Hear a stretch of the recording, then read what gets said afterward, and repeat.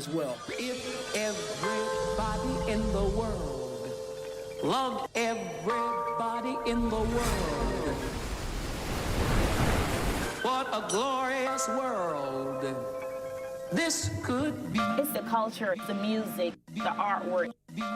It's the people.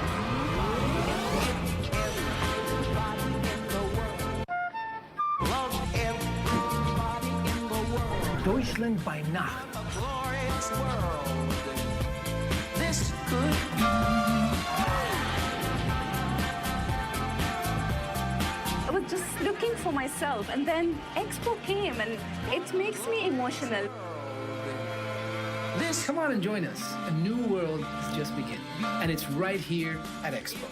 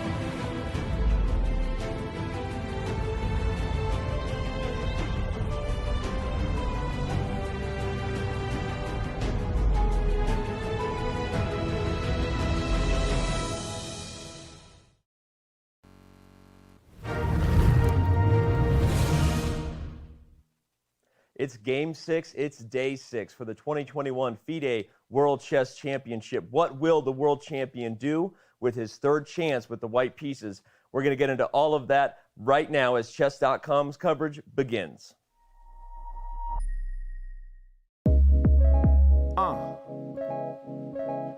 One, two. Yeah, Chess.com in the house, come on. Harry Mack in the house, come on, yeah. Turn your volume up right now, y'all. We about to make this happen. Look, come on. My name is Harry Mack. I had to hop on camera and spit. Welcome to the FIDE World Championship. 135 years, that's craziness. Been going down since 1886. Match format with 14 games. Many queens will be captured, the kings will be slain. Check out the way I'm unraveling the rhymes. This is sure to be a true battle of the minds. Just so it don't remain a mystery, I'll take a moment to walk you through the history. I said we gotta show love to the masters. 27 years strong, that's Emmanuel Last.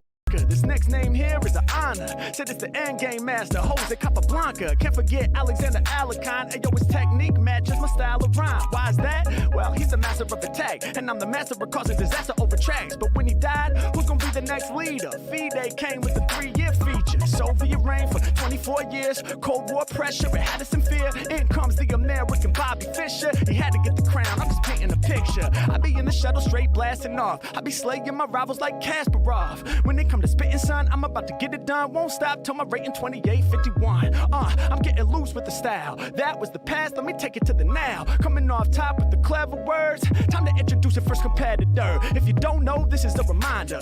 The Endgame magician, Norwegian grinder, triple crown winner, go hard for him. Of course I'm talking about Magnus Carlsen.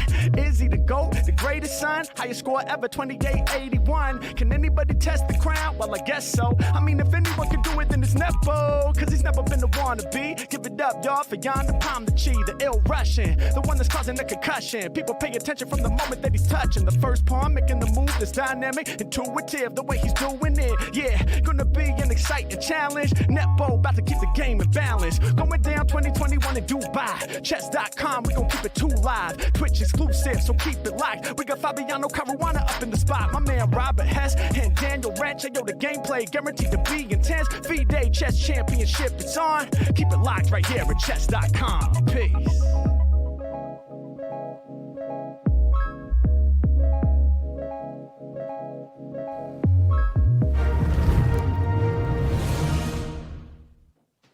We hope everyone, especially the two competitors enjoyed their rest day, but now we're back. There is no rest for the weary, and right here on the edge of the couch on our studio is, of course, the man, Grandmaster Robert Hess. Robert, are you feeling rested?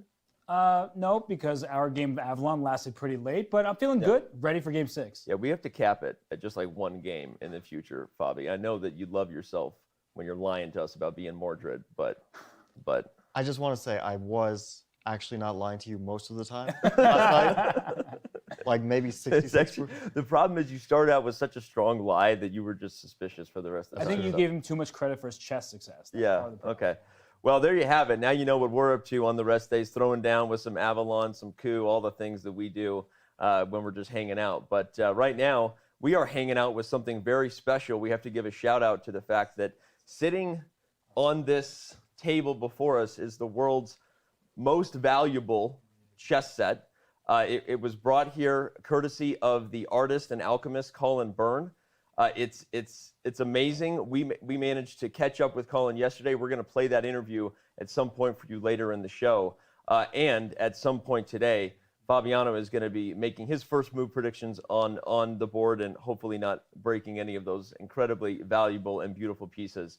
Anyone who's interested can go to firstclasschess.com for more info on the amazing art that went into this this incredible chess set before your eyes. So, all right, but before we dive into the next game, make our first move predictions on this set, make our result predictions, and try to set the tone for all the things we anticipate might be going down when the world champion has the first move for the third time. It's time to take our last look back at what was Game 5. If you happen to miss it, this recap, of course, is brought to you daily on our YouTube channel. And without any further ado, let's take it away and see all the drama that was our last game before the second rest day. It's Game 5, it's Day 5. The 2021 FIDE World Chess Championship rolls on with the challenger getting his third chance on the first move. The first time we have an Italian. Right now we're looking like we're headed down a road of Bobby was right again. He's played this against LeBron with both colors. Yeah. I don't remember the year, but they played this line and they had very exciting games. So Magnus actually has experience on both sides in this line, massive experience. I think that this is quite a tricky situation for Magnus to be in, and judging by his reactions here, I'm not sure he's the happiest. It's almost impossible, yeah, to break Spanish easily, yes. But overall, I'm pretty satisfied with what I got out of opening because, despite the advantage was, sort of slowly fading, but I believe it's quite unpleasant to perform here as black. I had a nice pressure, but probably I chose the wrong plan. It felt like that opportunity for Jan that you do not get very often, because when Magnus is well prepared and in position that he feels comfortable in, and good luck beating him. Yep. Today felt like that opportunity, and Jan let it slip by. I had, as you said, I had a clear goal for what I wanted to do, and that was reach the fortress that I had in the game, and in that sense, it was job well done, and that was definitely satisfying.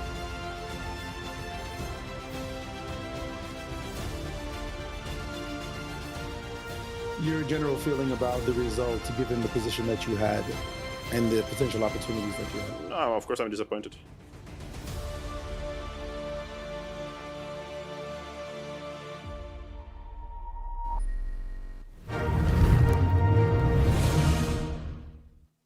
Well, Jan may be disappointed, but that video did not disappoint. The drama always feels a little more epic when you have that kind of subtle music behind it. I don't know why. I digress. Okay. Want to give a quick shout out where everyone can find those videos on our main YouTube channel, of course, is youtube.com/chess. But we also have ChessCom Live, our new YouTube channel where this broadcast is going to live daily. So shout out if you happen to be in that chat room. We also have a clips channel, a lot of the funny things that are happening on set, a lot of the best and most interesting moments of the show, and also some of the more educational opportunities that we capture, like a Pokemon, and we put them in a bottle whenever Fabi or Hess are spitting knowledge, are also often at our ChessCom clips channel. So go to go.chess.com /chesscom clips, and you can get that as well. Let's remind you of who our guests are coming up. I already mentioned that we have Colin Byrne, the artist and alchemist, and the diamond chess set we have before us. Amazing stuff. Fedoseyev will be joining us again, the Big Fish 1995. We actually have some fun questions for him today. You're not going to want to miss that interview. And then perhaps the most talked about man on the internet this week, with his absolutely huge announcement that he is leaving Twitch for YouTube gaming, which is ironic because he doesn't play video games, as he said so himself. But Ludwig is joining YouTube gaming, and he is no longer a live streamer on Twitch. We're going to catch up with Lud, talk about how closely he's following the match. We'll get his breakdown of the World Chess Championship and see what he thinks about Robert's performance so far. Can't wait to hear Lud's very honest take on that. So tune in at the top of the post show. As we say every day, when the game ends, our show is really just beginning, and that's when the fun kicks off. So we will see you on the other side of the game. But right now, it's time to talk about our first move predictions and then our result predictions. Fabi, you have the honors of not breaking the chess set before you and predicting the first move of today's game. Well, thanks for not putting pressure on me, Danny. Okay. So we just learned that Magnus knows how the knight moves. So I'm going to make a prediction that he's going to move his knight out, knight to c3 on the first move. Is that because it's closest to you? It also helps that that piece is very close to me, so I don't have to reach across the board and risk the integrity of the chess set. Okay, knight c3 is actually an interesting transposition move word, but do you want to actually tell me your real prediction on the first move? My real prediction is that he'll play e4 okay, go on ahead, the first you move. You can do it. I trust you. I trust you. Okay, that was super close. All right, e4. I'm actually surprised by that. I don't think Magnus is going to go back for the Petrov, but I want to hear Robert's thoughts before I give mine. Well, if you made me choose between which of the two of you's chess instincts I'm going to trust, I got to go with Fabiano. We actually had a long conversation yesterday about openings and where we think that Magnus would go. And the Petrov, he can look for some weaknesses in Jan's preparation. Jan has been very well prepared, but there's so many different options available in the Petrov. I think that's where Magnus is going. So you're predicting e4. I'm going to let you do it. No, I want you. You want me to do it? Yeah, you have the mouse during the show. You can make the move. Okay, I'll do it for you. All right.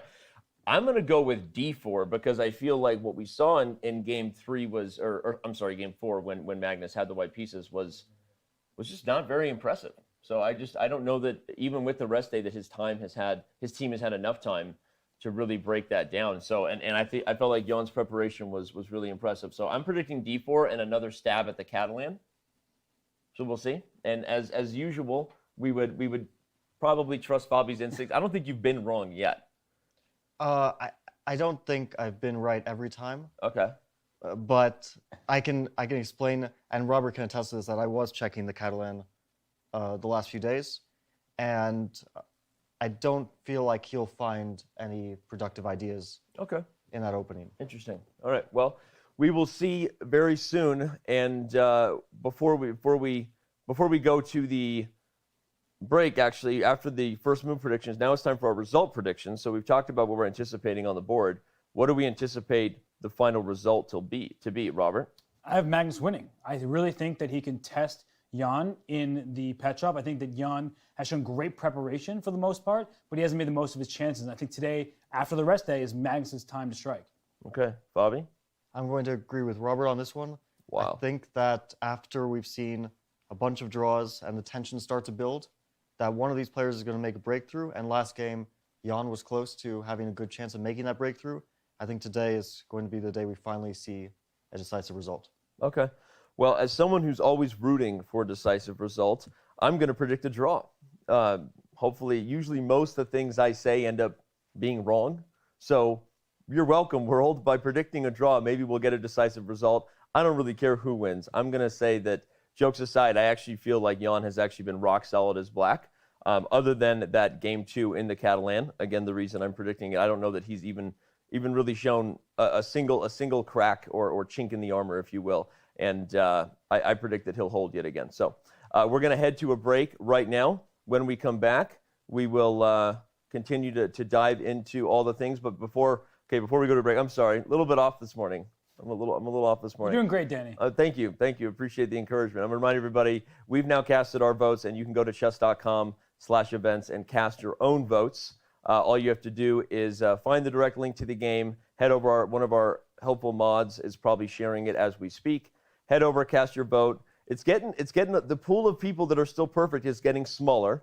So we're getting closer to finding out who might be winning thousands of dollars just because they've been playing along with us and voting throughout the show. But you still have reasons to do so, even if you weren't doing it from the outset, because we are giving away Diamond memberships daily. All you have to do is go to chess.com/events, find the game, click on vote, and look at that. $3 grand cash money for the person who takes the top prize at the end of this. And of course, we'll be reminding the chat that they can vote directly on whatever portal they're watching from here in just a bit. But don't go anywhere. When we come back, we continue to break down our predictions of what will happen on the board for Game 6. It's Chess.com's coverage of the FIDE World Chess Championship. It's brought to you by Coinbase, and it will return in just a few.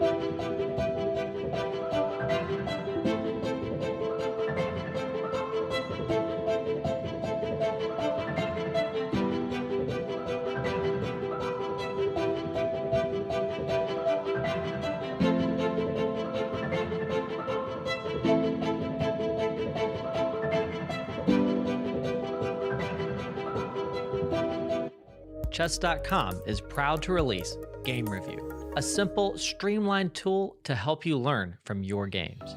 Immediately see your accuracy and your opponent's accuracy and how many brilliant and great moves were played. Then select Start Review to dive into the game. Learn about the opening and get helpful stats on your performance. Retry mistakes to learn and improve your accuracy score. See why moves are played thanks to the coach's feedback and click Show Line to see helpful engine recommendations. Play a game, start review, and try it today.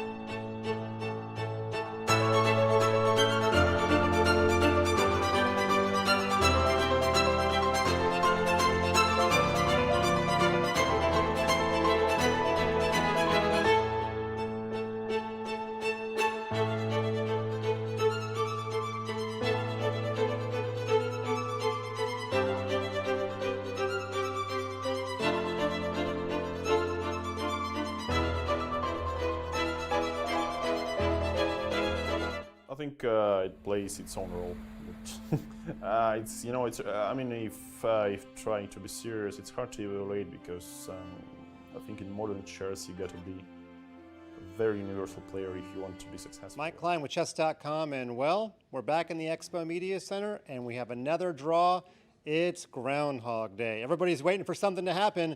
Some very important feature will have to change in one of these men to pull out a win. Now, when the players entered the press conference, I must say that both were down, but for different reasons. Magnus, not particularly pleased with his play or his passivity. He said the only active moves he played were the final few that ended in a repetition. What about Jan? Well, he was really upset about not playing this C4 move, and actually Magnus was amazingly candid in admitting that C4 would have put him under duress. But I want to go back to the prior World Championships I've covered. Magnus, when he started a press conference in a melancholy mood, he would pretty much stay that way the entire press conference, but his sea change in these press conferences has been amazing. He almost always ends with a smile on his face. Even questions that he doesn't quite think are worthy of a press conference, he thinks about and gives a funny answer to. We had one today about how one of the pieces moved, and Magnus honored that with, well, a straightforward answer.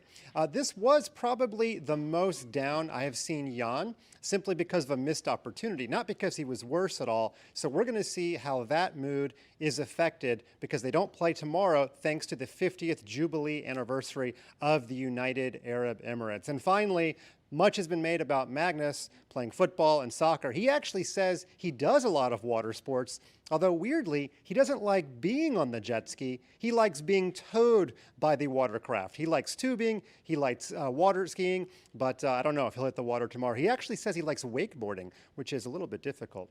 And what about Jan? I actually asked him privately backstage, what other sports would he be really good at as compared to Magnus? And he said, well, he's actually catching up in basketball. Now, how cool would that be to have one-on-one for the World Championship? Okay, it's not going to happen, but we're floating every other idea in the world. We might as well try this one. There you go. Mike Klein from the Expo Media Center. We will see you for round 6 in 2 days.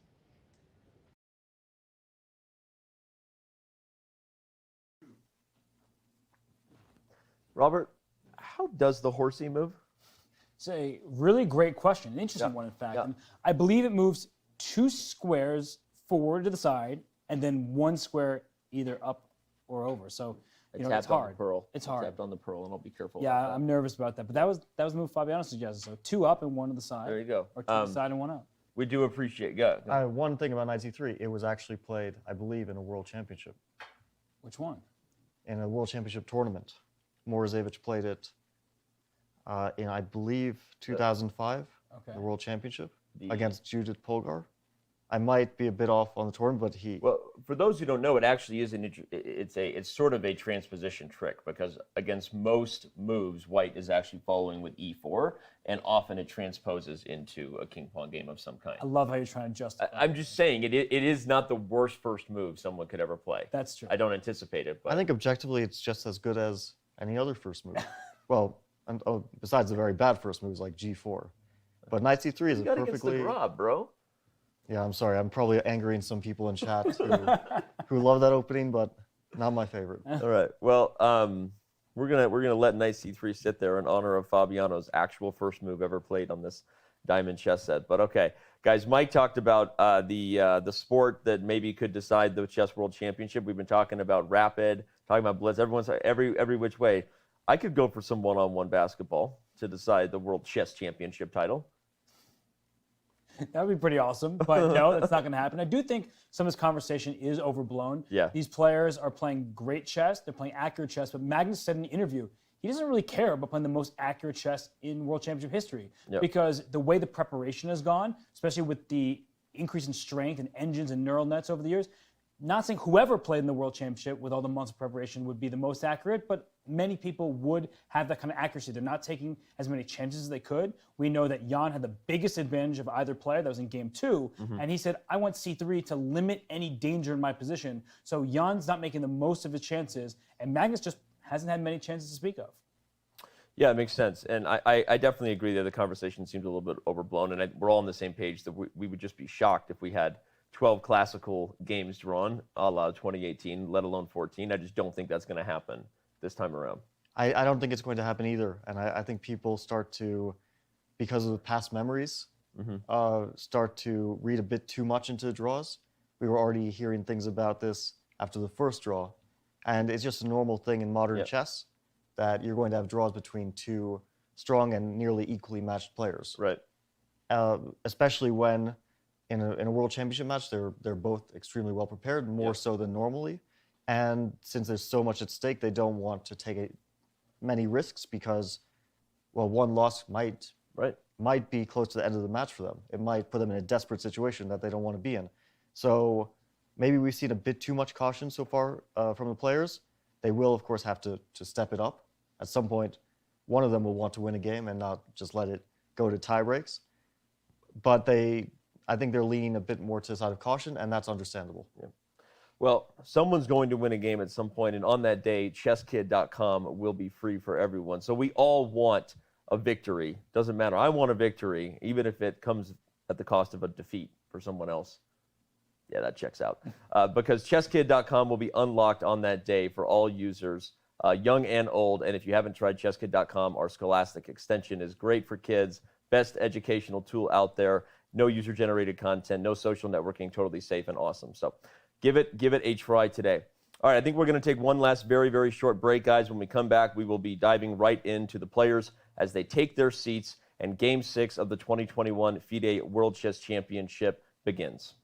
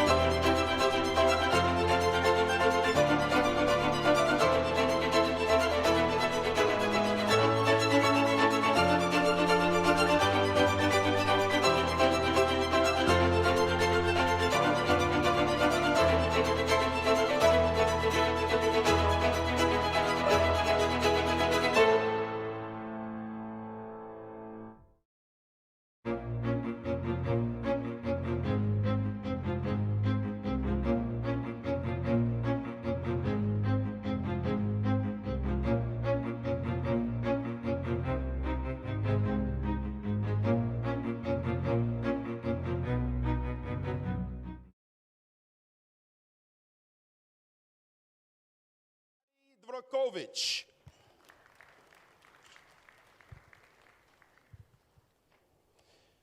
And two special guests accompanying him. First, the governor of the Khanty-Mansiysk Autonomous Region, Natalia Komorova.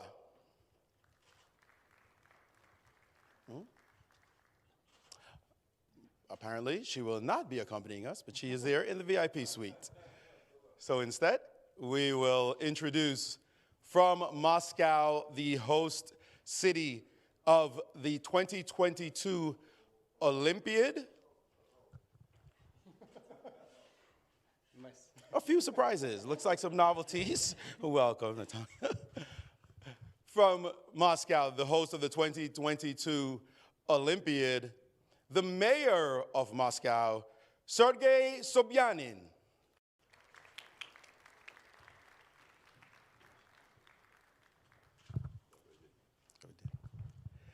And the mayor will have the honor of playing the first move. Mr. Mayor.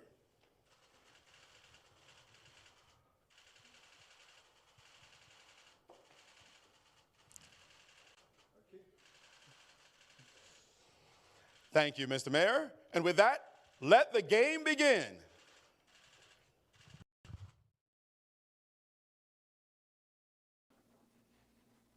Well, we're going to find out. We'll find out right now whether it was a troll or you guys were right. I think I was right. LOL. Oh. One win for Dan. Can someone let's make sure that is noted and shared throughout all the interwebs. Danny, I don't know what's more shocking, that the first move was D4 or that you were actually right. Well, they came to, oh, look at this. Okay. If he plays a London, I'm going to find Eric Rosen. I think this is suggesting it's not going to be fun. the only reason to do this is to play the London. After D5, he will. I think no, we I may think see. he'll play C4 and transpose here. But then why wouldn't he? Oh, G3. Oh wow, what an interesting. Now, in theory, I could still be even more right. I'm already right, but my prediction was a Catalan. In theory, we're not fully away from that possibility yet.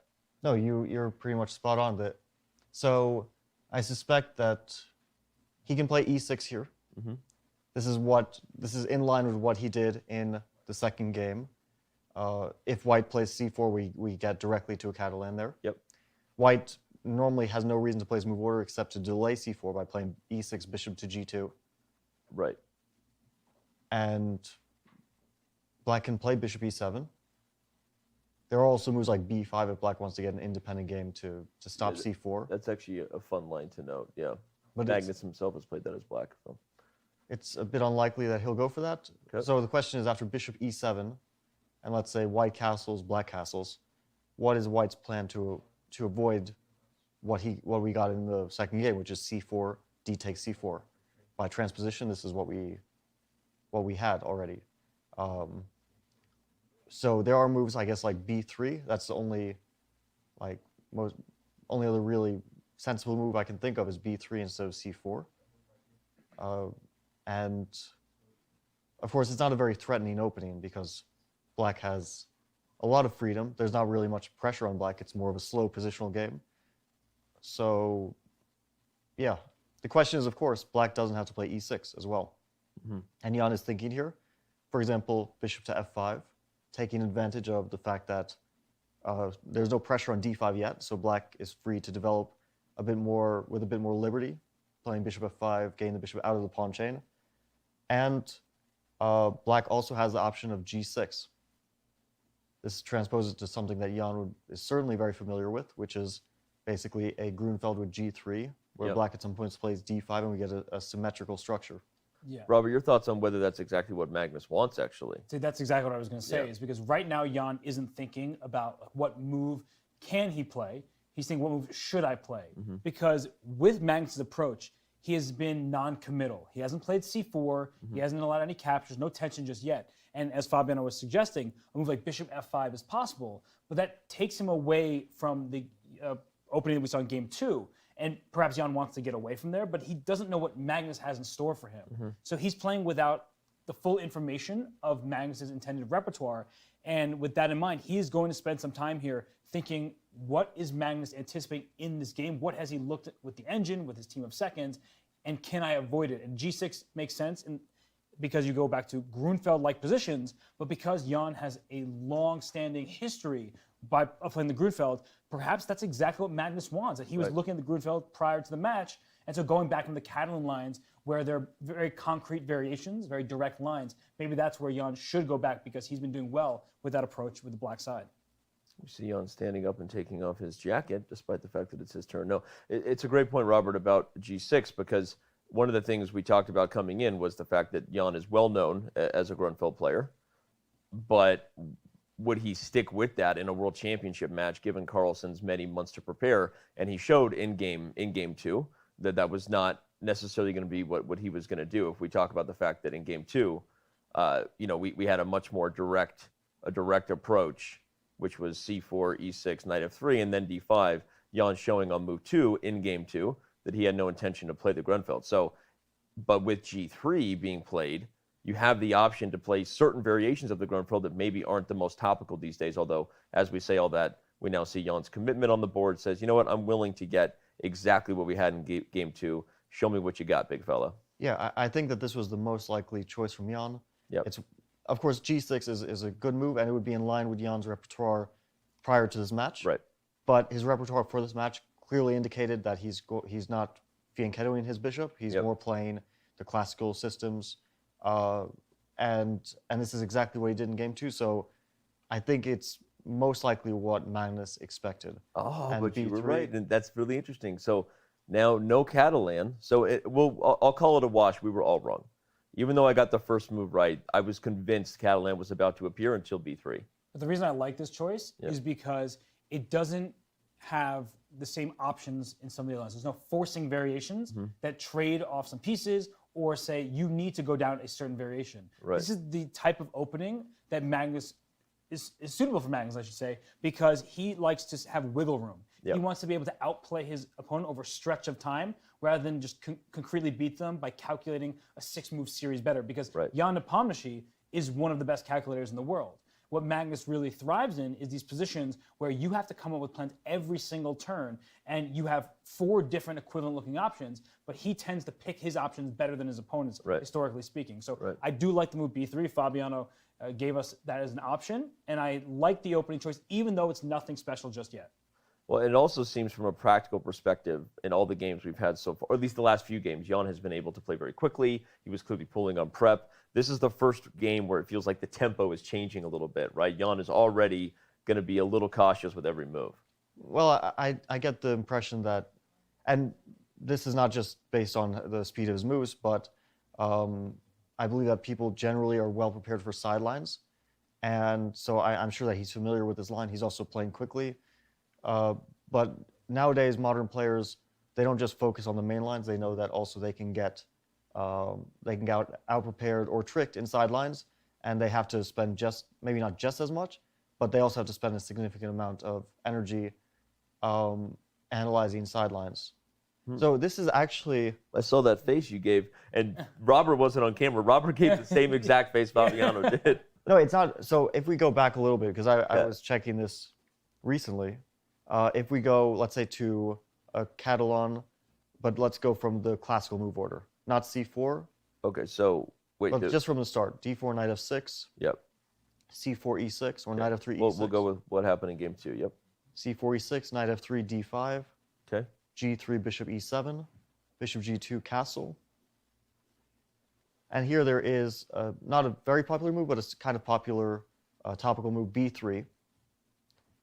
And black usually, not always, but usually takes on c4. B takes c4 and c5. And there's been a bunch of high-level games here. And white can castle here. Black takes on d4, knight takes d4. And we have pretty much an identical structure to what we might see in the game if black takes on c4.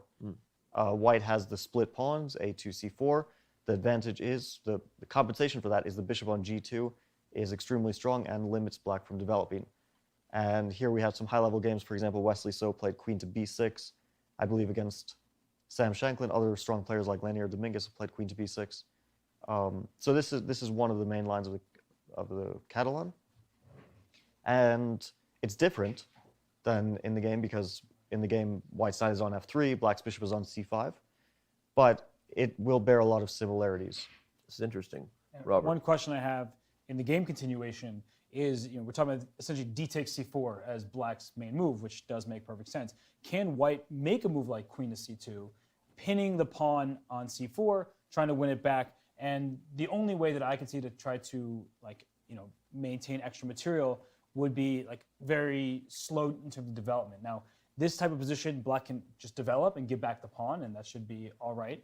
Right. With a move like knight c6 or a number of other moves, but at least it asks some questions to Jan. Though Fabiano's point still very well taken with these lines, where even if your pawns are split from White's perspective, you still have some chance of long term. But I think with the knight on f3 remaining there, b takes c4 doesn't feel quite as strong as the other variation. Excuse me. Lost my voice already. I'll finish your point because it's a really good one. Obviously, in the lines that Fabiano was highlighting, let's say from the Catalan in the Catalan we had here, the pawns are split, but White's compensation is the activity. So Robert's idea of queen c2 is instructive because in theory, if White wins this pawn back without having to split the pawn and in a later day opens up this bishop, White is sort of having his cake and eating it too, so to speak. You have this pressure on the long diagonal without ever having to create the isolated c4 pawn weakness. So sorry, Robert, stole your thunder, but finish your point. No, I needed you because agreeing with Fabiano, I guess, hurt my soul and had me not be able to speak anymore. But no, in all seriousness, yes, that is the point, that you don't necessarily want to compromise your pawn structure as White. Right. Queen c2 also leaves rook d1 available as the next turn and some of these positions. So it just puts the question back towards Black of how are you going to proceed?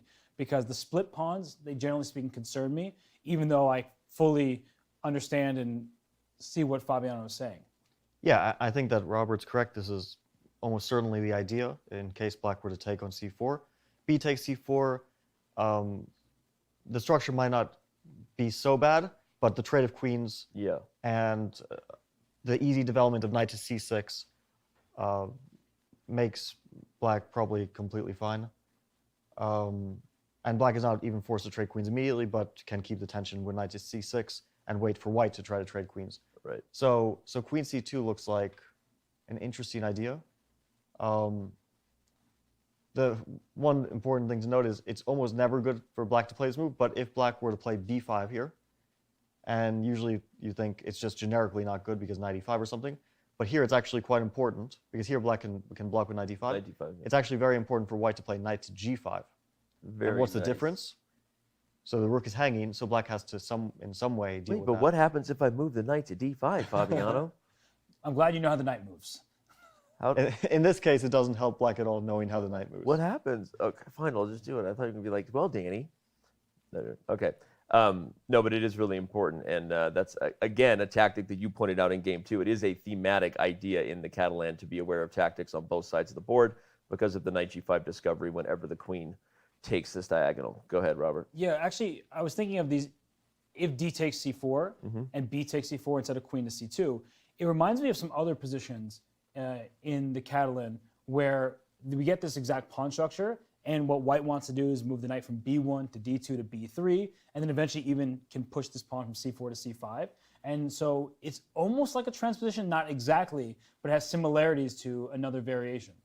It's a deceptive structure. I agree with you guys, obviously, that, as if my opinion matters, that I agree with you, but I agree the endgame is... It matters to me. Is not going to give White the best long-term chances, but that idea you're highlighting, Robert, is really instructive, because I think optically when you first look at the isolated pawn, you go, no good, right? But in this particular Catalan structure, because of the combined pressure on the long diagonal, this pawn getting to c5 would be an absolute thorn. And we've seen games that look close to equal, yet White has this just nagging grind, right? The nagging grind that doesn't go away. And combine that with what just looks like a move order that has put Jan a little bit in the think tank here. I'm already in that practical camp of, you know? So once Robert started that sentence, I knew it. Sentence. Once Robert, no, coffee's on the way, guys. Once Robert started that sentence, I knew exactly which variation he was talking about. Yeah. Okay. So let's just show that line. If we go back to the Catalan. Okay. Main line again. Catalan. We joust. Knight f3, d5, g3. And so Jan played bishop e7, but there is d takes c4, another main move. And after bishop g2, one of the most popular moves is c5, striking back in the center. And after castle, short castle, knight to c6, one of white's main moves, if not the main move, is d takes c5. And after queen takes d1, rook takes d1, bishop takes c5, white plays knight b to d2, and black, in order to break up the structure, plays c3. White plays Borusevich lives. b takes e3, and this, after castle, looks very similar in some ways to the game. The bishop is on c5, it might get kicked by knight d2, b3, and we see something rather similar. But Magnus, we can see played Robert's first mentioned idea, queen c2. Robert's on fire today. You shaved? You look good. Can we get a close up on Robert real quick? We don't gotta do that. I think we should. You're looking great. So I know you shaved to try to change the momentum here, right? Yeah, I thought that the reason they weren't getting decisive games was because of your because I had a facial hair. beard. Yeah. So I decided that I would shave. That way, maybe I could try to regrow it and live up to the expectations we have. I'm trying to be MVL. I'll get there one day. But in all seriousness, I mean, those transpositions are very important to recognize. And when I saw the move c4 and possibly b takes c4, I immediately thought of that opening variation that Fabiano had mentioned. And I was thinking, well, is that something that Magnus wants to go down? Clearly, he says queen c2. Let's not trade queens. Let's not get there. Because those variations, even though white does have some pull, it's been studied to the nth degree, and many players have found ways to equalize. Wesley So has so many games in that opening. So queen c2, it doesn't liquidate, it leaves more options available. And Jan is the one thinking. Magnus, in an interview, it was in Norwegian, but we had it translated. He was saying Magnus likes his own time management. He thinks Jan has been very well prepared. And it seems like he wants to get Jan out of his comfort zone as early as possible, because those direct lines, those trades, those long opening theoretical lines, they have helped Jan neutralize Magnus's first move advantage. And right now, even though it's still early stage of the game, Jan is the one on the clock. And you want to put pressure on your opponent on the clock and on the board. And Magnus is doing just that right now. We see Jan here on our in-studio monitor. And, Fabi, let me ask this question. As Robert was giving that advice there, I wondered, just because you put the queen on c2, is b takes c4 out of the question? Because this idea of Robert's knight to b3, transposing into the Catalan idea with the eventual c5 thorn in your shoe, is that still a possibility? I don't think it's out of the question at all. I think if he were to be given an extra move now, he would probably take with the queen on c4. But there are scenarios where b takes c4 makes sense, especially because that queen on c4, it is active, but it could also come under some sort of attack. Let's say if black were to play the moves queen e7, bishop d7, and a rook to c8, that queen would be under indirect attack.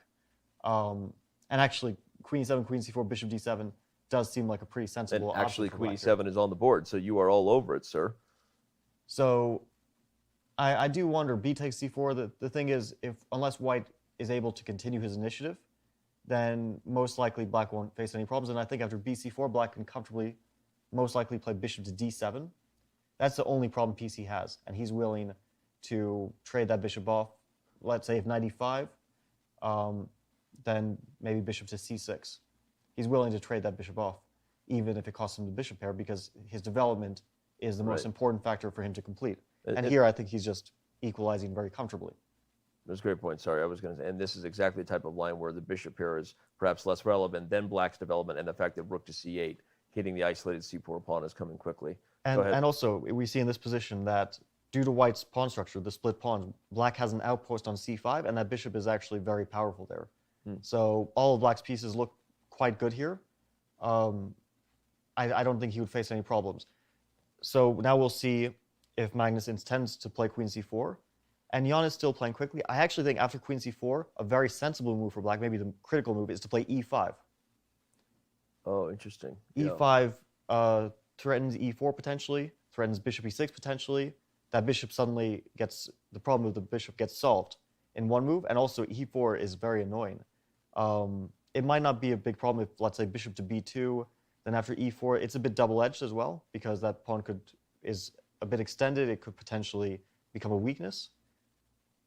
But Wow, look at the move played. Yeah, I was going to say, it's a hybrid idea of the variations you and Robert are talking about, but with one huge, what do you call it, sacrifice, a pawn.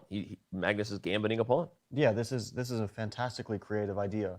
So the critical move is c takes b3. I think that we should jump into that Yeah, you right just away. take a pawn. Knight takes b3. And bishop to d6. And I think that white doesn't have anything concrete. It's just compensation. Bishop to b2, rooks d1 and c1. And a very dangerous idea that might happen is knight to g5 at some point. That just threatens a checkmate. In fact, if Fabiano's idea from earlier with bishop d7, that's the problematic piece. Yeah. After bishop b2, bishop d7, you already have knight g5 ideas because bishop c6 is the way you want to meet the attack of the pawn on b7, but bishop takes f6 ends the game on the spot, removing the defender of the checkmate on h7. Guys, can you feel it? I know I shouldn't call it. Robert keeps saying not to call attention to it, but knight bd2. This is very interesting. If black doesn't take that pawn, and let's assume for a second that Jan doesn't know this position, because I have a feeling this is a super rare idea, maybe just a new idea completely. So Jan might intuitively just not want to capture material because it feels dangerous. And You think Jan is already going to be surprised by this? I mean, I don't know. I'm not an expert on this opening, but I would be surprised if this is a known idea. To me, this looks like a completely new concept. I thought you're an expert in every opening. Every single one. You know you're Fabiano Caruana. Not quite an expert in this opening, sure. No, I'm kidding, obviously. That okay, well, I'm not. You are Fabiano Caruana. We'll talk about that later. But the point is, it's always fascinating, I think, for the fans of the guys in the top 10, like yourself, when we see novelties on the board that could indeed surprise someone as early as move 10, right? You go, wait. And to me, this passed your criteria that if cb3, knight b3, initially you go, okay, black should be fine. Black's up a pawn. But the more you give the engine time to think and you just look at the position, you go, wait. Even the computer is kind of liking white's compensation here, which just has my spidey senses tingling. Yeah. I wonder what white's most accurate move is here, because when we played bishop to b2, we saw the eval bar drop a little bit. It's evil, yeah. So the evil bar. So maybe bishop to b2 isn't the most accurate, although it looks like the most natural move. It might get blunted by e5, I'm thinking. I was going to say your e5 idea strikes again, and this is a really common structural point in these Catalans where the D and C and a lot of variations of the Queen's Gambit kind of declined and accepted. Black changes the structure with this e5 move. So go ahead, maybe Robert. there's something more accurate. But Robert, what are your thoughts? Yeah, it's a fascinating moment here for Jan. My first thought is, will Jan accept that pawn? Because Magnus went into this position, he's moving very quickly. In a way, you know, he kind of wants you to take because you're in his preparation and Jan is on his own. I really believe that Jan, he has studied positions like this, but when you see knight d2, he's already spent nearly 20 minutes on the clock, and we know that Jan likes to make his moves quite quickly in the opening, that he's caught Jan. And it's not that Jan's position is lost. So in that position, c takes b3, knight takes b3, bishop d6, those moves are very natural and maybe even forced. So you get here and you're like, well, white has bishop b2, white has rook d1 to start with, white has rook b1 that you could play just to see how black is going to react. But it feels like many of those moves look appealing, but I don't want black to just play knight c6, bishop b7 and get out very quickly. So I think my focus would be on stopping that very direct plan. I think it's possible that the bishop should stay flexible on c1 because maybe it wants to go to g5. Yeah. And a move like rook to d1 makes a lot of sense to me because this is a generally useful move. The bishop on d6 is a bit loose, let's say. It's not hanging or anything, and there's no real direct threat with this. But it's a bit loose, so rook d1 should be a pretty natural move. What if you play knight f3 to d4 instead of rook d1? Because we know black wants to play knight c6, so I'm stopping you directly. Your e5 move is well taken, but now if you play e5, you can play knight f5, getting rid of your bishop pair, and that seems to give white some compensation in the long term with the bishop on g2. And if not for knight f5, we could also have gone knight to b5. Maybe it's worth going after the dark square bishop rather than the light square bishop. So it's a position where white has a number of options, but we know that Magnus has looked into them, and so I'm going to trust whatever he plays. And that Jan has likely not. Go ahead. I think this is actually important, the line that Robert just mentioned. So let's look at it again. C takes b3, knight takes b3, bishop to d6. Knight f to d4, it's clear black's idea is to play e5 at some point, so knight f to d4 is a very logical move, stopping that. The question is, if black doesn't play e5, it's not easy to develop. You can move the bishop from c8 because of the b7 pawn. Your knight can no longer go to c6, or it can, but it's sacrificing a pawn back. Probably it's going to lead to some advantage for white there. The knight doesn't really want to go to a6 because, well, knights don't really like being on the rim like that. And if e5, I think instead of knight f5, which is the most natural move, knight to b5 is actually more dangerous because that bishop on d6, it doesn't look like a super important piece, but once it's gone, black's dark squares will be super vulnerable. And let's say black plays a move here. It's actually difficult to find a move. Yeah, I was going to say, if you can't develop your bishop. If you move the bishop off, we trade on d6 and b7 falls. And if you go knight c6, bishop takes c6 is a problem because the rook on a8 is hanging, the bishop on d6 is hanging. So I feel like these kind of positions, you're walking on eggshells. Even though there's clearly a move to survive for black, it's very risky. I actually think maybe the move, queen b7, there's queen takes b7, and knight takes d6. Yeah, so that just fails. So black has a way to survive here, and it's not entirely obvious what it is. Can you do bishop b8? No, but then bishop a3, I think. That was my first thought, because queen a8, bishop b7 traps the queen, and would probably be excellent for black, probably winning. But bishop to a3 wins in exchange. So queen to e8. Oh my kind of desperate here. Oh my gosh. By the way, this was really fun because with the eval bar but no engine moves, Fabi is really put to the test in a position that just simply makes no sense. Okay, but I doubt we'll get this, but okay, that's I think just out of elimination. There was no other move which wasn't losing. And queen t8, it was a funny exchange stack, but it might even be a relevant variation, which is kind of funny. Because we saw with the moves that we made that the bar was sort of staying relatively level. So, but of course, black is not forced to go into this. And queen 8 is very hard to see from afar, from a distance, right? So in that variation we've been looking at, to get into that position, and then after knight f to d4, you see that the knight can go to b5 after e5. But you have to think about this queen e8 move several turns in advance, even before taking on b3. Because this looks like a position you don't want any part of. And then you see this ridiculous looking move, queen e8, that doesn't make any sense because all your pieces are hanging, your rook in the corner, your bishop on d6. But somehow it holds for black. It's difficult. Jan would have to calculate it, but look at the clock situation. Jan's already down 20 minutes. So if he can keep Jan burning time while Magnus is either directly in his preparation or within the realm of his preparation, that will continue to make Jan nervous here because he was not expecting this opening today. You can sense it. There's this is going to be a game with some tension and for sure, at least at the early outset, some fireworks, given that the challenger is uncomfortable for the first time in several games. Not necessarily any game, but really for the first time in several games, Jan is burning up clock in the first stage of things. And let me remind chat really quick before we dive back in that now the voting is closed at chess.com. You can spam the emotes in chat. Let us know who you're rooting for. Use your channel points. Cast your vote on what the result of the game will be. You have a little bit of an advantage now because now you're like, oh, feels like maybe Magnus is going to have some pull. But either way, cast your vote. Spam the chat. Be kind. Rewind. Robert. You're saying me with a Jack Black and Mos Def reference there? What? I think I said on a show one time. I used the term rewind the other day, and like one of my kids didn't even know what it meant for a second but it's still used in culture. Like, hey, rewind that moment. But overall, it was kind of funny. No, but that was a good one. But I was about to ask Fabiano, if you were playing in this game, you know that Magnus wanted to get to this stage here. Would you take that pawn on b3?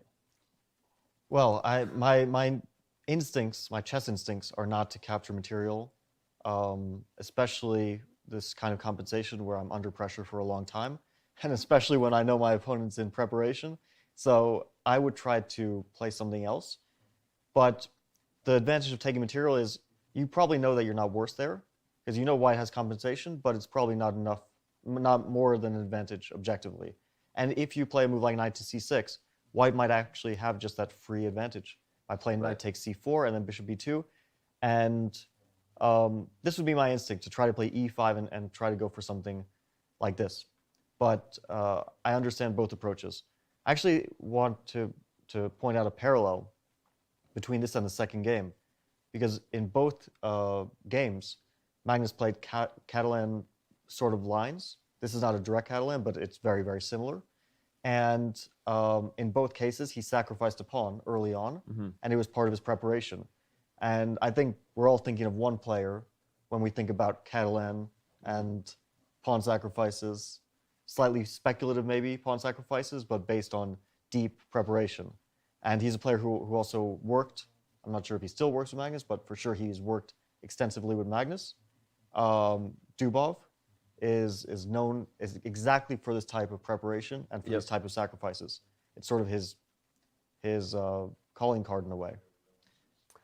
Yeah, it's interesting. And that leads to a whole interesting topic on the influences that seconds have, especially with their, everyone has the same second, we keep saying. It's a super jet engine strapped to a Leela backpack with a Stockfish 14.1 neural net water bottle in the side of that backpack, and and whatever else comes with it. But it's the players who are teasing out information, and how much does the creative mind of the player influence the engine the other way, Fabi? Like players who say, no, I know what they're saying, but let me push a little bit, right? Poke a little further and get them into a position where there's something unclear. And do you think that that's something that makes a difference in these types of matches? Yeah, I think the analyst is still the more important factor because the computer is a tool and everyone has it. Yeah.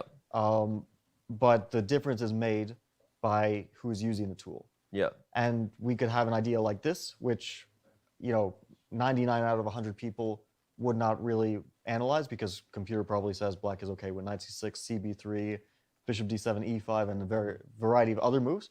And people just put that down because they think, okay, black's good here, computer's telling me that. Or some people will think about the practical implications of this move and how it puts pressure on your opponent. I think that comes a lot with experience, which Magnus certainly has plenty of. And he understands which ideas might be unpleasant to face. And ideas where your opponent has a lot of possibilities are actually a two-sided coin. Right. On the one hand, it makes your job as an analyst and as a player more difficult because you have to deal with this plethora of ideas that you both have to analyze, and also you realize it makes it more likely that you will be out of your preparation faster with white because there's just too many things to cover. On the other hand, it's also unpleasant for your opponent. If let's say Jan had one clear option here and every other move was bad, he would easily play that option and then deal with the problems later on. But now he has to decide between several equal or equivalent looking options. There's knight c6, there's cb3 obviously, there's a move like c3 even. This is a difficult decision just based on the amount of options that black has. Well, we see knight c6 on the board, and so to answer Robert's question, would you take the pawn? Jan says, you know what, I'm not interested in your silly games, silly Magnus, tricks are for kids. I'm going to play the more logical move, and let's get a full close-up on Jan if we can here in a second. I just want to see that man pour his tea. He just did it. He's not getting up, despite the fact that he made a move. That already tells you we're dealing with a Jan that knows he might have his work cut out for him today, Robert. Well, he's studying right now. Yeah. Right? He's not recalling. He's studying. He's studying. I like that. And that's important because Magnus caught him off guard. He's trying to figure out this position. And just because he didn't take the pawn and he did develop, doesn't mean that the rest of the game is easy for him. Right. And we actually saw Jan win a very nice game from the white side of a Catalan type position in the candidates against Alexienko, where he looked really sharp in that game. And yes, Alexienko made a mistake and got quite a terrible position early, but it shows that Jan may feel comfortable from the white side of this position as well. And when you play certain positions from both colors, you have to sort of forget your successful past with either side, but particularly with the side you're facing, because that can make you get in your own head. You're like, well, I remember when I won that game with the white pieces, and it felt very natural for me to make my moves. And black, every single turn was difficult. And he goes knight c6. Magnus will, in all likelihood, just take that pawn right now with the knight on c4, and his knights are aiming towards e5. And one thing you don't want to allow in this position from black's perspective is that opening of the bishop on g2. That Catalan bishop is typically white's advantage, and you could play e5 for black, which is what we talked about before, knight takes c4, pawn to e5, but that does leave behind some light squares, and you need to be careful about this because e5 looks great. It opens up your bishop on c8, so it can become a more active piece, but there are times where white is able to operate around that pawn and cause black some problems. Yeah. Again, a typical idea. Fabi pointed out a while ago, it's a typical idea in all these structures that we've said where the queenside central pawns have cleared. But and it's specifically because white doesn't want a knight to come to e5 in these structures if you can avoid it, let alone the fact that this bishop needs to play. But here it feels a little riskier than normal for whatever reason, just because white has the move. I don't know what would be the concrete ways for white to play here, though, Fabi. Yeah, I think that between this option and black has one other very obvious option, or very natural option, is bishop to d7 and followed by development of rooks to c8 and d8. I think bishop to d7 is slightly more natural. Okay. First of all, because black easily completes development here, and also because after rook a to c8, black will be threatening the move b5. That queen and rook are lined up, and white will have to deal with that issue. For example, if we were to play bishop to b2 here, I think the most natural move, rook a to c8, and let's say we make like rook f to d1. Maybe rook a to d1 is a more natural way, but anyway, b5 suddenly gets very annoying. If that knight moves to e5, for example, that would be very, very bad for white. After knight takes e5, knight takes e5, bishop takes f2, and we see it was like the c file was occupied by so many pieces, but they all get cleared away very quickly. So white would have to deal with the idea of b5, and I'm sure there is a good way to do that. But it makes black's play look pretty harmonious because he's developing with tempo in some sense. So you're saying you like bishop e7 a little more than the structural strike? Yeah, e5. The question is, well, bishop b2 is very natural now, and you attack the e5 pawn, and if black plays e4, then suddenly knight g5 is a move. And this might not be bad for black for some tactical reasons, but it does at the moment look like you're losing a pawn. You might have knight d4 and something concrete or knight to b4, something concrete to save your pawn, but it's not obvious to me what that concrete approach is. And you see, Magnus is, I think he's recalling, Robert, whereas Jan was studying. I think he's recalling. He doesn't look happy, though. Yeah, I wonder. Well, I mean, as Fabi has said, you know, he doesn't look happy often, even if he's about to win. So, you know, sometimes Magnus just looks like someone stole his cookies and forgets that he's got plenty more.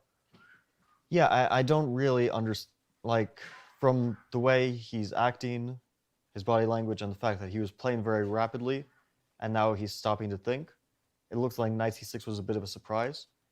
But I don't understand how it can be a surprise. I think he's maybe just frustrated that Jan didn't go for the sharpest variations of the pawn sack. I mean, yeah, but anyway, you have your preparation, you follow it. Yep. I mean, c takes b3, yeah, was obviously a move that you analyze, probably the first move you analyze, but the second move is probably knight to c6, because what are more natural than those two moves, either taking a pawn or continuing to develop in the most natural way. So, a bit of a strange moment. Because obviously knight bd2 was his preparation. Yeah. And it's like everything that black did so far was the most natural way. Like we kind of predicted that Jan would play e6, bishop e7, that he would play c5. We mentioned this as kind of the most obvious move. After take c4, obviously dc4 is one of the main moves. Black can also maybe play like d4 or something. So there were some options to consider, but it's strange to start thinking after knight c6 specifically. Well, he had Jan on the clock thinking. Jan has thought much more in this game. Obviously, everyone tuning in can see that here. And we believe the creative novelty, this move, knight bd2, was the first move played in the game that had never been played before, a pawn sacrifice, inviting some potentially very dangerous compensation in the open board on the long diagonals. But Jan thought for a bit, if you're just getting here, and said, you know what? Thanks, but no thanks. I'm just going to develop and see what you have from here. And Magnus now on the clock. Yeah, this is a strange moment, and he's either acting or he's surprised. How much acting does occur at the high levels like this? I mean, there's a little bit of gamesmanship there, right? Because if you know the line well, what's the harm in taking a moment to try to remember it deeply anyway? And if that somehow tells your opponent that you maybe don't know what you're doing, you know. Yeah, I mean, people often think, even if they're in their preparation, and it's probably a good idea to do so, to some extent, not to just rattle off moves that you don't understand, like a machine. But still, like, it's just reading into his body language a bit, he just looked frustrated. And I don't think Magnus is one to act normally. He usually, there are some players who do a good acting job. Okay, name them. Best actors of the top of the top players you've played over the Well, years. I think I already sort of answered this question on the first You named day. a couple of them. But that was maybe distracting behavior. But No. It was more like, well, you know, also players change over the years. But at some point, like Anish was. It was almost funny. Like it was an entertaining Like, thing because he's an entertainer. Like he would, let's say, capture your queen, like with his queen, and you would capture back. You would capture his queen back, and it's the only move in the position. And then he would start to make faces like you just, like you just took your pants off in front of the board, like you made the strangest move ever. And so you understand, of course, that at that point, like it's just some sort of, like either it's supposed to get in your head a bit, but it's just a funny thing to witness. But sometimes, you make a move, and he makes an expression like what was that move? What did you just do? Right. And the idea is maybe to get in your head a bit. Yeah. But I don't want to single out people because he's not the only one who's done some acting. No, I think it's smart to just continue to single out a niche. Just let him take to the Twitter sphere to get his revenge. Yeah, we might have some Twitter back and forth after this, but I do want to say that Anish and I are on good terms, and I do. Well, that makes one person who's on good terms with Anish. Robert. I thought you were gonna say one person on good terms with Fabiano. Yeah, I think a lot of people are on good terms with Fabiano. But yeah, this deep dive here by Magnus. Yeah. It feels like he must have expected knight c6, right? That's what Fabi was just saying. Yeah, So something feels off. Trying to figure it out because he doesn't look pleased, and he didn't as soon as the move was played, and now he's really spending some time here. So I wonder what exactly that is, because it's Black's 10th move. Preparation runs much deeper than this 10th move. So I don't know. Well, and the reason we're speculating, Shad, not to add unnecessary drama to a moment, although we might be the most dramatic thing happening right now on these shows, so we continue to call it like we see it. Part of the reason it's interesting is because players at the high levels, guys, they don't take time just to take time. This isn't like, when kids are learning clock management and your coach says, take this amount of time for this many moves, right? If they're thinking, there's a reason for it, right? And whether it's recalling preparation, whether it's calculating something deep, it's not unfair for us to speculate that there's something to this. And so when someone has been playing quickly, they're the ones who surprise their opponent. They're the ones who play the first novelty, yet suddenly they go into the think that Magnus is. Makes you wonder. It's a strange moment, though. Right. Like, this is such a logical reply by Jan, and Magnus chose the variation. So I don't know what exactly he's thinking about, what he could possibly be surprised by with the move knight c6. Yeah, I also think it does seem like a strange moment to think, because even if you wanted to make your opponent think that this is a surprise for you, like what advantage does it have here? Sometimes you might do that because there's after your move, there's some sort of trap. But after knight takes c4, there's no trap. Black just decides on a developing move, right? Either e5 or bishop d7. Both of those moves are probably fine. And there's nothing that he can try to trick him into by making Jan think, he's suddenly out of prep. The other thing is, if you play knight bd2 and you don't play knight takes c4 next, why did you play knight bd2? Well, maybe it was giving Black an option, causing him to think, and then maybe you can go b takes c4, like we were looking at earlier. Yeah, let's look at b takes c4 here real quick, because because after bc4 e5, I don't think white is doing very well. But it is the structure that you see in those other Catalans. Is there? Let's just go down the traditional. Queen's misplaced on c2. Because you keep giving Black ideas to attack that queen in many different positions. So it's not horribly placed on c2. It just doesn't feel like the necessary move if you started from the variation we looked at earlier. Queen c2 isn't part of the equation. In fact, the queens get traded off. And without the queens on the board, it makes White's life easier to start making inroads and putting pressure on Black's position. So, yeah, I don't think b takes c4 is what he's really wanting to do here. So then you just have to go knight takes c4. Idea town? Yeah. Population well, me? After bc4, e5, knight b3, I just specifically don't like white's position after e4. So b takes c. B If takes white, c4, if white e5, knight tries b3, this, just c4. because then a bishop comes to f5. Yeah, maybe there's knight g5, bishop f5. Maybe you can take this pawn with knight c5, knight e4. Maybe I can play bishop b2. Maybe you can play bishop b2, but I don't know. It doesn't feel like white is playing for an advantage here. So my random idea town, just to complete it, was, well, Magnus tried for a pawn sack that, excuse me, didn't happen. Yeah, so he played the natural. He's taking the pawn. So, okay. I thought maybe he'll continue to try the pawn sack, but in hindsight, I was just looking for something here to talk about in terms of why the world champion was burning up so much time, but he indeed plays the most logical move, which is knight takes c4. It's a slightly bizarre moment. Not because of the move he played, but because of how long it took to play it. Because of the time he spent, and also because he doesn't look happy, and he didn't look happy playing this move, and now he looks concentrated, and I just don't understand how, like, you know, it's possible to miss things in prep all the time. There's a lot to look at, a lot to be overlooked, but this particular move is a strange thing to not consider in your preparation, especially when you're playing, you know, a new line. You want to, and let's say you have this idea and you're happy with it. You think it'll put pressure on your opponent, and so you don't want to, you know, be out of book right after he plays the most natural move. It's even a little bit embarrassing over the board to start thinking, and not only that, it also gives your opponent some, like Jan was worried, it gives him some peace of mind now. Right. That, well, maybe things aren't as scary as I thought. Unless Magnus is trying to get nominated for an Oscar. Unless he's acting. I don't get that sense, but maybe it's a good time to start his acting career. I mean, okay, if he's So acting he was in The now, Simpsons, right? So he's in a Porsche commercial. He's acted. He's acted some. Was he actually the voice in The Simpsons, or was he just a character? Don't know. I never actually saw the episode, if I'm honest.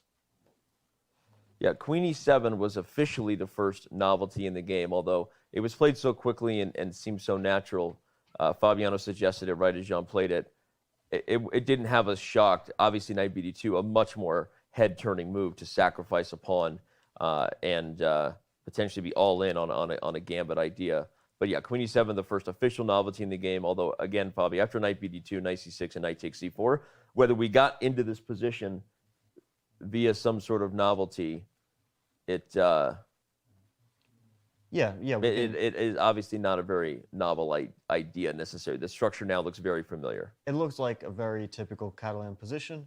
For me, the most interesting thing is, will Jan go for the more aggressive approach, e5? Mm-hmm. We considered bishop d7 a bit, but let's have a look at e5. Okay. Because white can play bishop b2, but it's not the only move. Another move which makes sense is bishop to g5. Okay, well, so e5, bishop to g5 is what you're saying. It certainly makes sense. It's basically saying, I'm going to give up the bishop pair. Black might play h6, white takes on f6, black takes on f6, and white maybe can play a move like e3. Basically, white just wants to say, okay, so e5, you weakened your structure a little bit, you weakened your long diagonal. My bishop now has huge scope, and if I play knight f to d2, your bishop on c5 is a little bit blunted. Mm-hmm. Maybe the bishop pair doesn't matter so much in this position. And maybe e3 isn't the most accurate way to go about that. But it's an interesting idea, yeah. But this is some sort of idea for white. The other thing was, of course, bishop to b2 instead of bishop to g5 is a very natural way to do it. But in that line, you were looking at e4, although, again, after knight g5, bishop f5. Well, here, yeah, so let's see. This is interesting because black sacrifices a pawn, but certainly gets compensation after. Bishop takes f6, let's say. Yep. Queen f6, knight e4, and maybe queen to g6.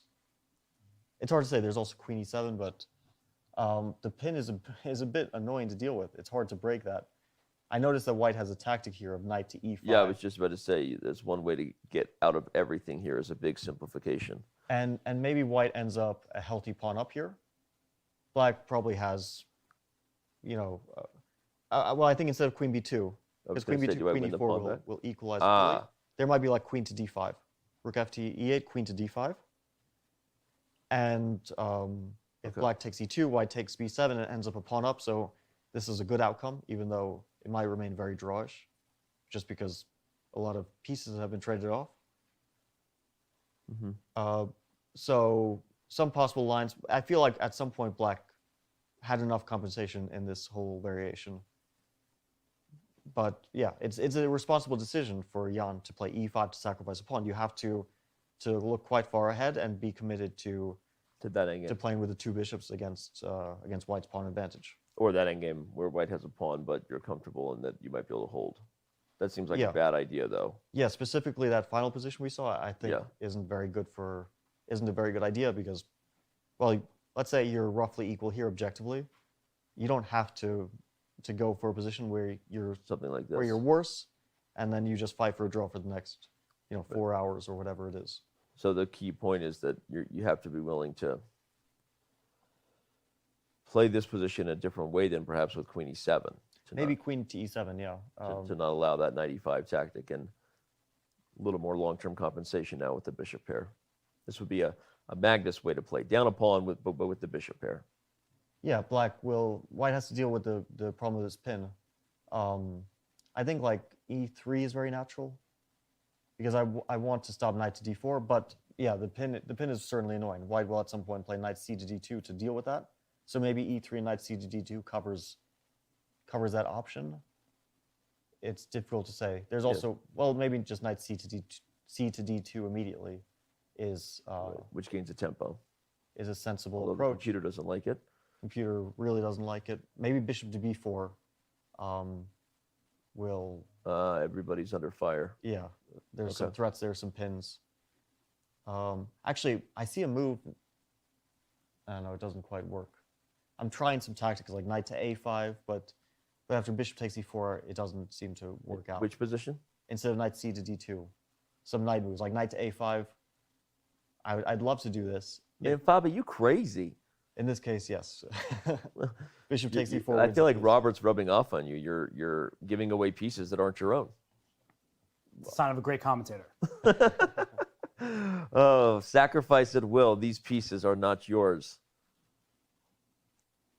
Speaking of commentators, we've got Yasser watching on Twitch. Thanks for being in our comments section. Time for the counterintuitive 11b5 in order to neutralize the long diagonal. Counterintuitive 11b5. Yaztown, population Yasser. Well, so this is interesting because it gives White an option of Knight F to E5.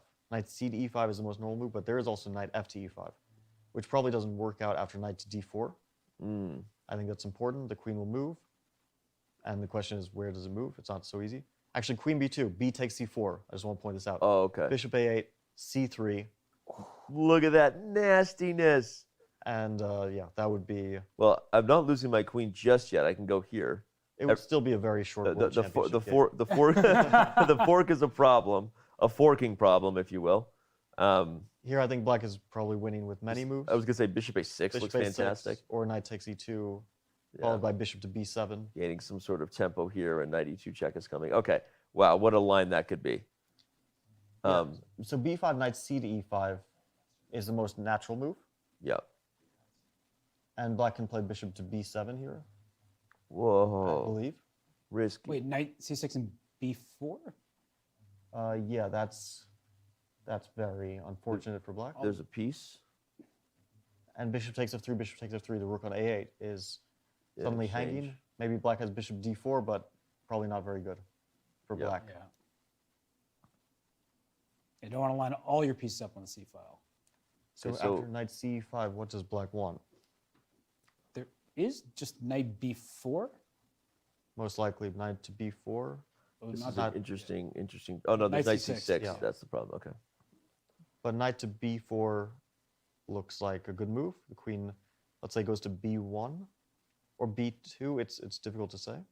And Bishop B7. And Bishop B7, and Black's knights will be nicely. Well, Bishop B4 is an idea here, but also Black's B4 knight can safely go to D5, where it's a very strong piece. So this looks like a good option.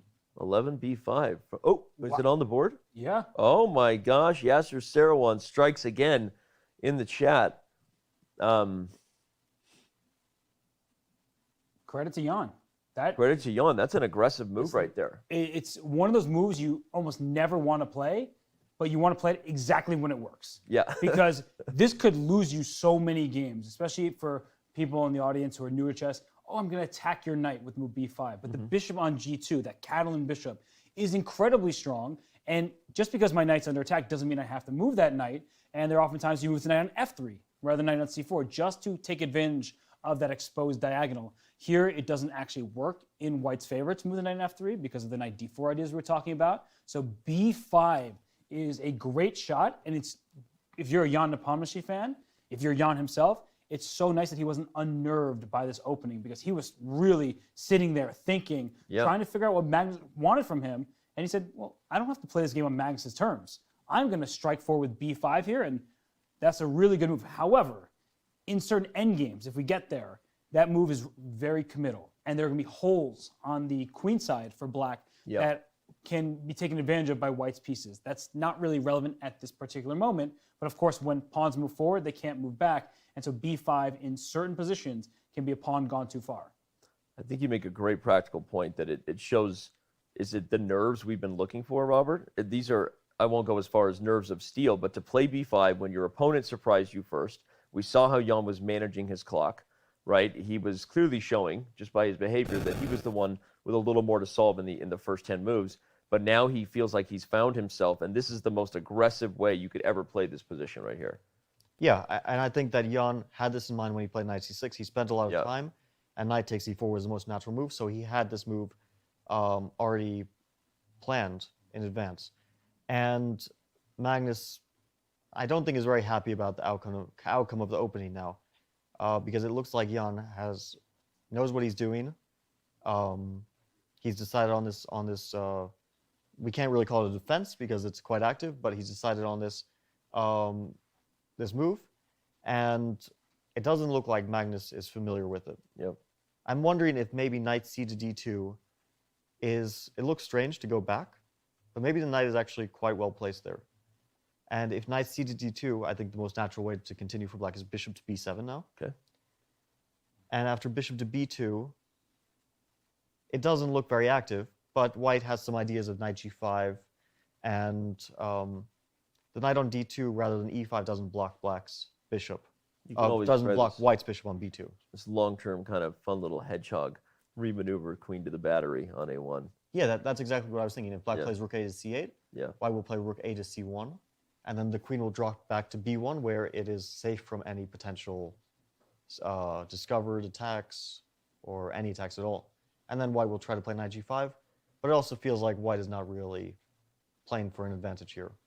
And it's probably quite close to equal objectively. One thing to think about is if instead of retreating with knight to d2, the first move that we were talking about, knight c to e5, oftentimes in these Catalan structures, the knight on d3 is quite powerful, right? So knight b4 is a good first shot to make sure that black doesn't get in trouble. And I think queen b2 might be more accurate than queen b1 because of those bishop b7, bishop e4 moves. So if you play bishop b7, perhaps I can kick your knight away with a3, bring my knight back to d3, and then you see this position where the knight on d3 is really hard to dislodge. And even though the queen on b2 is awkward because the bishop probably wants to be there, it's one of these positions where you just kind of have a game, where both sides are now tasked with coming up with some serious plans.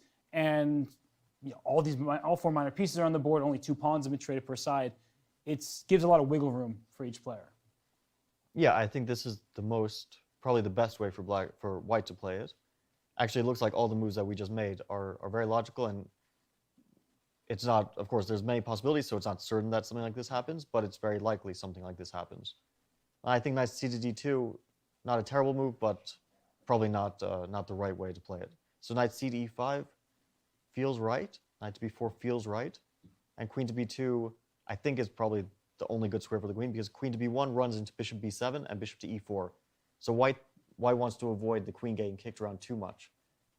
The b2 square feels a bit weird on first glance because the bishop seems like it should be there. But maybe it has a home somewhere else, right? Yeah, the bishop could easily find a home on g5 or d2 or some other square. I'm wondering, here I think knight to e4 is annoying. Okay, yeah, so you actually have to be careful there. So I was thinking if white moves the knight, maybe knight to d4 actually. it both attacks a pawn and frees up and protects the e4 square. So, but the knight also looks a bit loose there. Maybe after a simple a6, there's no real point to the knight being there. It's a very weird position. Just like Robert said, it's just a game, right? It's going to be a game where both sides have the opportunity to outmaneuver and outplay the other, which we always say those types of games favor the world champion.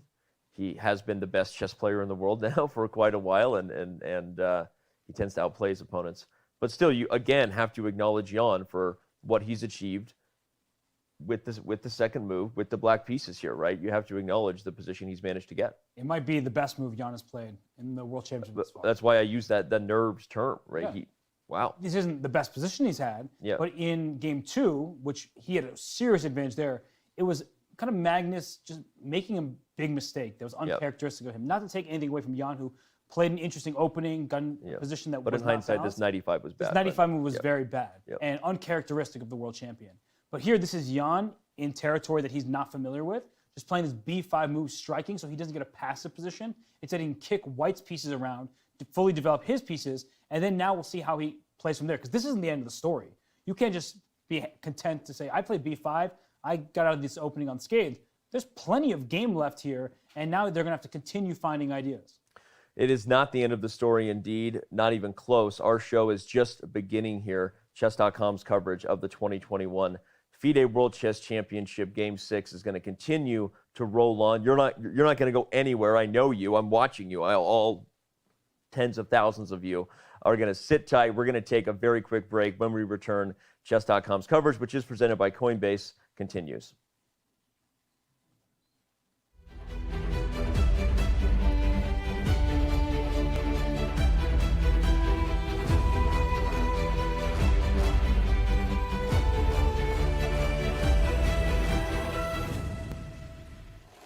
Hi, Jonathan Corbett here from Expo 2020 in Dubai with another trivia question about World Chess Championships.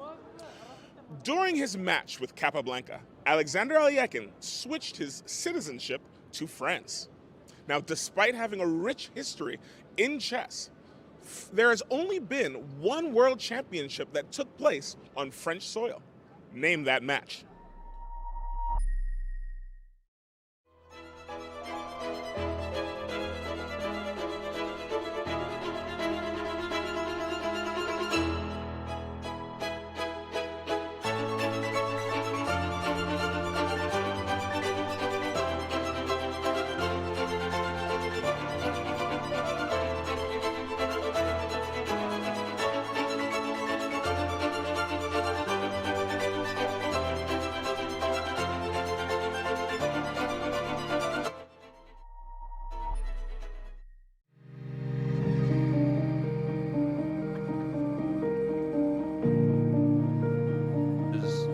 This. So here's what we're saying. Yes, we would discuss it on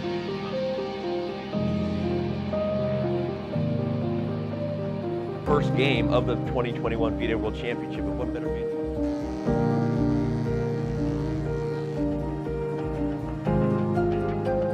Camera lighting and audio. We're going to crush through the top of the show. All right.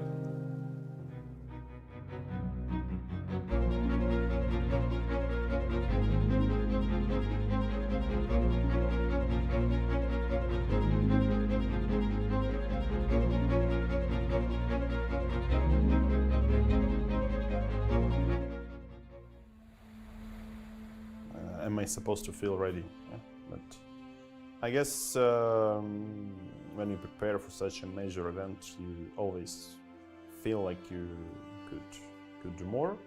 But I guess we are doing some insane amount of work, so I hope we got to be ready enough.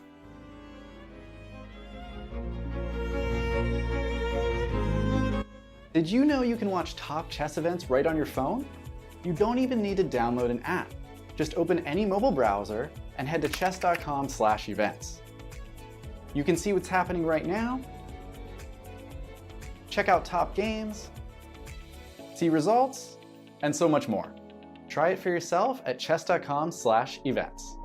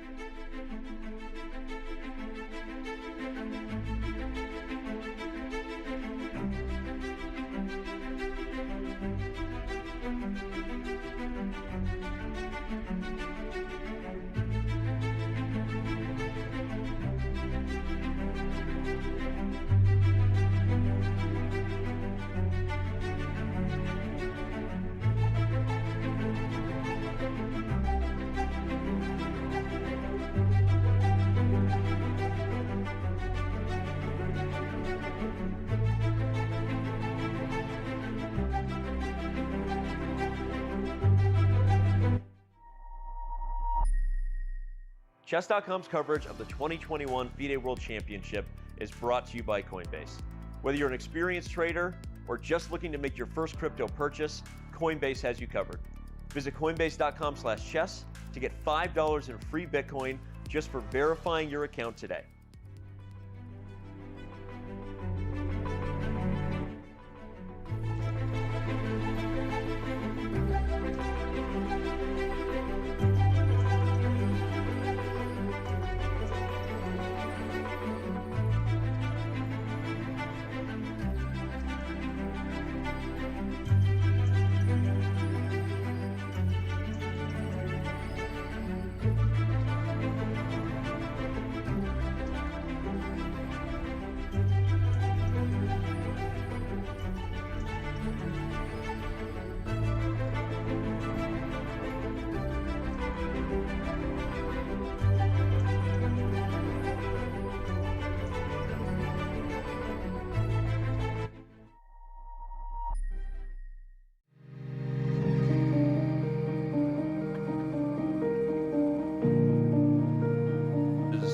Is this. So here's what we're saying. Yes, we would discuss it on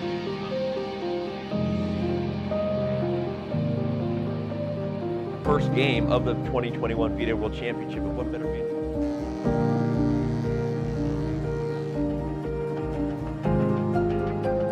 Camera lighting and audio.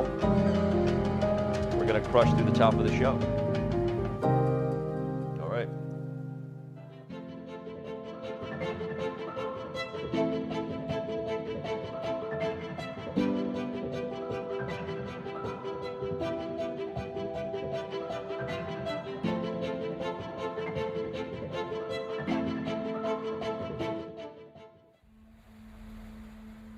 Am I supposed to feel ready? Yeah, but I guess when you prepare for such a major event, you always feel like you could do more.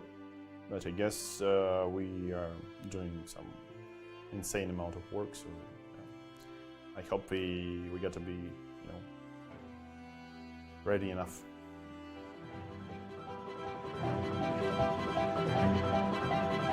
Did you know you can watch top chess events right on your phone? You don't even need to download an app. Just open any mobile browser and head to chess.com/events. You can see what's happening right now, check out top games, see results, and so much more. Try it for yourself at chess.com/events.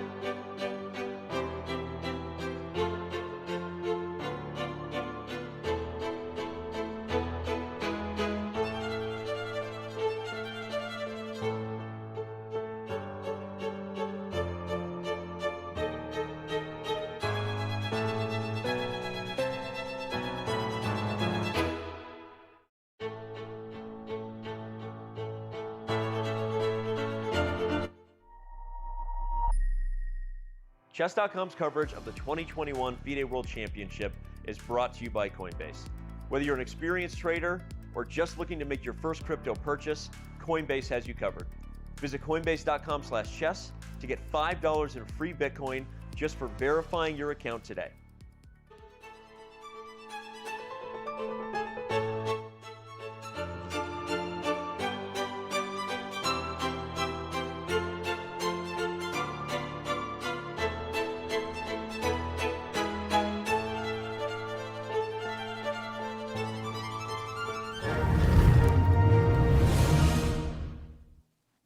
As we went to the break there, you all saw today's trivia question. Let me remind you how to play. All you got to do is quote tweet the trivia question from the official chess.com Twitter account with the answer. If you are among the first to do so, you will win a 1 year, not 1 month, a 1 year Diamond membership. That thing is more and more valuable by the day. So play along with us and quote tweet your answer for a chance to win. A lot of you gave us your answers in regards to who you thought was going to win. Our percentages were 59% Magnus wins in the chat, 11% draw. And over on chess.com/events, though, it was actually closer to the rough coin flip. We have 38% thought Magnus was going to win, 54% of you thinking a draw. I think we're going to, as we get into the potential for decisive results, guys, we're going to start seeing that vote chess competition at chess.com/events whittle down to only a few people in contention for those several thousands of dollars. Right now, Magnus is still on the clock after b5, Robert, and you called b5 maybe the best move Ian Nepomniachtchi has played in the World Championship thus far. Shows a great understanding of the position. He's not allowing himself to get in a bind that Magnus Carlsen thrives in, and so he's forcing Magnus to come up with moves here. And we've been talking about these variations, knight c4 to e5, eventually bring the knight back to d3. I think those make sense. But even once you visualize that position, where to go to next is not that easy for Magnus. So I think it's a great move, practically speaking, by Ian. He is not going to struggle without a fight of his own. So I'm really kind of happy to see the move b5. I think Ian showing great understanding of the current position. Yeah, I think b5 is an excellent move. And obviously Magnus is not very pleased at the moment. He's spending a lot of time. I think that he will decide on the move knight c to e5 because other moves simply don't look very promising for him. And so I think it's very likely that at least the next 3 moves will be knight c to e5, knight b4, and queen to b2. I think that is almost not it's not a certainty for sure, but it's something that we can comfortably predict. And after that, I was actually thinking about the line that Robert suggested first and that we were considering a bit. So knight c5, knight b4. Queen b2, bishop b7 is by far the most natural move. a3 is not forced, but the knight on b4 is super annoying, and black will not voluntarily leave that square with the knight. So probably white will at some point have to kick that knight back. And knight b to d5 is the first moment when I think black has a very difficult choice, because knight c6 also just trying to trade off some pieces. The knight on d5 looks very good, but it's also vulnerable to, at some point, an e4 push, kicking it away. So black might also consider trading off knights with knight to c6, which looks like you lost some time, but on the other hand, did you really lose time? That knight spent 2 moves to get to the same square. On the other hand, white played a3 and queen b2 with those 2 moves. And those moves aren't particularly useful, let's say. Well, Mike Klein made a Groundhog Day reference, and you're asking, did you really lose time? This is getting philosophically complicated. Well, we have knight c to e5, so it might be about to get concretely complicated here.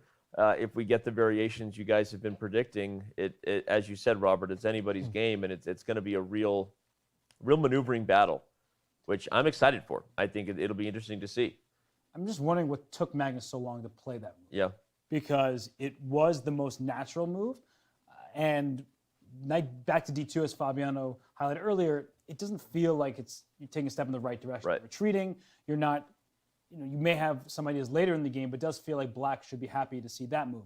So knight c to e5 felt like the intuitive response, but maybe there were other options that Magnus was exploring. I mean, we can't discount even moves like knight to a3.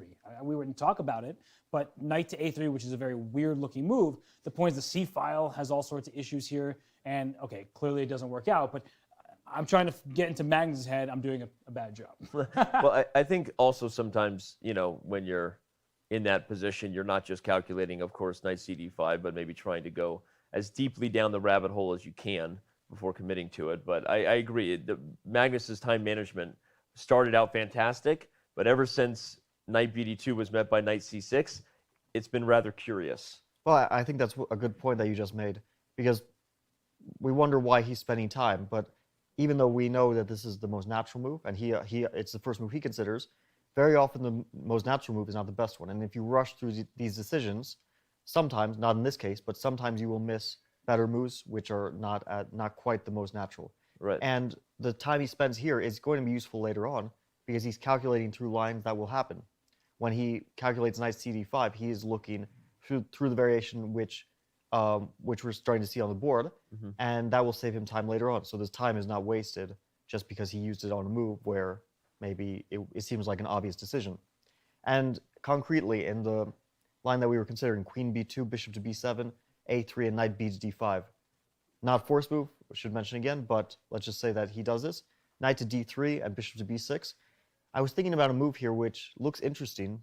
We were mentioning bishop to g5, knight to d4, moves like that, but I'm wondering about the move a4.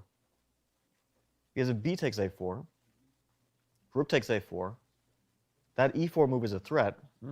And if, let's say, black plays rook a to c8 now, to threaten knight c3, potentially, bishop to d2 covers that nicely. And again, black no longer has knight to e4 here, because of the rook. That rook on a4 is actually a fantastic piece. And although this might seem a bit crazy, imagine black plays bishop c6 here. I want to show these lines. Yeah, go ahead. I'm thinking rook to h4 is potentially a very dangerous rook there. It looks like rooks don't belong on h4, but that's an attacking piece. Especially if ideas like e4 are to follow, maybe both knights are kicked from the king's side, and who knows how quickly the white army might start attacking over here. So this could get double-edged. Yeah. And the queen and rook on e7, f8, if the bishop gets to the a3, f8 diagonal, and e4 kicks the knight away, so you can play bishop b4 next, there are many tactical threats here in the position. So this a4 move is really nice, honestly, for white. What I'm going to recommend it because you're also throwing a5 to kick the bishop off its very strong diagonal, and black can play a6 to clear more room in the diagonal. So if a5, bishop goes back to a7, that's safe and sound. And if you trade on b5, well, it's just a pawn trade. It doesn't seem to be the end of the world for black. But you are putting decisions into black's hands, and some of them may not be so simple. Yeah, I think a6 is probably the likely response, but I really love that idea of just how effective a rook along the fourth rank might be in a surprise way. Yeah, I think a6 might be keeping the position pretty much equal, and probably maybe b takes a4 is also equal, but a6 feels like a safer option because why you don't want to give your opponent all the fun. Yeah. And an active rook on a4 that could swing to the king side. And even if it doesn't, at least it's performing a useful function in stopping knight to e4 and preparing e4. So if we see a4 in this position, then I think we'll very likely see a6 in response. The other move which I was considering, and actually white can do this with the inclusion of a4, a6, or the move before, is knight f to e5. The knight just looks pretty good there. It also stops knight to e4, so white can play bishop d2.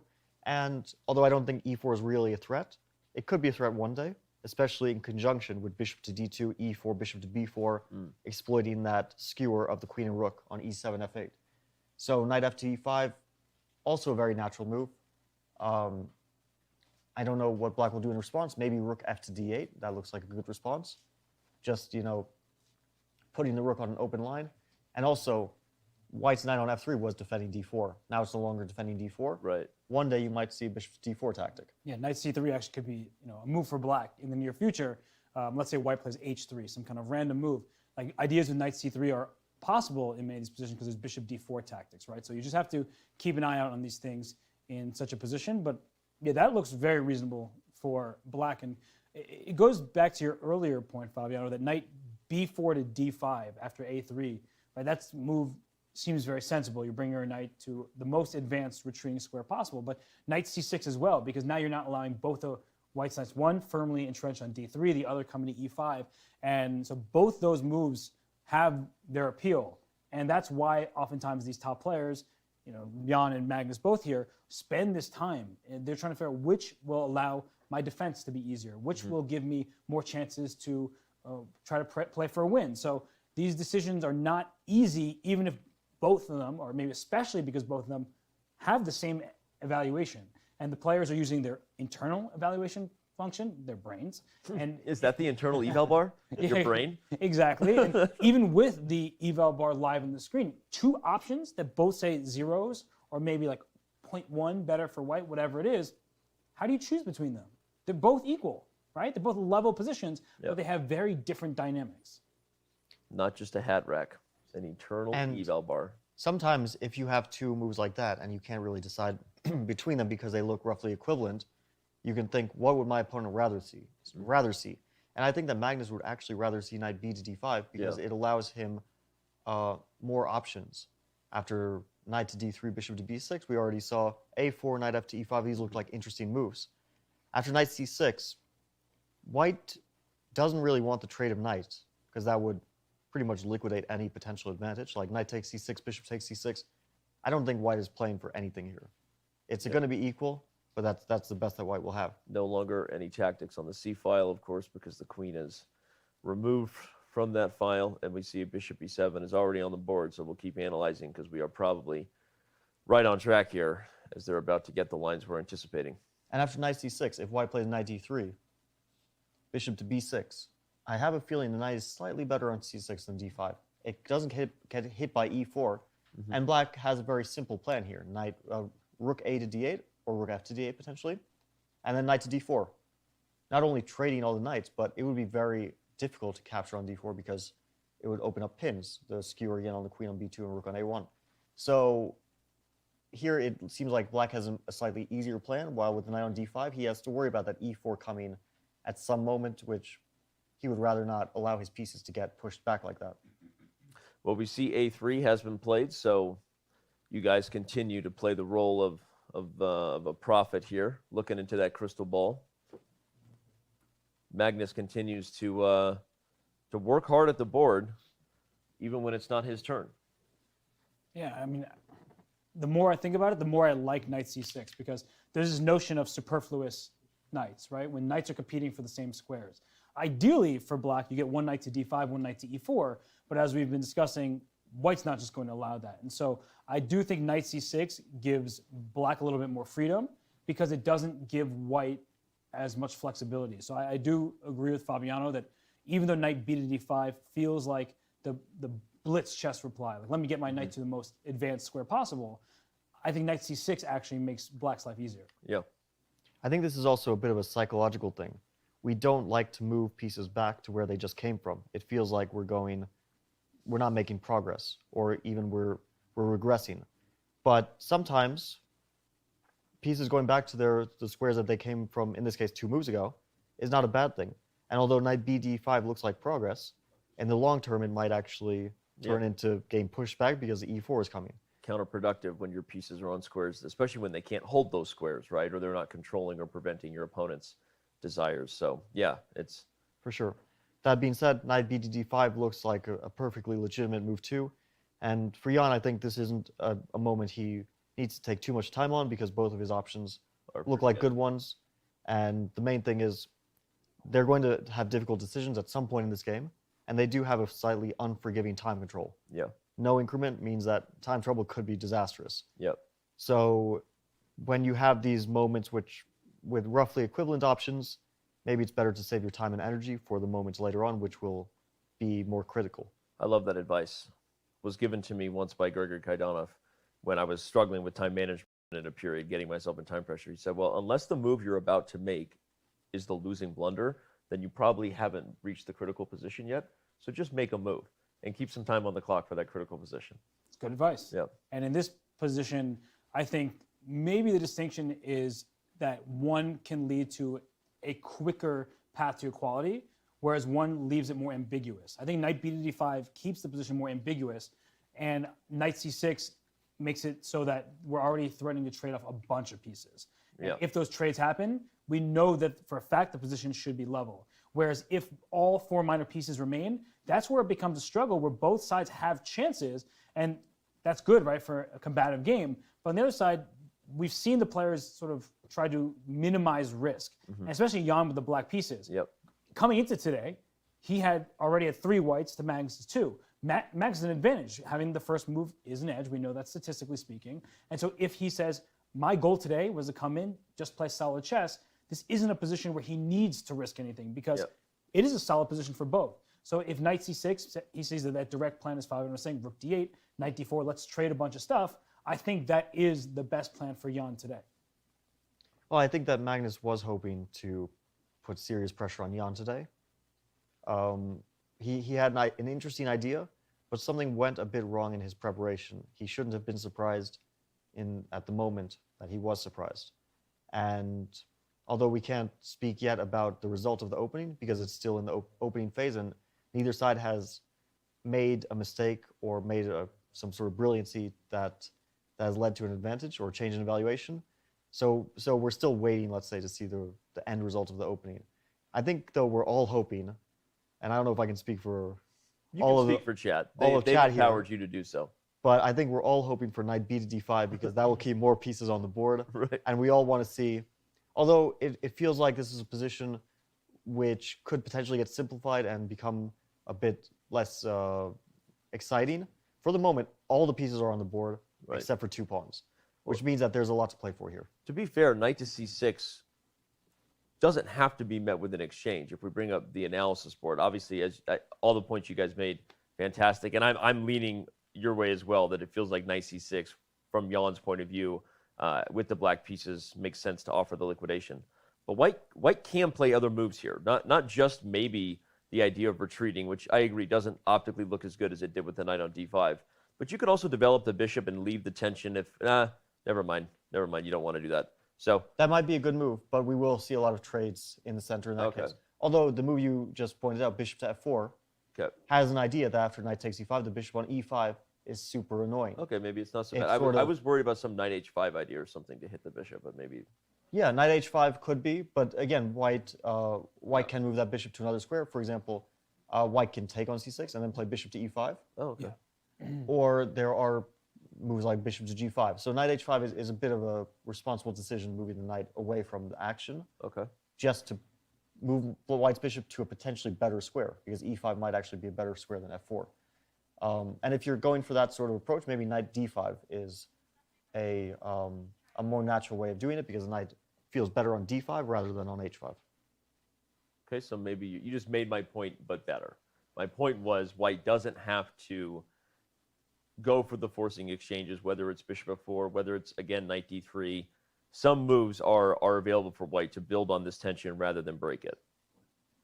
Robert?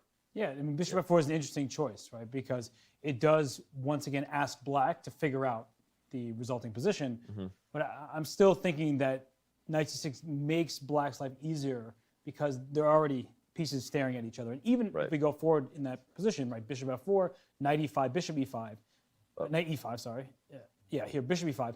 Well, white doesn't really have a threat, because if you take on f6, yes, black gets double pawns, but you get the bishop pair. And black's moves, rook d8, rook c8, these are all quite logical and natural moves. And if you move your rook away from f1, maybe there's a timely knight g4. Right. And so I think black's moves are pretty consistent in such a position, whereas with the knight on d5, and that potential is 5 for e4, fewer trades happening, that leaves it a little bit more difficult for black. And these decisions, right, they actually change the entire game.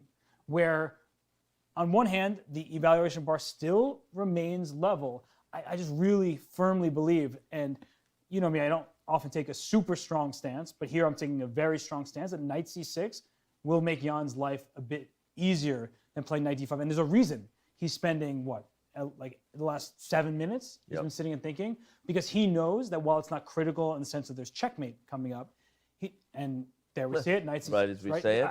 I think I'm very impressed by the way Jan has played this game. We're only 14 moves in. It doesn't look anything special for people who are saying there's been no change in the center pawn evaluation. Right. He's made it so that there's no change in the center pawn evaluation. Some of these decisions were quite hard. b5 in particular, not taking that pawn on b3 before getting to the moment of b5, and then here retreating the knight to c6, all very instructive, very well played. And as we see in Magnus's face, he's like, where am I going to get an advantage? He's digging deep, but good luck when you're playing Ian Nepomniachtchi in this kind of form. Yeah, I feel like the opening, it seems like a success for Ian. Now they've, sort of equalized or close to it on time. Yep. That's a good sign for Ian. The position is roughly level. That doesn't mean so much because a roughly level position can turn into an advantage for either side, potentially. And I think that Magnus knew going into this that the line he played is not objectively better for White, for sure. But he probably was hoping that Ian would have more difficult decisions to make. And that b5 move was an excellent one, for sure. It, from an objective point of view, solved all Black's opening problems. I think that we're going to see knight d3 here, though. If Magnus doesn't play knight d3, I don't imagine any sort of hope for an advantage for him. Right. At least you keep that knight on d3, and importantly, the knight on c6 is at least still blocking the bishop on b7. You'd rather keep the knight there rather than trade it off for a piece which doesn't block any of your own. Like the knight on d3 is simply a good piece. It doesn't get in the way of any of White's pieces. It also gains a tempo, right? In a sense, because Black doesn't want to give up that bishop or trade off that bishop on c5 for the knight on d3. That would lead to a two bishops advantage. We saw the importance of that two bishops advantage, even for a pawn, in the first game. Yep. Magnus obviously values the two bishops, so don't give it to him for free. And I think we'll very likely see bishop to b6 there. Let's look at knight d3, because I want to come back to the idea you mentioned earlier, which it not as effective as it potentially was when the knight was on d5. But what about your a4 idea again? Is this still something to consider? Obviously, it doesn't threaten a5 in the same way because the knight and bishop are here. But the other points to the move in regards to gaining a little bit of potential space, adding some tension, the exchange here, of course, would bring the rook to maybe an even more dangerous spot now that the knight's not on d5. Maybe this is a plan Magnus can go for. Although I wonder if Black can ignore it and play a move like rook to d8. Because after rook, say f d8, just gonna give me takes pawn. b5, knight d4, you can't take my knight on d4 because then I skewer your queen and your rook with the bishop, and otherwise I could take back on b5. I'm threatening to take on f3, which would win a piece. Well, Robert, one small tactic. Yes. White can actually take on d4. That's true. Bishop takes d4 and queen a3. And White is a pawn up. It might be very close to level anyway because those are doubled pawns, and the pawn on b5 is going to be tough to defend for White. Right. But it's something to consider. White does keep the pawn at least momentarily here. But this is an interesting idea because Black is interested in concrete play. He's happy to force this situation rather than play a long game. And we've seen this as an intention of Ian in some of the games, that he goes for concrete solutions rather than playing a slow maneuvering game against Magnus. We have action, and we do have knight d3. We have knight to d3, bishop b6, and I think a4 is the most natural, maybe even the best move for White. At least you give that decision to Black, because I think b takes a4, rook takes a4 is a slight improvement for White's position. Yep. It's not a structural improvement, but it's a piece activity improvement. That rook on a4 is developed without having to move any of White's pieces out of the way. It's just developed on, not a starting square, but basically on a square that you normally don't develop rooks to, right? You normally expect you play like rook ac1, rook ad1. You don't expect the rook is developed via a4. Although I respect that rook lift so much that I don't want to allow the activity. So that's why I'm still sticking with that rook d8 move. I really believe that if you put on your calculation cap, that this position, even with queen to a3, Black can play queen d7 perhaps, and just say, I'm not going to trade queens, and your rook's under attack, b5 is hanging, I'm going to trade light square bishops, and it seems like we're just in a level position. We both will have 5 pawns remaining, 2 minor pieces, and I think that if Ian can find a way that he doesn't have to have questions remaining, he'll go for that, and this seems to be a variation that succeeds. Unlike you, I left my calculation cap at home. I didn't want it to mess with my hair, So, your thoughts, Bob? Well, your hair is looking... Your hair looks... You're looking fresh. Thanks, Danny. Besides that, I just wanted to go a bit deeper into the variation we were just looking at. What? I don't know what you're talking about, Robert. All right, knight d3 played. Go ahead, Bob. So in the final position we just saw... Bishop e7, a4, Robert's line of rook d8. Okay, knight d4. Robert, you're looking so good, man. All right, queen a3, queen d7. I totally agree that this is equalizing for Black, and it's probably the best approach for Black after a4. But we should consider the line a bit longer just to see what Jan has to calculate a bit. Knight c5 here is a move. Ooh. And now black should play bishop takes c5, queen takes c5. So white still keeps that pawn for the moment. But after bishop takes g2, king takes g2, queen to b7, probably among other moves. You have rook d5 coming. I was going to point out that maybe even the endgame is fine. Oh, no, there's b6 there, the a-pawn spin. Okay, I'll show. There might be multiple ways to gain. I'll show my blunder because Robert looked at me and I need to, just for everyone else, you know. Maybe queen to b7 is not even the most accurate because of queen c6. I just noticed, but there's probably a very very concrete way of getting that pawn back and simplifying to a position where, you know, the minor pieces have been traded off. The a pawn is a bit weak, but the b3 pawn will also be weak. Yeah. So we might see a roughly level position here. But I think queen to b7 isn't the right move. Can you just go rook b8? Rook d to b8? Yeah. Yeah, that's... Still get the pawn. Although maybe there's b6, actually. Queen for two rooks? Queen b6, queen to b7. Yeah. But you give a check first. I'm still wondering, is there queen to c6? What a weird move. Can't take with the rook because a8 hangs. Can't take with the queen because a pass pawn remains. Well, you can, and you can take on b3, but that c pawn looks dangerous. Yeah. So. Oh, and if you queen b7, which is like I'm just going to try to win that pawn, you might have like rook a5 and just hold on to that pawn for dear life. You know, this potential of a pass c pawn reminds me of a dream that Fabiano had last night. You want to share it with the chat? So tell us how deep down this commentary rabbit hole you are. Normally, I don't dream about chess, but last night I had a chess dream, and it was about this game. And in my dream, Jan won. Okay. And the way he won was... I don't know why I laughed at that, but okay. Magnus simplified to a king and pawn endina, and it was like white has king on c4. Yeah. In the dream, for some reason, Jan was white. Yeah. But let's ignore that. White had king on c4, black had like a king on a8, and white had a pawn on a2. And Magnus was like, all right, it's a draw. It's a draw. But then Jan played the move a2 to b3. And Magnus looked surprised, but he was like, okay, I played king to b7. And then Jan played b2 to c3. Just moved the pawn over. It wasn't exactly like that. I just realized that what I just described was a draw. But in any case, Jan moved his pawn from the a file to the c file, and Magnus suddenly looked really upset and surprised, and he just resigned. Well, what else could he do? In this analysis we're going, where did this pawn go? It went from the A file to the C file, which is why I remember, by the way, when you pick up your fellow commentators at about 3:50 a.m., these are the things we talk about. Hey, Bobby, how'd it go? Well, I had a weird dream last night. So, all right, Robert, go ahead. Get us back to the chess. No, I got nothing for you. You know, you've already made it clear you just want to talk to Fabiano. So Okay, I'm just going to sit here silently. You know, I've been trying to predict the moves. Yeah. I called some of it, and you're doing great. Honestly, you've been all over it, and you've been complimentary of Jan and his aggressive play. No, honestly, because in game 2, when he did have that advantage, and he said in the press conference, I was afraid of some things, and that made me worried for his overall chances because you can't play afraid against Magnus Carlsen. Right. But here he's showing that he's not scared. He entered an opening that he wasn't prepared for, and yet. That's what happens when they're super grandmasters at play.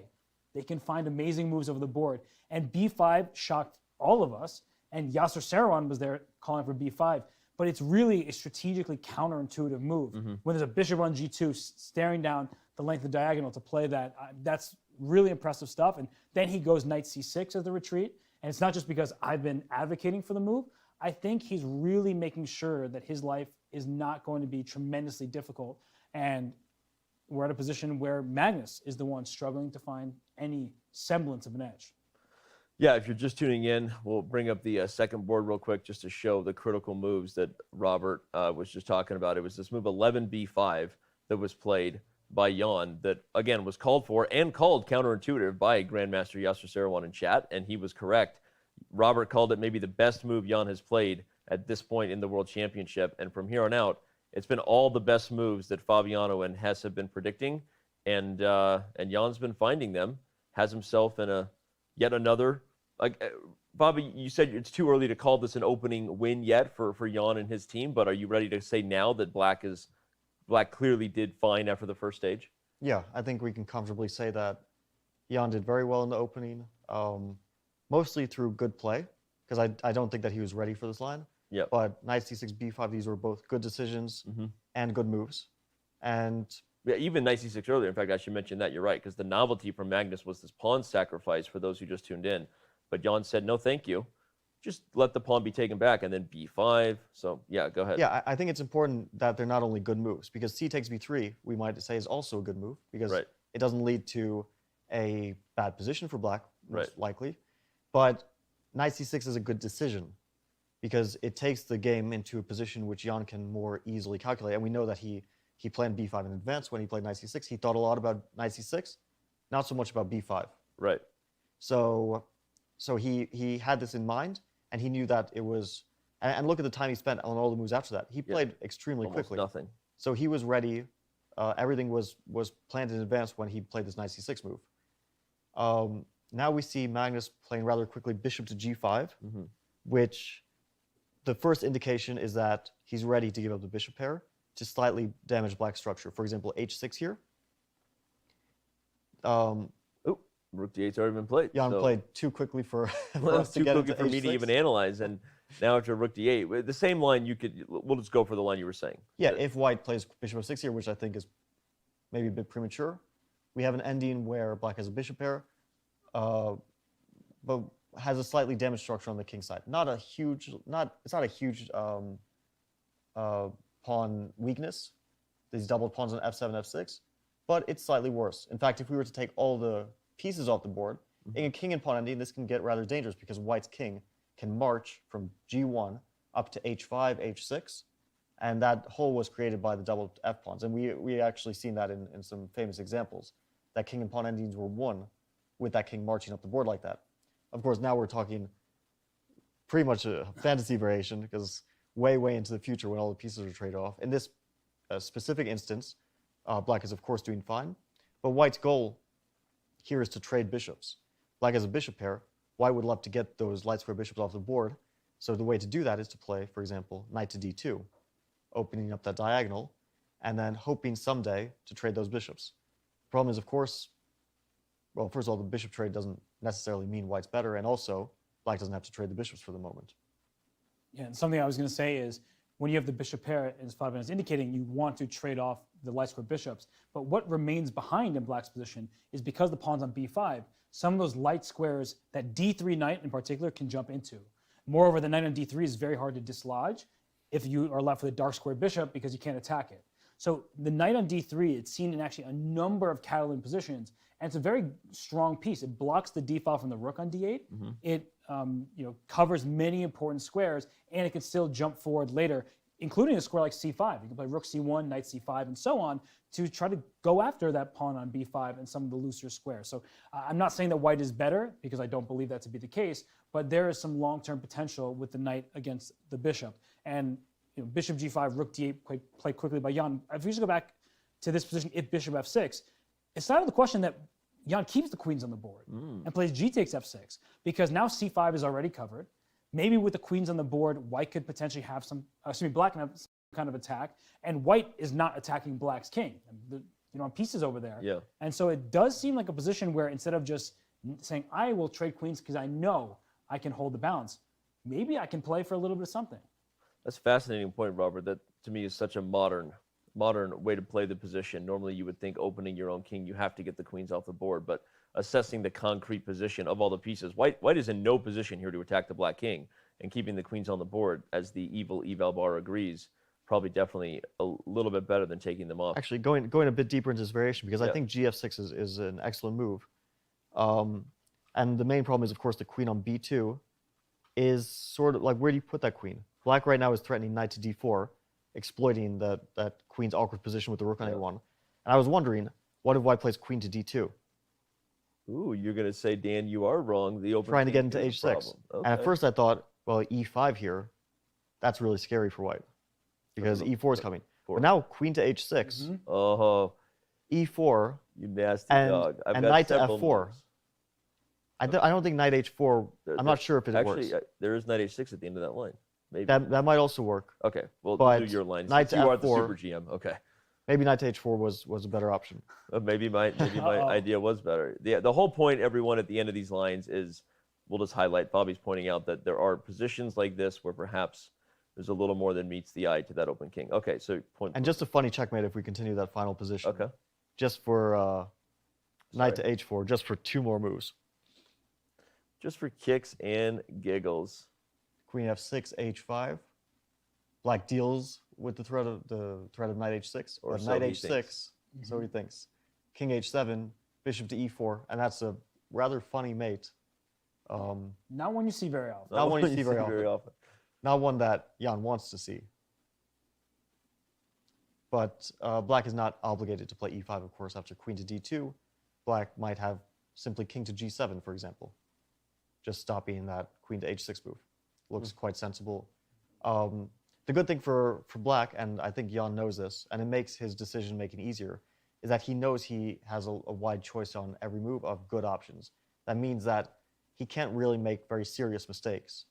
So if he plays natural moves, he knows that these are almost like the decision between gf6 and queen f6. He probably knows that both of those moves are going to be roughly equal, which actually eases his decision-making process.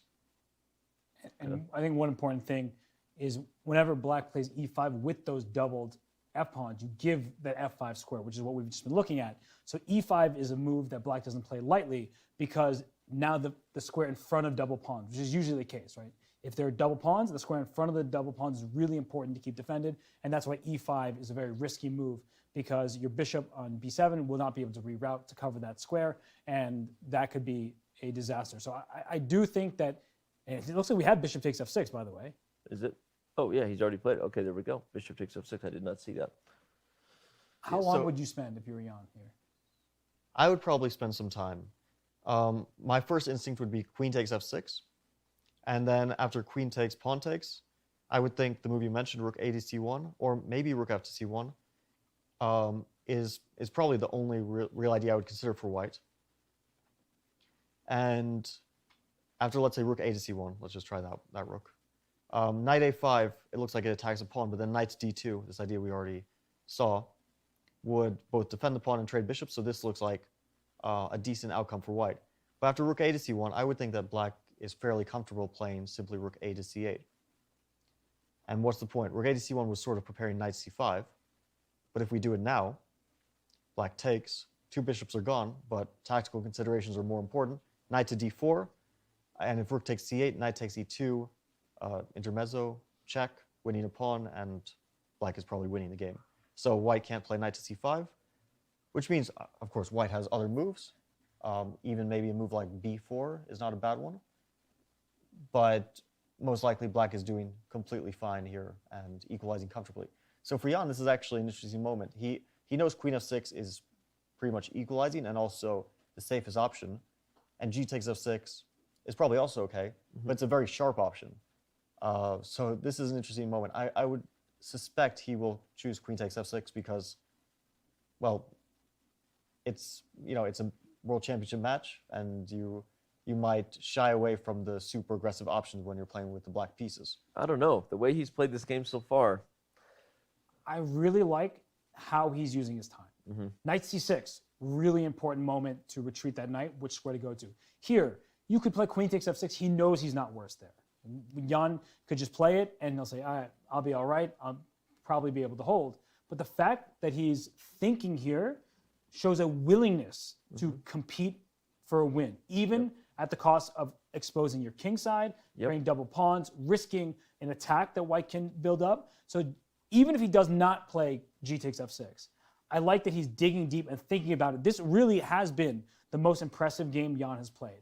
And the engine evaluation bar will not show that compared to game 2. We often use that as the quickest way to see how well somebody played. Oh, Jan had this big advantage in game 2. But that really wasn't his own doing so much as Magnus's misstep. Whereas here, this has been good move after good move for Ian Nepomniachtchi. And I feel like, honestly, in previous days, I've been a little bit harsh on Jan because he's had good positions, but has not been able to actually take advantage of them. And Magnus said as much. He's like, Jan's preparing well, but then he's not making the most of it. Here, I feel like he was in a very tricky spot. After this pawn sacrifice by Magnus, he's handled everything with care, and now we're at this critical moment where he can just play queen f6, get those queens off the board, just say, all right, we got this, liquidation, or he could take with the pawn, and we'll see if he wants that fight. I wouldn't blame him if he just trades queens. He came in this game thinking, let me just neutralize, not necessarily let me win. But he realizes that this is a moment where if he's really feeling the position, he can take with that pawn, leave the queens on, and now we have it being anybody's game. I'm on the edge of my seat here. I agree with Fabi that the more likely result or the more likely move here is queen takes f6, but I wonder what chat thinks if we can throw up a poll. We are going to find out what chat has in store for Fabiano and Yifan here, because right here at the end of this break, Hou Yifan, 4-time women's world champion, is going to join us. Subscribers will have an opportunity for their questions to be answered by Fabiano and Yifan. Hess is going to take a quick break. He's working hard over there. And so we're going to let him take a quick break. But Yifan is about to step into the studio with Fabiano. So again, subscribers, give us your questions. Keep them good. Whether you're on YouTube or Twitch, let us know if you have any thoughtful things that you would like Fabiano or Yifan to answer to, and we will get to those questions right at the top of the break. It's Chess.com's coverage of Day 6 from the 2021 FIDE World Chess Championship. It's brought to you by Coinbase, and we just had G takes F6 played on the board. Don't go anywhere. We'll be right back. Guys, what's here? Robert, it's here. No way. It's here, dude. Hold on. Hold on. And boom. We did it. Yeah, baby. It is the World Chess Championship. Woo! That's what I'm talking about. This one has the copyright C. What is that, Danny? But you get it. No, look at it. Look at it. You'll see. You'll see. Here, there's a few others. The design, the full thing. That one. Nice. Here, I want that one. You see it? Bobby, you get it now? You see it? No, I have no idea what. No, his face, there's missing C's. I got it, Danny. Robert, you want to explain it? You know my name. The game you play, it's called chess. Right. And there's no word championship. It's championship. So there's a C, Yeah? Yeah? No. I mean, I think it's hilarious. Yeah. Don't you think people would buy this? No, I don't think anyone's gonna buy that. Danny, that's the stupidest I've ever seen in my life.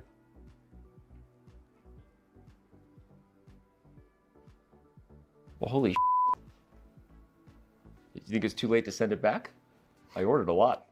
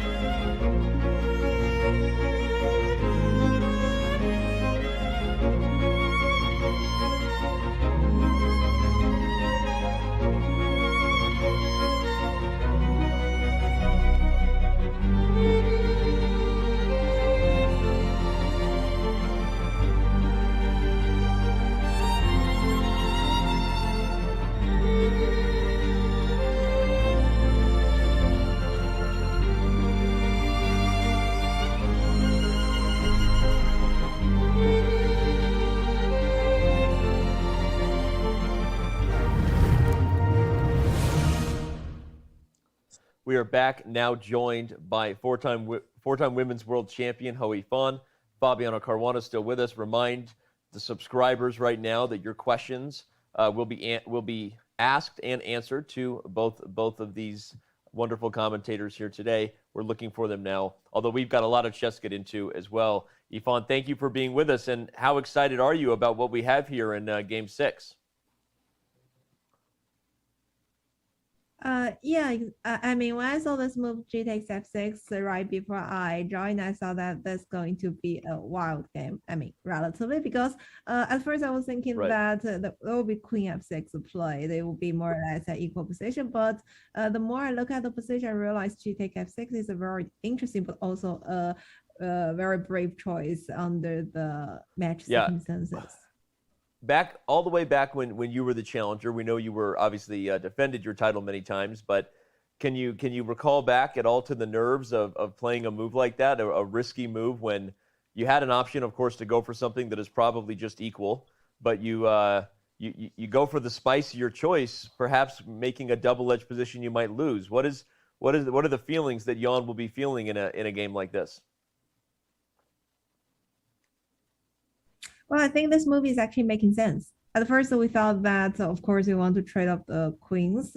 But with the dark sword bishop on the board, when white do not have the bishop here, the king shouldn't be that weakened, right? If we look at the location of white pieces, and also this D3 knight is better placed in the end game compared to middle game. It looks like, but unless there will be some knight f4, knight h5 in the future after f5. But now black also keeps its flexibility to push the pawn e5. So G takes f6 maybe just like looks scary, but maybe it's very, very, very stable, as rook c1 still do not have the move like rook c4, right? So the rook can also not maneuver to the king side. Therefore, maybe this is just a move both, let's say, wants a real game, but also maybe Nepo just wanted to avoid those end games. Probably he might even worry for a slightly worse position. A question from chat for both of you. Peaceful Knights wants to know, would you have played G takes F6 or would you have played Queen takes F6? Bobby, for you. It's difficult to say from the sidelines. You really only come to this decision after calculating intensely at the board. And although we are calculating here, we don't have that same sort of intensity, not only of looking at the variations, but also of the decision-making process. Because for us, we have nothing on the line sitting here. So when we suggest moves, we don't have to worry about the potential result of the game.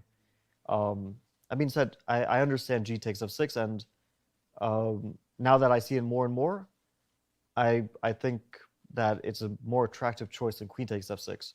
Because here it feels like black can also take over the initiative. And after rook ADC1, it looks like black is kind of spoiled for choice. There's moves like knight to d4 looks like a very interesting move, because that a3 pawn is sort of hanging. And there's also the move, well, this is a very risky one, but there is the move e5, and I wonder what Magnus has in mind there. It's probably going to be knight h4, and we're going to see a mess. But from Jan's point of view, it's not just about drawing. If he wins a game, he will suddenly become a favorite in this match. Yifan, your thoughts on that? Would you have also played G takes F6 or been happy for the endgame? As I mentioned just before, I mean, I just thought about Queen takes F6 when I see this position, and also didn't really think seriously about this G takes F6 until I saw this move on the board. Yeah, so for me, we seem to have a move on the board. Fabi mentioned that Jan was spoiled for choice, and he chooses knight to d4. We're pretty spoiled for choice with all the questions. Keep them coming. Subscribers on Twitch, subscribers on YouTube. I've got many. I'm just going to say now, we're probably not going to get to all of these, but please keep them coming. Fabi, your thoughts on the choice of knight to d4 here? Well, I think this is sort of asking white to play rook f to d1. Because if knight takes d4, bishop takes d4, white's queen will probably have to place itself on a very sad-looking square, the a2 square, which might not be bad. White has some structural advantages here. Long-term, white has good chances, but short-term, black is way more active. So I think we're more likely to see the move rook f to d1, a trade on f3 at some point. Also a bit damaging white structure, but still we can say that white has a slightly superior structure most likely. but it feels like black is doing completely fine. Even here, there's bishop d4 move. That queen has to go to a square it doesn't really want to go to because of the weakness of a3. Yeah, I think knight d4 was a good move, and Jan is doing excellently at the moment. Interesting stuff. I'm almost a little. I kind of wanted even more of a spicy move like e5. Knight d4 does offer a little bit of liquidation. Just feeling a little nervous. I certainly don't want all the pieces to come off the board, regardless of the result. But perhaps Jan feels like knight d4 is more of a 2-result chance to kind of really ask White how he intends to deal with this. Yeah, it looks like Jan he's playing ambitiously, but he is not taking a lot of chances in search for the win. Let's say if he was in a must-win situation, if he was down a point and this was the last game of the match, I think we would more likely see e5 than knight d4. So knight d4 is sort of in between ambition and safety. Mm-hmm. Okay, well we'll let it pause for a second. I'll give you guys some rapid-fire questions. A fun one from George Dublina on YouTube wants to know: in a must-win situation, would you ever play the King's Gambit? Well, Yifan, you take that one first. No. Okay. No. I think in my chess career, I almost never tried King's Gambit so far. As white pieces. Thank you, George on YouTube. Fabi, your answer? I also like to keep my pawns, for the most part, at least on the second move. So I think I would shy away from the King's Gambit. But in one of the most impressive Armageddon games I've seen recently, Firouzja was playing, I think it was Jan. I think Firouzja was playing Ian Nepomniachtchi in the Armageddon game. In Norway. In Norway. Yeah, that's right. Yeah. He played the King's Gambit and he totally crushed him. It was over in like 20 moves. So by the way, we have exchanges now. So you're saying you can play the King's Gambit under the right levels. circumstances, it can work beautifully well, as we saw. But yeah, I don't know if that would be my choice. Interesting. Knight takes d4 was Magnus's choice, and after bishop takes d4, queen a2, this was sort of the line you were predicting. And Jan is in control with the bishop pair, at least for now, until the bishops are traded. A very good bishop on d4 as compared to the knight on d3. Yifan, you made a really kind of offhand, I think, instructional point that in the middle game, the knight on d3 is not nearly as good as it might be in an endgame because it lacks squares. If it goes to other squares, maybe it just gets kicked around. But now that the pieces are being traded over the last few moves, your evaluation maybe changes a little bit because this knight on d3, should more pieces come off, is going to have decent options maybe to outplay the bishop in the endgame. Is that true? Well, actually, you mentioned a very good point that I was also thinking about, because after a few pieces has been traded off the board, and now I suddenly wondered maybe Queen Knight, who has some very good coordination, because seeing this position suddenly reminded me that I actually lost at least one or maybe couple of similar positions with black pieces, like Queen Bishop versus Queen and Knight. I don't remember exactly if the pawn structure was like double f pawn, or even my pawn was on g file. When both of the rooks were off the board, I felt like that when playing with black, I faced a bit pressure at some points. As this bishop looks active, but if let's imagine white put his pawns on the light squares, what's this bishop for? But here the black pieces are more active, and also this queen on a2 is kind of stuck in here, so maybe some queen b7 check and trying to let's say activize the pieces. Maybe that's a different story. It looks like more pieces being traded here. It looks like queen b7 is a good option. Okay. At least you know, white's king would rather be on g2 than g1, so you force white to put the king on a slightly worse square, and the queen is very good on that diagonal. I think at some point Magnus will play a4, as Yifan mentioned. The pawns belong on the light squares, and white would like to get this c4 square potentially for the rook. So the trade of pawns would be good for white, but black might just respond with a6 and keep that pawn on b5, where it performs a very important function, stopping white from taking some extra light squares with rook c4. So what's the line we're going to look at here? So queen to b7 check, king g1. We might see an active move like queen to e4 even. It doesn't attack anything, but it's just sort of an active piece. And yeah, it's hard to say Maybe queen d2 here. Sorry, which move did you suggest, Yifan? Queen to d2 Queen d2. looks also like a sensible move. Yeah. And maybe king g7. Yeah, we might see some. But you're preparing maybe the queen trade with queen to f4. Yes. Yeah, that was the original intention, but not sure. I mean, actually, I was curious whether you think like trading queens would be in favor of white or not. But here, I think the trade of queens would be good for white. Yeah. But maybe black will play f5 and force white to trade maybe under just worse circumstances. Mm-hmm. Oh, we have queen b7 check. Or can we take some pulls? Okay.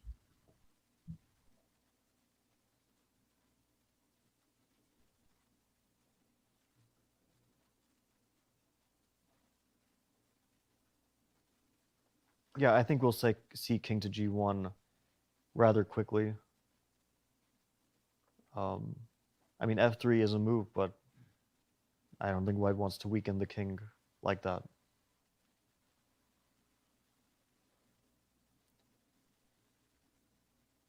Maybe after queen e4, white could try to double the rook on c. Yeah, rook to c2 is a like looks like a good option.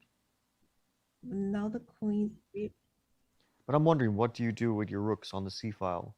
Because if black at some point plays, let's say even if you invade with rook to c7, black can always play bishop to b6 to kick that rook out.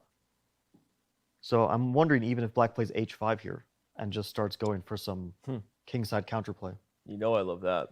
Here comes Alpha Zero.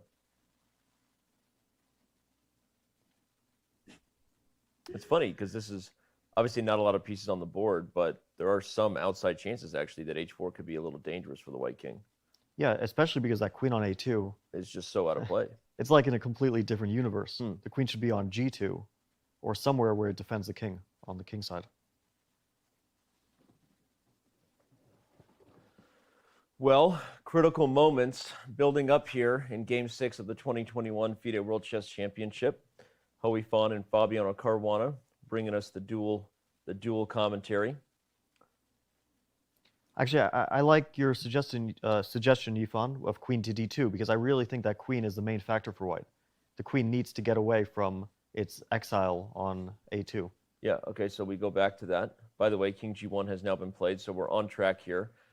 Let's say queen e4 is played in the live position by Jan. Queen to d2 prepares maybe queen h4. And how do... Yeah, but the point is like actually now, if after, for example, that is quick king g7, queen f4, maybe it doesn't work if so what line are you saying? King g7 here? King g7, queen f4, queen rook e2. d7. Oh, king g7. Oh, sorry, king g7. I'm having trouble hearing. Okay. Rook d7, it's actually funny. Sorry, rook to d7 specifically allows knight to c5. Oh, nice. Fork because the bishop is pinned. And if queen to d5, if queen to d5, e4. Yeah. Yeah, knight takes d7 would lose the queen to bishop takes f2, discovered check.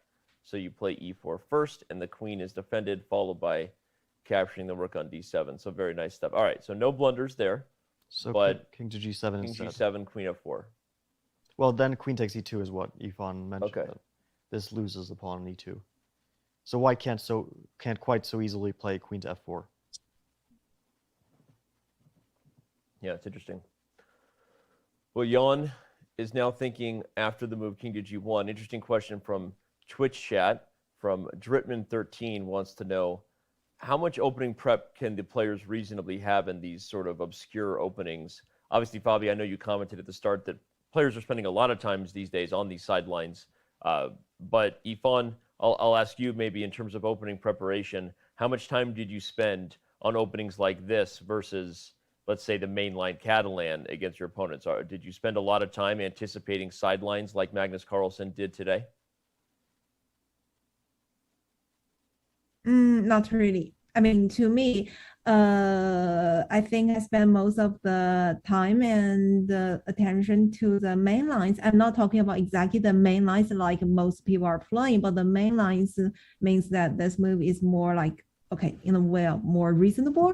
And even some sidelines, let's say less people playing, but at least it's making sense. But B3 seems like just a kind of normal move that wants to reach a kind of structural position. And maybe this will, let's say, switch back to the position we knew, right? Because later on, after DCC4, it's just some Catalan position. So I think that I wouldn't pay so much attention in these kind of sidelines, because maybe sooner or later it will reach to some position, you know. So I mean, if I have more time, of course, I'm very happy to study these. But if the time are limited, maybe prefer to focus on some more and tricky lines. Let's say those lines that you need to be very specific, concrete. Otherwise, you might just get into your opponent's preparation and lose without, or maybe let's say get a result without any serious play. We saw Queen. We now have Queen E4 on the board, so the line that has been predicted by both of you is continuing to come forward. Another interesting question here from Twitch chat. I'll ask it to both of you because it was directed at Fabiano.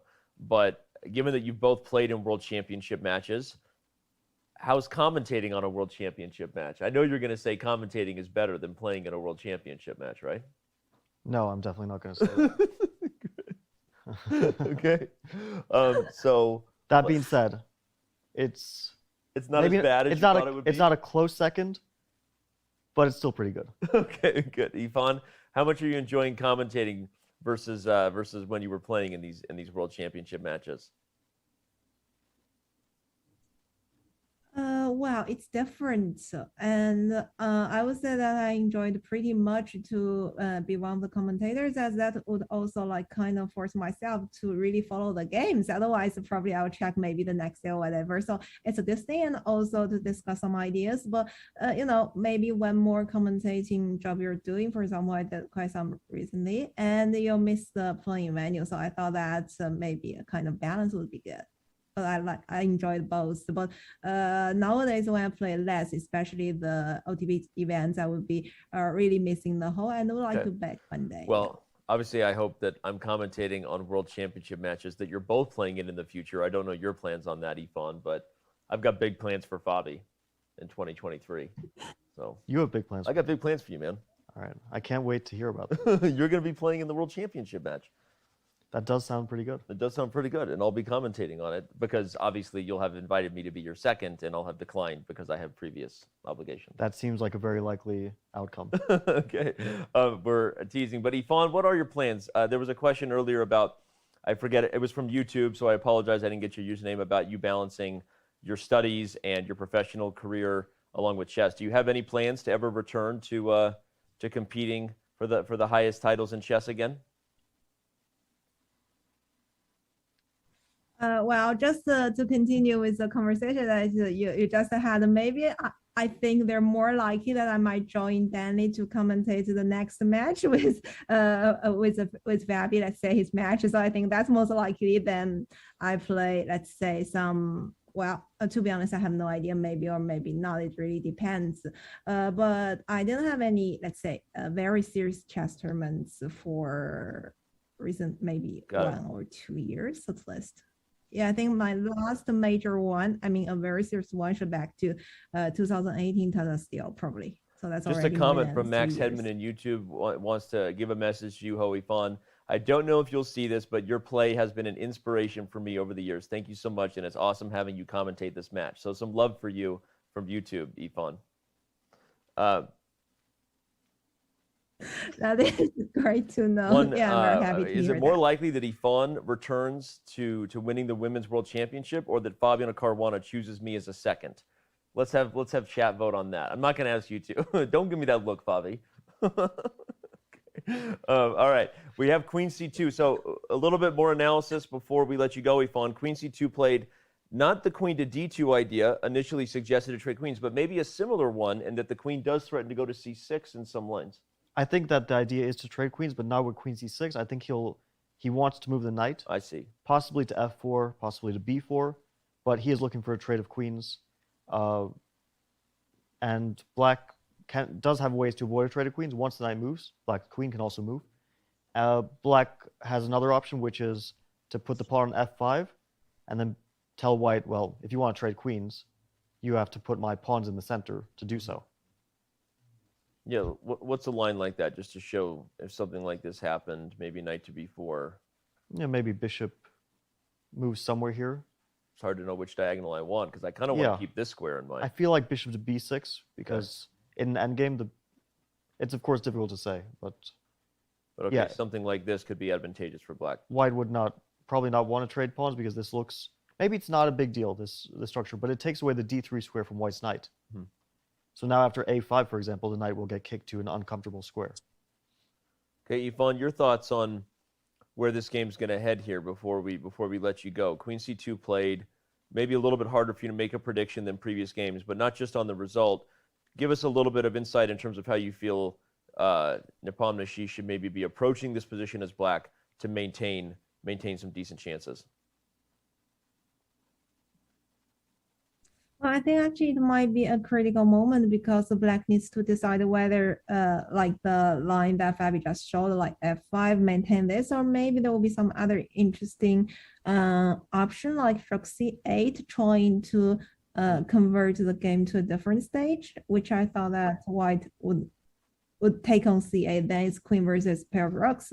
But the good thing is like the rooks coordination with knight wouldn't be that dangerous, and the black spaces are, let's say, well placed. There's queen e2. They're also like mentioned h5, h4, and maybe f5, f4, like these kind of threats. And I think the f1 rook would need quite some time to bring to the seventh rank and attacking f7, and also this bishop could return to b6, defending the square.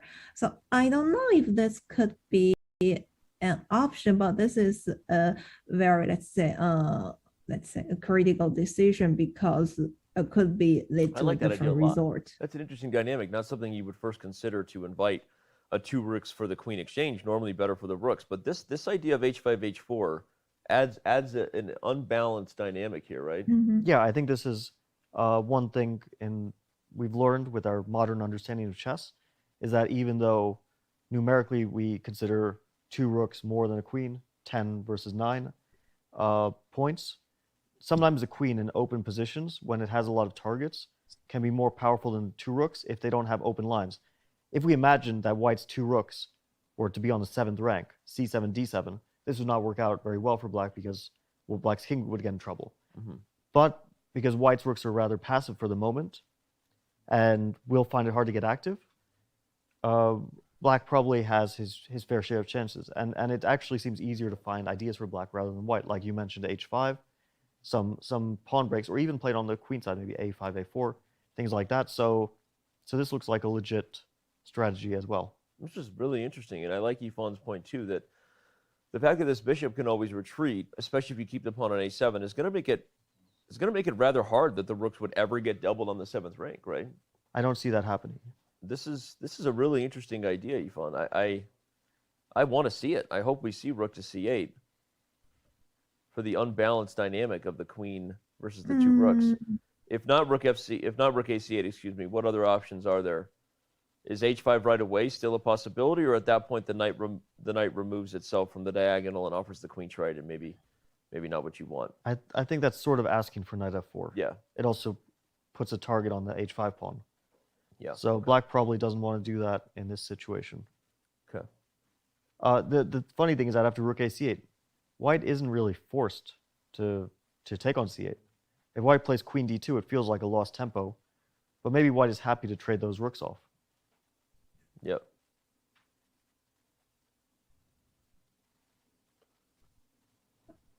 That's a good point. Yeah. Well, interesting moment. Give you guys the last couple questions from chat. Let's see. Another one from Twitch. Despite draws, what's your favorite game in the championship so far? Yifan, what was your favorite game so far?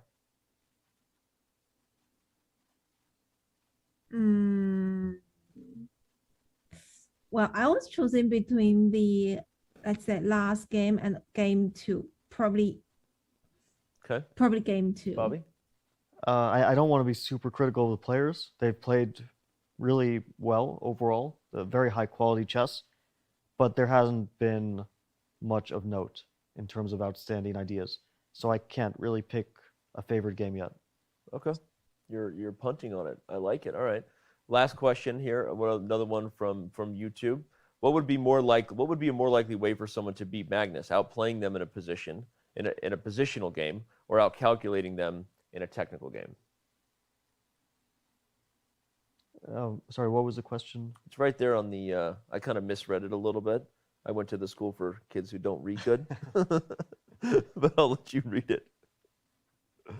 What would be more likely way that someone can beat Magnus? Outplaying in a positional game, or outcalculating him in a technical? I think technical is meant to say a complicated game. A game. Technical, not necessarily the most accurate term. From what I feel, is that the way I won against Magnus was usually in long technical games, which sounds a bit surprising, but the wins I remember against him were in slightly more technical fashion. Okay. What did it take to beat you, Yifan? Someone trying to outplay you in a positional game or a technical game? Wait, is the question being changed? Say that again? Yeah, I'm asking the same question to you. The same question or different? What would you struggle more against? Someone trying to outplay you in a long positional maneuvering game, or something with a little more of a technical, accurate calculation battle? Outplay me or if you wanted to outplay Magnus, I want to we'll say outplay that. someone. Sorry, I didn't get the point. Sorry. Okay. No, because I was prepared for this question. Something I thought I didn't understand the meaning of this this question. Okay. Well, unfortunately, I've never been Magnus so far, so I don't think that I have this credit to answer this question. But I could try to, let's say, make a conclusion from the games I've played with him, especially the let's say the lost games. I think most of the games I lost due to this long end game with very accurate and saddle play. So I guess if try to avoid that kind of position, then might get more chances. So get back to that question should also be something like more complicated ones. There you go. We have A5 played on the board, and so the chances for Jan remain. We won't get a 2-rook for the queen offering, but it looks like there's still plenty of life ahead. Yifan, we're gonna let you go and say thanks again for joining us. We'll obviously see you tomorrow for Game 7, hopefully in another complicated battle, and we appreciate your time. Okay, great. Thank you. Bye, Yifan. See you tomorrow. All right, everybody. We're going to take a quick break, but before we do, I want to remind you how you can register yourself to win a chance for a private group lesson with Fabiano Caruana. 10 lucky people will have the chance to do so, and we're going to tell you exactly how that happens at the top of the break. Or we're going to tell you right now. There you go. Which is, of course, you can solve a video lesson and tweet or Instagram proof of it. Register yourself to win. 10 of you will have a chance to help debut our new feature classroom in a private group lesson with Fabiano Caruana. Don't go anywhere. We still have a lot of action here in Game 6. When we return, Robert Hess rejoins the Sofa Boys on the couch, and Chess.com's coverage, which is presented by Coinbase, continues.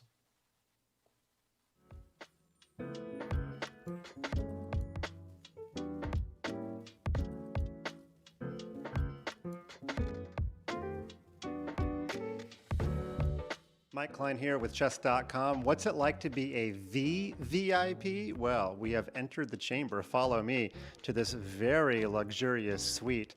There is French wine from Bordeaux, there are fancy chess sets, and there is an exclusive view of the action from right on the stage. I think I'll just hang out here for a while. Danny, do I get the day off?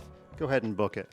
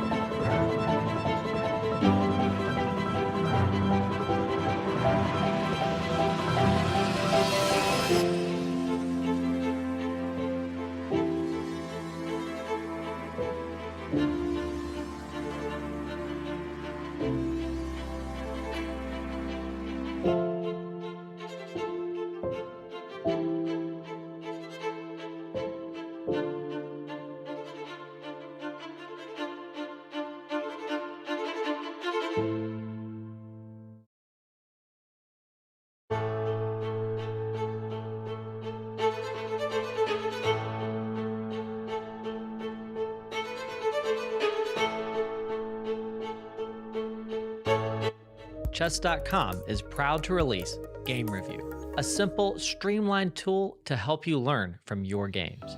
Immediately see your accuracy and your opponent's accuracy and how many brilliant and great moves were played. Then select Start Review to dive into the game.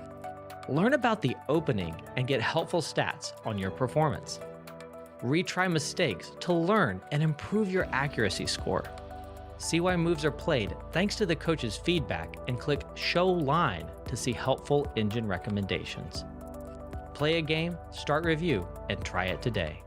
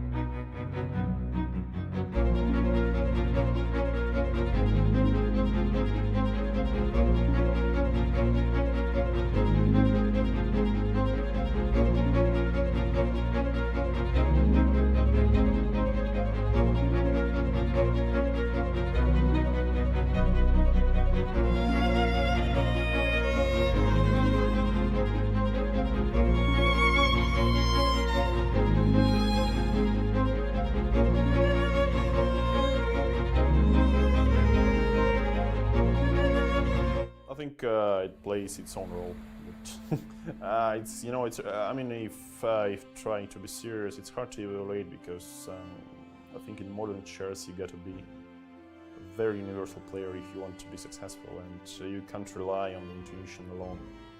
So they would like to, to say that, for example, a player, a world champion with the best intuition ever is Mikhail Tal, but I guess he also had, he had to calculate a lot, yeah. And for example, today, if you try to stick to his playing style, it would be sometimes it would be very costly to your performance. So I think, yeah, the intuition is always good, but I mean, sometimes you basically can't choose the move because of your calculation or evaluation, and you need to, for example, sometimes you are given like two similar opportunities, and you got to pick one, and okay, probably here the intuition counts.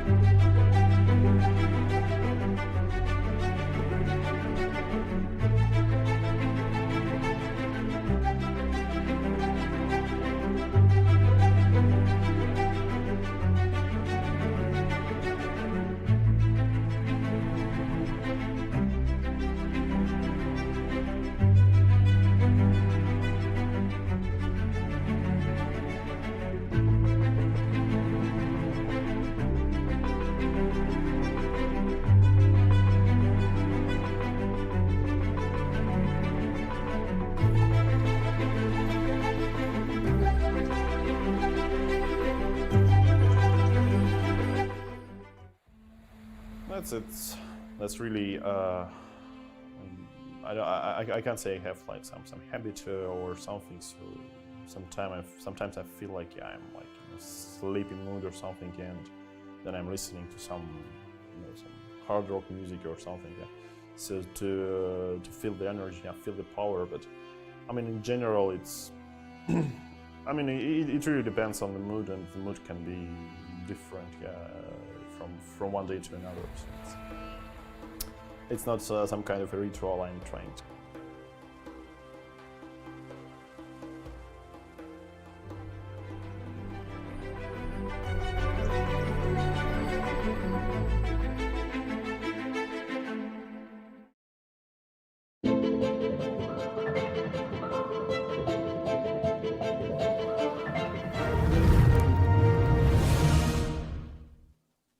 Welcome back to Chess.com's coverage of the 2021 FIDE World Chess Championship. Thank you for being with us. I think we are going to have quite the day ahead here. Let me remind you of who we got. The man, the only Hess Hampion, Robert Hess. You can't spell chess without him. He's here. Fabiano Caruana, the last man to challenge Magnus Carlsen for a World Championship title back in 2018. If you missed the memo, he's been bringing it every single day. I am yours truly, Danny Wrench, here to try to keep this ship sailing no matter what happens. And you can get at each of us on Twitter, as you saw there below. Let me remind you, on the rest days, we have the SCC days, the Speed Chess Championship. Yesterday was another fun one. We had Richard Rapport versus Nihal Sarin. And coming up on Monday, our next break day, you will have a double header. Things kick off with Dingley Ren versus Levon Aronian.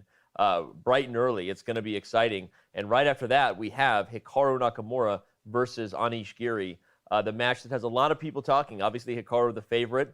Is this the year that someone throws a wrench into those plans, if you will? Is it going to be Anish Giri? Does he have the right tools? Sorry. Well, Anish is always talking, so we know that he's going to let his play speak for itself. But Hikaru Nakamura, I mean, that's just the guys won the last 3 Speed Chess Championships. Yep. Good luck to anyone he faces. And the man to beat Magnus in last year's SEC was outed in the first round by Fabiano Caruana. So it's been a wild year. If you have not been watching, seriously, the Speed Chess Championship, not a single match has not been great. I know there was a weird double negative, but every single match has been swell. Well, Danny, we were watching it on the widescreen yesterday morning, the previous match between Nihal and Richard. So it's very exciting to watch them. Yeah. Even if you're playing in them. Even if you're playing them. It was exciting to watch you. We're excited for this game here. It's, obviously deadlocked again. The eval bar shows the computer thinks it's a roughly level position, but as we keep saying, don't let that fool you in regards to the complexity and the variations the players are calculating. Where we left it at the break, queen to c2 was played.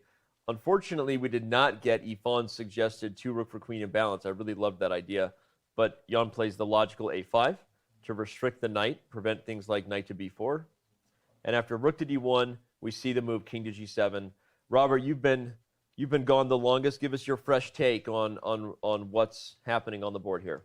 Well, when I initially suggested g takes f6 rather than queen takes f6, this was not the position I would have wanted from the black side. Yeah. I feel like we had a few too many trades, not enough of an initiative gained for black, and I'm actually starting to be a little bit concerned because I've had games where I felt like I've equalized, everything is fine, and then my bishop, as we go to the live position, the bishop on d4, it looks great. It's centralized, it's staring in all directions, but it can't really attack anything, especially if and when white plays the move a3 to a4. You have your pawn in a light square, that means that the bishop can't tag it. So the bishop is staring all across the board for an empty space, whereas the knight on d3, it still can't be kicked off that square, and it's a very useful square to be on. So something about this position feels like it can start turning into an edge for white.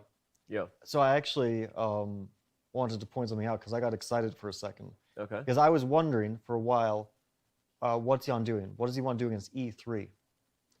And because it looks like white has done everything that he wants. The bishop, let's say, drops back to b6. White plays queen e2, puts the knight on f4. White is happy the queens are on because black's king is the weaker one, black's bishop is blunted, and the queenside pawns are potentially a bit hanging. So white is better here. But then I noticed after e3 the move bishop to b2. Oh, wow. And I think this equalized. Wait, knight b2, and you protect the rook on d1. Oh no. LOL. That was even World Championship challengers can blunder. That's unfortunate. All the So fans in that out- case, e3 looks like Magnus is starting to push a bit. I agree. Because, well, the bishop should drop back then. The same idea with bishop c5, which I was thinking about, loses a pawn. That was like my first kind of iteration of the idea. Yeah, to Fabi's idea, taking advantage of an awkward pin doesn't work. Here the queen can take and queen takes b5, and white has a solid pawn up. So the bishop probably should go to b6. Queen to e2. I feel like white is pressing somewhat here. I would rather be white for sure. It's uncomfortable. yeah. I want to come back to the point Robert made because I agree, and it was something we were discussing at the break as we all quickly grabbed a snack. G takes f6 was the aggressive choice, the more dynamic choice, keeping the pieces on the board. We were applauding it, excited at the break.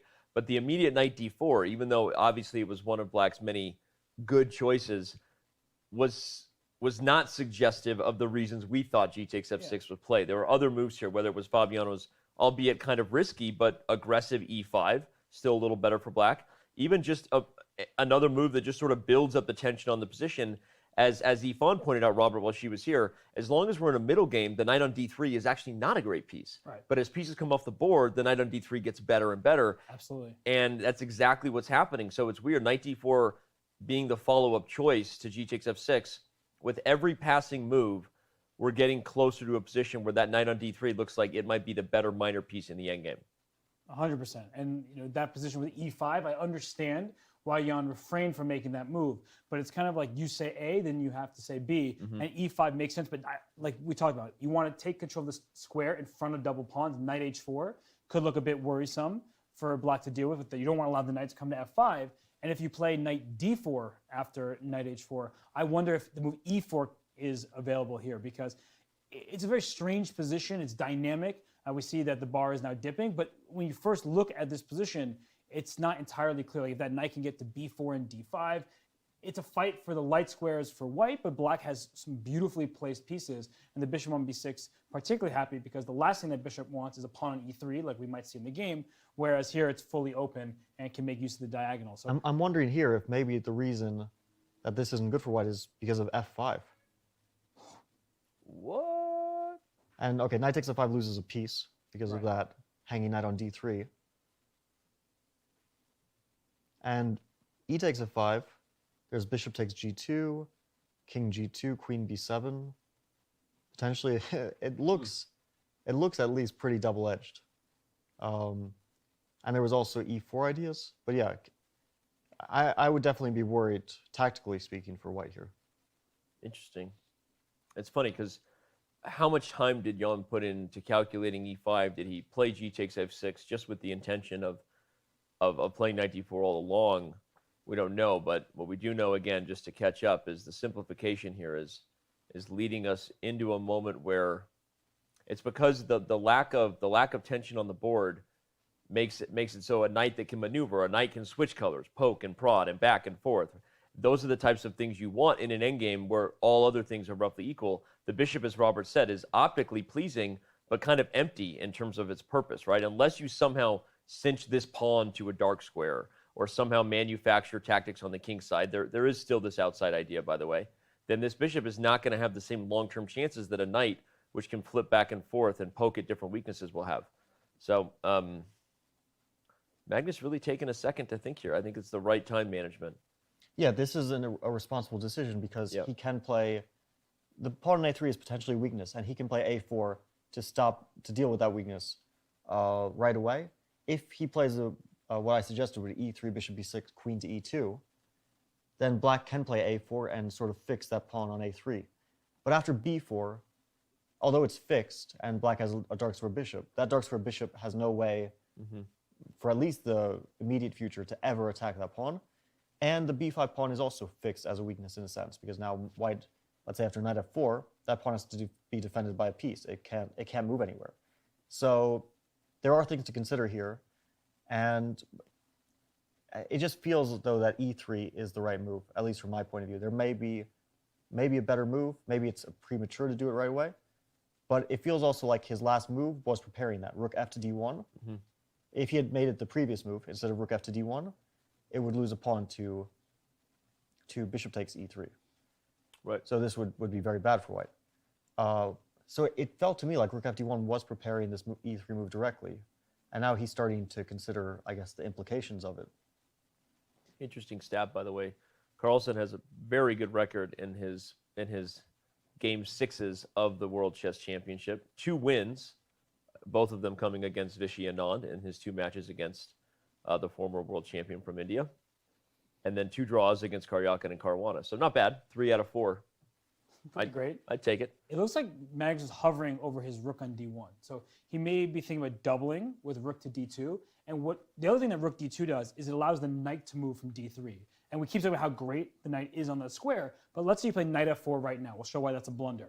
Queen takes c2, rook takes c2, and now the rook on d1 is left hanging. So bishop f2 check wins the exchange, and a pawn for black, this is a winning position. So rook to d2, and it seemed like he was hovering over the rook, that allows white to play knight f4 next.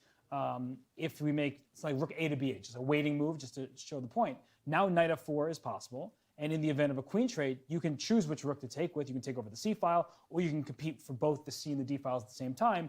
And that allows us to enter an endgame where, not claiming that white is better, but at least it allows Magnus to transition into the endgame if that's what he so chooses.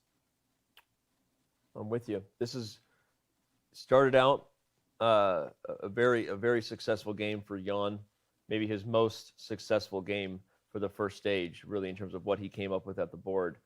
But now you're getting that feeling that this is going to be a long affair where white might really have those Magnus Carlsen-esque winning chances. I think he's starting to see some possibilities that in a long game he can outplay black. Because black doesn't have very obvious counterplay, and white has ways to improve his position. As Robert mentioned, if you start to take over one of the files, then there are ways that you can invade, and that bishop on d4, if it gets kicked back eventually, can be a bit loose. Let's just imagine that the bishop goes to b6, and then a rook on c6 starts to attack it, which doesn't seem like a very important factor, but a loose bishop is a far worse piece than a stable knight. And a knight on d3 is for the moment stable. It might even find stability on another square, for example, f4. Right. Now, for the moment, as Robert mentioned, the tactic with bishop takes f2 wins for black. So, yeah, he's considering his options. Rook d2, it doesn't look like the most natural move at the start, but it might actually prepare, maybe not even rook d1, but queen to d1 is also an idea, because that pin potentially is very annoying, and the queen to d1 could, at some point, jump into g4. It doesn't look like that way, it's that way now, but if white plays e3, knight f4, the queen could jump to g4 and potentially attack some stuff on the king side. The other thing rook d2 kind of prepares is ideas of queen c6 at some point. You keep talking about this idea. You can't do it right away as long as e2 is on pre. But rook d2 is one of those really flexible moves, because e3, as good as it is to kick the bishop back, what does it do? It permanently undefends that square of the knight, right? And we see how important that has been to Magnus's setup. So rook d2 kind of just opens the door for a lot of things, whether it's Robert's knight f4, whether it's your queen to d1, whether it's queen to c6, all kinds of things on the agenda. And you keep challenging black to find the plan, because king g7 was a very useful move. It protects f6 preemptively. It also covers the h6 square if queen d2 was ever on the agenda. So I do like the move king g7, and that begs the question, what is black's next turn? Like if we hand to black a free turn, right, what would the move be? And a4 comes to mind. Well, I was going to just answer it with Yifan suggesting, because I do think that's, it's not as good as it maybe was because the rooks are more coordinated, but rook a to c8, I see Fabi nodding. Oh, that feels so good when he looks at me and nods, Robert. Well, I was nodding. Just gave me like the chills. I was nodding about the second part. Oh. White's rooks are more coordinated here, and I think that makes a difference. So you were nodding at the dismissal of why this is not as good. Yeah, I think it really, because the last time the rook was an f1, and that sort of forced white to play rook c2 and get a bit more passive. But even here, like, this still might be okay for black, but I would be a bit concerned if, let's say, knight f4 is coming, potentially. Now, this may allow a perpetual with queen b1, queen e4, or something like that. But if white's able to get e3 and a rook to d8, that king is sort of under attack. That's how you lose. It might not be really weak, But yeah, I don't know if I'm feeling this one so much for black. Okay.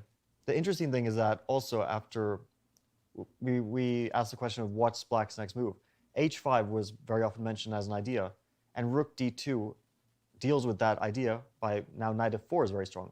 The trade of queens, and h5 is a problem black has to deal with. Maybe he can play king h6, but at least that pawn is a bit of a weakness for the moment. There's no real reason for him to play h4 yet. In fact, one of the things I noticed from the SEC match yesterday between Nihal and Richard was that in one of the games, Rapport played h4, and Nihal played g takes h4. And then Rapport played a5, said thank you. and Nihal played b takes a5. And he kind of wrecked his structure in a way, but he won a pawn, or in that case, 2 pawns. So sometimes it's okay for black to sacrifice a pawn in this way. Sometimes it simply ends up that white has an extra pass pawn. And even if you lose the first or the most advanced h-pawn there, you're left with the second one that's an outside pass pawn. And because black has those double pawns, many of these endgames will be problematic for black. So I like Fabi's suggestion of taking that pawn. It isn't the first idea we come to, because in a position like this, when you open your king, sometimes that can be a problem. But with the queens off the board, there's no real danger. And I like the look of just g takes h4 in such a moment. So if we go back to the live position, one of the essential questions that I always ask is, what pieces do we want to see traded? Rook c8 is a move that tries to distract the white queen from the e2 pawn, and I get that. But does black want to trade 1 pair of rooks? Does black want to trade 2 pairs of rooks? Is black okay with the queen trade? And if we trade the queens, do we want both pairs of rooks on, or just one, or none? So these are really difficult questions to answer, especially in advance of those trades being offered.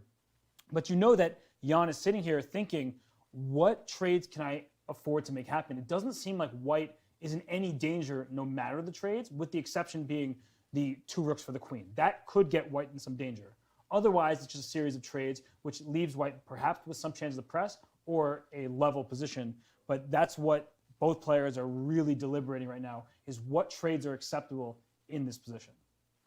To be clear, Jan is not sitting there thinking. He's actually done very little sitting and thinking. But he's thinking. He's thinking for sure in his head. Obviously, I'm kidding.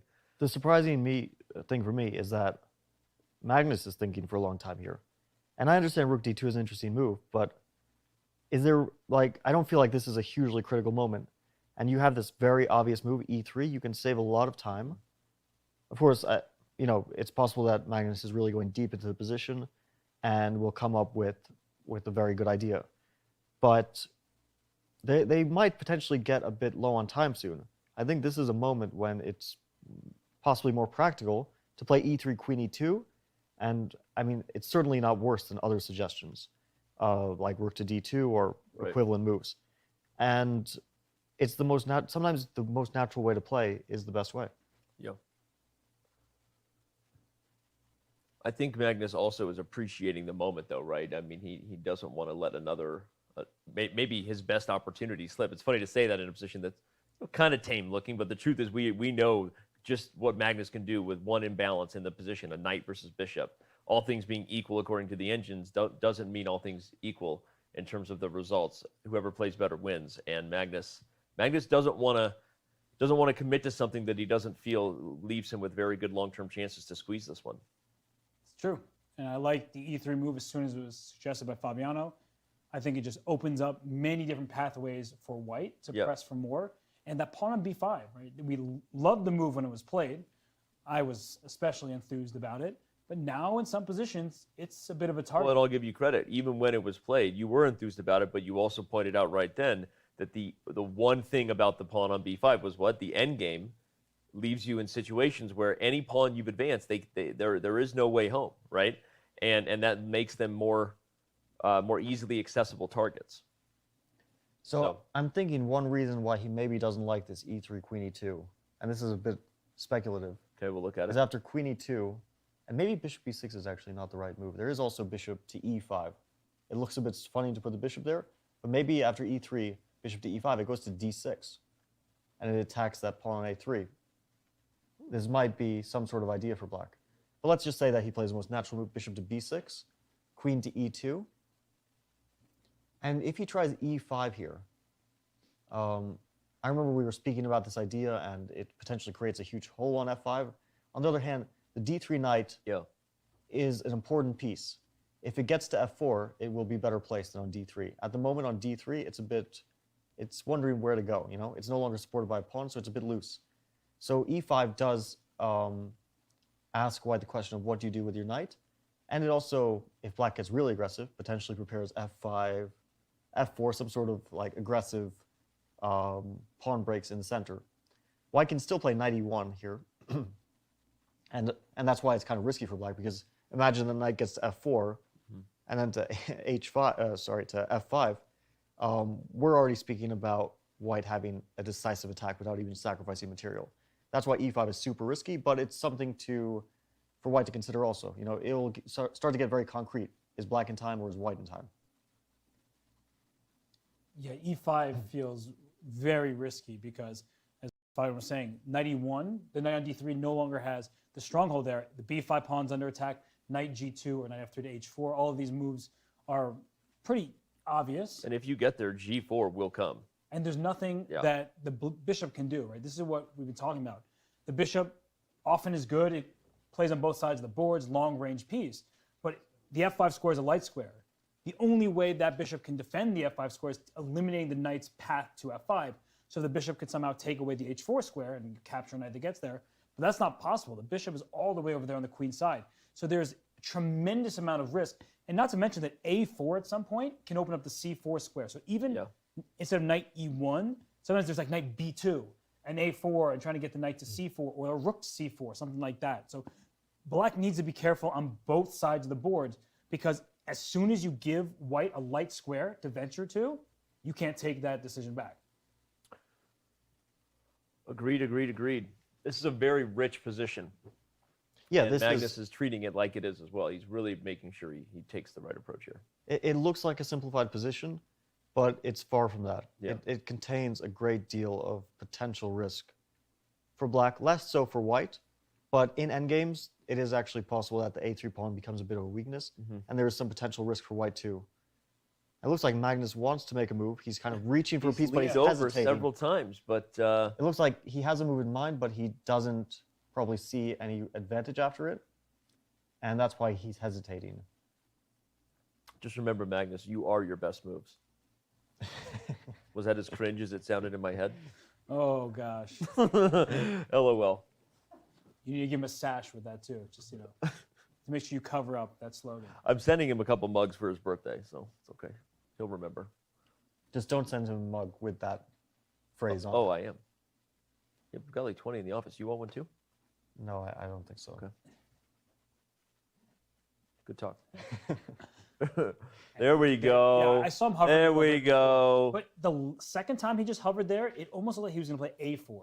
So he was hovering, at least it seemed to me, in different spots on the board. But rook d2, he at first looked like he was going to grab it. He went back to thinking and now does play rook d2. And maybe he's leaving the possibility of e3 open for later, keeping the knight firmly defended for now on d3, allowing himself to play knight f4, knight e1, knight somewhere to trade queens safely. And Jan is back at the board quickly, and he's up now 13 plus minutes on the clock. And that's a serious time edge. But the position, I think, is more difficult to play for black. 100% agreed, and we'll continue to highlight that because at move 25, which is where we are, the players still have 15 more moves to make. So this is not dire time pressure, but let's remember, everybody, the time control for the World Championship is not what it once was at different stages with increment. If these players are down, really get down to trying to reach move 40, there's a very good chance that that the game is decided at the turn of the time control. No increment coming. Yeah, although this move makes sense, rook to d2, it maybe opens up a square for the queen or for the rook on d1 or prepares knight f4. It still feels a bit unnatural. I don't know if I really like this decision, especially with how much time he took. But it's difficult to criticize this move because it's probably neither better nor worse than some of white's alternatives. Now the question is, what will Jan choose? Let's say, because he didn't play rook a to c8 before, so he probably wasn't sure about, it's a super committal decision. He wasn't sure about that trade of queen for two rooks. Right. Let's assume that he's still not sure about it and doesn't go for it. Okay. especially since white isn't forced to. White can play queen d1 there, and I don't really see a downside to the trade of rooks for white. A very natural move for black, to me, is to actually get that bishop away from d4, to play bishop to b6. Because that bishop at some point will risk getting kicked away from d4 anyway. So why not open the rook's influence on d8? White can still try to trade queens, knight f4, for example. But maybe the trade of queens is not anything special for white. Should we trade with queen c6 instead of knight f4, perhaps? Possibly queen to c6. And is there f5 in some of these positions? So, but okay, queen c6. This is more forcing because you attack. Maybe this is the downside of bishop to b6 because the bishop. We mentioned earlier that the bishop is a bit loose, and here we see that black has to spend some time and get a bit more passive, like rook a to b8, play a bit more passively to secure the bishop, and then rook dc2, and white has gained the c-file, a solid knight on d3. Not a huge advantage, but definitely an advantage. This is exactly what Magnus wants. A nagging advantage where black could make one inaccuracy and then the position kind of collapses because black has no active plan here. You're certainly not playing e5, e4 in this type of position because there's a rook on c6. By playing e5, you open up that rook's stair to the f6 pawn, and you're not playing e5, e4. You're just leaving squares behind as soon as you push pawn. So this would actually be very dangerous, and it's sort of the standard Catalan advantage if you can get this knight on d3 against a dark square bishop. And I was hoping, in a way, for a knight on d3 for a long time ago, and at first Jan handled it well, but if you get to a position like this, black is in serious trouble because every single move there is a difficult one that could cause your position to collapse, or you'll have to push a pawn that you don't want to push. And any light square that white can get is a square the knight can get to and the bishop cannot contend with. Jan is now taking his time, taking his turn. We see him kind of leaned in there at the board and to continue to show the line that we were talking about. This would not be ideal. And for those who couldn't see Robert Hess on camera, I could. When this position was here, he gave me quite the face that said, "This is a game Magnus wins." This position is.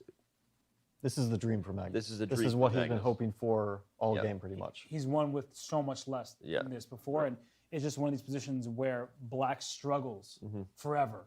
And if you play 100% accurate chess, you'll make a draw in many of these positions, but you give white tremendous potential, and it's no fun. It is a miserable defensive task. Yeah. And the other thing is, a general thing is, the longer the game gets drawn out in a position where black is slightly worse, or where white is slightly worse, the more chance there is for that advantage to be converted. Right. Because it's easier to play, in this position, it's easier to play for white. Not only is it an advantage, white's moves are easier. Black struggles to find ideas, which means that over time, those difficult decisions build up, and at some point, it will lead to a mistake. Maybe not immediately, but it might be on move 60, for example. Right. So, no, I mean it's a position where like what does black do? Right. White owns all the avenues. You can bring the king up comfortably, try to create weaknesses on both sides of the board. You maintain long-term winning chances because of the broken structure, and there's ways to poke at this, right? I mean, here black waits. That's what black does. Black just waits around. Yeah, black's just sitting, and which is. But that's why Jan did what he just did. He Yeah. went for rook c8. Okay, here we go. The offer of 2 rooks for the queen is on the board, and boy, would we have fireworks if Magnus chose to welcome the imbalance. It's that is a 3-result game, one that we have been waiting for. I'm like Mr. Burnsing my fingers together here. Yes, yes. Here we go. We will have decisive chess. That wasn't awkward at all. Yes. Well, you made a good point that Magnus does not have to take on c8. Do we want to look at that line? I think we should. Queen d1? Let's give queen d1 a shot. Yeah, let's do it. So here we go. Queen to d1. So I'm almost wondering if there's like bishop c3. Yeah, I think actually this we can rule out. Oh, that's actually a really good bishop move. c3, rook c2, b4 just leaves white with 0 space. Sorry for my tone. That's actually a really good move. It's actually a really good move.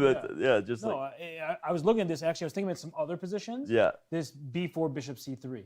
Right. Depending on how white played. And It's very committal, of course, because you're leaving some light squares, but the knight can't move on d3. Yeah, this is like White's frozen. This is the opposite of how Magnus would have been feeling about the rooks doubled on the c-file. So good news for us. That means we're even more likely to see Magnus take on c8. His hand is almost forced here. White has an easy decision here. He has to take on c8. Otherwise, he's just accepting a worse position. But if the decision is so easy, why is Magnus thinking about it? So He's probably unsure about the position here, and he's just calculating it because he hasn't moved on to other moves yet. He hasn't even considered moves like queen d1 because he's a bit concerned about this position. Understandably so. It's very complicated, and if he started with other moves, he would probably realize, well, I've got to take. But I assume he will, in like the next 20 seconds, take on c8. Shout out to Hou Yifan, who's not with us right now, but she's joining us daily. She was the first one to suggest this variation for black, and of course, it was recommended as a potential option all the way back here. You can see the highlight we had on the board is still there in our notation. Maybe it was better for black then, but what's changed now is the A pawn advanced and the king coming up. You know, Robert, you highlighted that, or maybe it was Fabiano who highlighted the risks of this position for black are maybe even greater because of what happens if the knight moves and if this bishop gets kicked and the rooks get going over here. It's the black king that could get in trouble, not just the white king because of the centralized queen and bishop. Yeah, but let's see, because black is the one who gets a chance to start his play first. Okay. I'm wondering about the move h5 here. We looked at this and you said knight f4. Yeah, but I mentioned knight f4, but if queen b1, king g2, queen e4, I mean, f3, queen e3 looks pretty awkward. So maybe it's just a perpetual. Okay, and yeah. I guess black is not too upset with that outcome. Right, so after h5, of course, you're trying to push that h-pawn up the board some more. If white plays h4, there's the risk of the g3 pawn being in trouble because of the pin, but that pawn h5 is now cemented there, which means knight f4 later in the game, or very soon, could win that pawn. Because how are you going to defend that pawn? King h6 can always be made by a rook h8 check or something like that. Bringing your queen back to the defense doesn't look very enticing. So what happens here? So that's why I was thinking, after h4, maybe black can play this move. I suggested in a similar position, e5. I knew it. Look at us. The more we work together, the more we finish each other's sandwiches. Leaving me out again. So this is what's happening today. All right, I can go. All right, so no, I knew where you were going with it, Bobby. Go ahead. So the one thing is that white can no longer really realistically use the f5 square. Right, the knight the knight is too far away, and also white has no piece besides the knight to cover that square. Right. So the queen will always cover it. And one important thing is e3 here, not very good. Bishop takes. Bishop takes e3. Queen takes, and white has to move the rook to f2, and then, loses d3. Well, don't take here first. Yeah, don't take here first, but... Dude. Sorry, every time the eval bar does that, I go, dude. Oh, look at that. We have a dude on the board. Magnus moves the queen up. Game on, ladies and gentlemen. We have action in Game 6 of the 2021 FIDE World Chess Championship.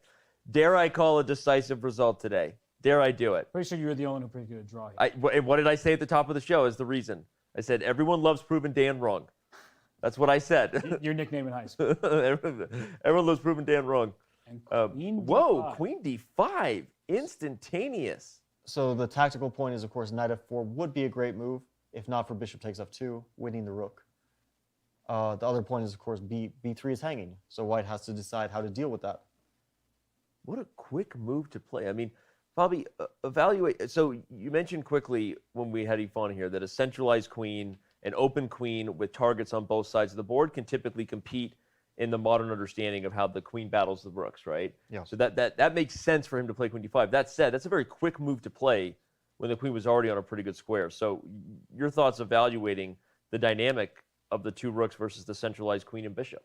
I think Jan is getting ambitious because he sees the following line occurring. b4 is the most obvious move, and he wants to play a4. And his idea is, long-term, that a3 pawn is a weakness. Queen b3 is an idea, and he's going, potentially black's past a4 pawn. Not past at the moment. But if a3 falls, that a4 pawn is a super dangerous pass pawn.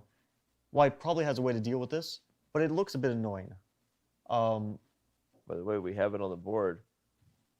But Magnus plays b4 and then pauses before writing the move. Usually that's a sign that like, am I missing something that kind of looks good for me, but what's my opponent's idea? Or that could just, like Magnus does that often, he pauses before writing the move. That could also mean absolutely nothing. Sorry, I love that. Robert, go ahead. And the big problem for white is the ways we saw Magnus trying to continue, knight f4, e3, both of those moves look shaky for the time being. I mean, knight f4 just loses material, as we were discussing. E3, there's this pin on the d file, so the queen on d5 is perfectly placed and centralized. And Jan plays A4, yeah. Yeah, this makes a lot of sense. But the thing is, for white as well, like, you can't easily move your piece. You would like to make a move like knight e1, get your knight to f3, work on that pin bishop. But anytime you move the knight, you drop the f2 pawn and the rook on d2. So can you go for a checkmating attack for white? Can you get both your rooks on the 8th rank? Seems very difficult. Can white retreat with rook c8 to c2? That way you can free up your knight. You have to watch out for queen b3 and things like that going for the a3 pawn. But white can actually take a passive defense in some of these lines. Like if you bring your rook back to c2, and even if your rook ends up on a2, it's not very clear how black proceeds from here. And so, well, hold on. So rook c2? What's the line? So I think queen b3. Okay. I was thinking you go rook a2, and it's like let's bring up the analysis board. It's not appealing, right? You don't want to have your rook on a2. Your rook will be much happier on c8. But where does black go from here? Not saying that white has anything clear to do next, but I'm just trying to figure out if white goes ultra passive and then eventually tries to push e3 or reroute the knight, or go king g2 first and try to figure out things later. What is black's plan? Bobby, your response? Do you have a... Well, I think that black will probably start pushing his pawns. e5, I know I'm repeating this move a lot. It feels like the most natural way to try to get some play. I'm not sure if black immediately would want to play e4 because that gives his knight a square on f4. But also, what's white's doing? What is white doing? White's the one who has to try to, play some sort of idea here, because white's the one who's very passive for the moment. You don't just want to play rook c2, rook d2, and shuffle for the rest of the game, because then you're admitting that, okay, maybe it's still equal or a draw, but black's the one having all the fun here. So yeah, maybe Magnus will be forced to do this. If I were him, I would not want to do this. For sure. I'm wondering after a4 about the move e3. The question is, if like bishop e5, did white gain anything from this? Well, because you can bring the rook back to c2 now, and then maybe try to take this bishop on e5. Yeah. And I think if we saw something like this, like Robert was saying, queen, rook c2, queen b3, knight takes e5, f takes e5, rook a2, here we're just talking about a dead draw. Neither side will make progress. I was just about to ask that as you recommend this change. Throw it over to our man Robert Hess to talk about the instructional thing you often highlight. What happens with the knight versus bishop? Whose chances are increased here? You've got weaknesses on a3, but you also have a weakness on b5, right? Who has the better chances long term?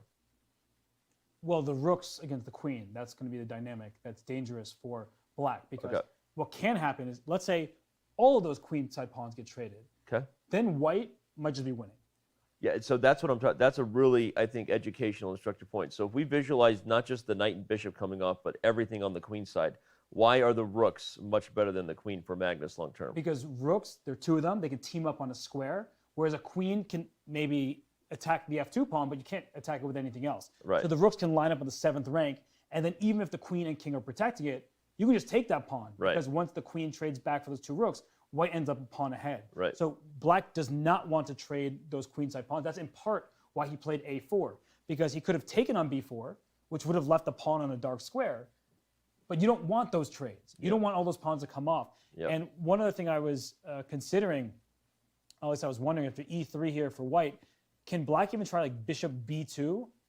Because the knight is pinned, so you can't take with the knight. And if the rook takes on b2, then we get queen takes d3. And now a3 is under attack, and you can't protect it because rook a2, queen b1 check, and that's an issue. So this rook on d2 being loose is such a problem in my estimation that's why my instinct was to bring this rook back to c2 and just say, I know it looks weird. We have such a beautifully placed rook on c8, maybe going for an attack, but sometimes the best way to go forward is to first cover your bases and then later in the game move forward. So if we just show rook c2, again, queen b3, rook a2, and then that move e5, which we were talking about for black, like this type of position, if white can somehow strike with knight c5 and try to take over some of the light squares, black does not want to take that knight on c5. We can show why this is how you lose quickly. You lose immediately. Rook behind pawn and push. Done. Done. So if I can play knight c5 and you have to move your queen back, well, now I'm really happy because here comes rook c2 and you win a piece because the queen only has d5 and you move e3. But the point stands that I'm starting by retreating just to protect everything. And then once I go knight c5, black is left with these really difficult decisions because you can't really take that knight on c5. Yep. And then you have to be concerned, like, does queen b1, does this cover everything? Probably. But the longer this game continues and white tries to operate in the light squares or tries to trade pieces, maybe that gives white some chances. I'm not saying that black doesn't have chances of his own, but those are the things that I'm considering in this position. Well, I think you made a really concrete point, sort of hypothetically, but we kept looking at this idea of e3, but the moment you recommended bishop b2, we became clear on, yeah, actually e3 is probably just not an option. Bishop b2, the knight again is pinned because of the rook, and if the rook takes, queen d3. But here there is still the move rook to c5, which probably keeps it so playable for white. e3. Bishop b2, rook to c5, because the queen has to stay on that file, so it should go maybe to d7. And now white has gotten the extra move rook on c5. The other thing is that if black takes on a3, the bishop could sometimes get trapped. Oh, that's interesting. Yeah. Like for example, queen to d7. I'm looking at rook 5 to c2. Bishop takes a3, rook to a2. I think that bishop gets lost. Yeah, that looks like a problem. That looks like a big problem. e5, e4 or something. Maybe e5 is saving, but there's still e4 for white. But in any case, yeah, the point is clear. Yeah. Well, e5 you can just move your knight c5. Yeah, knight c5 is winning. So, but the more I see Robert's idea of just putting the rook passively on a2, the more I like it, because once white plays knight c5, like in the line we just recently saw, then after e3, black's bishop will sort of be trapped in a sense. It can take on c5, but that's a very risky endeavor. Or it can stay on c3, where it's suddenly no longer defended by anything and a bit hanging in midair. So let's say queen b1 here, king g2, and white will next play e3, and the bishop will, well, probably can't take on c5 at any moment. But if it's on c3, then it gets attacked, rook dc2, and it's not really trapped, but it's an uncomfortable situation. Let's go full screen Magnus as he leaned over and he looked like he was about to make his move. He only has 10 minutes to make 12 more of them. We're going to keep you updated on the time control and the move number as we get close to the threshold where both players get more added onto their clock, which is move 40. Here it comes. He's maybe about to make his 29th move. This time pressure could play a factor today, guys. This is the first time we've really had many critical decisions left to make before the next phase. This is real because there's no 30-second increment until the final time control. Yeah. So normally in a position like this, move 28, 12 moves to go, and you get 30 seconds added per move. It's a total of 6 minutes to your clock. That's plenty of time. But now we're under 10. You don't get that additional time when you hit the clock. And for Magnus here, he hasn't seemed super confident. Like, he had some decisions, like after that move rook to c8, queen takes c8, he could have snapped it off because at that point he didn't really have a choice. And now he does play e3 instead of rook back to c2. And Jan can play bishop b2. We just talked about how that could actually backfire. He can retreat bishop to e5, which I don't love at first sight because the trade of knight for bishop may cause black some problems. But Jan, he doesn't seem too worried right now. In fact, he seems quite skeptical of that move. He's got a confident. This is a Ian Nepomniachtchi body language that suggests that he's confident. Often when he's moving to and from the board, bun looking tight. Sorry, Fabi, go ahead. I think that bishop b2 is the critical move. Yep. And if Jan is, has some expressions that indicate surprise, then probably he thought bishop b2 was a problem with e3.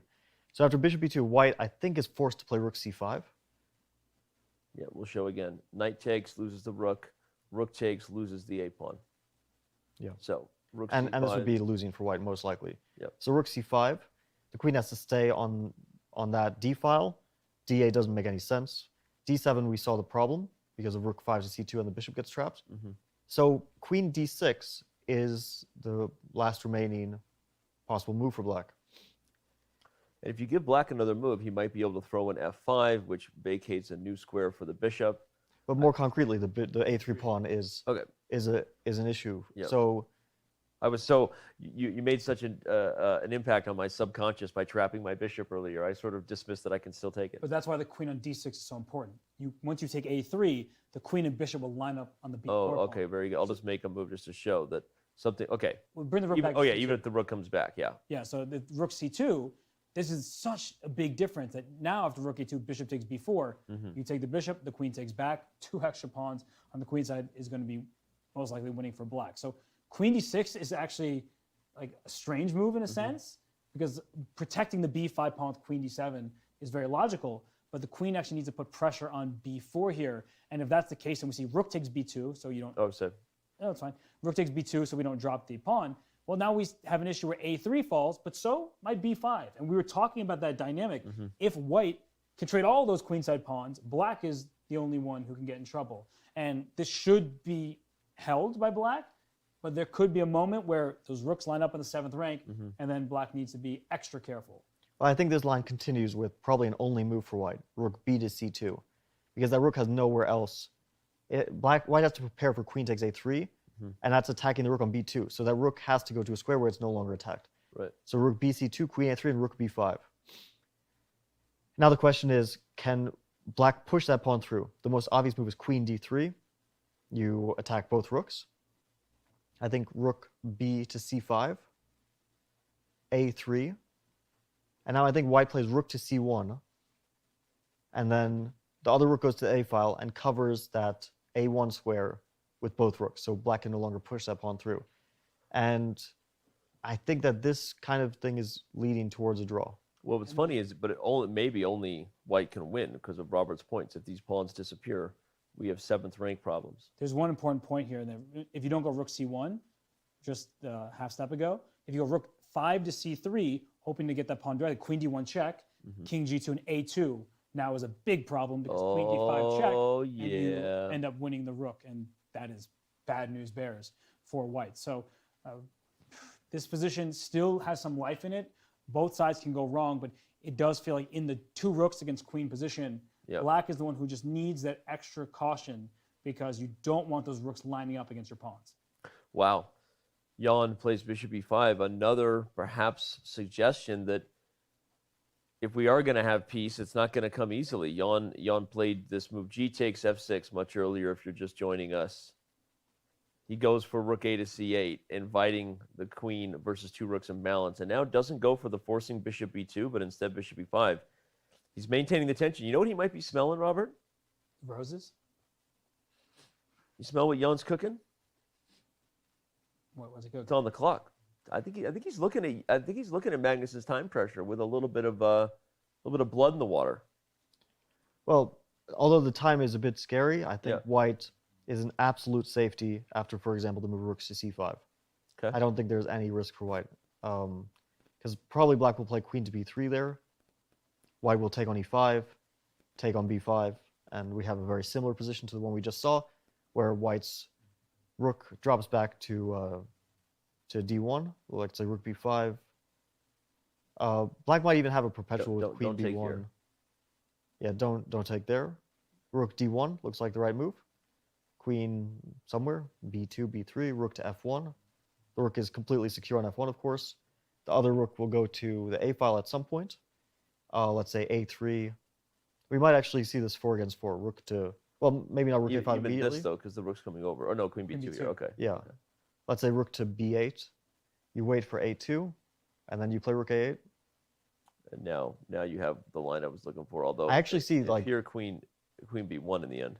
I actually realized the eval bar suddenly went a bit haywire, and because rook b8 was a mistake, because of queen to a4, I think that's the reason. Queen to a4, and that pawn actually kind of pushes through. White will lose the b pawn to cover that pawn. But instead of rook b8, a better move, rook to b6. If queen a4, now b5. And you have rook a6. Yeah, the rook is better on b6 going to a6, and we'll see a2, rook a6, traded pawns. I think that one is a draw, though. It's almost Because- like you're 2,800 or something. That was impressive. We are regularly impressed by the commentary here from Fabiano Caruana and Robert Hess. Remember, everybody, we are going to have other guests joining us regardless of the result at the top of the show. When the game ends, the show here on chess.com just begins. Coming up, we have the artist Colin Byrne, alchemist of the world's most valuable chess set that we had here in studio earlier today. Fabiano made his first move prediction on it. We also have Vladimir Fedoseev joining us. Once again, we'll talk to him. We got some fun questions for Big Vlad, maybe about a particular blitz match that went down between him and Magnus Carlsen on chess.com a little less than a year ago. We also, of course, will have Jan Ludwig Hammer, but we also have maybe the most talked about man in streaming right now, Ludwig Agren, who just moved over to YouTube. He is no longer streaming on Twitch. Very huge news coming down this week. We're going to catch up with Ludwig, talk to him about his chess career, obviously, ask him to evaluate his chess coach, Robert Hess's performance so far for the World Chess Championship, and so much more ahead. All right, we're going to take a very quick break right now so that we can stay locked into the action as we get into time pressure. So don't go anywhere. We're going to be right back as Game 6 for the FIDE World Chess Championship continues. Today, more than ever, when the world comes together to create a better tomorrow. It's going to be magic. Oh, La magie. Magic. Magic with music. with architecture. With colors. Magic with celebration. With your safety. From here. There. And everywhere. For 6 whole months, day and night. Join the making of a new world, starting October 1st.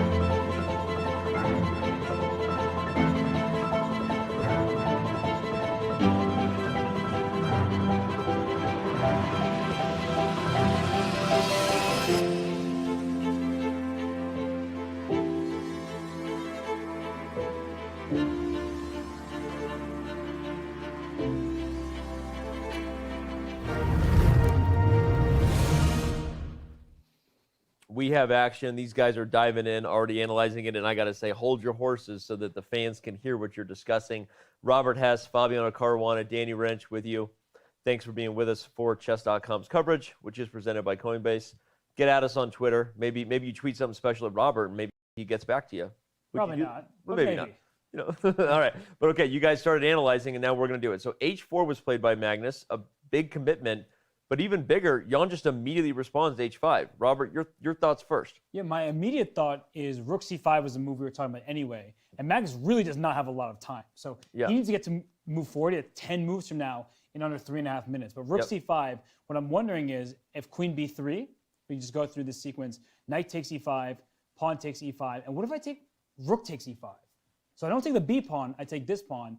I guess it's just bad for white, but I was wondering like if somehow you could try to like go Rook D4, but it might be too slow to get the rooks behind the pawn. Well, you can't take this pawn, which is key because of this move. So that kind of is the problem, I guess. So right before we came back on the break, Robert said, I have an idea. I was trying to figure it out. And I actually thought the idea might be king to H2.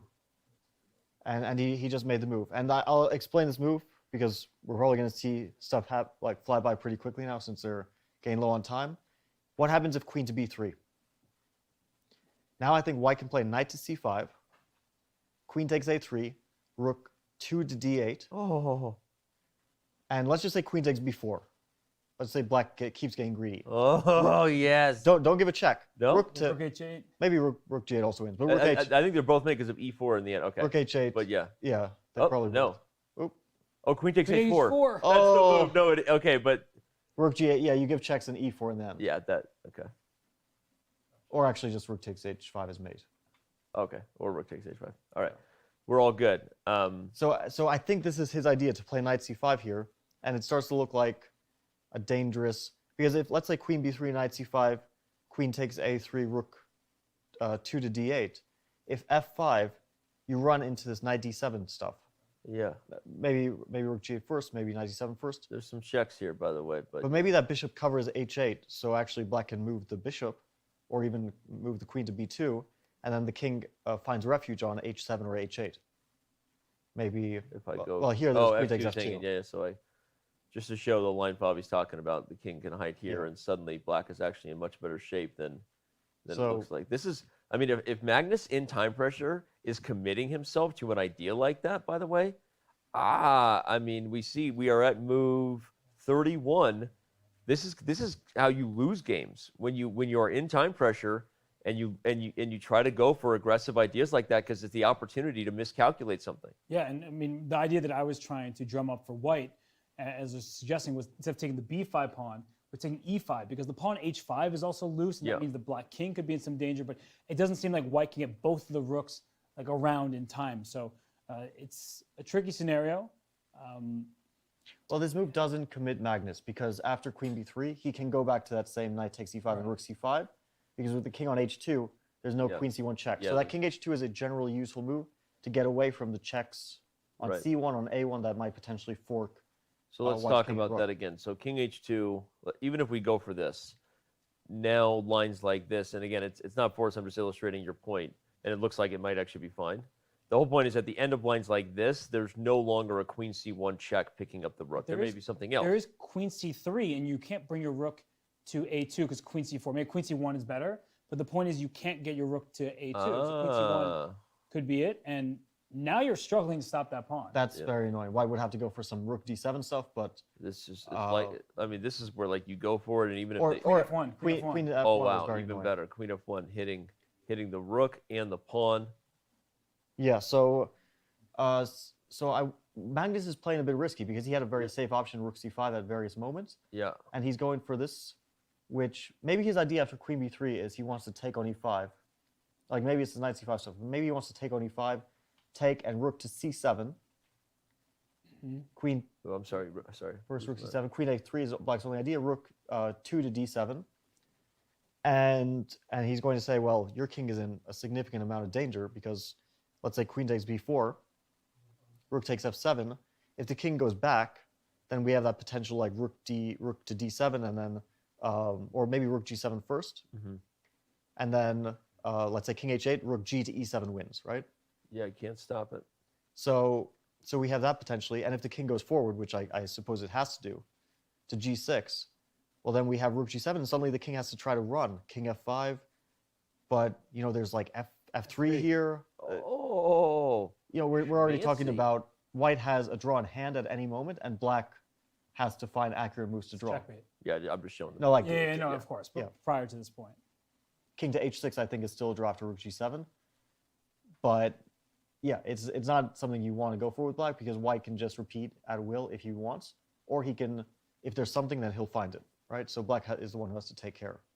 Although because it's so forcing, and if there is the draw, that sort of makes Jan's life easier. But that said, given the time situation, Jan might really be thinking, I can try to steal a victory in this game. Guys, this is not a normal, even for online chess these days, most of the big online events have some sort of increment, right? I mean, this is 3 minutes sudden death. Yeah, if you don't make move 40, it's over. This is super exciting because Magnus is playing for a win here. Yeah. With his last 2 moves, h4 and king h2, he has broadcasted that, and his only problem is time, and that will make Jan think, well, maybe I'm also have some chances to win because he'll see that clock. But that clock can also be a bad thing for Jan. Yep. Because you should be focusing on the position, not on your opponent's time. If you start thinking, oh, I have to flag my opponent, maybe you'll destroy your position in the process. And Magnus is a great blitz player too, and a bullet player as well. So he can easily make a bunch of good moves in time pressure if he needs to. The energy, though, it's palpable. You can feel it. It's chessual, Robert. I wish you didn't throw it at me right there, but you know, playing for a win sometimes involves playing for a loss. Mm-hmm. And Magnus is living on the edge because he has 3 minutes left to make some very important moves. Whereas for Jan, if he, as Fabiano was saying, goes for the kill because he sees Magnus' time, that can really backfire some of these lines. We saw the rooks teaming up. And queen b3 is, you know, that's the move that he wants to play. Like Jan wants to play that move. Some of Magnus' next moves will be quite easy. Knight takes e5, rook c5, or rook c7, rook d7, these type of ideas. But if Jan calculates, which he has the time to do, and figures that leads to at minimum a draw for him, then that makes sense to go for. It's move 31, so that means that 9 more moves to make before time control.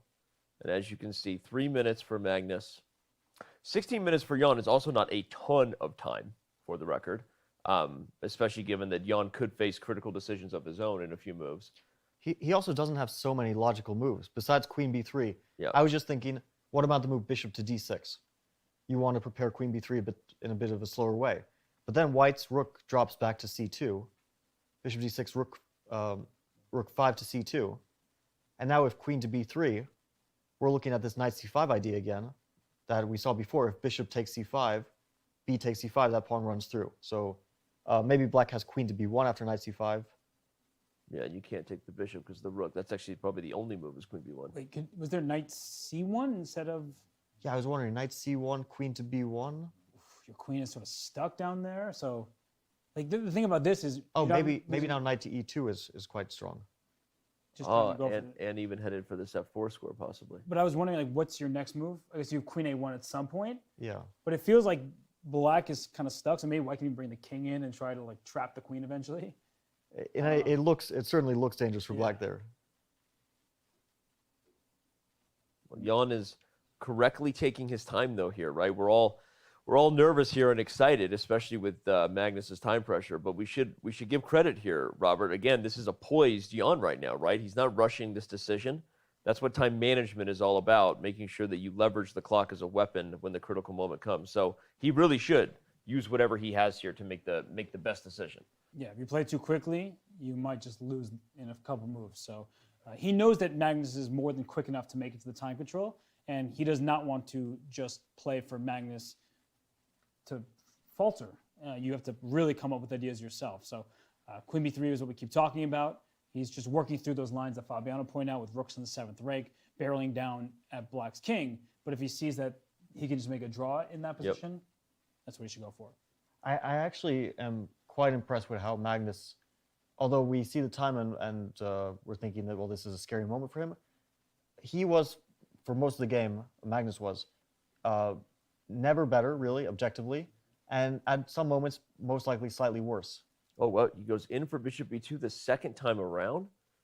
That is surprising. And Magnus quickly responds rook c5. We know time pressure is real, and Magnus was ready to make his next move. Queen d6 is forced now. I think he'll quickly This is the play line we looked at with queen d6. It's the line we looked at with But the with that- but inclusion without of the h h5, h4, and the king was on g1 before. Now it's on h2. This might not make any real difference. Okay, and let's show real quick on the analysis board the line that we looked at before our last break. Queen d6, the key is you can't take with the knight because the rook is hanging. And if you take with the rook, the queen can take on d3. We have trades of pawns for others. But another really key point is that if a move like rook to c2 is played, the bishop does not get trapped in these variations because the queen actually attacks b4 and can get the bishop out of its tight I'm box. starting to wonder, after bishop a3 here, Okay. can I go knight f4? Can I go for your king side? Like, I understand I'm risking a lot by giving up my A and B pawns, but that h5 pawn is quite important to defend the black king. Yep. f6 could fall next. Maybe I'll bring my rook up to d4 and swing it along the fourth rank over to g4. Wow. Like, the black king is really not that safe. And Fabiano's idea of rook d7, rook c7, knight takes e6, all of those are in the air, and black's king could be in some serious danger. I have to say, this is terrifying for black now that I see it. This is an excellent idea. Like, let's look a bit deeper into it, because Magnus has time to think. He doesn't have his own time to think, but he has his opponent's time to think. And Yep. Jan is thinking. So now, let's see, black should probably, I don't know if black should play queen ace before, but let's just say black does it. Now I'm thinking rook to d7. Rook d7, yeah. Because we don't care about the material, we care about checkmate. And that contains the idea of knight takes e6, or knight takes h5 is always on the cards. But more importantly, I think rook to c7. Yeah, I was going to say, this is... And there's no way to defend that pawn. That's evading that. This is fascinating. Look Two at rooks and a knight is checkmate. And as soon as that pawn, we were looking at a previous line with h4, h5 included, and I was saying that pawn is cemented on a light square, and knight f4 comes with even more force because you're winning a pawn in the process. And a line that I had a mistake earlier when I was trying to take on e5 with knight and to go rook takes e5, I was just looking at the king side for some potential attack. And Fabiano's point is so well taken with rooks on the 7th rank could be absolutely devastating because that's a blistering attack. You just get both those rooks up there with the knight's help. That will likely lead to a checkmating attack. And the bishop on a3, queen on b4, that configuration of pieces is nowhere near your king, which is under fire. So let's see. It If probably black, forces a move like queen e5, but then the rook comes back to c5. yeah, queen e5 allows rook c5, but I think that you have the right idea that we shouldn't allow those rooks on the 7th rank. Maybe queen to e7 is the correct move. Giving up the h5 pawn, but preventing the most dangerous threat of all, which is the mating net. There's a second most dangerous idea, which is rook to c8, and I think that's still super dangerous. Oh, wow. Bishop takes b4, rook to d8. This is a problem. That king cannot escape. And actually, it's because of the structure. Imagine black's f6 pawn is on g6. That king easily escapes to f6. Yep. But because of this structure, black's king is sort of boxed in by his own pawns. And after f5, there's always going to be knight takes h5. So if we just continue the line, bishop takes b4, because I think white is already winning, rook 2 to d8. Let's say f5, knight takes h5, king to g6. Rook h8. I think rook h8, probably among other moves, but rook to h8 at the very least, and rook to g8 next. That's checkmate. Yeah, that's mate. That's Guys, has Jan blown this? Was bishop b2 a blunder? Well, what are his other moves here? He only has moves on the d file, right? Queen to d7, rook 5 to c2 is winning a piece. Yeah, and again, everyone, the reason this is the only line we're looking at is because moves like bishop e5 are maybe other things, but f4 is it looks is like it trapped wins into material. so. Yeah. And even if not the material, then you have knight c5, rook d7. Yeah. You didn't even lose the a3 pawn, Right. and you're still continuing your attack. Oh my so goodness. Magnus- Jan looks nervous. Yeah, and Magnus's quick response to rook c5 showed he was ready, and I think he's feeling it. And we were talking about this as soon as it happened. Once the queen was captured as two rooks, it felt like black was in danger. He just brought his queen back to d6. Rook d1. Whoa. Rook d1 by Magnus instead of rook c2, and the eval bar does not like that move. I've never been so disappointed. Sorry. That came as a glass of cold water. What's the idea? He just wants to play bishop a3, rook b5. I don't know. I'm shocked. Well, especially because he had time to. He was thinking that whole time on Jan's clock. Yeah, I don't know. I mean, this idea of rook 5 to c2 and knight f4 wasn't immediately obvious, but rook d1 is a weird move, and this looked really good. I mean, this is not immediately obvious, but it is an idea we've been looking. Okay, wait a second. We've got rapid fire moves, so we got to stay with the live position. Rook takes b5. That's move 34. Magnus officially under the 3-minute mark. I'm very surprised. And at the start of that position, once the 2 rooks were captured, I'd mentioned the rook coming back to c2. Retreating moves are often the most difficult to see in chess, but he stopped on c5. He was getting active. Rook back to c2, though, it connected all of White's pieces. The harmony was there to take 1 step back and then 3 steps forward into the attack. So I understand what he's doing. h5 can fall. The rook can go to a5. I don't think that White at the moment is in that serious of danger, but if that queen can snake into the position and keep that past a pawn going, that could be a problem. But the bishop on a3 is locked over there. So even if White loses the b4 pawn for, you trade off the minor pieces and Black has to keep the a pawn, I don't think that's going to be winning chances for Black because White can use the rooks to circle that pawn. Yeah. It's not obvious what Black's next move is. E5, I know I've mentioned this move a bunch of times. E5 still comes to mind for me. Knight f4 is no longer an idea, and e4 is a threat. Well, the rook is unprotected, so you still can't move the knight. Well, you have knight b2 and some. Yeah, knight b2, but it's very tactically awkward because let's just say that White plays knight b2 here, queen to a6, rook to a5, and queen to e2 wins material. That's a problem. So e5 looks a bit awkward.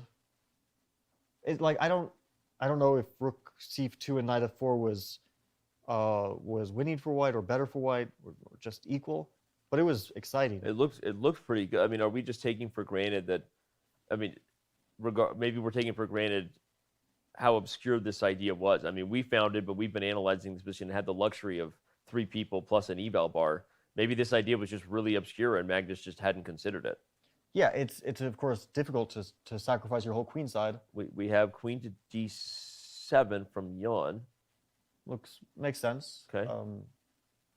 He's trying to free his bishop, so if rook a5, there's bishop takes b4. Yeah, I was going to say I'll just show if rook takes h5, you win the pawn, and the knight is still pinned to the rook. And now that a pawn will start to run, so maybe Magnus has to play like rook to b6. Rook c5. Oh, okay. And yes, then he's rook c4, rook d4. Yeah, he's just trying to deal with that pin. So bishop takes b4, rook c4, bishop goes somewhere. Let's say f8, rook to d4, queen goes somewhere, and White might start his. But the bishop on f8 protects a3, so this is not. White has to start knight f4. He has to start his counterplay now. I was going to say it's not a foregone conclusion that you're corralling this a pawn as long as I've kept my bishop. No, the a pawn lives. The a pawn lives? Yeah. The a pawn lives. This is but really dangerous. Let's just say a3 here. I have a nice shot. Knight takes e6. Yeah. Ooh, very nice. And here White probably wins. It's okay. Basically, Magnus is accepting things have gotten out of control. Yeah, that was rook d1 was a big mistake. What a shocking, that was a howler. Shocking move. That was a moment where this is a clear illustration of a moment where being able to talk through your moves can be very helpful. Because rook c8 back to c2 was my initial passive plan. And at that particular moment, it was just like say 1 step back just to be passive for a moment. Then you can strike forward with getting the bishop out of play and connecting your rooks with each other so the knight was free to go. And Magnus doesn't have much time. The pressure's on him, whereas we can sit and ponder about all these different moves. But that's a moment that can make or break a world championship. Right. And he's in some danger right now. No, he's in real danger. I mean, it's Magnus, so I'm always giving the Magnus bias-itis here, suffering from it for years. I assume that he'll figure out a way to set up some sort of defense, but Black is the one pushing for a win. Yeah, I think his time was not such a huge factor when he had safety, and he had safety for quite a while. Yeah. Until he made this rook d1 move. Now there's no longer safety because Black actually won that queenside, and will come away with a passed a pawn. White will get his counterplay. There's still 2 rooks and a knight, which are very dangerous and very sharp and tactical. But now it's out of control, and his time puts him at serious risk, especially here.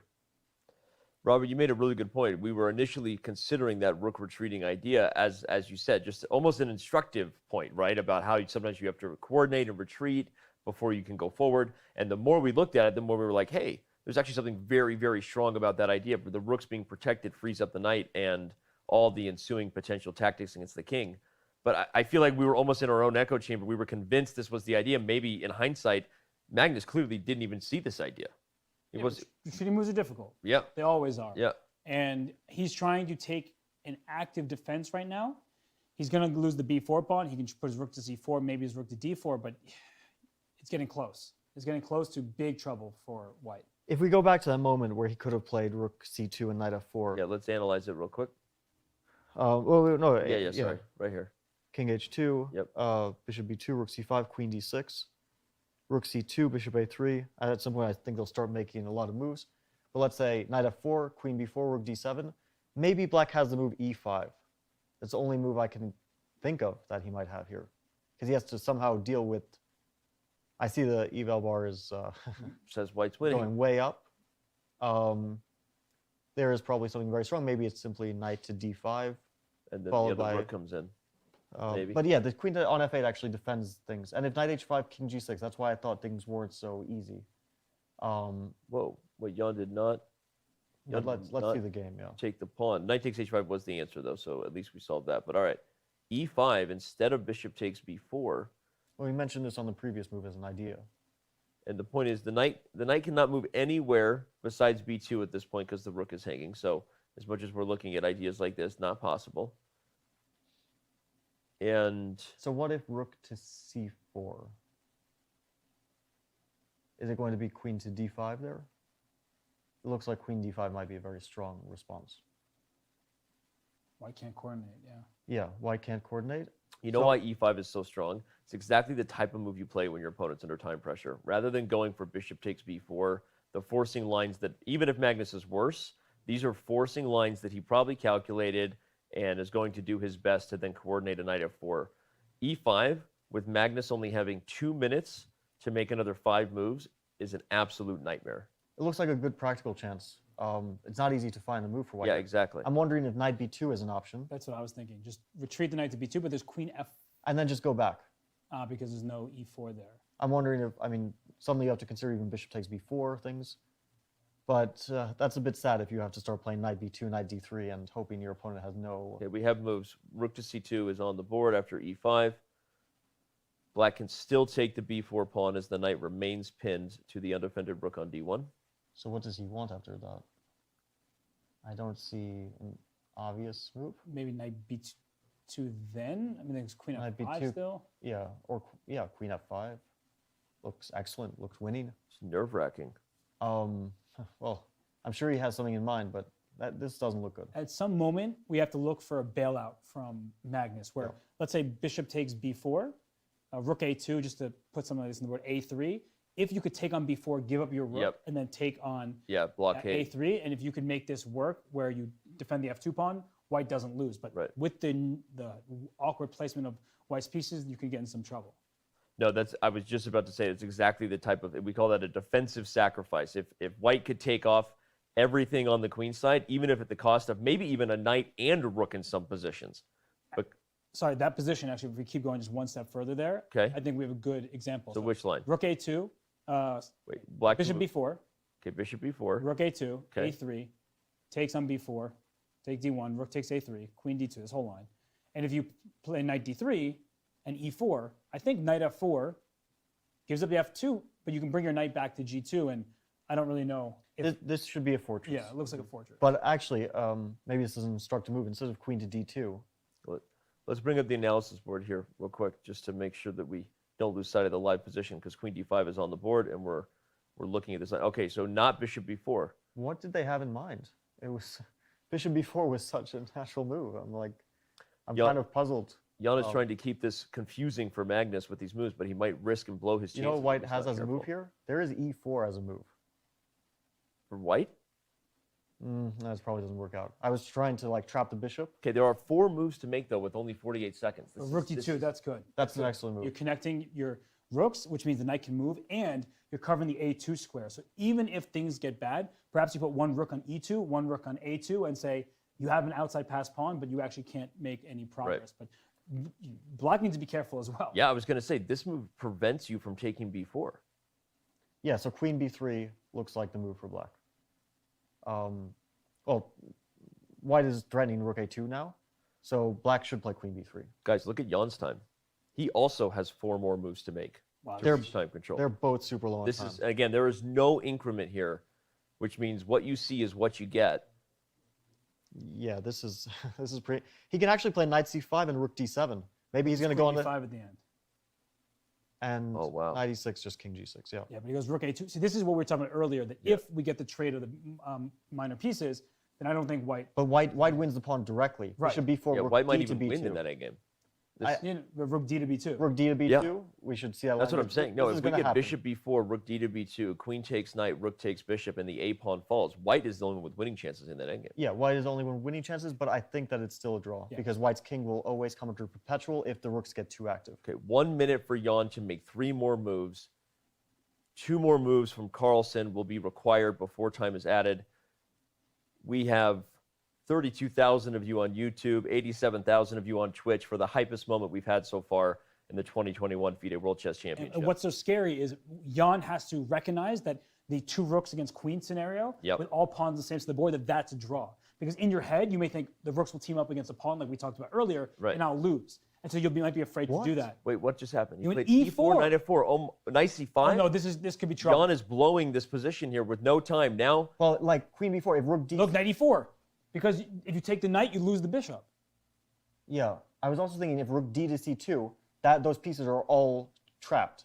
They can't move, but maybe White can't make progress. We're at time control, by the way. Magnus Carlsen has reached time control. Ian Nepomniachtchi has 1 more move to make or he loses on time. Oh my gosh, and what's the move here? Like, it's not easy because queen takes e4, rook a3 is the worst version of all of this. That might just lose in the spot because White will bring the other rook to a2, win a4. Jan has made his move. Queen b3. Oh my gosh. Rook dc2 still seems like the right move to play knight to d2. But wait, I want to go back one moment since they've reached time control and neither of them has blown the game away. Yeah. I'm wondering about this moment. Rook d to c2 here. Black cannot move any piece besides his king and pawns. And let's say Black plays f5. White doesn't have an obvious move, but there's actually knight takes a4 now. And the bishop is lost. And this is a very different version. The pawn on e4 actually takes away all of Black's perpetual check possibilities. This one might be really bad. This could have been winning for White. This one might just be winning because you gang up on f7 and there's no way for Black to create a perpetual check possibility or to create f4 counterplay. Black's pawns are fixed. You can even try to gang up on f5. That might be the real pawn. Yeah, because if you win f5, you defend f2 and a lot of sharp pawns. And then Black's done. So this one was really dangerous for Black. I think Magnus might have missed. What a tough move to see in time pressure, obviously. A subtle rook shuffle rather than the forceful knight capture. I think there's also queen b1, I guess, after... Queen to b1, but White can play knight takes a4, and... Yeah, the pawn e4 is not where you want it to be. Yeah, we might... Yeah, the bishop on is also like, where does it go? Because let's say bishop to d6, then knight c3 comes and e4 is hanging, right? Also, could we have taken on e4 in that position? After queen b1, then go knight takes e4? Maybe. Yeah. Because now Black's pieces are all over the place, and knight c3 becomes a threat. If you go bishop b4, there's rook c to b... Oh, no, it's not rook c to b2, because rook a to... Or maybe knight d... But it's like, it's right there. It's very thin. It's a very thin defense for Black. There might be... Yeah, it's difficult, but for... Bishop b4, rook a to b2, queen to d1, knight to c3. Maybe we pick up that pawn slowly. We just corral it with rook a3, rook a2, etc. And now Black is losing on the king side, so he might be in serious trouble here. That looks losing, right? Because once you get that pawn, you have rook on f4, which defends f2 while attacking f6. That looks done. Well, even in the live position, I think we might still be. I mean, everything you guys have been foreshadowing is happening. If all Magnus has to do is corral the queen side, come hell or high water, because this king side structure is a nightmare for Black. But now that pawn probably gets to a3. it's a very concrete. The bishop backs position. up and a3 comes in. Yeah, let's say rook d to c2, and the move you said, bishop to f8, and white has no way of getting that pawn. The pawn remains on a3. Although you could argue Magnus's losing chances are almost zero here as well. Now that the e4 pawn has fallen, you could even give up the knight for the pawn in some lines, and I don't know that the queen and bishop can really beat the two rooks over there. I think Magnus was super close to losing this game, so he's probably happy to escape to a position where he isn't in any real danger anymore. But that moment, queen to d5 by Jan, I'm still super. Yeah, this was the moment where I don't understand b4 was it. screaming to be played. I mean, it's a pawn. Yeah, it's a free pawn. I think a move earlier we were applauding his patience, his ability to maintain the tension, not play the obvious forcing move that you kind of want to avoid when your opponent's under time pressure. And I think he had the same practical idea here. He didn't want to take the b pawn until he had to. Is it possible he just missed the response of rook d2? Because was rook d2 an only move? I don't know, but that's an easy move to miss, right? It's also an easy move to make because sure, you're yeah. dealing with this pin for so long. You can't move your knight. Rook d2 connects everything, and that's the placement of the rooks that we wanted earlier. Yeah. When it probably had great winning chances Yeah. for white. So Yeah. it's honestly sort of both players trying to win in certain moments. I've given Jan a lot of credit in this game for b5, g takes f6. Some of these decisions were great. Even this e5 move, just trying to win and not make Magnus' life easy. But we could tell that once Magnus gave up his queen for those two rooks, he knew that he had good chances to outlast Jan. Even though the position initially is level, it remains level. There's so many difficult decisions for black. And that moment with rook c5 back to c2 was missed. And then here, yes, queen d5, I think, was very strange from Jan, probably trying to force a win somewhere or just confuse Magnus, but it was objectively not the move. Yeah, I think Jan was in this sort of blitz mode where he was thinking, okay, Magnus has something in mind after bishop takes b4. Rather than find out what it is, let's make a move that will surprise him and make him burn time or something. Wrong approach. In general, you should be trying to make the best moves, not the most confusing moves. And they're playing a world championship match, not a blitz game, you know. They get more time after move 40, so these moves are super critical. If one side ends up being winning, and I think they were both close to winning at some point because of this queen d5 move. Bishop takes b4. I think Jan would have been close to winning. Later on, Magnus was super close, I think, to being winning. So, yeah, this is a game that's, I think, it had a lot of impressive ideas from both players and also a lot of serious mistakes, which is understandable because they were so low on time in such a complicated position. But this queen d5 move kind of strikes me as like, what was the thought process behind it besides just I want to confuse my opponent? Well, one question for you is, we keep saying they play the board in front of them every single game, no matter the previous results. Do you think they're tired of making draws, or do you think they both saw a moment that could totally change the match in their favor? Well, they both had ambitions in this game. Like, we can see that. I think they were going in their minds between, should I play for a win? And now I'm worried. Should I try to get to safety? But then, I thought Magnus was playing for a win with this h4, king h2. I thought it was very impressive, these moves, practically speaking, especially low on time, and extremely brave to play in such a way when he had safe options like rook c5 we mentioned. Yeah. And Jan, it looked like, was getting into some danger. We mentioned this rook c2 and knight f4 idea. It's, of course, understandable that Magnus missed it. Rook d1 was a serious mistake. I think he felt like things were getting out of control. Maybe he missed this bishop b2, queen d6, and then he started to panic in this position. And he thought, I'm getting low on time. I can't start to burn time here and potentially lose on the clock. So he just chose something. Turned out to not be very good, but he went with it. It's fascinating because, again, if you were missing our analysis in this moment, Robert and Fabi both really highlighting what a brilliant potential turnover we could have had here, right? Where offense becomes defense and vice versa. This move, rook to c2, a defensive retreating move. If bishop takes a3, met by knight f4, and you start to see that black is actually maybe in very serious danger. Because not even because of the pawn, but because of things like this coming. And as Fabi said, forget the pawn. When you've got a mating net, this is exactly what the doctor ordered for Carlsen. What a shocking finish that could have been. I think if he had played this way and played it quickly, he would have had good chances to win the game. Yeah. We see that the eval bar is not suggesting that white is winning or anything, but it is possible that the computer is underestimating white's attack. Yeah. That's one thing. Another thing is maybe black has some miracle defense, but that's not relevant in a practical game. Fascinating. Rook c2 was a very tough find, one that Magnus was unable to come up with. And after bishop a3, queen d7, and equally just as good of a chance for Jan seemed to have slipped away after the e5, rook c2, bishop takes b4. I mean, if this bishop gets to f8 and this pawn gets to a3, we're probably talking about a black victory. I think Jan will be kicking himself over this one move, regardless of whether it's a draw. I mean, especially if he loses. But even if it's a draw, I think he will really see this as a missed chance. Magnus had that chance, but it was a tough one. It was a complicated one. Here, you're just taking a pawn. You're making the move that comes to mind for everyone. The first candidate move, bishop takes b4. Queen d5 was chosen, and then, oh man, did we have a time scramble? Queen b3, rook a2. Was there anything else besides e4 as we see Magnus back at the board now? I think bishop takes b4 was still. We mentioned it. This version is probably, I guess he wasn't sure about it, but it's probably a draw. Bishop b4, rook d to b2, queen takes d3, rook takes b4. The a pawn falls, but since black has a flexible structure, not the pawn to e4, but the pawn to e5, I think he can just harass that f2 pawn and white's king and stop white from getting active with the rooks.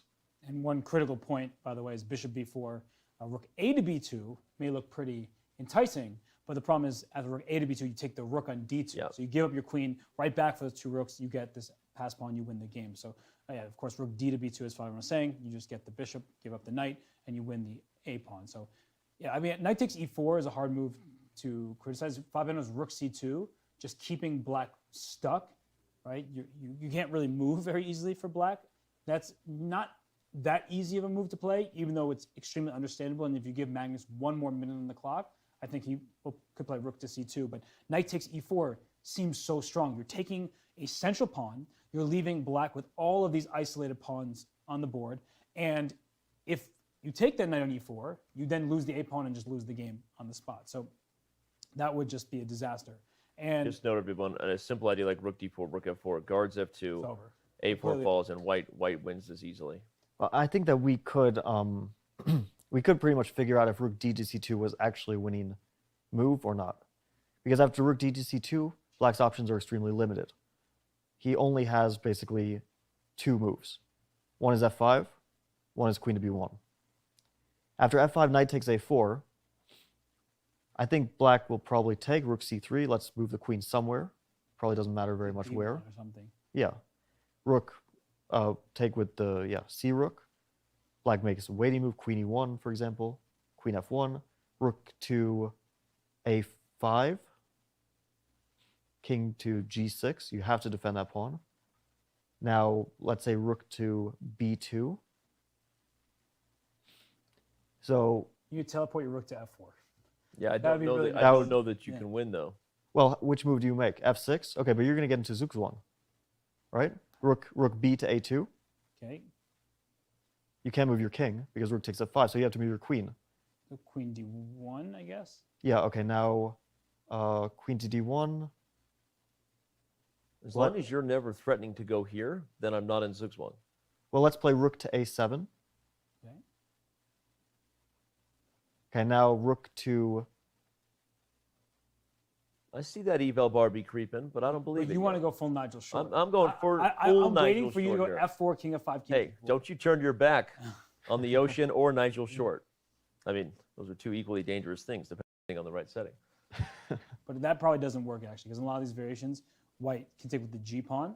So yeah, but even if I don't, go Nigel. I'll let you play. This looks very difficult to crack. This might be a draw. I was thinking that with the rook on the 7th, you can create Zugzwang again. But rook to b7, king to h6, or rook to b2, king to h6. Yeah, because if you're not on my f-pawns, I can shuffle the king. Yeah. And if you are on the f-pawns, then I can't, but I can go here. And the point But here you can shuffle the king. What? Here you can shuffle the king. Oh, and I can go to g7, you're right. But if the rook is on a5, then the queen has to move. The and closest you were was here, though. This. Yeah, it goes to d1. It has to go to d1. Well, it's white to move first, so. Yeah, let's say rook a2, queen to d1. And the point is that I feel like rook a2 is the wrong one. What if you go to c2 so that you keep this open? So now my queen. Oh, that's. Yeah, I think. But I can go to e1 now, and you still can't go up. That's the difference. And if rook to d5, then queen to f1. Yeah, and I'm still. And now wait, let's try another one now. Rook to b2. So if I go to e1, now you have king g2. Aha, Yeah. the rook guards d1, preventing. And then perpetual. king g2, and it's over. Rook goes to f5. Yeah. If this happens, king g2. Rook to f5, rook to b5 takes f5, and and if f4, white just plays g takes f4. Okay, but hold on. So I was helping you out there to break down my own blockade. I'm not going to help you anymore, Fabi. Well, then I have no chance of winning this. Well, you have no chance against me. Your move. Yeah, rook to d5. I think the d5, the rook on d5. This was a really key point. You can't go to d1 anymore. You have to go to e1 or c1, and then rook to b5 comes. Again, everyone, the queen wants to stay hitting the f pawn. If the queen is not hitting the f pawn, the rooks are doubled, and this pawn will be captured defending. If the king ever moves off, the f pawn falls. So the only way to maintain this is queen here, but that allows the king to help himself, big fella. This is resigns. And I'm frozen, just like Elsa. I always appreciate a good Frozen reference. I'm trying to figure out a way for like, even if I could pass the move here. Yeah. So that I understand you're going to rook b5, then I'll play f4 and hope that I have some kind of. But I was thinking about that. You get mated. Well, maybe not so quickly. Yeah. You might have queen to e2 to g4. Yeah, a little perpetual. But I don't know what my waiting move is here. Okay, so hold on. So where are we back at? This is king g6. So king g6, rook b2. I think this one is winning. Like that's my feeling. So not rook a2. The improvement is rook to d5. Yeah. Which I like a lot. Maybe black had to keep the queen on d1 in general just to stop rook to d5. So rook d5. Can we just go for it really quickly here? If I play queen c4. Rook b5. Rook b5, and then I try f4. Ah, yeah, a gf4, queen e2. Oh, Robert. This is probably a draw. Very nice. Yeah. You gain a tempo. Note that the rooks cannot come back to help, and the king not helping himself to a victory at least anymore because of the perpetual check. Well, if you go too far. Just queen h. Queen h. Yeah, just go here. Oh, this too, right? Yeah, this one. Yeah. And if the king goes too far, then f2 falls. Yeah, okay. But after queen c4, I just want to play rook to d1. We can play this one as slowly as we want. The queen can't get to f1 anymore. Now rook to d2, king g2, very slowly we build up. King g2, rook d2. Eventually one of the rooks comes back and the other one joins the party. They're not the same thing. You have f4 at the end even? So at the end of all those lines, you have f4. Oh, but white can go for a checkmate. Rook to d7, rook b7. I don't want your f-pawn.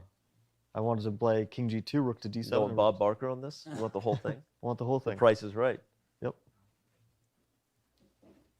Anyway, like, if this is not losing, it's super, super difficult to hold. Yeah, that's a really good point. So rook d1, black, we'll just shuffle just to show when you're ready, you go here. Or rook to d6. Forget the pawn. Maybe the f6 pawn is the real target.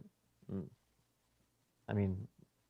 So what we're establishing for those wondering was whether or not Magnus Carlsen perhaps had a winning opportunity with the brilliant suggestion from our own Fabiano Caruana. Rook to c2, sort of freezing black, and we were trying to figure out, is this endgame winning for white with f5, where you sacrifice the knight for the pawn, you regain the bishop, and it seems indeed that just miserable for there is a way to coordinate. It takes a little bit of shuffling, but eventually this idea here is that's just some instructive stuff right there. Yeah. That's brilliant. Flushing the queen out so that you can then move the pieces on your terms. Preventing the queen from having any which square that would have a perpetual. I think that Magnus saw the idea of rook dc2, but didn't realize he was down to like 20 seconds. So we can understand. He didn't realize that knight takes a4 was a threat. And so he thought rook dc2, f5, and we wait. There's nothing to do. But knight takes a4. If he had seen that, I think he would have played rook dc2 for sure. well, it looks like in the game, even though we didn't get that variation, he took on e4. He did bring a rook to c2. And we were talking about bishop f8, pawn to a3, and black better be in time for that, because otherwise rooks can start going to the 7th rank if you're not careful, and that could cause some problems. Move. Okay, bishop f8's on the board. Rook to c7. If a3. The nice thing about my queen is she guards f7. Yeah, so you don't have time to go for rook to d7. Yeah, I don't think you want to start abandoning that pawn so quickly. Maybe after bishop f8, knight to c5. Wait, sorry, what? Maybe bishop f8, knight to c5 is his idea. Okay. If queen to b4, there's rook to d4. That wins a pawn. Indeed, it does. I don't understand why the eval bar is not agreeing with me. Is it like bishop? What's oh, queen to b1. Oh, yeah. with a tempo. Yeah. Black still has this, so. Okay. But yeah, it feels like we're entering territory where black is no longer in much danger. White is not in danger either. But I guess we'll see what Magnus has in mind. Well, it feels like Magnus might be about to go in for a long post-move 40 think, so we're gonna give ourselves a break. I mean, my adrenaline was up and down. Yeah. Gonna need some post-traumatic. I mean, I'm gonna need some therapy after that moment right there. But definitely, it has been worth the wait for the excitement that we just had with both players scrambling and time pressure, and we still have a lot of action ahead. So don't go anywhere. We have much more for Game 6 for the 2021 FIDE World Chess Championship. We take a very quick break. When we return, we dive in to all that we'll be analyzing at the break, because that's what we do. We can't stop talking about it. Don't go anywhere. Chess.com's coverage brought to you by Coinbase will return. Turn it out, come on, hey, yeah, let's go. Chess.com, and you know you gotta love this, cause we bringing all of y'all the best coverage. Commentary that'll keep you into action, plus you get rest from yours truly, the Mackin. So you better keep it locked in, no doubt, man, you know what you're watching. I'm a king, never no pawn. FIDE Chess Championship on Chess.com, peace.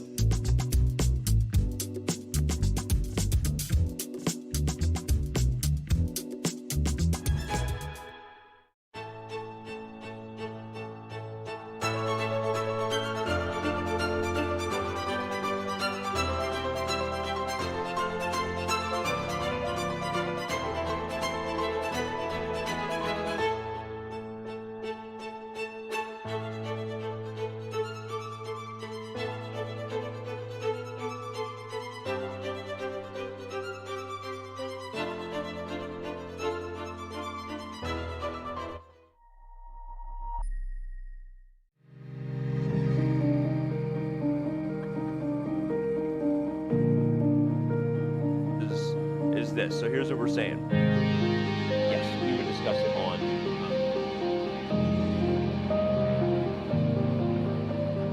first game of the 2021 FIDE World Championship. But what better mean?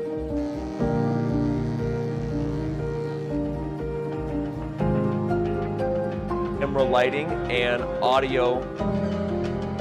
We're gonna crush through the top of the show. All right.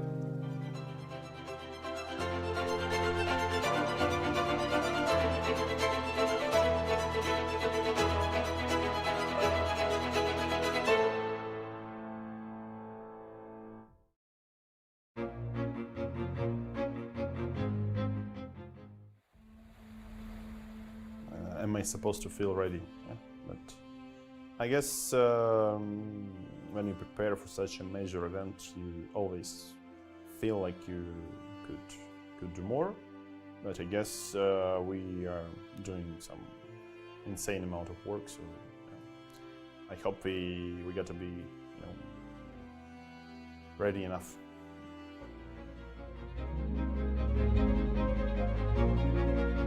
Did you know you can watch top chess events right on your phone? You don't even need to download an app. Just open any mobile browser and head to chess.com/events. You can see what's happening right now, check out top games, see results, and so much more. Try it for yourself at chess.com/events.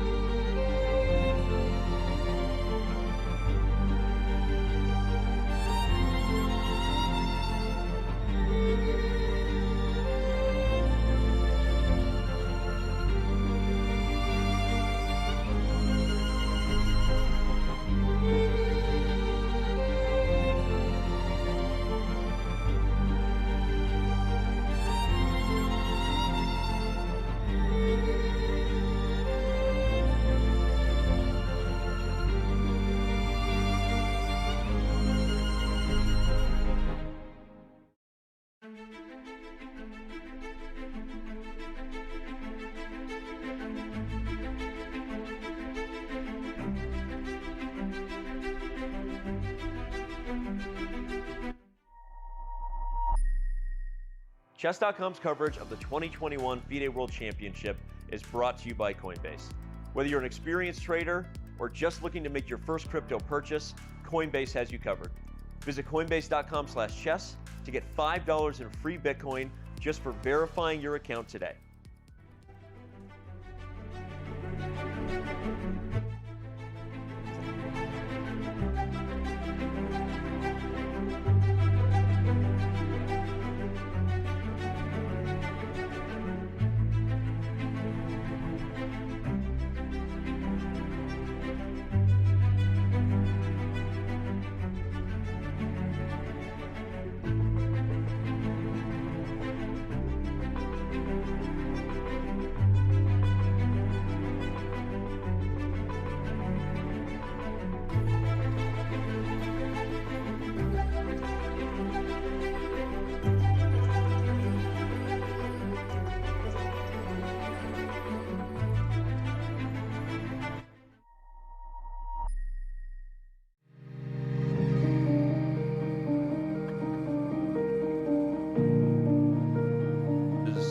Is this. So here's what we're saying. Yes, we would discuss it on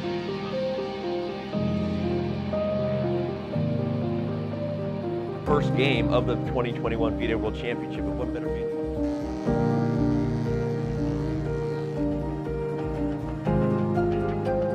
Camera lighting and audio. We're gonna crush through the top of the show. All right.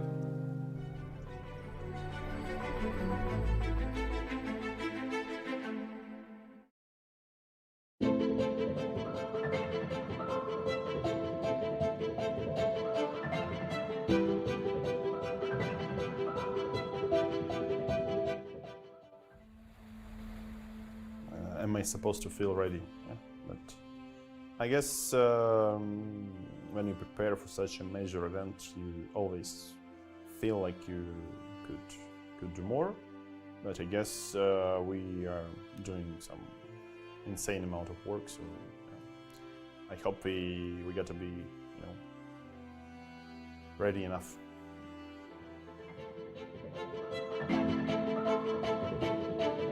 Did you know you can watch top chess events right on your phone? You don't even need to download an app. Just open any mobile browser and head to chess.com/events. You can see what's happening right now, check out top games, see results, and so much more. Try it for yourself at chess.com/events.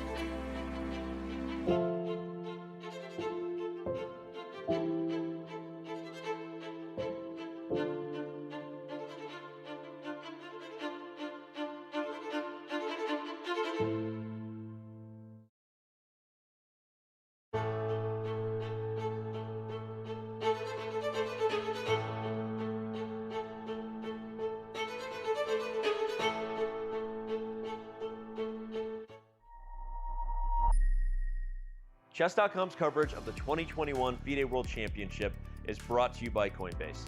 Whether you're an experienced trader or just looking to make your first crypto purchase, Coinbase has you covered. Visit coinbase.com/chess to get $5 in free Bitcoin just for verifying your account today.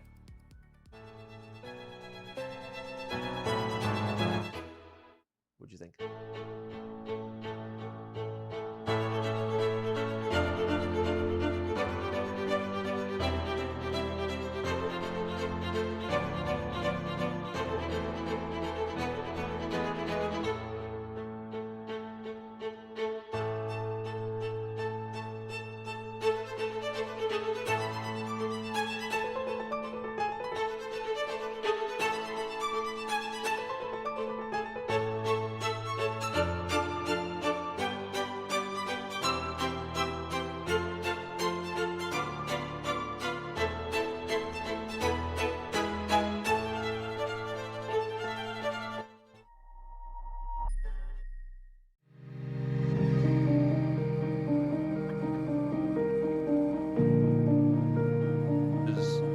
this. So here's what we're saying. Yes, we would discuss it on.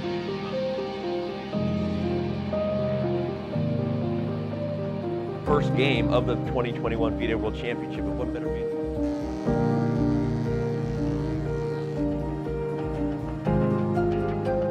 Camera lighting and audio. We're going to crush through the top of the show. All right.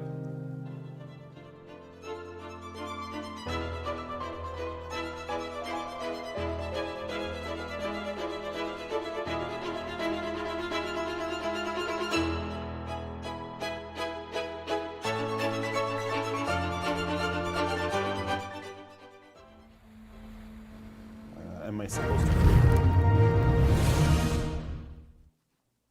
We are back here as Game 6.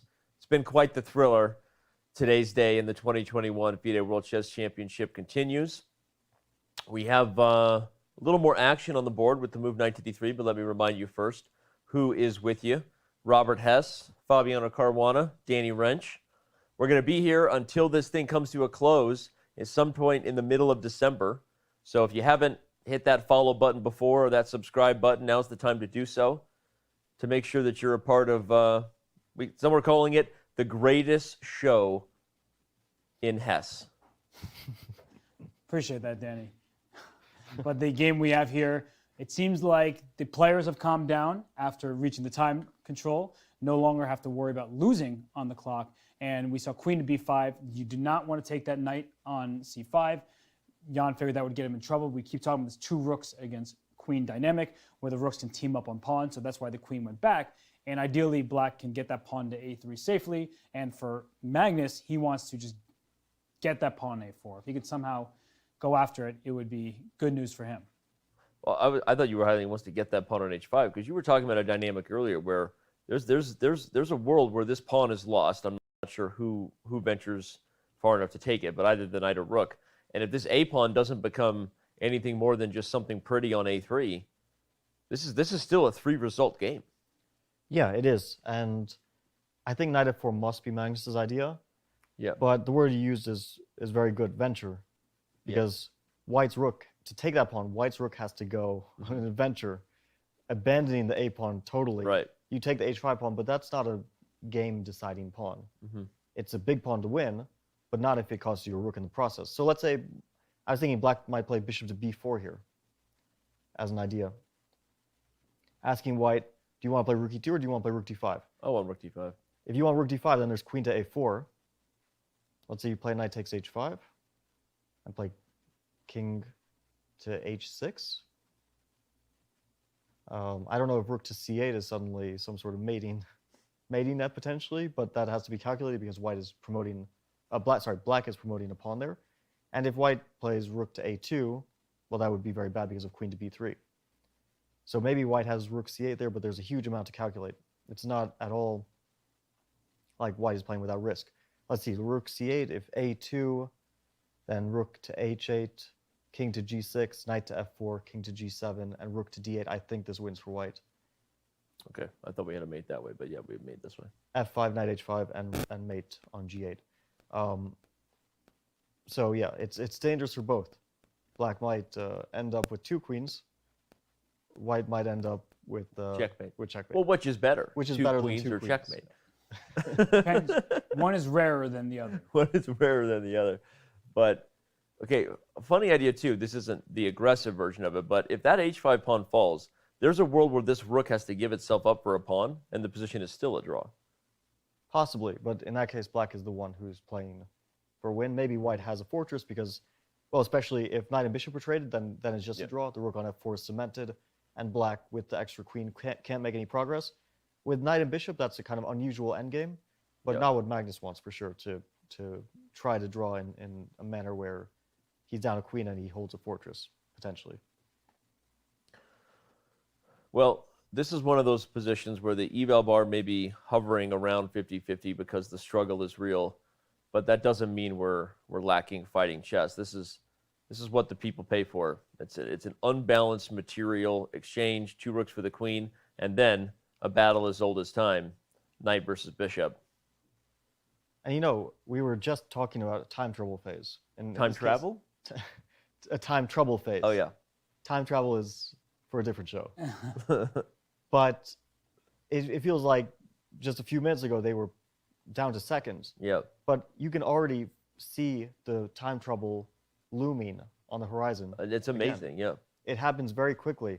It's a complicated position, and it's easy to think here for half an hour on one position because it's so complicated. Yeah. And then suddenly you're down to a few minutes again. The time control on the other side does have increment for the record. So now that they have reached move, oh wait, no, increment doesn't have to move 60. Move 60. Okay, I apologize. That's right. So the players are still playing with that sudden death dynamic, meaning 34 minutes is all that you have to reach move 60.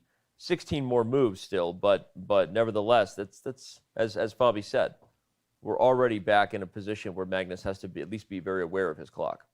Well, yeah, both of them do, because I can see Jan taking a significant amount of time at this moment, because bishop b4 is a very responsible decision. You are inviting white to directly attack your king with attack on the queen, check on the king, taking material in the process. So there's a lot to calculate here. Does he have other more useful moves than bishop to b4? I'm not sure if there's another way to deal with the threat of rook to d5. Yeah, there's no way to stop it anyway, Robert. And there's just some lines I was thinking about. Like, let's say bishop b4, and I go rook d4. Ooh. If I just stop a square short. My point is that knight takes h5 check is now a threat. And if you play queen to a4, what I'm starting to wonder here is after queen a4, can I play rook c2 to c4? And you go a2, I take on b4. And you'll take on, if you take on b4 here, you get your next queen, but I win h5, and there's no way black is ever winning that position. Maybe white wins this position. I think white should. Yeah. White probably slowly wins this one. Then knight comes back to f4. The f2 pawn will be defended by a king most likely, and white will just put the rook on d4 first, king here to feel warm and cozy, put the pawn on h5, and then I'll figure it out later. And the reason I bring this particular line up is because if white can give up a rook for the bishop and the pawn over there, only white can win that position. Yep. And white actually has quite good chances because of the isolated double pawns in the f-file, the isolated h5 pawn, and then the rook and knight can team up. And that's the thing, is we know a queen is better than a rook and knight in terms of point value. But what a rook and a knight can do that a queen can't is team up on a square. Mm-hmm. So a queen can attack one pawn, then white defends the pawn. You're not bringing anything else into the party. The rook and the knight can pile up pressure. So my rook d4 move was just trying to get, is a means to an end. But that's just something that I'm keeping in the back of my mind is there a time and a place where I can actually get rid of the bishop and the pawn and then try to win from there? We have a move that was not bishop to b4 for the record. Queen a5, still inviting rook d5, but I guess with an idea of gaining a tempo on queen a4? There are no back rank. The checkmates that Fabian was showing before, you can't quite reach because the bishop will cut off the last rank. So maybe that's a game-saving tempo in certain positions. So we say rook d5, queen a4, maybe you do your check thing. I go here, and your point is? It still looks very dangerous because can I play rook c8 here? I'm wondering. Yeah. Again, rook a2 is met by queen b3. But wait, if you go rook c8, I have a2, rook takes f8? Yeah, I'm not in time. All right. You might have two queens, but I'm attacking you. This is the weirdest material balance I've ever seen. But rook h8, king g6, knight f4. We saw this sort of mating pattern, king g7, rook d8 before. Right. Isn't this still checkmate, regardless of the two queens or not? So queen takes f4? No, then you lose, of course. Then, so. Well, there's queen a2 at the There's end? maybe queen a2. Oh my goodness. Black might, by a miracle, survive this one. But maybe not, because that king could actually hide. Like, let's say h5 here. King to g7, rook to d8. Queen takes f... No, the other rook to d8.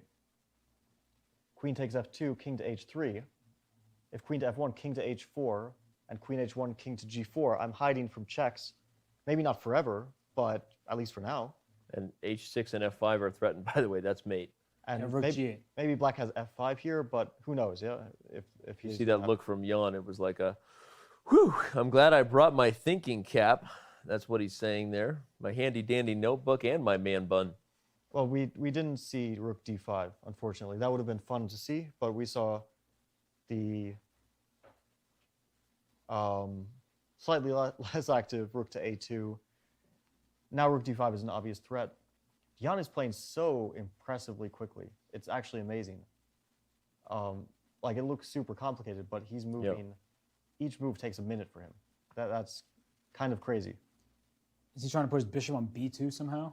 And just trap the rook on a2? That would be a really interesting idea because that's not a position that allows the rook to give itself up for a bishop and pawn. Yeah, I don't think you can coordinate it though. It's too slow. Well, like bishop c3. Okay, so rook. Oh, sorry, rook c2. Oh, I was gonna play rook d5. Oh, rook d5 also works. But I was saying just rook c2. Let's say I sit passively rather than going up the board. Like bishop c3, you're not really threatening a bishop b2 because I'll just take it with my c2 rook. But here maybe white is happy to play knight e2. And if bishop to e5, because if bishop b2, we might get the same ending that we were talking about, right? Yeah, you sack. Bishop b2, rook cb2. Well, didn't I have knight takes h5 instead of knight e2? The queen. Oh, that's true. Oh, the queen has to guard the bishop. You did have that. That's bad news for black.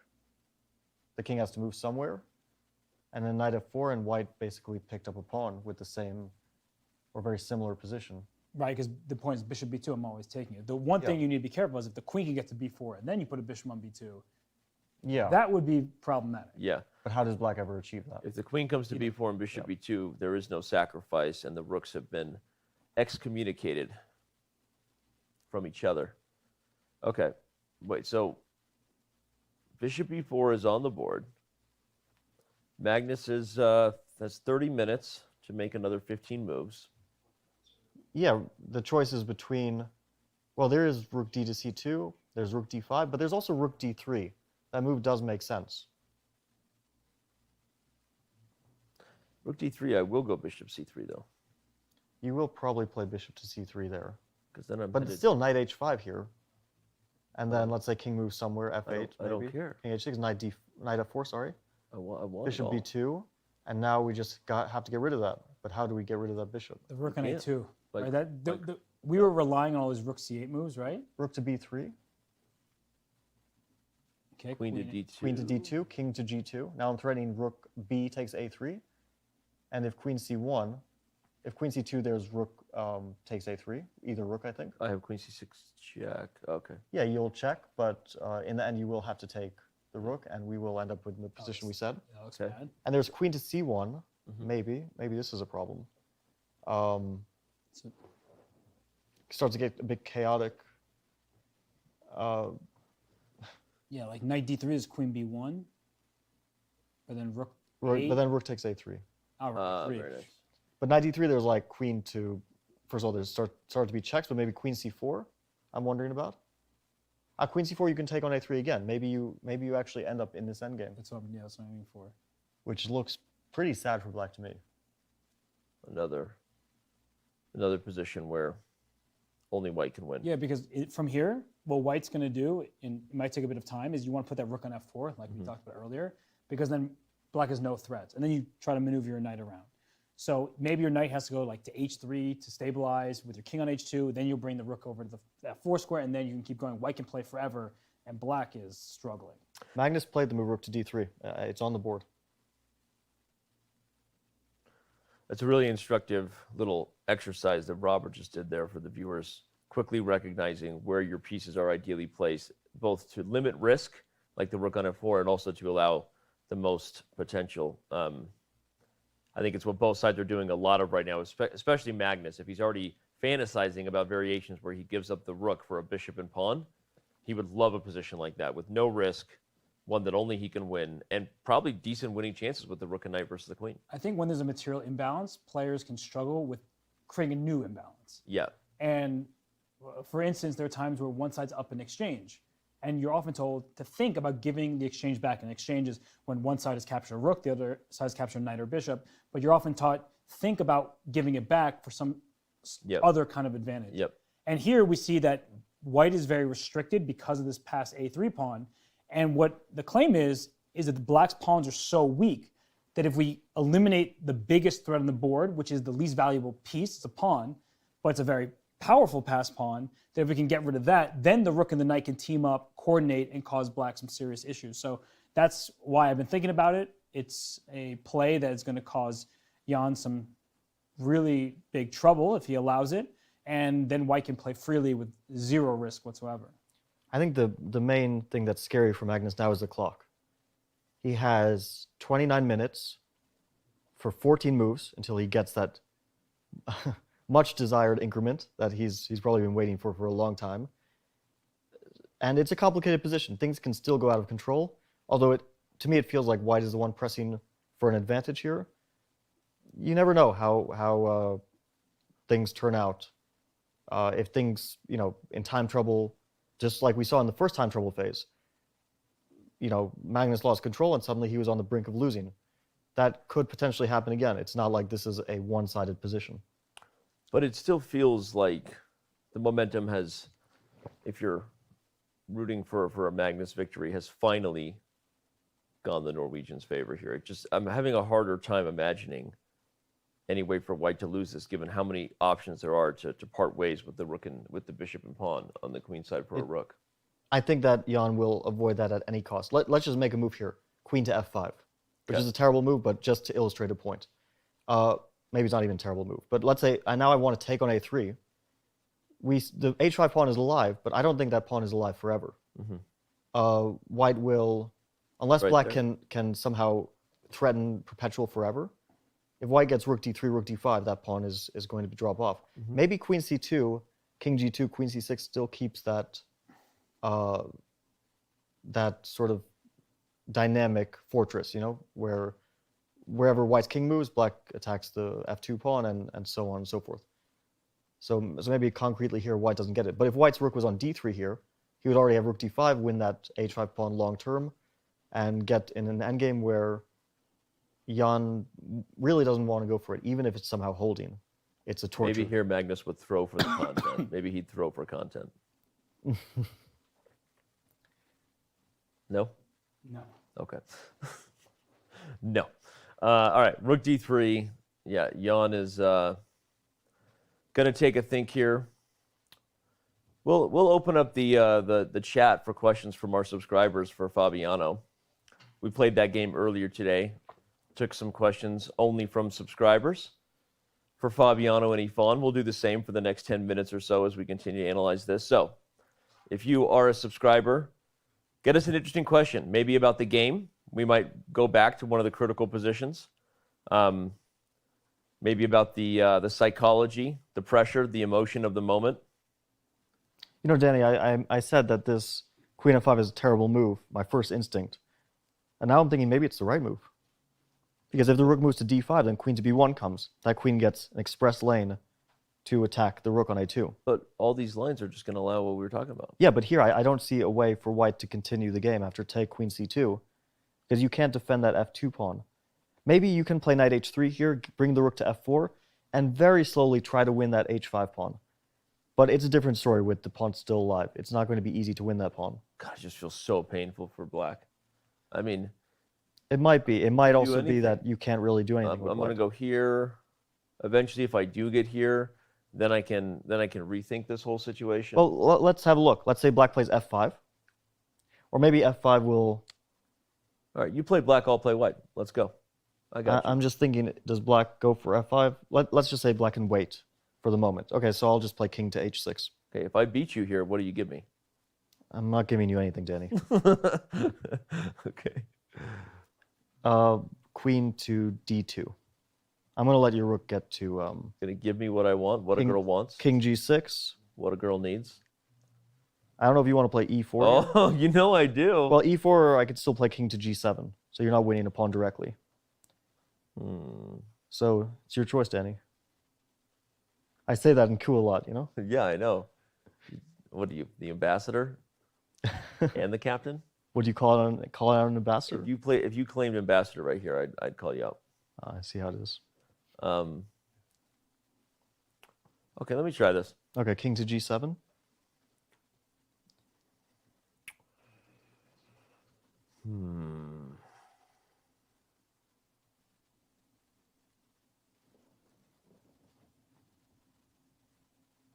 Yes, it's a lot more frustrating. Now you're going to go queen e2, I assume? Or queen e1, one of those moves. The rook will draw back to f4. I mean, black is waiting. King g6.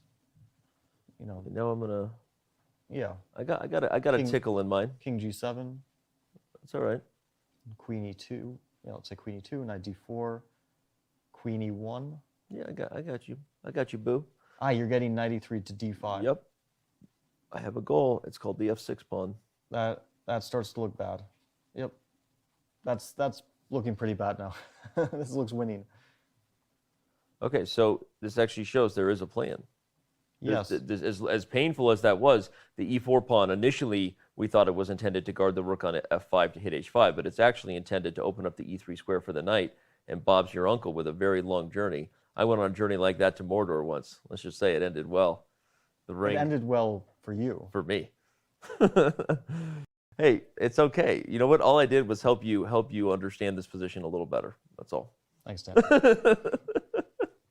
I'm kidding. We know I took the good side. Okay, but no, I think you're right. This is very dangerous. Yeah. It's hard to evaluate it fully. Maybe f5 was actually the right approach to stop e4. Your initial idea? Okay. Maybe, but it's tough to decide on this because the pawn will be targeted on f5 more directly with the rook on f4. Now we have a goal of d4. Now the goal changes, right? Yeah. We get the rook to f4 and the knight to d4. Exactly. The knight will go rook f4, knight g1, king g2, knight f3. Maybe you should have fought harder to let my rook get on the f5 square. I don't see how I'm going to stop that. A queen can't stop a rook from. So it was here. What if you just sit tight here? Rook d5, rook d4. Okay, you're right. Okay, there's no way. There's no way to stop this. There's no way to get that rook to not get to f4. Well, now that we have a goal, so this is the takeaway. If the rook's on f4 and black has done nothing, we can put the pawn on e4, eventually relocate the knight the long way to the e3 and d5 square, and f6 is the home. Maybe with the knight on f3, I could have played queen to d1, because I played queen to e2, which was a pretty lousy move. Here, instead of queen e2, queen to d1. Okay. So the queen was on e1. Yeah, sorry. Maybe black holds it this way. It's tough to decide because white can poke and prod endlessly. But yeah, it might be a draw. That's actually a really good point. Rook d1. Now queen d1. Now we're back to Fabi being right, teaching me something about this position. We see king h6 on the board though. In the live position, we have action. Booyah. Magnus is also reaching for a move. Which move is the question? Rook to d5, he wants to play queen to a4. He doesn't mind losing that pawn under these He's giving up the pawn with check. I guess Yeah. the rook is that misplaced, huh? Yeah, the knight check was better than the rook check because the rook really doesn't. Yeah, have let's any- actually show that. That's so analysis real quick. This is really instructive. What Jan is baiting Magnus to do here, everyone, is to take with the rook, because now, and you see the eval board reveals that the rook and knight are not as ideally placed to deal with black's threats, and you're not giving up the rook anymore for the rook and the bishop. You might be giving up the rook for the pawn. Yeah. This is actually a very devious little trick here from Ian Nepomniachtchi. So it's not an easy choice. I mean, Jan is playing this very impressively and quickly, which is important. Yeah. I think that he's played all his last moves. They haven't been obvious moves, but they've been good moves. I wonder if Magnus will try for Robert's idea to put the rook on d4. It feels like pressuring that bishop a bit is actually, although the rook, he didn't do that the previous move, yeah, so. A couple of interesting questions coming to us from chat. We appreciate it. I'm actually going to start with one that says, do you think at this point in the game, or at any moment since time control, do you think Magnus knows that he blundered rook d1? Paraphrasing a little bit, but... I don't know if he'll go back to that moment. I think he will go back to move 39, and he will be upset with himself. Like, he's definitely thought about... he missed the rook c2 Yeah, I think he will have noticed that in one. his head, yeah. The one before that, it's like, it was so long ago. We'll bring up the analysis board just to show everybody real quick, because it is instructive. Fabi is saying that this particular position on move 39 is probably eating at Magnus, because he probably has a better sense that he missed this trap than he does that he missed the question from Twitch chat, which was to play the move rook 5 to c2 rather than rook d1. Yeah, so I agree with you. I think that seems like the more reasonable thing. The 40th move will be more fresh in his mind. Yeah. And also, he might not have spotted that idea of rook c2 knight f4. He didn't spot it at the time, so why would he go back to that moment? While on move 40, his 40th move, there is like this common knowledge that the 40th move often comes with a mistake. Mm-hmm. And that's because, well, it's the last move before time. At the highest levels of chess, I think there's a thing, moves 36 to moves 40 are like the worst moves in chess. Yeah, this is at the highest level. You guys don't make many mistakes, but moves 36 to 40, we've run some accuracy reports on chess.com. Like, those moves are where most mistakes are made, north of 2,700. Yeah, I think it's purely due to time trouble. Yep. And the pressure and stress of the moment, that's where you get under the most stress. In this case, we can blame their mistakes entirely on the fact that they were down 2 seconds. Yep. And considering how low on time they were, they actually handled the complications pretty reasonably. Apart from that one, I think Jan will really regret that one mistake, not taking the pawn on b4. Yeah, I was going to ask, because you were saying Magnus will be thinking and sort of reminiscing about the position, what he could have done. But do you think he also takes into account that his position was bad and think like, wow, Jan also had chances? Or do you sort of get singularly focused on what you missed and not what your opponent had? Yeah, I think chess players tend to remember the points in the game where I was when going they to were say, better. I think we all know that emotionally, if you know you had a chance to win, you don't care because the karmic justice is irrelevant to you. If you had a chance to win, that's what's emotionally eating at you. I think it's also a timeline thing. If you were winning early on in the game, but you messed it up and then you were like dead lost before the time control and then you save it, now you feel better. You're feeling relief. Yeah. If it's the other way around, even though in both cases you were winning and losing, if it's the other way around, you feel like, oh my God, I missed a winning opportunity. You forget entirely about what happened earlier on in the game. Yeah, 100% agreed. Contra something on Twitch says, if Carlsen does win this match, do you think only having 1 year between this match and the next World Championship will lower his chances of defending again? First of all, it'll be slightly more than 1 year, knowing what I know about when the next FIDE World Chess Championship will occur. It will likely not occur in November of next year. We'll just say that. But still interesting question. There will be less time, likely. I don't see what it changes. Yeah. Okay. Like his opponent has, I guess, less time too. Like, he's only going to know his opponent after the candidates is finished. So he's going to have the same amount of time regardless of when it happens. It's the same amount of time he had with you. Yeah, the gap between the candidates and the World Championship will be roughly the same. Yeah. Queen A4 has been played on the board. Another question from Twitch from a username I won't read wants to know your opinion on Magnus's beard, Fabi. Can we get a close-up on Magnus's beard real quick? Oh, yeah, he's back at the board. There it is. I could not even remotely care. You don't even remotely care about Magnus's beard? Do you literally not care? I also literally don't care. Well, there you go. Fabiano doesn't even remotely care about Magnus Carlsen's facial hair, so we love it. Queen A4, Rook A1. Robert, everything about White's setup suggests one goal. Let me get rid of a rook and a bishop. Let me get rid of a bishop and a pawn for a rook. But where's the next firepower coming from? Hard to say. You would want to get your knight over to C2, perhaps. Yeah. But even once you get there, there are going to be some tactics that make it difficult. Let's just allow that. Let's go. Okay, Don't so- take my pawn H5. Okay. I'm just going to make a move. Sure. Let's go back and forth a little bit. You want to go to C2 with the knight? I'm going to let you go to D4. Yeah. So bishop B. Okay. I'm just going to let you do it. Well, I wanted my bishop to be on B4 when you do it. Oh, okay. Sorry. I was worried if I let you take on A3, then I'm in trouble. Okay, But I was yeah. thinking after knight C2, Here there's you go. bishop C3. Yep. Because if you take on A3, you lose the knight on C2 and black's doing well. So you'd have to move your rook away to maybe dip. Well, you don't allow bishop B2 either. Yeah, Oh, actually, maybe you could allow it. Yeah, because you can sack. It depends where the rook goes. Right. But it doesn't look like black is in any danger. Because let's say bishop B2 here, rook B2, AB, rook A4, B1 queen. Isn't this a worse version, or will it turn into the same story with the knight on D4, and white will try to win this slightly better position? Yeah. That's probably what will happen. It's the same one we just had. And also, in theory, I was going to say, okay, this isn't as great, right? This one looks bad. Okay, this one's really bad. Yeah. Okay, yeah, that's actually really instructive. Wait, there's still, but white doesn't lose this. I think it's still a draw if you play, let's say, rook C1 here. And rook C4. I love that. Take on A3, rook C4. This is one of those. Oh, my queen is bouncing around. There we go. The rook goes Rook to F4. and over here. Yeah, I think this is a draw. it's just a fortress. White can't do anything, but black has no way to make any inroads because the rook on f4 can't be attacked by a pawn. It's completely solidified on f4. If black had an e-pawn, it would be an entirely different story. All right.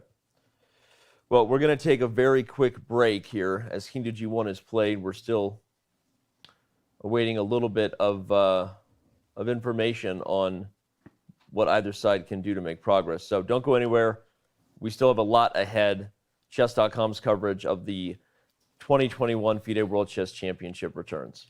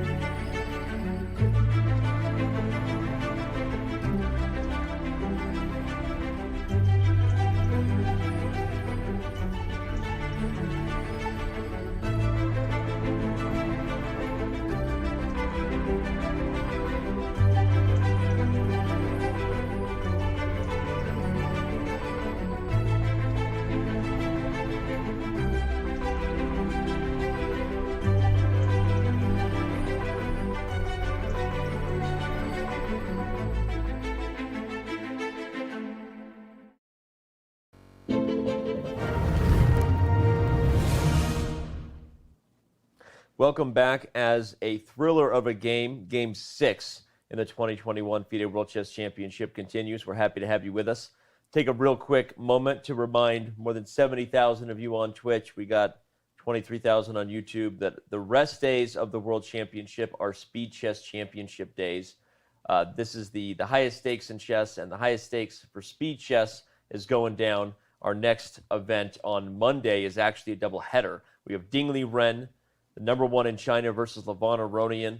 And then right after that, we have Hikaru Nakamura, the favorite and defending champion, against Anish Giri. Should be quite the match there. I think a lot of people are looking for Anish to make a move there. We expect nothing but exciting chess, just like we've had today, guys. Regardless of where the result goes, we should remind everybody too that when the game ends, our show is still running on. We will have special guests joining us at the top of the show. So make sure that you stick around, because when the game ends, we still have a lot more to talk about every single day. Robert, you were about to make a comment. Yeah, this Queen E4 move allows White to go for Rook takes A3, and perhaps Jan has figured out that this is just a draw, even though it looks a bit troubling for Black, because Rook A3 forces Bishop takes A3. Well, there is a move here. I think what he wants is maybe Queen takes H4. Yeah, that makes a lot of sense, because with Queen takes H4, the pawn is pinned. So he's trying to solve his problems tactically. Yeah, so it's a very critical line. It's what Magnus is calculating now. And you see, he's really thinking. He's got He's thinking. That look. Yep. So let's say Rook takes A3, Queen takes H4. If King G2, I think Queen goes back to E4, and Black is doing, it's just a draw, because he's taking the Rook next move, and if F3, Queen G6 attacks G3, and he gets the Rook back next move. Yeah, and H4 can now come, so it's not as simple as the H5 pawn falling. So I think King G1 after Queen H4 is a critical move. No, sorry, Rook takes A3, Queen H4, King G1. And now, well, the first thought is, can Black play Bishop takes G3? But I don't think he can, because White's king will just run to the center. Take, King F1. There's no perpetual and no way to attack White's pieces. That means that the queen has to drop back after King G1, or maybe drop forward with Queen H3. It's hard. Queen G4 looks like the most natural square, and then try to play H4. But it gets a bit concrete. It's slightly surprising that Jan is allowing this, because he's giving Magnus some hope. Maybe not much hope, but some hope. And actually, if we go back as well, so not only Rook takes A3 is an option in the start, Knight B5 Can we somehow get away with that? I think bishop to e5 after knight b5 is a fine move. Maybe queen takes h4 is also, actually that looks also pretty good, but bishop e5 at the very least black can play. Yeah, this doesn't look like a step in the right direction. I mean, rook takes a3 feels like the try at some point. You can, of course, move your king, so there's no pin on the g3 pawn, but rook a3, these lines we're looking at can be quite forcing, and white can never lose these positions. And I'm just wondering if this change of position benefits Magnus's chances. Well, we analyzed this a whole bunch, so just taking is really exactly what Magnus wants. Fabi and I were breaking down all the different ways white can make progress in this endgame earlier on the show. You should back up and check it out, but let's just quickly summarize that no real way to stop the white rook from coming to the f-file, and when that happens, f2 is guarded. The knight can maneuver itself either to squares the target h5 or f6. It seems like white's winning chances are actually very real in this endgame. Yeah, so he must want queen takes h4. Yeah, only idea. Maybe we should look into the specifics of this after king to g1. Because black has a decision, where does the queen go? If queen to g4, I'm wondering about rook to a4.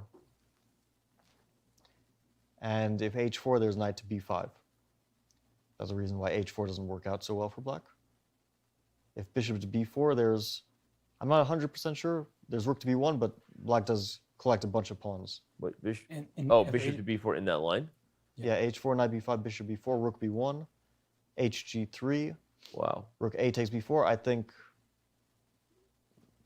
well, no, black should definitely not take. Black should play like queen h3, force white to take. And then take, and we end up with a strange endgame. If it was just two rooks against the queen without, well, black wins the e3 pawn.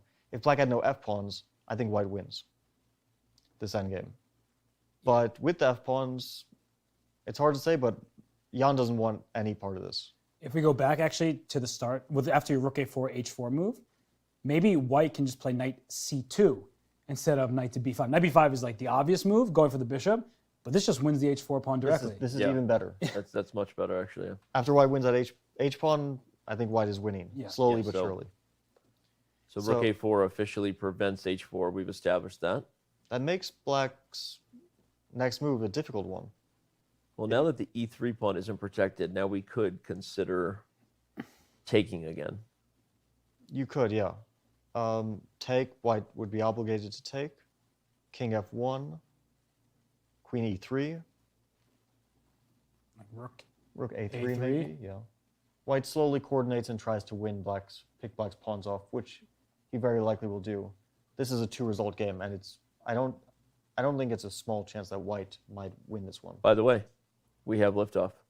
Rook takes a3. Here we go. This is, wow. Why did Jan allow this? Yeah, that's what I'm wondering. Queen e4 directly threatens h4, but taking on h4 doesn't solve all of black's problems. It's a really curious moment there by Jan. And he could have made a neutral move. That's what I was thinking. Bishop f8. Instead of queen e4, anything else holds on to the pawn. Well, here I'd actually like to keep the bishop on e5. Right. Just because on d6, just because I want the option of bishop So e5. play like this. Yeah, king, yeah, g7, g6, one of those. Yeah, this was the way to just get a draw. What is he doing allowing this? I mean, only he can lose this game. It's just a strange choice because it might have the same evaluation objectively, but at least, I mean, Magnus gets an easy choice to play for. It doesn't. I don't think it even has the same evaluation objectively. Like, this is like look easy, shocking. And the fact that Jan is not thinking after that move, it's not a good sign for him, because I think I just saw a small kind of shake of the head, a small shake of like a, wait a second. Maybe he missed king g1.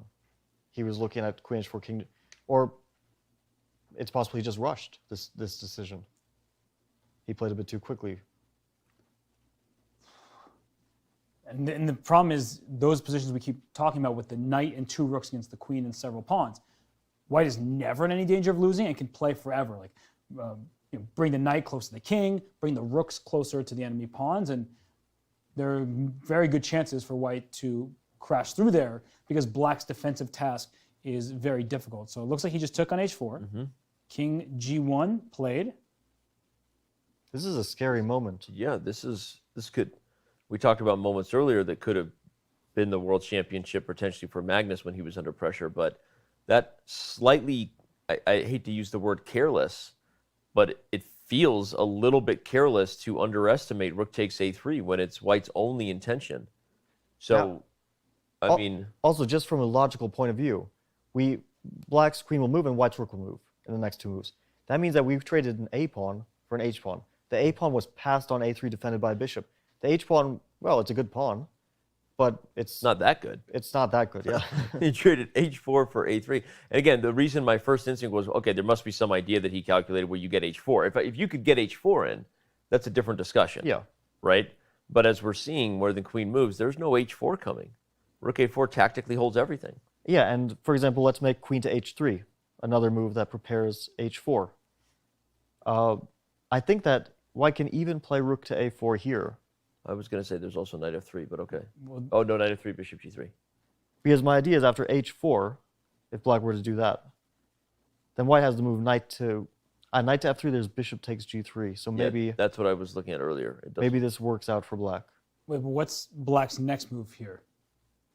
That's kind right, of like you maybe white has some move because black rook to f1. Yeah, rook f1. Wow.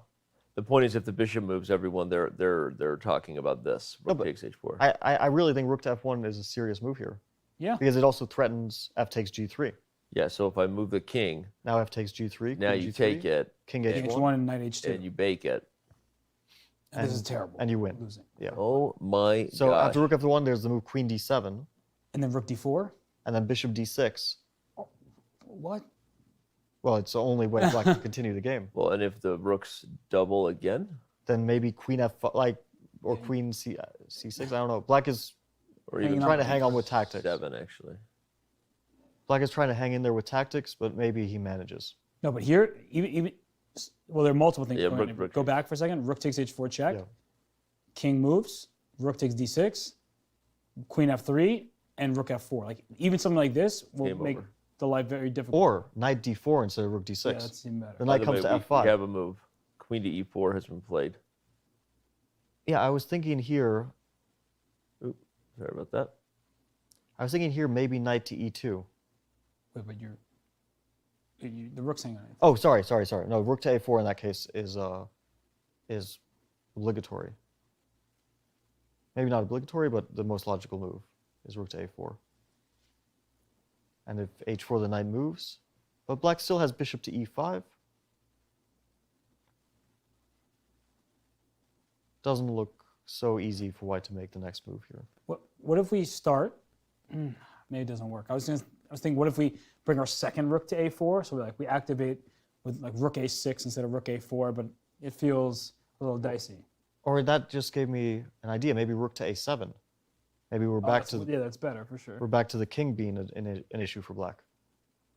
If h4, rook takes f7, and we might see still some sort of attack on the king. King g6, rook to a7, and I can sacrifice my queen on h7. Yeah, maybe it's still a draw. That's kind of key. This still looks like a draw. Jan gets up. Going to take a confident stroll. Only 12 minutes remain for Magnus Carlsen to make the next 6 moves.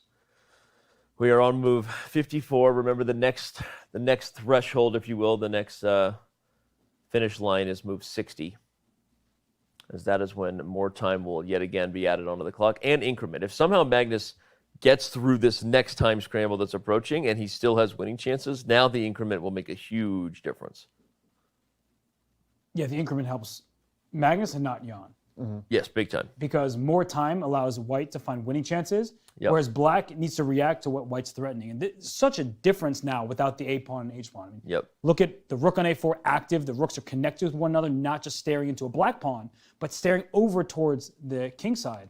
And if you're not careful, that h5 pawn can always be targeted. The knight can reroute to f4 at some point via e2. I mean, that was Fabiano's suggestion. Of course, we got the rook out of the way first.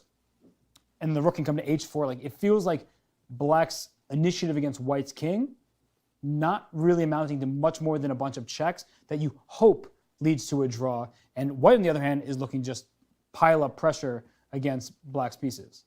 Bishop e5, I think, is the only move the more we look at it. Yeah, and I think white can make a simple move like, well, you have to keep your rook on a4 protected so that after h4 your knight can move.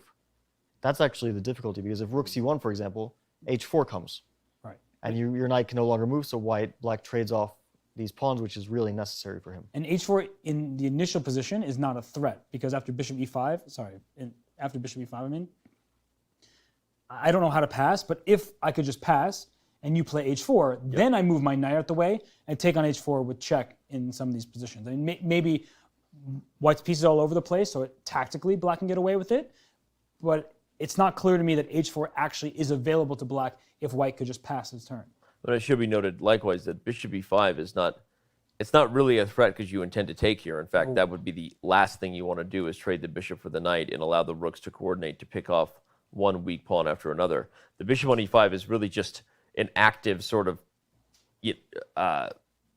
whatever he's doing here to the white camp is sort of confusing the situation. You can't move the rook off of the pin without undefending this rook and therefore opening up h4 possibilities. You can't move the knight without the rook falling.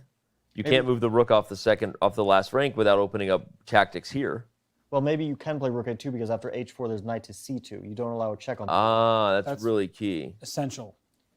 Black can give a check on b1 first and then play h4. But then maybe you can just take it. Maybe you can take it and put knight on f3. But then there's queen g6, and the threats along those squares b1 and g6 look like a draw. I don't see white's king hiding anywhere. The perpetual check. So maybe after bishop to e5, the best move is knight to e2. It looks very awkward, but there's one thing that white needs, which is to stop h4. White can try to slowly reorganize the pieces, just don't allow h4. And here, like, okay, let's say queen c2 is the most natural move. Now rook to a2. Check somewhere. King to g2, or even h2, because the rook on a2 depends. H4 well, you allow queen f1. Yeah, but then the knight can actually organize itself in any way it wants. For example, knight to g1 suggests itself. Knight to f3, slowly you try. Yeah. This isn't, white will not organize quickly. Bishop e5 is on the board. For the record. It just goes to your point you've been making time and time again, Fabi, that the longer this game goes, it feels like that increases white's winning chances. Because if black is going to be able to just immediately end the game with some move, that's the dream. And you want to play h4, not happening. You want to create some sort of pressure somewhere, not happening, because white can just slow play this. Magnus is going to play your knight e2. He knows what's at stake here. He knows it. He also knows that he can't get too low on time, because he will need time to convert this advantage. But I think he's seeing the road now. And he gets those 15 minutes at move 60 plus the 30-second increment, which is so huge. Because without the 30-second increment, good luck winning this game. It's beyond difficult because you don't get to rebuild your clock. But you can shuffle. When you get the increment, for players or for people watching who are not used to tournaments, you shuffle a bit. You repeat a position twice, not three times, because that would end the game in a draw. And that way you just build a minute on your clock here, a minute on your clock there, and you have time to think. Whereas for Jan, he is going to be defending for the next 50 moves, and one little slip-up, one reorganizing of white's knight that Fabi, you were just talking about with knight g1 to f3, that really could put black in pressure that you can't get out of. Jan missed knight e2. You can tell from his... He probably thought bishop e5, white has no way to organize to stop h4 in the short term, but now he realizes that even though it looks a bit awkward for white, there's no immediate way to equalize this. And he's trying to keep playing quickly, but it's not going to be easy to find moves now. Yeah, this is exactly the type of, I think, if you were writing the script for how Magnus wins games against Ian Nepomniachtchi in these World Championship match games, this is the game. And I see Robert nodding and waving his finger at me in agreement that this is what was the script. It was a game of dynamic maneuvering and imbalances where objectively equal but full of opportunities for both sides to go wrong. And Jan consistently up on the clock, but playing a little too fast in the critical moments. And that's exactly where Magnus is going to look to pounce. It's just something very small that he underestimates, something very small that he takes for granted. And if we go back to the critical moment that went with rook takes e3 on move 53, to me, this is exactly the type of game that Team Nepomniachtchi will have nightmares about, because Jan has zero reasons to allow anything to change about this position. He has nothing he's playing for here, and it's just like I said. I hate to use that word, but it's careless to allow Magnus the opportunity you did when any other move that shuffles the game. Fabi came back from the break, just so everyone knows. We were about to come back from the break, and Fabi said, I think this game is going to end very quickly, to me and Robert. And we said, why? He said, well, Magnus played King H2, and Jan's going to play this, and all we're going to have is a shuffling. Sorry, Fabi, I'm telling everybody what you said. No, it's okay. But instead... I was totally off on that. Well, but you were right in the sense of that's what should have happened, but instead, Jan played the careless Queen E4. I actually don't understand. They were repeating moves. Yeah. Right? It makes no sense. What was Queen E4? I actually don't get it. They were repeating moves, weren't they? King H7 had been played, so they never had actually repeated moves. I was after King H2. King H7, King H2. Well, the King H2 doesn't have any sort of obvious idea, the right? point, what you were calling was all black has to do is sit tight, and white has nothing better than to move the... I mean, find a better move. There are none. Yeah, what does King H2 do? It doesn't threaten anything. It doesn't really prepare anything. So...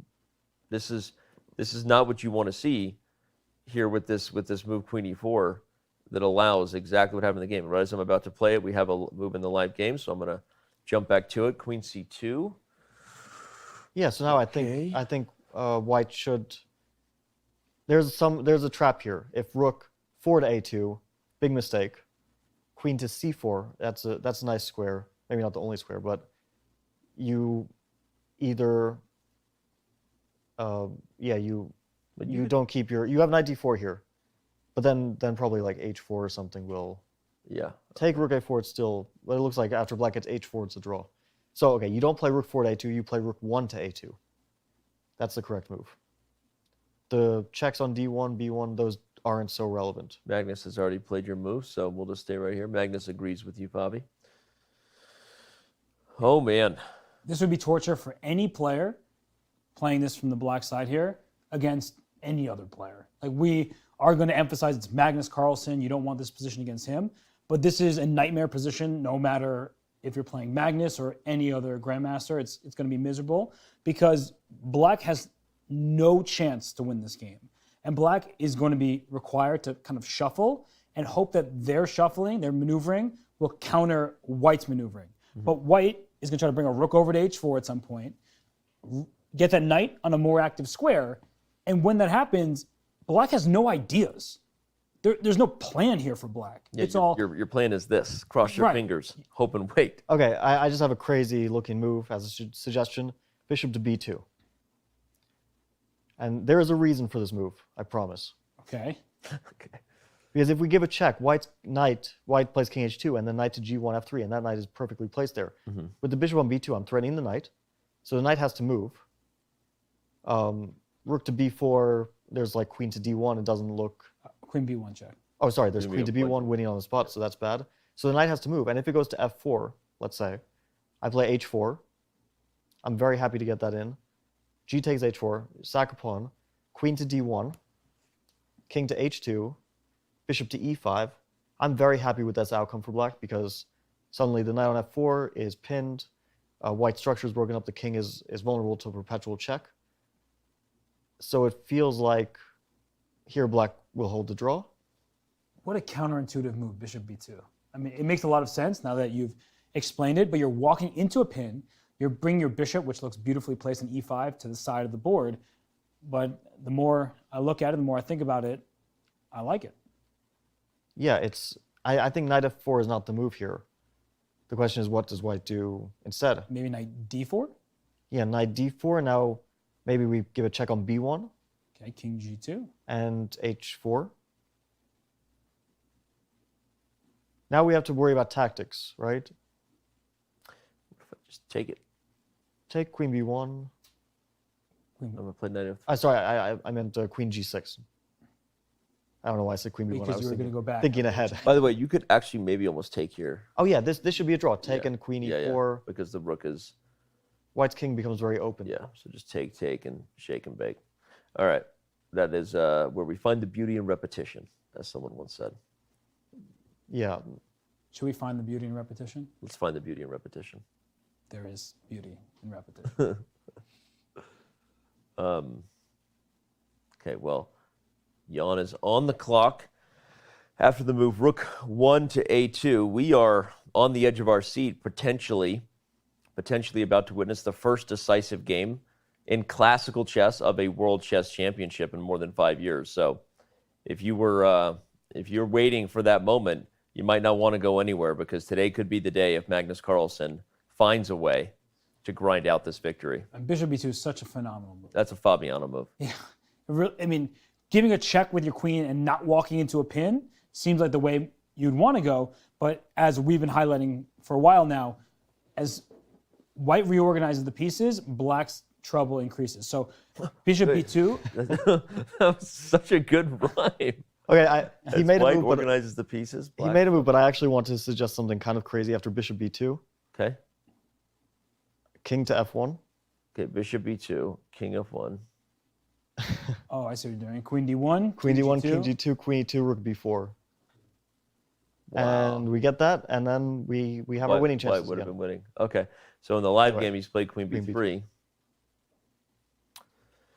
Magnus. So why not simply king h2 and then knight g1? Looks like a good plan for white. Yeah, it's a great plan for white. You can't play h4 because I take with check. Yeah, he's trying to dominate the rooks, like a bishop on b2, queen on b3. He plays king to g2, by the way. Makes sense. Good enough. I think his idea is anyway to go knight g1. Yeah, it's the same idea. You're bringing the knight around. Oop, knights don't move like that, Dan. And they don't want to move like that. Yeah, they don't. I learned from Magnus in the press conference that knights move more like an L. They move 2 squares and over. So that was super helpful. Great question. Great question. Thank you so much to whoever asked that brilliant question in Game 5. We know her name. So queen b7 check is a question here, because now if you go king h2, then knight g1 to f3 becomes a little harder to make work because the queen covers the square. But I think we're happy just to have knight g1 so that we can play rook to h4. And black's queen will have to stay on that diagonal to stop king g2, knight f3. So white will play even rook h4 and then knight h3, knight f4. You might get at that pawn a different way. I think once white's rooks are free, right now they're a bit stuck together. The queen is holding them in place because neither of them can move to the side or lose the other rook. Once they get free, we're already talking about white having serious winning chances. Question for you, Fabi. We see Jan fiddling with that pawn. Do you think that he believes this game still for sure should be a draw with proper play?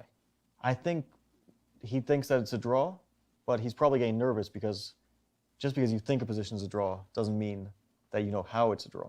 Right. And I assume also that this position is a draw, but I don't know exactly how black should play it. It feels to me like if black sits and waits around, then he might lose, which is already a bad sign. Because passive defense is it's sort of the go-to here. You suspect that black just waits and white can't make progress. But if you have to start making weird counterintuitive moves to hold it all together, that's a different story. That's a much harder way to defend. So okay, I think Magnus will play king h2. It's pretty much an only move at this point. I mean, king g1 is where he came from. King f1 allows some weird checks. And e4 probably E4 you not don't what want. you want to do because it cut the rook. I was wondering about that. Obviously, you don't ever want to play that move until it's necessary, but I think at some point it might. If you could get your knight to f5. Yeah, exactly. Afterwards, It doesn't eliminate white's winning chances. but it does cut off the rook. Yeah. Yeah, it cuts off, and it allows black to play h4 at some point. There's a funny plan here if white could somehow coordinate it. I'm looking at the open H file, and we're talking about the H4 square. I wish any way I could get my rooks to the H file. I'm probably winning.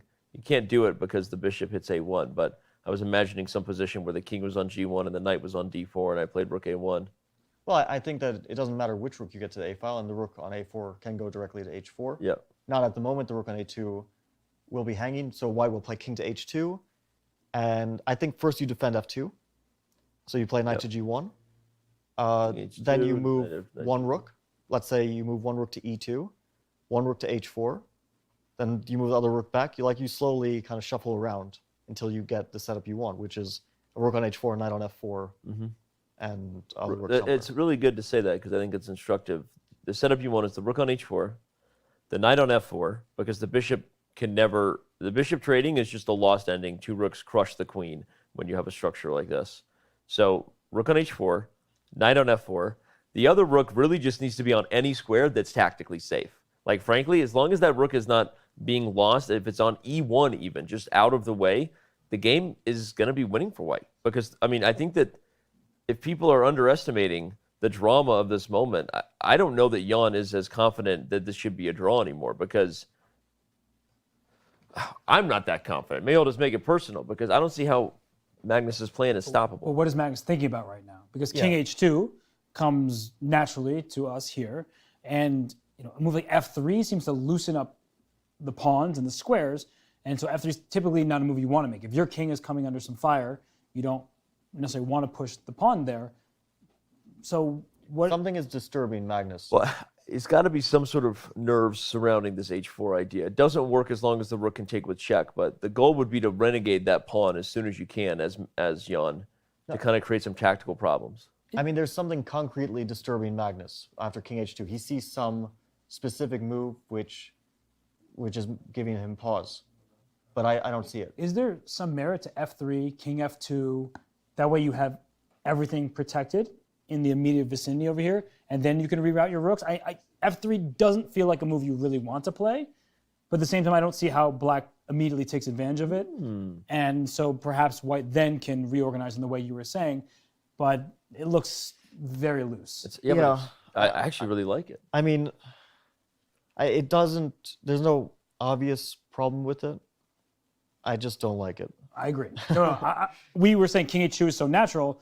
Why is Magnus thinking maybe there's some deep idea with f3, and then you can bring the rooks around? But I'll explain why I don't like it with the variation. Let's say black plays queen to d1 here.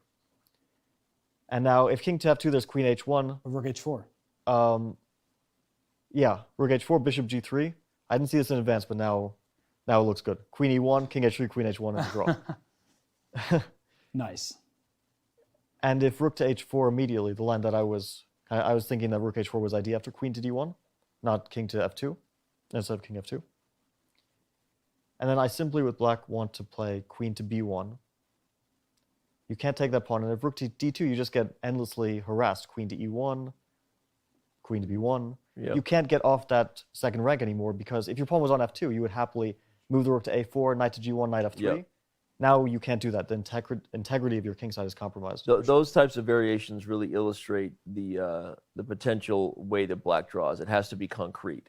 It has to be based on something really forcing. Talk about this all the time. A pawn chain is as strong as the base pawn. If you go f3, you don't have pawn chains anymore. The f2 pawn protects e3 and g3. Black is the one with pawns that are in trouble because they're double nice in the f file and the h5 pawns on a light square, and white can use his forces to team up on it. So f3 was a move I never wanted to play. I'm just curious why Magnus is still thinking here. Like, what is he thinking about? I don't know, but he's ready to make a move now. I mean, he's forced to. He has 4 minutes. He only needs to make 2 more moves to get to the third time control. But still, it's going to be a long game. He wants to preserve his time. So he's sort of obligated to make a move quickly. I don't see a more sensible move than king h2, and I don't see a problem with king h2. Oh. But he played f3? I was going to say, maybe he's thinking Arby's. Not the time, Dan. Not the time. But I am surprised by that move f3.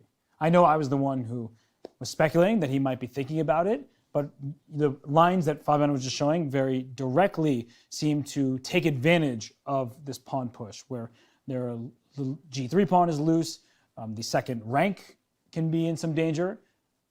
So queen d1 was the move that Fabiano suggested, and I really am wondering how Magnus is going to maybe react. knight f4?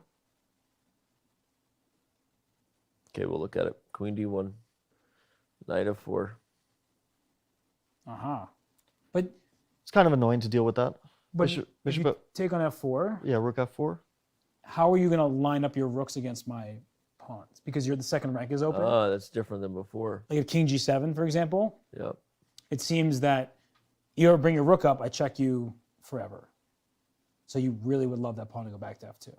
I really don't know. I feel like this f3 is a shocking move. Just unless it was absolutely forced. Yeah, It's but just if we were so analyzing, responsible. it to wasn't play F3. forced. King H2 was.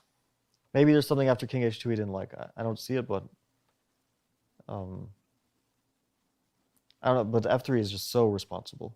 Like his king will be open for the rest of the game, and the main thing was that his king was sort of safe. It was sheltered behind these pawns, which can only be broken up by H4. So yeah, surprising decision. So what if the king moved? Yeah, I thought that anyway you can. Because now I'm threatening H4. This is probably what he didn't like. Because in this position, the rook is actually got double duties, guarding here and the H pawn. So if you're not taking with check, H4 is an efficient. But let's say I play rook A to C2. Now maybe queen to D3 is the problem. Or I was looking at both of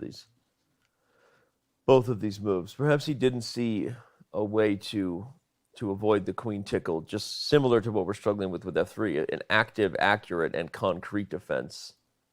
Yeah, this is hard because queen D3, for example, can't move your rook off the second rank because your knight's hanging. And if you bring your other rook into the defense, even on C4, like if you bring that rook to C4, H4 is not stopped. Yep.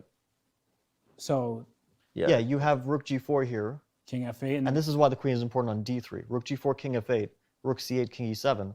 It's not just the rook that was attacked. It's the queen on D3. Like if it was on B3, well, I could maybe play rook H4. Yeah. But on D3, it attacks the knight directly. No, it's so yeah, maybe this was leading to a draw, and that's why he played F3 out of because he didn't see any sort of winning chances after King H2. That makes sense. Wow. So now Jan and queen D1 looks very natural. What other moves even come to mind here? I'm trying to. I think any king move is very natural. King to G7, for example.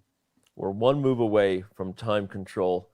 Again, everyone, we're going to stick right here until that moment is reached so that you don't miss a moment of our commentary over the action. But King G7 could have a bit of a flaw. So if you go King G7, what if I go Knight D4? Okay, we have action. Queen to D1 has been played.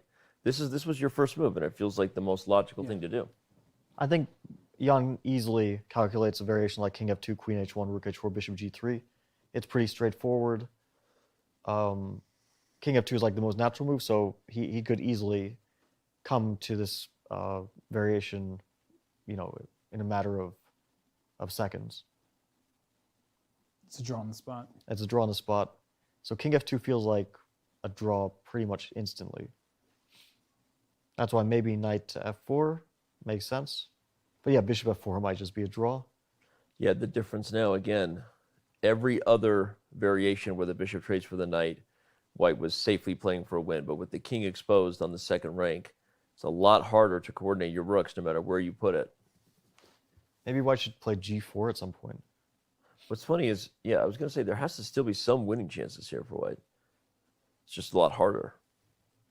I mean, if you put the rook even on a safe square and tried to coordinate G4 in some weird position, like if H4 is played, I don't know if you have time for that, but you can put your rook on H4 before playing G4. So okay, you can kind of fair. force. So you can force the exchange, right? So let's just play that out. So something like this, a little bit of tickle. I don't know, just because I'm having fun, right? Any king move. Don't if drop this F6. happened.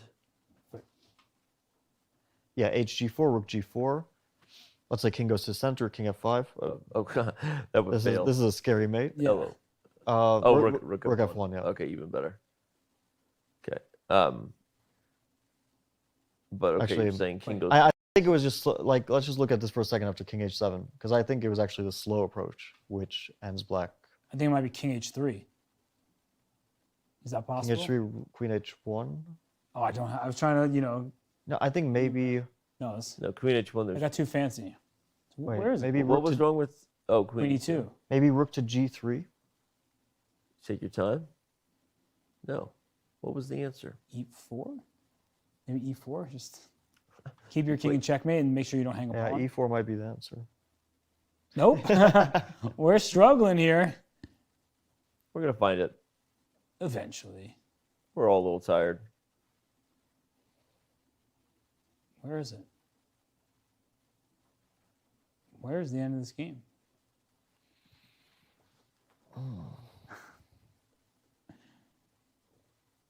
Anybody? Okay, so the rook f can go to another square. It can, although it feels a bit wrong. Yeah. But why is king g3 bad, by the way? I don't know. Because queen g1, rook g2, queen e1, king f4, queen b4, e4, and queen d6, yeah? Wait, so not that.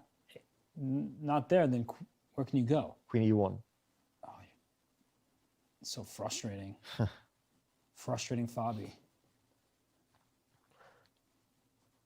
This is surprisingly difficult. Feels like there just has to be... Maybe king to h2. And then rook to g2 and rook to h4. Super slow. Yeah, because you can go rook g3. Like rook g2, rook g3, rook h3. Both work, actually. Even That's what I was trying with rook g3, but then maybe the queen on e1 stops it. Yeah. Okay, so yeah, it's here, and then you bring the king up. Okay. Whoa, you see the move he just played, though? Whoa, f4. I was wondering about that because there's no other way to win based on what we've been seeing. Wow. That was move 60. By the way, Magnus Carlsen has officially reached time control, which is why he now has 16 minutes on his clock for those watching. He was given 15 minutes extra, but most importantly, he was given the 30-second increment so that he will no longer have the heart-racing moments of running out of time. This means when you reach move 60, everyone, this means that the position on the board is going to decide the result in a different way. It's not to say that time pressure won't influence potential blunders, but increment is the great equalizer in terms of the battle between the X's and O's and the clock, because you really can never lose a position anymore on time, in theory. So the 30-second increment that both players now have is absolutely massive. Yeah, I don't like that the rook can't swing over to h4 anymore. Yeah. Of course, we were looking at these variations that seem to, end the game pretty quickly with a draw. So this keeps the game alive. It keeps chances alive, and white is not in any risk. So it does make perfect sense to go for this. But the question becomes, well, where are you going to challenge black from here on out? And white's king is super open now. It's open to checks along the diagonal, checks along the second rank if that rook ever moves. I think black can, bishop c7. Everything about this position was better when that pawn was on f2. That pawn would love to move back. Man, we just talked about this the other day. It's still not possible. I've been trying for years. We haven't fixed that bug yet. I don't know what white really tries here. It's everything's so loose now. And e3 is also a weakness, so it feels very difficult to make significant progress here. Well, with move 60 in the books, we're going to take a very quick break. Time control has been reached, the last time control where there will be time added back onto the clock. So what you see is what you get now. 15 and a half minutes roughly for Magnus Carlsen, 24 minutes for Ian Nepomniachtchi with a 30-second increment throughout. How much more can Magnus create here in terms of winning chances? All I know is we're going to be here to the very end, and let's remember that we have guests joining at the top of the show. So no matter what, if the show ends, we are still here. So don't go anywhere. Today's special guests, let's bring them up for everybody. We have an interview with Colin Byrne, the artist and alchemist who recently created the most valuable chess set in the world, worth more than $4 million.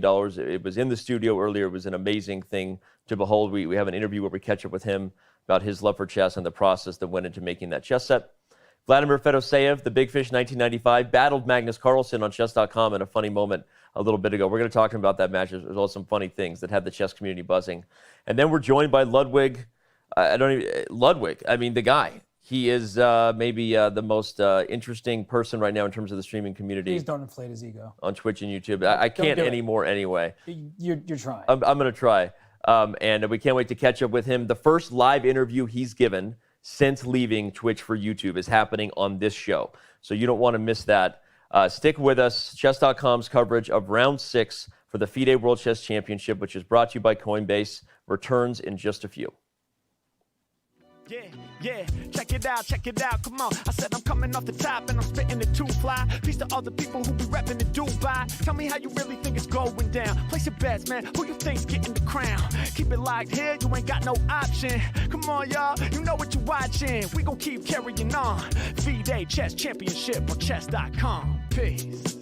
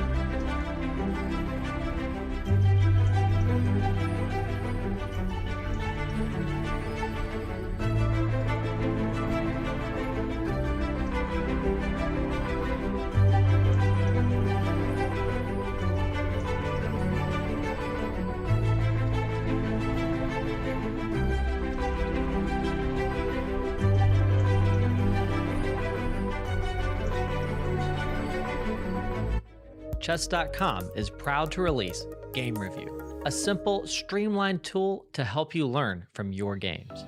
Immediately see your accuracy and your opponent's accuracy and how many brilliant and great moves were played. Then select Start Review to dive into the game.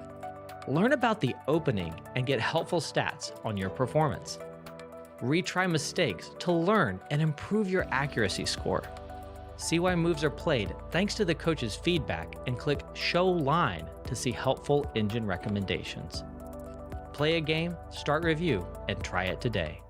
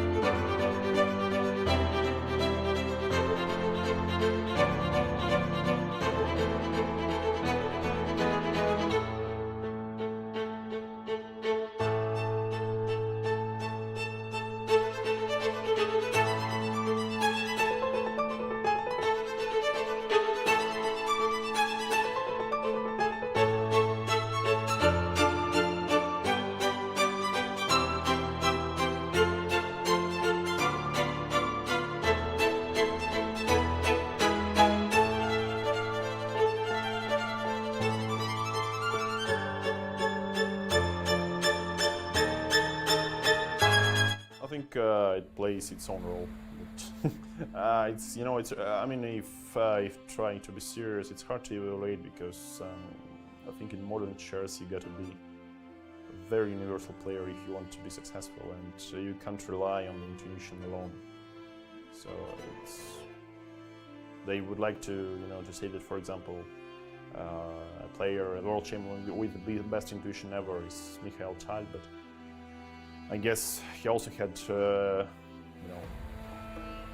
he had to calculate a lot, yeah. And for example, today, if you try to stick to his playing style, it would be sometimes it would be very costly to your performance. So I think, yeah, the intuition is always good, but I mean, sometimes you basically can't choose the move because of your calculation or evaluation, and you need to, for example, sometimes you are given like two similar opportunities, and you got to pick one, and okay, probably here the intuition comes.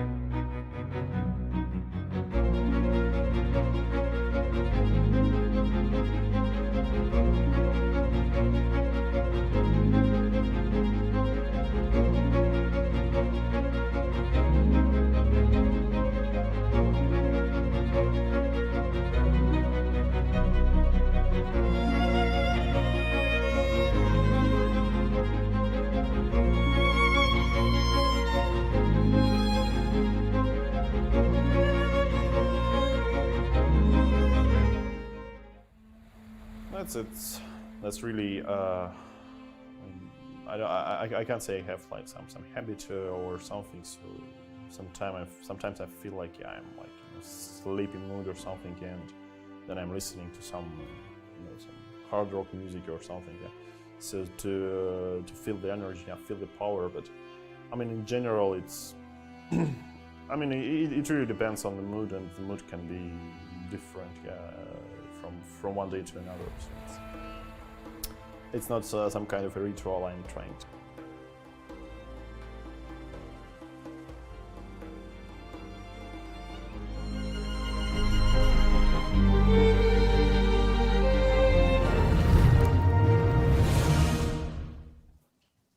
Welcome back, everyone. Chess.com's coverage of the FIDE World Chess Championship continues, and your opportunity to be a part of a private group lesson with Fabiano Caruana as we debut our new feature classroom has been running throughout the entire event. Here's how it works. All you have to do is take one video lesson on chess.com from Fabiano's new video series, which you should be taking anyway because it's amazing. Talks about his journey to his battle versus Magnus Carlsen, goes over the critical games versus Magnus Carlsen from the 2018 World Chess Championship. Some of the finest content we've ever had on chess.com, if I don't say so myself, Fabiano. And all you have to do is take one of those video lessons, take a screenshot, use the hashtag LearnWithFabi, and you are automatically registered to win. 10 of you will be a part of debuting our new feature classroom, a tool that brings coaches and students together in real time with awesome, robust tools. And Fabiano is going to be displaying it with 10 of you. Everybody will get at least one question answered by Fabi in that lesson, if not more. And it's going to be epic on December 13th. Gives you more content to look forward to. So if you're not doing it right now, quickly solve one lesson on chess.com, take a screenshot of it, share it for us on Instagram or Twitter, and get registered to win. Guys, I know you're registered for an 8-hour game today. Did you know you signed up for that? Yeah, I did. Okay. We had the rest day yesterday. We thought that it would be a battle, and it remains so because the position that we currently have is one where White has been pressing for the last, what has it been, 30 moves or so, maybe less than that, maybe 20. But now that we're here, White has created some problems for himself as well. This isn't just a one-sided affair anymore. If White tries too hard to win, it can backfire, and then Black can have some chances. Take me through some of those problems that he created for himself, Fabi. Yeah, I actually like what Magnus has done. because although I think that the valuation is basically equal, and if black plays correctly, it's a draw, he is creating stuff which looks scary, and that's already a big thing when your opponent is in time trouble. Moves that look scary are pretty dangerous. He wants to play rook e8, rook a8, and start an attack on black's king while defending the e3 pawn. I don't think that attack can really go through because black's king can escape via f5. But white is the only one with chances to win this. Okay. The knight on e2 covers all checks. The e3 pawn is for the moment safely defended. I think black basically draws with many moves because white doesn't have many ideas here. His pieces are in some ways tied down. The knight is a defensive piece. The rook on e4 is defending the e3 pawn. And it'll be difficult for white to actually get active and create threats. That being said, when you have a safe advantage, which you can press for a win, that's already a practical chance. And Jan looks a little bit uncomfortable. He's concentrated. I think the reason he's uncomfortable is because he doesn't have a very concrete way of solving his problems. It's basically just as many moves, which roughly remain equal because white can't do anything so significant. But it's difficult to make a move without a concrete idea. Let's say to play king g6 or queen d5. They're fine moves, but they don't do anything, right? They don't actually change the position in any way. Robert, your thoughts? Yeah, no, of course, white is the one that continues to press on and try to get a win here. But because this pawn's on f4 and not f2, if white goes all in, there could be some problems for the white king. And the move king g7 played, just to get closer to those f-pawns, make sure that the white can't suddenly attack them. And Fabiano's point of rook e8, rook a8, that can be an idea that black needs to really look out for, because if you push that pawn from f6 to f5, now you're putting your pawn in a light square. Means the bishop can never defend it, and perhaps white can team up on that pawn, and black does not want to drop that one. That said, because e3 is loose, it's very difficult for white to actually get that pawn on if it goes to f5 because your rook needs to stay on the e-file. Well, let's say a concrete problem with f5, because f5 is an important move. It's probably not bad for black, and it may happen at some point, so we should consider it. Okay. Let's say immediately after rook e8, if black were to play f5, I actually think this is a bad moment, because I can play rook to h1, and that h5 pawn is actually a target. The queen can no longer get there to defend the pawn, and the king can't really go up, because if king g6, there's... Well, maybe you can play king g6, because again, the rook on e8 is tied to e3. If rook g8, king f6. So maybe black still holds it like this, but it's a bit tenuous. We see Magnus has played your suggested rook to e8, which means Jan is on the clock. And for the first time in the entire game, we may be in a position where Jan is about to be down on the clock versus Magnus. They do have increment, so of course we're no longer fearing for our life when we're under a couple minutes, but time pressure will have an influence on this game. Mark our words. And rook h1 now, trying to go after that pawn. There could be some queen d5 stuff happening. You don't want to put your rooks in a line like that, as queen d5 does look very scary. And I guess white is able to save the material, but that's too close for comfort. Yeah, you don't want to allow things like that. That's when you start to get in trouble. Yeah, go ahead. The good thing for white is that even if white were to trade the a1 rook for the b6 bishop, it's a draw. Okay, Jan he plays goes f5. for f5. He must be, whether he's right or wrong, he must have visualized something that he feels is a fortress, something that he can hold the blockade based on the balance of a combination of pressure on e3 and the inability for white to pick up these pawns without basically releasing defense of said e-pawn. This must be what he's going for. You see the hesitation, though? He went to grab the f-pawn to go f5, and he paused, stopped, and then made the move. So it's a super committal move. I'd be nervous AF. Yeah, it's a very... That's Bobby. Nervous as Bobby.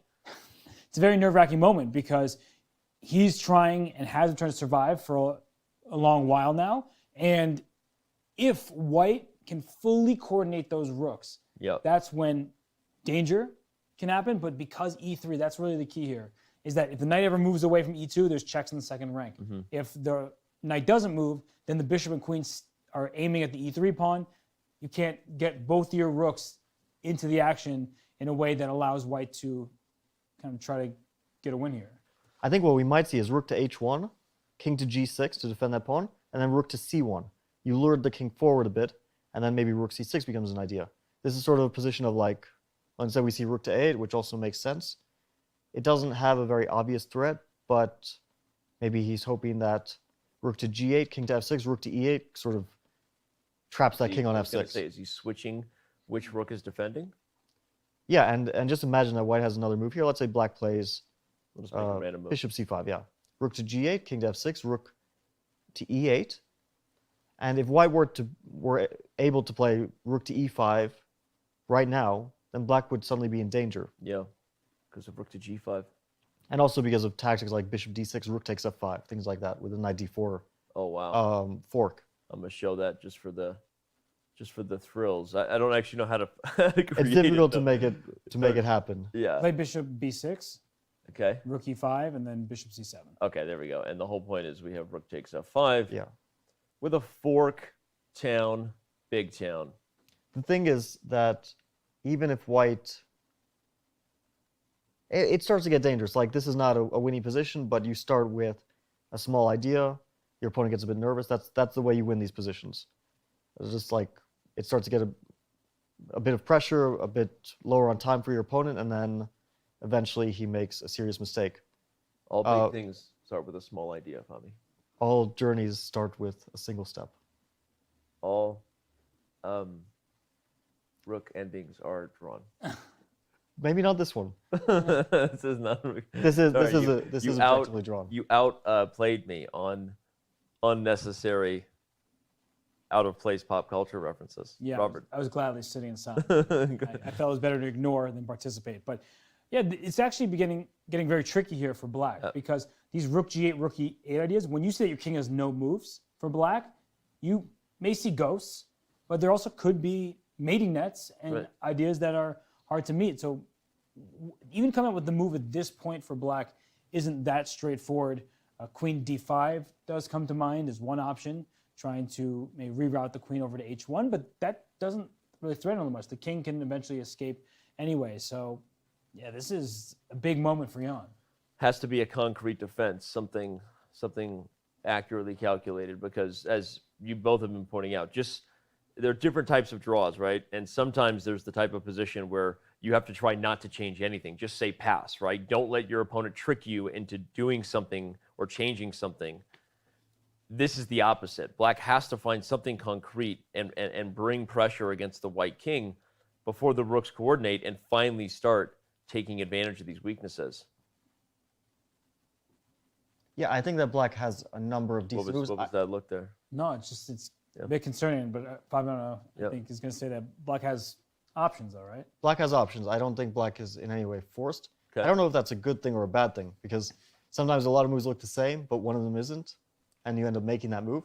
On the other hand, it should be a good thing for your defense, because you're never in that situation where you have to find that one path to equality.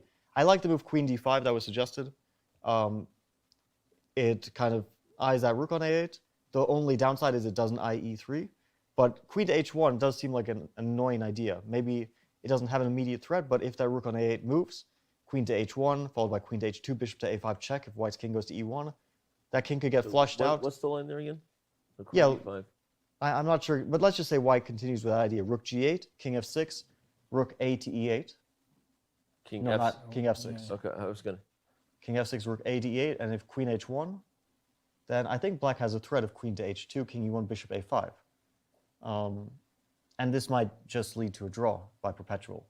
Yeah, and rook e5 now, there is bishop c7 possible because there are no forks against this queen, right? The queen on b3 would allow rook takes f5 with the fork on d4, which is what we were talking about earlier, but now the rook is forced to move. And yeah, this should be a draw. And also I think there's no rook c6, so at pretty much any moment, black can start giving that queen h2, queen h1 check as well.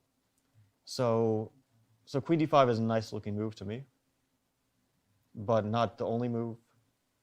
I think Jan should be moving quickly now. I understand it's nerve-wracking. It's been a very long, intense game, and they're probably both exhausted by this point.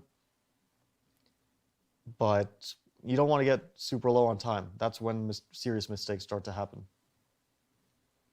And only 9+ minutes. They do get the 30-second increment, so you can build up time. But what you were saying has some serious merit here, that black has a bunch of different moves that all look acceptable.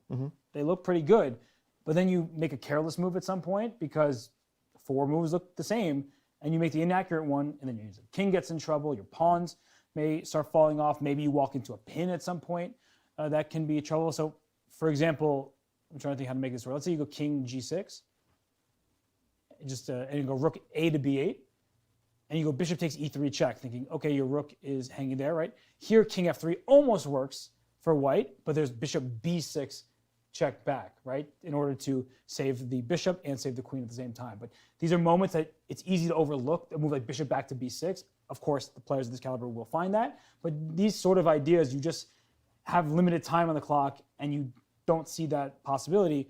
That's when things can get out of hand.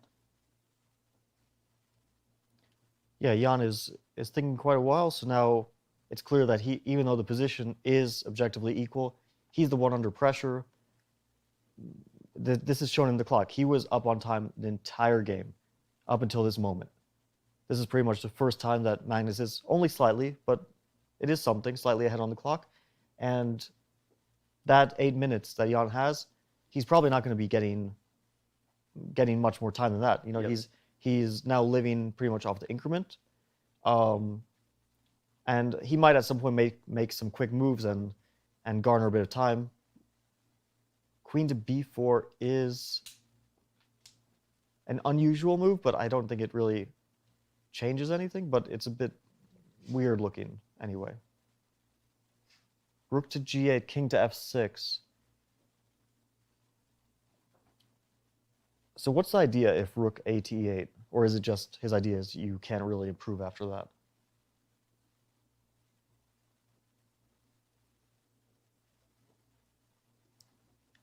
I'm trying to make even sometimes a rook takes b6, like a6 or something. I'm just trying to figure out a way if I can get in time and it doesn't work here. But what I want to do is get my rook to g5. And if I have to take on b6 to put my knight on d4, there are moments where that can get kind of scary for black. Yeah, you can start to pick up the h5 and f5 pawns, and then rook and knight and 2 pawns against the queen is a very scary endgame. In this case, it would be 3 pawns against 1 pawn, but in any case, it would be scary. Right, and we're asking for a lot, but those are the things that are sort of churning in the back of my mind here, like trying to figure out, is there a moment where I can sacrifice my rook? That was one of the initial plans with rook takes a3. So just because he wasn't captured once doesn't mean that you can't go for the second time with those pawns stuck where they are. White can team up on them. So I wonder if, let's go back to the current position and think about what Magnus's options are. There is also the move rook to e5. It doesn't really threaten the pawn, or maybe it does. But in any case, it puts some pressure on that pawn. Of course, black can still, play queen b3, shuffle around.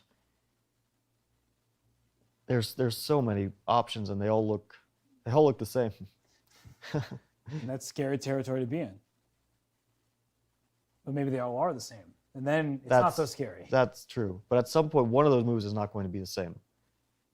So now Magnus is thinking as well. They're both going to get low on time. That's, I think, a certainty at this point. Rook g8 feels right, doesn't it? Giving that check, the king going to f6. It's a vulnerable king. Maybe not immediately, but I'm wondering if he can play like rook a to c8. I want to really flush that king out.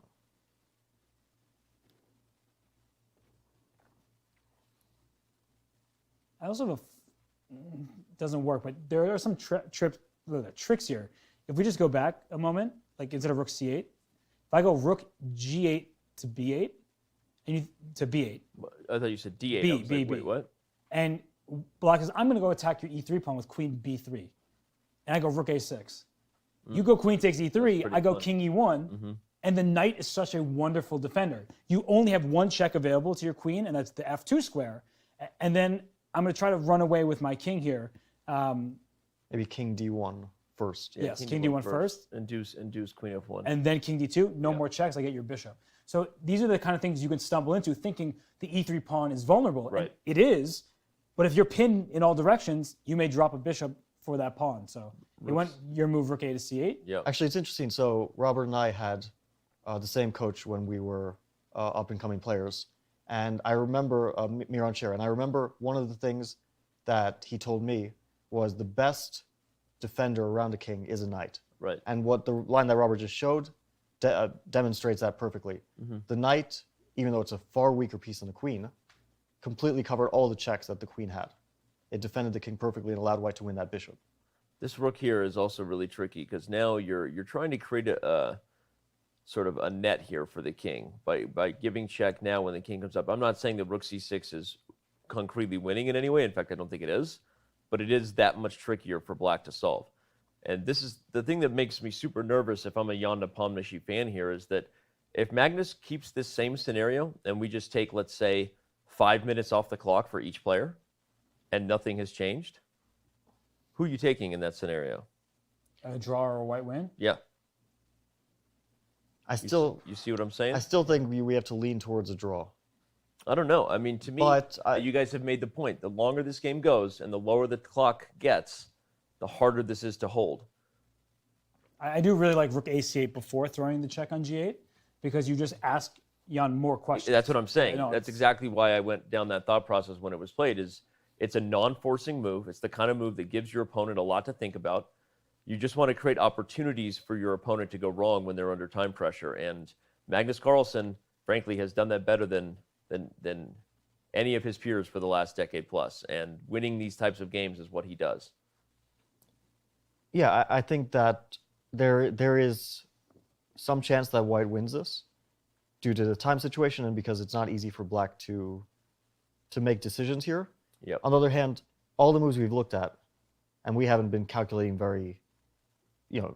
we haven't been calculating to the degree that the players or at the board are calculating. I mean, speak for yourself, but we haven't made a move for black yet that has changed the evaluation to white having a winning position. Okay.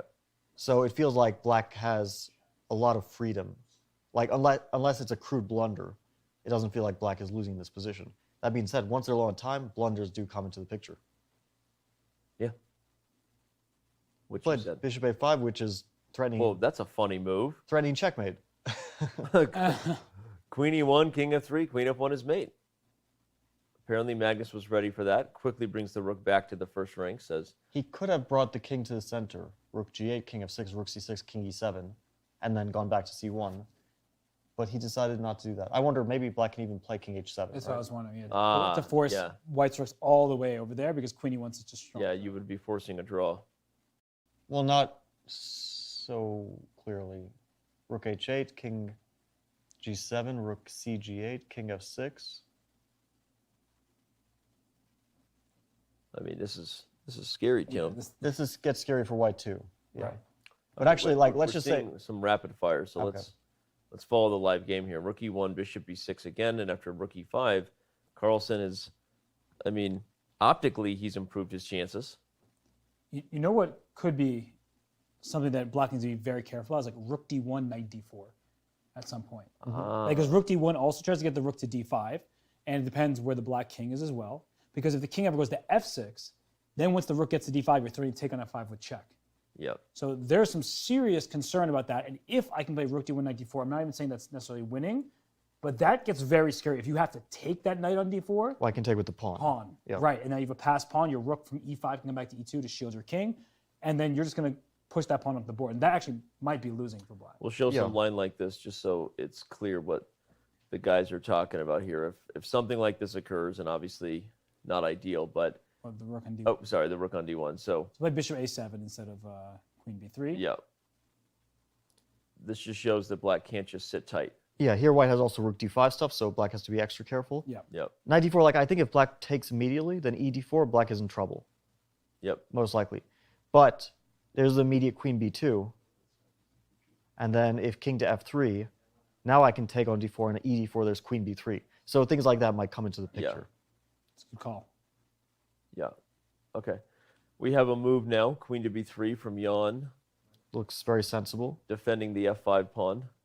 It feels like we've seen a position pretty much like this at some point. What? It feels like we've seen a position pretty much like this at some point. Magnus with 9 minutes, Jan with 5.5.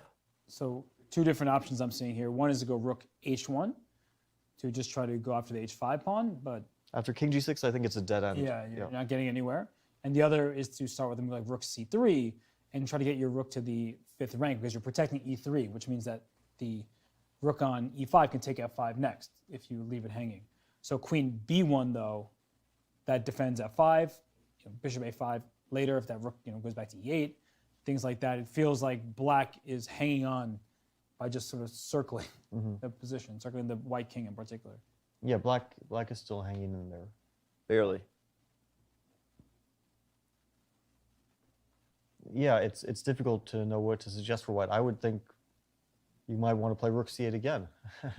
But then we've kind of seen that same idea from Magnus. He already tried to put his rooks on the 8th rank to try to maybe create some checks against black's king, and that didn't seem to lead anywhere. But again, if you just play tickle long enough, we'll be under time pressure before you know it, boys and girls. Don't go anywhere. A decisive result for the first time in 5 years as it comes to classical chess in the World Championship could be in store here today. This has been a fascinating game, regardless of the result. Yep. And you can tell by the way Jan is staring at this board, he is putting every last bit of energy that he has, and he must be exhausted. They've been playing at this point for over 6 hours, or about 6 hours. Yep. That is so tiring because he's been considering all these options. He had 5 seconds left when he made his 40th move, right? So he barely got to the time control. And when you have those kind of nerves, that stress, that compounds. And now he's at a moment where he probably knows he's holding. He probably feels pretty definitive about it, but you can never, not for a single moment, let go. You just have to keep paying attention, keep being sharp, keep being skeptical of your ideas to make sure that you are accurately calculating. And it does seem like he has things under control right now. Never let go, Jan. Never let go. Actually, if we go back, he made that rook c1 move.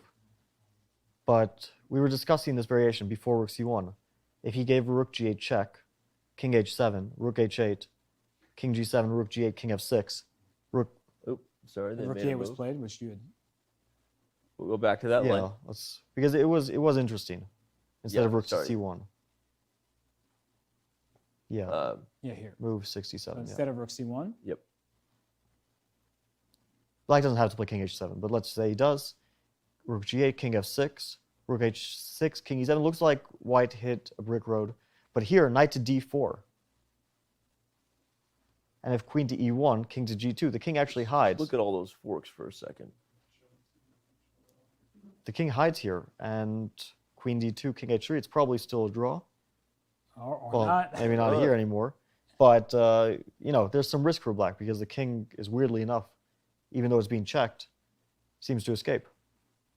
What in the world would be the move here if not check? This is like exactly the type of line Magnus should have gone for, because tell me a human move here. Maybe king to d7? I don't care what the computer says. Maybe king to d7 is holding on? King to d7, that is just, you know what? No, it doesn't. It doesn't hold on. I don't know what it is. This is not a holdable position by any human standard. No. This is a lost position for black. It looks really bad, yeah. You were just making Titanic references. And You're darn right I was, because I'll never let go, Jack. It's tough here.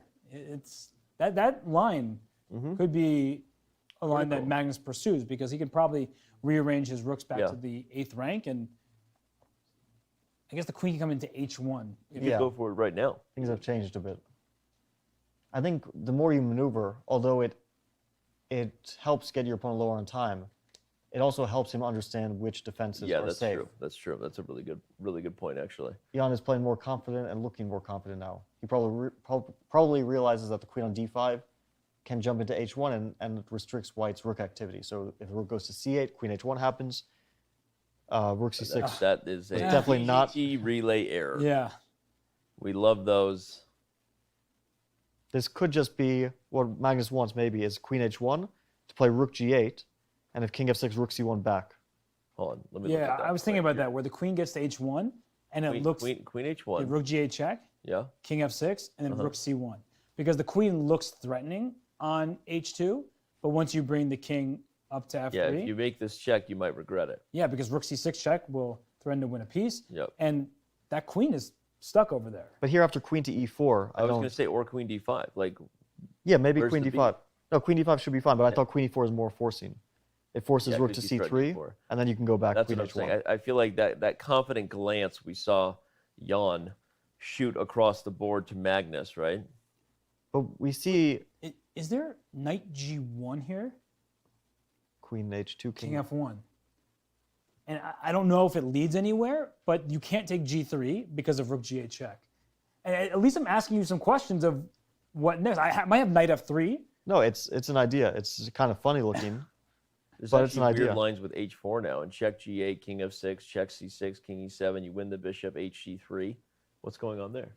I have no idea. Like, it's just like, I think the problem might be that it allows h4. What if- But What if you take him? even g takes Yeah, h4 g is h4. possible. Ah, okay, yeah. Simple stuff. And actually, not. Oh, that my line doesn't work. But I think black can play, for example, queen to b2 pretty safely. Just go back.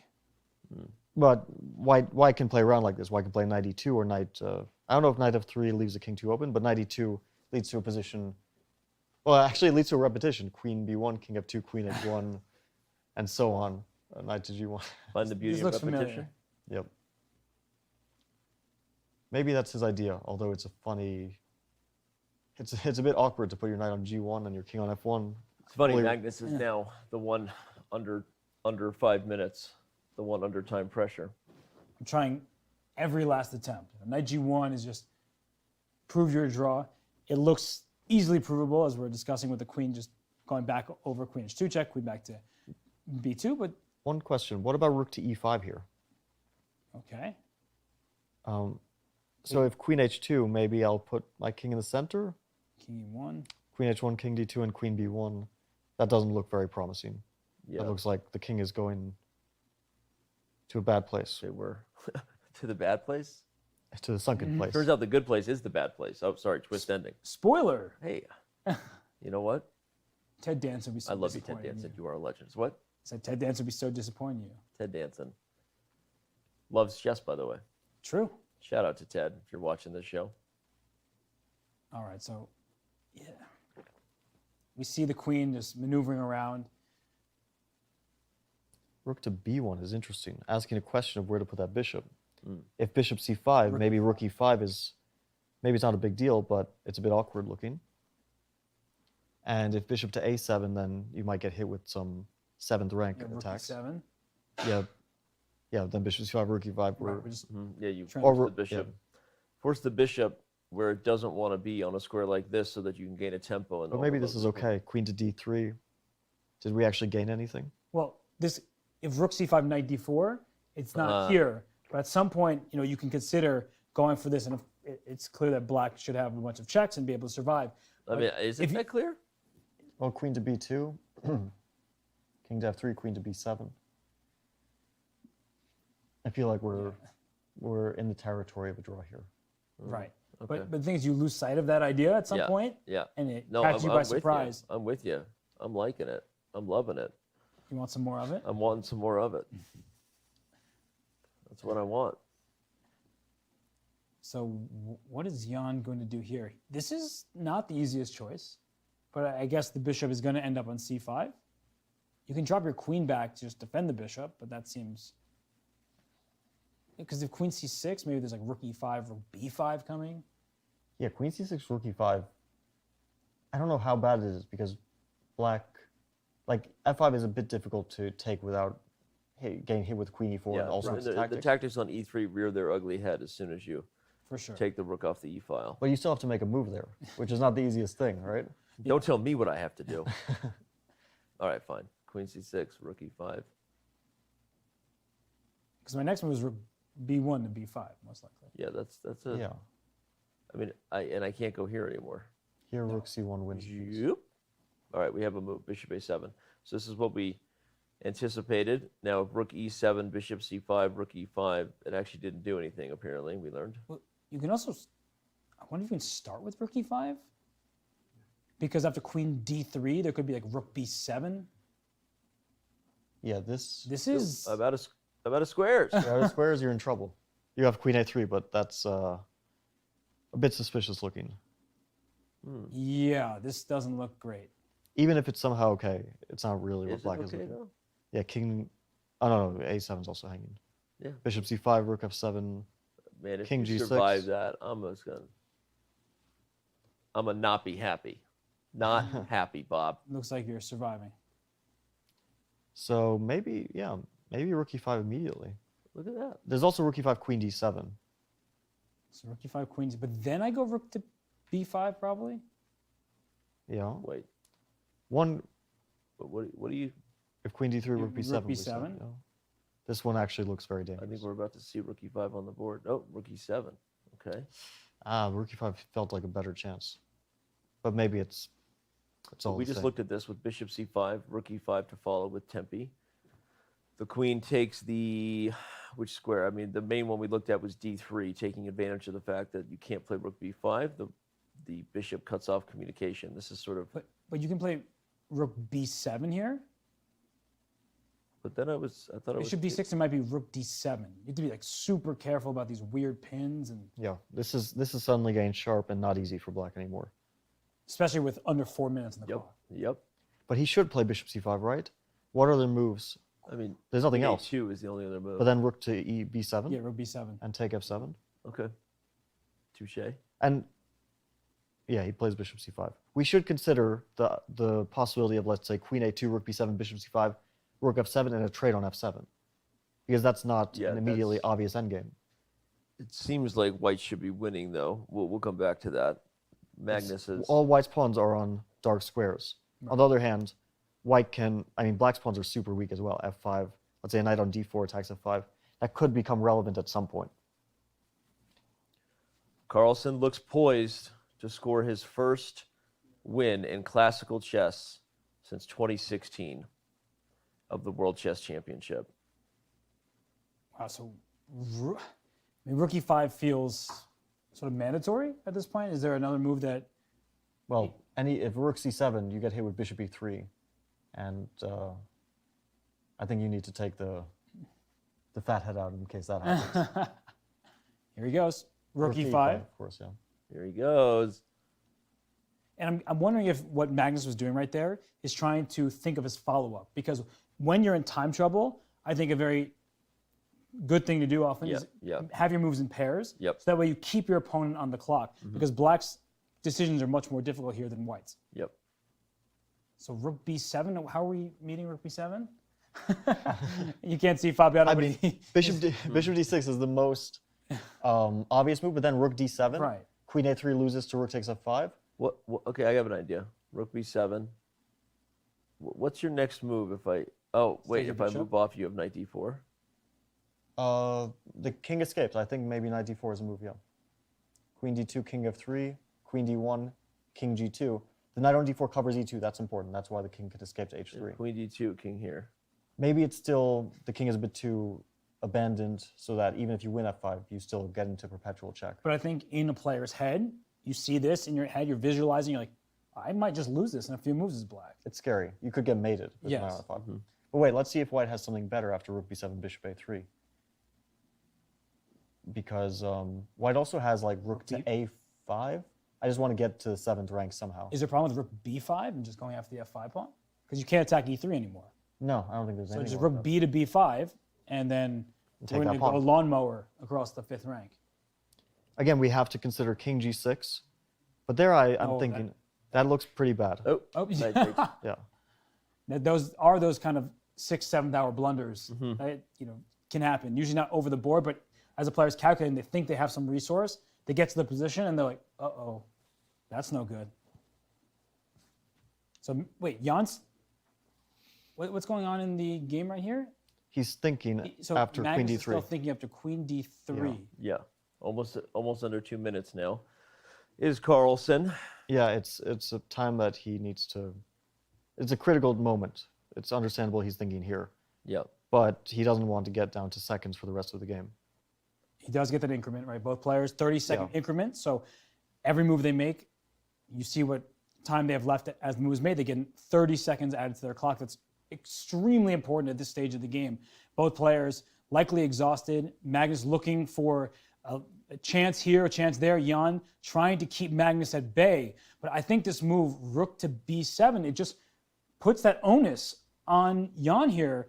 And we keep talking about various moves. They're really not easy to play because you might think f5 is falling. You have to calculate what Fabiano keeps talking about. If we get the 2 rooks for the queen and the pawn, white will be able to pawn an endgame. Good chances to win, maybe not winning, but that's not really an ideal scenario for Ian Nepomniachtchi. I don't see better moves than rook. Wait, there's rook to h1. Wait, that actually wins the h5. Wait, but bishop d6? Yeah. We rook away. Rook h1, bishop d6, rook to e8. It's h5, and the point is that the c5 bishop is still under attack. Magnus is under a minute. So wait, if rook h1, bishop d6, hitting the rook, where do you go? If rook to e8, there's queen to b5 maybe. Right. Yeah, no, I think rook b7 is the idea, the original idea. But the rook h1 is super critical. I think this is one of the lines that Magnus is... And he goes rook b7, it looks like? It looks like it. There it is. b7 is on the board. And he has roughly a minute on the clock now after the 30 seconds added back. But even though Magnus is the one dipping below a minute, the position is, of course, much more difficult to play for Jan. Don't be surprised if Jan spends several minutes here trying to figure out, can I play bishop a3, which looks like such a ridiculous move in a sense? Do I play bishop f8 to be closer to my king? But just because you're close to your king doesn't mean that's a good thing. And knight d4 is still on the table there. Or rook b5, rook b5 as you mentioned. But the point is that there are several options there for white to try to take advantage of the position. And bishop d6, rook d7, I'm struggling to see a move in response to that. But maybe white can't really make progress there either. Well, I was thinking about bishop d6, rook d7, king f6. But there's rook e to e7. Yeah. That is super nasty. Queen to c2. Oh my goodness, that... Not a move that we saw coming. Now rook c7 doesn't work because of bishop takes... What about rook to b5? Yeah, rook to b5. Rook to b5 looks like that might even be on the board. Oh my gosh. Rook to e5. It does win that f5 pawn. f5. It's rook to b5. Where does the bishop go without losing the f5 pawn? Well, anywhere it goes, you're losing that pawn. The question is, do you have some tricks after that? Bishop to a7, rook f5, queen e4. That's the only thing I can think of. Bishop to a7, rook to f5, queen to e4, hits the e3 pawn. That's actually really key. I don't know because and he finds it. Bishop a7. Jan is defending this position. But there's rook g5 check and rook b3 at the very least that holds everything together. Yeah. Okay, rook a5 played with the tempo. I like that. It gains time. Repeating. We talked about this, right? Yep. We see the beauty in repetition, but his clock. The beauty in gaining time on the clock. Exactly. His clock gains time, and he can just go back. There's nothing that Jan can do here. This is a really smart decision by Magnus Carlsen. And there was that one line, I think if we can quickly show it, that Fabi and I were discussing in our heads. Which line? That if the bishop had gone to d6 when the rook went to b7, just right here, bishop d6, we're saying rook d7, and if king f6, there's rook e to e7, which is a really nasty looking move because it pins everywhere. So, I mean, there's a lot to figure out, but we should go back to the game. Yeah, I'm wondering, so rook takes f5, queen to e4, rook to g5. What does black do? We're about to find out. Queen e4, rook rook takes g5. f5, queen to e4. So, rook to g5. King can't go anywhere. Oh, because king f6 is rook f5. King f6, rook f5 trades the rook f5, and you have to take everything because if you move to the e file, rook e5 wins. But I probably, unless I'm 100% sure that's a win, which I'm not, I would play after king f6, rook b5 to b3. I can play this game forever. And we talked about how the more time the players have, that's actually a really good point. The better it will be for Magnus. He is now, I mean, he's in the driver's seat. Either way, he's winning in that line. Jan has played queen to d3 rather than queen e4. This is super revealing that Jan knows this is Magnus's game to win and break the 5-year classical non-decisive game streak. He has to give a check now because if rook f to e5, there's bishop takes e3, Same with overloading that rook. Yeah, no matter which rook goes in. Well, if rook e7, there was other rook to e5, there was also f6 potentially. But just showing the idea for everyone that you can't defend the e3 pawn. So he's going to give a check. He has to on g5. Yeah, it's the only move. Wait. Oh. What? No, what? Oh. And rook to b7 check? My idea from earlier. Oh my gosh. We lost sight of it. But that was an idea we talked about earlier, where now all of a sudden white gets a rook, a knight, and 2 pawns. The white king is very safe. And maybe this is not winning, but Magnus clearly has 0 risk, and he can try to play this forever. But also, what was Wow. wrong with rook to g5? Because I understand this is probably a very interesting way to play, but what did Jan want after rook g5? It's a great question. Rook g5 I think king check. f6 You have is to move to forced. f8, I think. Oh, sorry, you have king f8. Oh, Yeah. yeah, yes. And then if rook e5, there's f6. Okay, Yeah. that makes perfect sense. Okay, no, this is the only way for white to keep the winning chances alive, it seems, and I think he'll have plenty of them. No matter where the king goes, you win the bishop. And the point is that white's position is a virtual fortress against the queen's checking chances. And it's just a matter of coordinating before you can slowly advance. It's going to be hard, to be clear, it's going to be hard to advance the pawns without opening up your king to potential perpetual checks. But when I said we were in for an 8+ hour game, ladies and gentlemen, I was not kidding, because sometimes that's what it takes to get the job done in classical chess. It takes that much chess in order to beat a tough opponent. Look at Jan's face. He's tired, and he's certainly not happy to defend this, because while the bar off the side of the screen says something, he probably feels like he can make a draw, but it's extremely difficult at this point, because that rook on a7 has so many different places to land. e5, g5. Magnus will pick and choose, and the king can eventually run. Like, you can end up moving your knight to d4, your king starts running. Actually, this is how white might coordinate very easily here. Knight to d4. And if queen h1, knight if f3. queen h1, knight to f3. That knight forms both a defensive and an attacking function. You close off checks, and you threaten things like knight e5, like knight h4. The moment the black king starts getting pushed back and white can advance, this becomes what we call an you actively defend against perpetual. What that means is, as the black queen is going to check this white king, Magnus is going to essentially activate the king and use the pieces like the knights and the pawns to block the checks against the queen. It's easier said than done, but that's how this game will eventually be won, if it is to be. Or maybe just put the rook on e5 now, because queen h2 check doesn't mean anything. Right. Rook e7, sorry. So rook e7. Queen to h1, rook to e5. And black can trade the h and g pawns with h4, but I don't know if that helps him make a draw, because let's just say white takes, king g2. They made a move, but takes, king g2, knight g3. I think that this is a very tough ending to defend. Yeah, this is the kind of position you start kicking the queen, you start advancing the king e-pawn. f3, Yeah, this slowly. is really tough. Slowly. It's amazing that this eval bar makes it look like, oh, this is close compared to the positions. This is like, this is just a win for white. Okay, well, rook a6 check. It's not necessarily a win for white, but it's super tough to defend, especially in practical game. I wonder why he gave this check.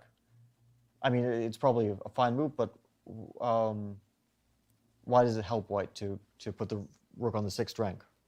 It looks like it should be supported by pawn on f4, rook e5, rook g5, rather than... Is it possible he just invited the king in? Am I blundering something?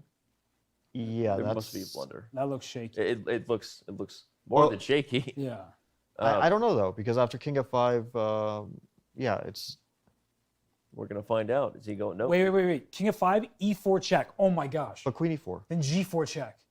Oh my gosh, what a puzzle. King g4? Okay. Oh, king g4. I forgot you can take with your king. I was like so happy to fork you everywhere. Knight c3, and if queen takes, Robert's idea No, here, but actually, just king it's actually no takes. good. If the pawn had taken knight g3, that's one of those.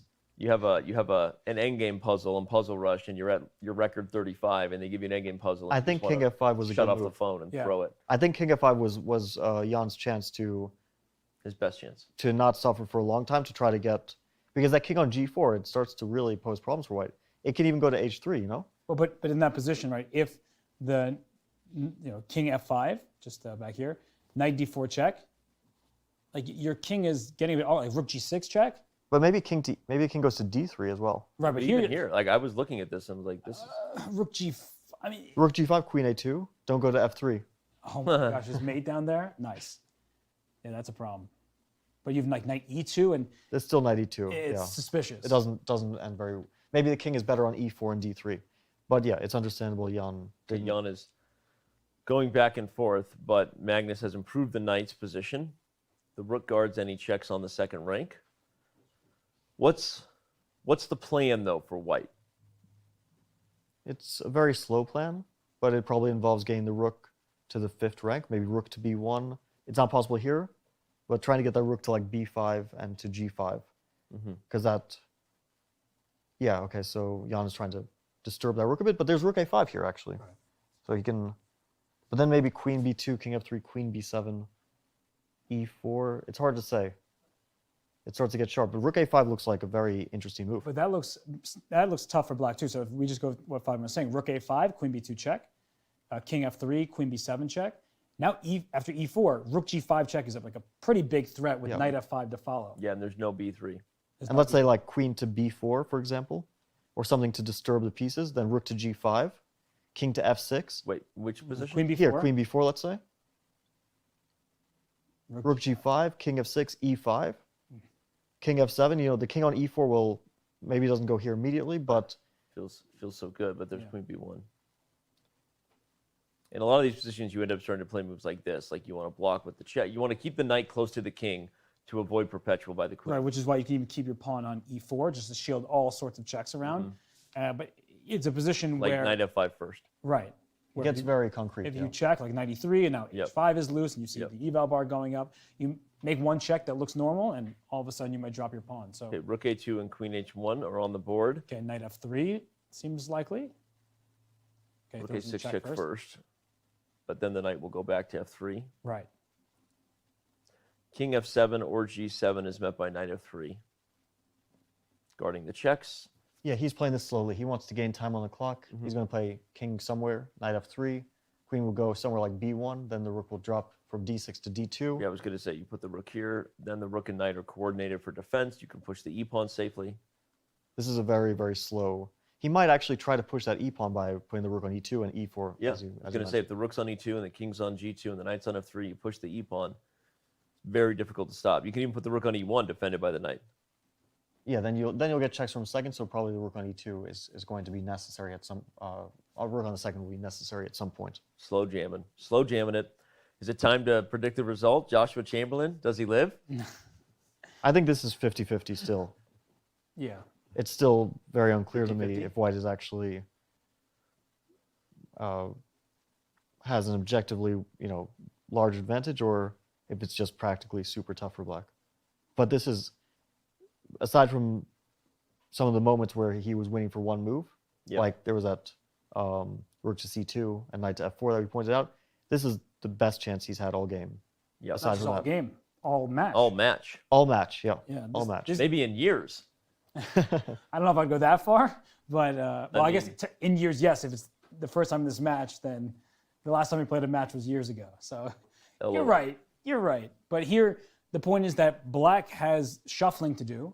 You don't have h4 for black, and we're just discussing that might not even be helpful, but you don't have it available to you. And Fabiano said rook d6, rook d2. Here it comes. We're seeing all this because as long as white's king is shielded, then e4 becomes a possibility. And you could see even now, once the rook goes to d6, e4 becomes possible because the queen can't take on e4, knight g5 check. There are all sorts of knight forks that black has to be on the lookout for, and that's no fun. We usually say this in speed chess, in bullet in particular. Knights are great pieces. You have to watch out for forks. We're getting into blitz chess. They don't have much time. And every move is critical at this juncture for Ian Nepomniachtchi with the black pieces. Well said. And of course, we're joking that it's been years, I guess, but it has been 5 years since a decisive game in the classical portion of the World Chess Championship. So if you're tuning in, one of the more than 100,000 on Twitch, more than 35,000 on YouTube, and thousands scattered through the other platforms for streaming too. Thanks for being with us, and you might be about to witness history. Rook d5 is a funny move because anyway, after queen a2, he has to go back to d2. Yeah. So we pretty much get the same position. Black can't do anything. Black has no active ideas, so he just waits and asks white, what do you do? Well, there is something a bit funny here in these positions because after queen, the queen will come to a2, and we see Magnus laser focused here and about to rook e2, right? This is what we've been talking about, right? So the rook comes to e2. And now let's say you play queen e4 to try to stop white from playing pawn e4, if that's what you're afraid of. But queen e4, just to show this, like if you move your knight to d2 and you think, oh, I'll go queen h1 and try to check you, then the knight goes back to f3, you don't have checks anymore, and then I can't push my pawn. We've seen this dog and pony show before. You can't stop that pawn from going up to e4 to e5 and potentially to e6. The question is, after e6, black will blockaded with the king. He'll play king to f8 to e8 or to e7. And how does white make progress there? And the downside of moving your e-pawn forward is that at the moment, black has no way to check the white king. Then black has queen b6 or c5, king g2, queen to c6. Black can start to harass the white king either with checks or with pins. Right. And then I guess my thinking is that white king will go over to h2 to limit some of your checks. Maybe I'll put my knight on h4 and then go after h5 pawn. So I may be willing to give up my e-pawn to get your h-pawn, and then my remaining 2 pawns are unopposed. And well, the other idea I was going to answer that question with is, depending on where the queen is, if she's being sufficiently sort of suppressed by the knight, you also have the f-pawn, depending on how concrete those lines are. If you can get e5 and f5, that starts to look super dangerous. Yeah. The question is, can you actually get it? Because black will, after e5, maybe play queen to b1 to cover that f5 square. Black doesn't want to see both those pawns rolling for sure, because if white gets pawns on like e5, f6, then we're already talking about pawns that might be rolling on their own. Right. They barely even need the rook's help. And then knight to g5 coming, e6, suddenly we're talking about promoting pawns. So, okay, Jan is just trying to bother Magnus a bit by playing queen b6. White can play king to g2. Black will play like queen b5 and just try to annoy white with pushing that pawn forward, which is not so easy. And this is move 92, queen b6 was played here.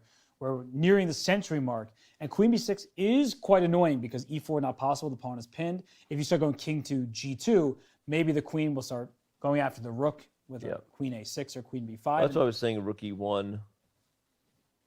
I mean, the rook's on e1, the knight guards it. Yeah, but then after queen b2, you don't want to put your king on the first rank. You can do that. Maybe you will eventually get e4 if you play like that, but it's really not how you want to play this position. What does this move rook c2 besides just I passing? think he's preparing knight d4 and rook to c6 to try to cut off that king and prepare some knight f5 stuff. But he's just shuffling around. He's gaining time with every move. You see, he was down to under a minute. Yep. Now Magnus is at 4 minutes, 17 seconds. He can continue to gain time because black can't do anything, and black can only claim a draw after 50 moves without a pawn being pushed or a trade. We so are white a has long plenty ways of away time. from that. Yep. Yeah, it looks like queen b1 was played and then knight to d4. Yep. So the black queen probes, the knight goes to d4 to protect the rook. There are some knight f5 ideas as well that need to be considered. So we see the queen going to h1. So I have a question. I don't know the answer to this. What is the longest game ever played in a world championship match? Shout out to our daily trivia question. I don't know the answer to that, and I don't know that we had that question. But for those of you who played along, all you had to do was quote your answer to today's question. I don't even know what the question was or the answer. It's been a very long day, and it will be worth it if we get a decisive result. If we don't, Robert's walking home. That's fine for me. But the position that we're getting here, the queen is on h1. Yep. And the king went up to f6. So we see that black's king goes forward, which isn't that big of a deal right now. But if you could like play e3 to e5, that's when things get tricky because, as Fabiano said, pawns on e5 and f5 going together, they might roll themselves to the other side and become a queen. So e4 not possible right now because the queen takes e4, but that's the dream, is pushing the pawn to e5 in this position. Yeah, once Nepo sees those pawns rolling, it's over. It's very dangerous for sure. But maybe he's got the right defense going on. He's preventing e4, leaving queen h2 check. If you bring the knight back to f3, then the queen can just go back over to b1. The queen should go back to b1 because let's say knight f3, if black were to play queen to d1, for example, I think white would happily take the chance to play e4 in that situation. Yeah, because now there's no check here. Now there's no check here. at all, and that pawn moves forward. Are we about, is there like a 3-time repetition somewhere here? I don't think I don't think so because the king's on f6, but I'm just trying to keep track. They're going to have to watch out for that for sure. The knight wasn't on d4 previously. Right, but if the knight goes back to f3. Uh-huh. We've had positions with the queen on h1, the knight on f3, but the king on f6 and the rook on c6 look a bit different. Very easy to lose track of that, but Magnus will be very careful because he wants to play this until the very end, until the 50 move rule, if he gets that, or sorry, he starts pushing his pawn to restart the 50 move rule. For people who are watching who may not be so familiar, that if there are 50 moves made without a pawn push or a capture, the game concludes as a draw. So that's something to keep in mind as well, that at some point Magnus may have to make the move e4 or f5 to start the move counter over again. There he is, Magnus Carlsen. His legacy is at stake. He wants to defend his title for the 4th time. But Jan is defending this endgame extremely Jan is defending this endgame incredibly well. I think that this is, frankly, if Jan holds this, it might be as telling in regards to what we'll be talking about in the World Championship as anything else, because this is the test. We know Magnus is going to get opportunities like this, and will Jan have the discipline and the perseverance to hold? And it's a cool moment because e4 is possible now, because even if you could check and take the rook, there's a knight fork on e5. If you take the pawn on e4, there's knight g5 check. So neither the rook, which can't be attacked with check, or the pawn e4, which can be captured immediately, they're immune because of the knight forks. Now, we've been talking about if you play e4, you king gets susceptible to all sorts of other checks. Yep. But it feels like at some point or another, he'll have to play a pawn push. Yeah, we should show it if e4 takes, just so everyone's aware. That's not a good idea. Yeah, in this case, black will start to give checks, and white's king will be forced to the first rank, which it's not so clear if that's bad, but you probably don't want to go there. I don't even know what to do. I think you have to escape to the king side, king to g1 or something like that. We have, okay, what do we have here? We have knight g5 check that has been played. So what does Magnus want now? Because the knight on g5 doesn't attack anything there except for the king, gives a check. He could be preparing e4 and then trying to run his king through the middle of the board to create an attack using the king. But I don't see that really working out. So probably Jan will play king e7. I don't know if king g7 is also fine, but king e7 looks a bit more natural. Okay, king g7 also looks like a perfectly good move. And the one benefit of having the king on g7 is to know rook h6, where not certain that the rook wanted to go there just yet, but we've been talking about this dynamic. If we trade e-pawn for h-pawn, that means that white has a little bit more freedom to try to push those pawns up the board. But here, the king's on g7. Where is it? It feels like white should be relatively close to be inching forward. I'm not even sure I see a move right now. Yeah, I'm wondering about e4. And then I just want to run my king down e3, d4, e5, and try to create a mating net. Let's just see how that... Oh, wow. You're just going to ditch the g3 I'm ditching pawn? the g3 pawn. I like it. I know that's very committal, but... Okay, what's your line? E4. Let's say queen to b2, king to e3, queen to b3, king to d4, and if queen g3, king to e5. I like it. Going all the way, trying to create a mating net using all the pieces. You threatening things like king f5 in some positions, the rook goes to c7, and here you go. Maybe even the previous move... Start with rook c7. Yeah, maybe the previous move wasn't accurate. Maybe rook to c7 first. Because if king to g6, there's f5. That wins. Yes, it does. Winning the queen and then promoting first. So, stuff like this could be possible, but it's tough. He gives a check, which is smart, just to gain time. It looks like he's going back to d4 now, because after king f7, he's probably going... I mean, I don't think he wants to play knight g5 again. He might, but it looks like he's just trying to go to d4. E4? Because you can never take this rook on c6. We talked about knight forks. There's a fork on d8 this time. And you can't take on e4 because there's a fork on g5. So this knight is such a tricky piece. He does go back to d4, which is sensible. It seems like he doesn't want to push until he's either forced to or he feels absolutely ready. But you can see Jan's chair shaking. I wonder if he wants to play f5. Now that looks like a really weird move. But let's say queen h1, f5. This actually allows the king to march up. In case of checks, queen h2, king f3, queen h1, king f4. Once the king gets active, we're talking about a mating attack. So it looks strange to try to move pawns together, right? e4, f5 slowly. But moving one pawn up is a bit unusual. It makes a lot of sense to me. Well, queen h1 has been played, and as Robert observed, Jan's chair was shaking. That's the first time I think we've seen either player's chair shake in the entire match. And you know that they're very nervous at this stage. Jan more so than Magnus. Magnus can't lose this position unless he blunders all his pieces. Yeah, right? But here, it's a position where after queen h1, the rook came back to f6. We have seen this position before. He's going to give another check now. Once. There's no advantage to having the king on f6 besides to give a check and gain. Which means we've seen that position twice. at least. Magnus will have to think about you have to possible be careful three-folds. Yeah. By the way, it's quite possible when we mention history, not only have we not had a decisive game in classical chess in 5 years, the longest game in World Championship history was Korchnoi versus Karpov in 1974, and it was 124 moves. For those of you following along at chess.com/events, one of our moderators can share a direct link to it. You can see we are on move 101.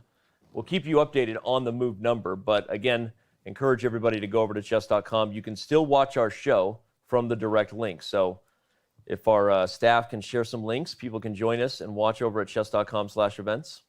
I think unless we see a threefold repetition, we this may is- very are we well break about- that record of the longest World Championship game. Yeah. If Magnus wins this game, we are breaking that record. For sure. Yeah. For sure. Unless he, Jan blunders his queen, which is not going to happen. I mean, but there are some mating nets around this king, and I just want to show one sample line here. If you go e4 right now, you blunder queen b6 check, so that's clear. But don't do that. I'm just trying to make a point that if queen takes e4, like let's say you get e4 in and you take on e4, like rook f7 check can catch you really off guard, and now you're in trouble because king, and this line. But if you also went king g6, there's f5 check, and if king h6, there's rook h7 check. And knight g5. So, of course, there was queen b6 in the initial position to win that rook, but these kind of positions, the king on f6 in particular, the king is running out of squares and can be very vulnerable to that rook, knight, and those pawns. Well, we're starting to. So Magnus checked his score sheet, so he's keeping track of how many times each position has been played. Yeah, he's But looking at. it's Well, I mean, difficult to keep he thinks- track. I was going to say he's keeping track of something, but it's very difficult to keep track of the repetition of a position because remember the rule is you don't have to repeat the same position 3 moves in a row. As long as the same position occurs, it could be 100 moves separating them in theory. Not likely, but in theory. But at least he knows that that is a possibility, so he's looking at it right now, trying to keep track of it. At some point, he's going to have to make a decision. Yep. Jan is not so sure. Okay, so what rook Magnus will do d2. to try to shake things up. He can play knight d2, but looks a bit. Although it makes sense because then you kind of push e4. Okay, but he plays rook d2. We've seen this position before. But was the queen on b2, right? That's the question. Where's the queen been? If it might have been on a2, right? Right, but is queen b1? Is that the third time in this position after rook d2, queen b1? I'm not sure. That's why they have an arbiter on site keeping track of this stuff. Well, we can see actually on move 91. If you go there for a second, rook Okay. d2, It queen, was on a2. queen b1. No, but the queen went to b1. Yeah. But So- the king was on g7. Oh, there. and the king's in f6. Yeah. Yeah. Has to be the exact same position. So Magnus might be checking little details like that. If they haven't already gotten them a second score sheet, I'm sure that they will soon. I think he's more frustrated that he can't find an idea to make progress. Yeah. Rook to e2 would be nice, but queen to b6. Yeah, I don't see. We saw that position Yeah. earlier, right? I don't see how he's pushing that pawn ahead. Maybe that e4, that crazy stuff that I mentioned was some sort of chance, but it's really tough to play like that. Right. To just jettison the g3 pawn, run your king up. Yeah. But it did feel like, White can never really lose these positions. No, White wasn't going to lose that one, but you're still worried that you blunder a fork of rook and king to the queen, and at this stage of the game when they've been playing for so long and such a difficult game, like this was not a game where Magnus has been trying to nurse an advantage the whole time. He's been close to losing. He's been objectively winning. They're exhausted. Knight g1. He retreats the knight back. Oh, he wants to play rook e2, e4, king on g2. He actually forces through e4 in that case. That's actually really interesting. The knight on g1 This is will nice. guard the e2 rook. With the king on g2, you can finally push the pawn. Yeah, or you can put the king on h2.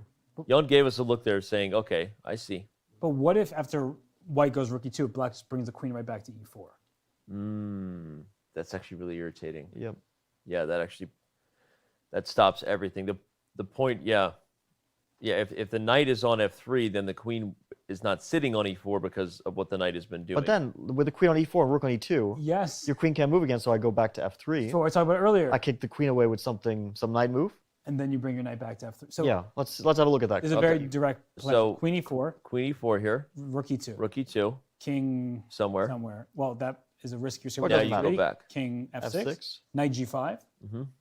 Queen goes h1, and we go knight f3 back. So actually, I mentioned this line finally earlier. got yourself in a spot where you can play go e4. And we're not claiming this is winning, and we see the evaluation bar isn't going crazy. But the point is that you need to play e4 at some point. Yeah, you have to.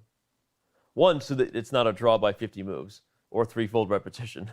And knight g1 means we will not get a threefold repetition because the knight has never been on g1. And Magnus wants to play e4. That's the two things it shows. The question is, after he gets e4, can he make progress after that? It is objective. Did he play rook to d1? He did play rook d1 after queen to b4. So, well, there he is surprising us again. Because yeah, I wonder why he didn't go rook e2. Maybe he doesn't want to play e4. Maybe he thinks that's just a drawn position. Well, is he going to get f5 at some point? I mean, otherwise, he has to do where's something. he going with this? So you have a check. Queen b3, threw in a check. Maybe he wants e4, but only when the black king is in a certain spot. Maybe here, king g7, e4 he wants? And if but then queen c2. Then queen c2. Yeah, if he keeps shuffling, of course, at some point, the position will repeat 3 times. Where's he going with this? Yeah, I liked your plan earlier, though. The e4 and the king running in, that felt like White's chance. It was an idea. I mean, it's almost certainly a draw there, but Magnus looks like he no longer has so much hope that he has serious winning chances here. But he's concentrating, he's locked in. He's hoping that Jan puts his king on a square that could be vulnerable to a knight fork or just allow e4 to be punched through with stronger effect. But Jan is doing well on the clock. That's really important here. And he has more time. Yep. They get 30 seconds added to their clock with every move they make, so they can build up their clock. And Jan is doing very well to stay ahead. He does not want to be down under a minute, and then there's e4 happens, and he has to make a critical choice with not enough time remaining. So here he's smart to king g7, right, just to hide the king away, not be in the path of a knight fork. Once the knight comes back to f3, there's no knight f5, knight g5, things like that. But I just don't know where. Can Magnus maybe play rook d4, knight e2, pawn e4 in that manner? Because that blocks checks in the diagonal. Yeah, that makes sense. The rook on d4, knight on e2 makes perfect sense. Oh, maybe that's what he's going for. Well, did he? He played rook d4. Okay, so here we go. We understand his idea. Knight e2 and e4 will. It's an interesting one. The reason I like it is because the knight on e2 not only guards the rook, it guards g3 and f4, making any sort of crazy tactics to blow this thing open less effective. Yeah. I think this is a great idea, because also let's say if White plays queen b1, knight e2, queen h1, after e4, queen h2, not only is g3 pawn defended, after king e3, we saw that knight in previous variations, it defends the king against any checks. So there's no queen g1, there's no queen c1, there's no checks. And then White will happily push f5. The question becomes, after h4, let's say that we see a trade of h and g pawns, will White have serious winning chances there?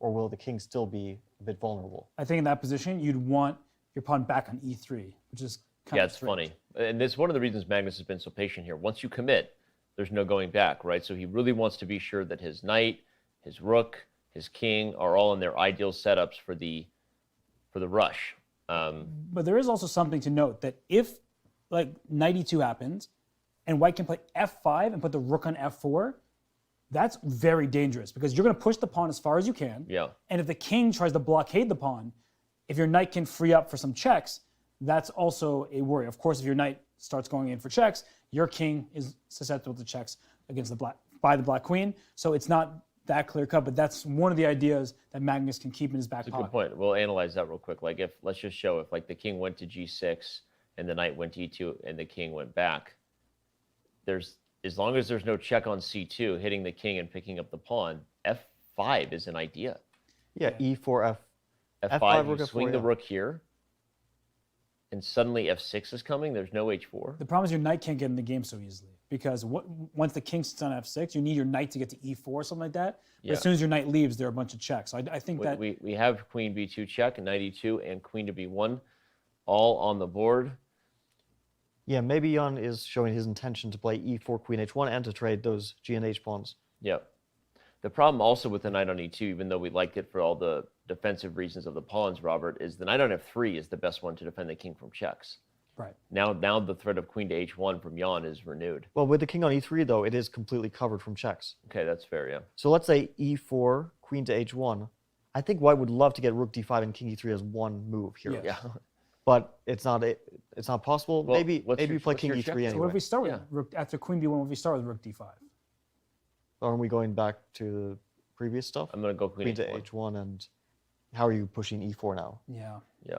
You can play rook e5. And no, e4, but I like this idea of e4 and then king e3. King e3 I like. h4. Take, maybe black gives a check on h3 first. King Right. d2, queen h4. But this is here we go. I Yeah.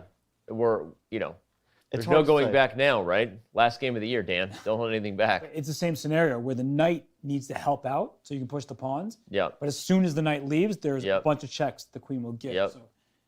This is. And here goes, e4. Oh, okay. We have action. The pawn has released the Kraken. Release the Kraken. And that restarts the 50 move counter. Yep. So they don't have to worry about 3-time repetition. They don't have to worry about 50 moves that are capture or pawn push. And that means we almost certainly are going to break the World Championship record for longest ever game. That was move 110 for those who just tuned in. The longest game in World Chess Championship history was Korchnoi-Karpov 1974 at 124 moves. I'm going to call it. We will be breaking 1978. Correction. I apologize. Has it been a long day or what? It's been a long game. Shout out to all those who woke up with us at 2 a.m. on the West Coast, huh? All three of them? All 5 of the viewers. All 3 of the people. Wake up may be a strong word for Yeah. people who are up at 2 a.m. Yeah. watching. They may have just had a long night. All right, well, e4 played. And did Jan move? Because it looks like Magnus is thinking here. Wait, did Yeah, he? so- Oh, okay, so e4 was played. Sorry, queen h1 and rook He's giving d7 a check. Makes sense. The king has to make a choice. Does it go? If it goes forward, suddenly there's checks. I don't think it wants to go forward, so maybe it just goes to the back rank. Let's say to g8, because if king f6, e5, I'm starting to get a bit worried about that king. Right. If it goes to g6, f5, same story. And I really wish that knight could go to f5 and the king could just run into the middle, right? Yeah. Your plan from earlier. With the knight e2, that's It's not a good- it's not great good. defensive piece, but not a great attacking piece. Right. Knights struggle to turn from a defender into an offensive piece, but Jan, goes back to g8, which makes sense considering what you were saying. No pawn pushes with check, but now we can start thinking about some pawn pushes to e5. And But some I'm a bit concerned. e5, h4. That rook on d7 is hanging. Oh, because the rook is loose there. For example, if king g8, e5, h4, if white, let's try the move e5, or He goes rook back to d4, so he's repeating.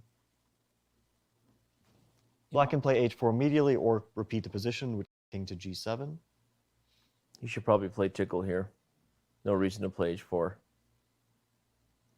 Unless, he feels that h4 immediately secures him in the half point, that he feels like he has enough play against the pawns and the pieces, but Magnus can keep playing this. Why not? Queen h2 was a bit funny because the king's better on e3. Yeah, you actually force the king where he wants to go. Probably should have just played h4 And first. rook d5 now becomes a pretty serious idea.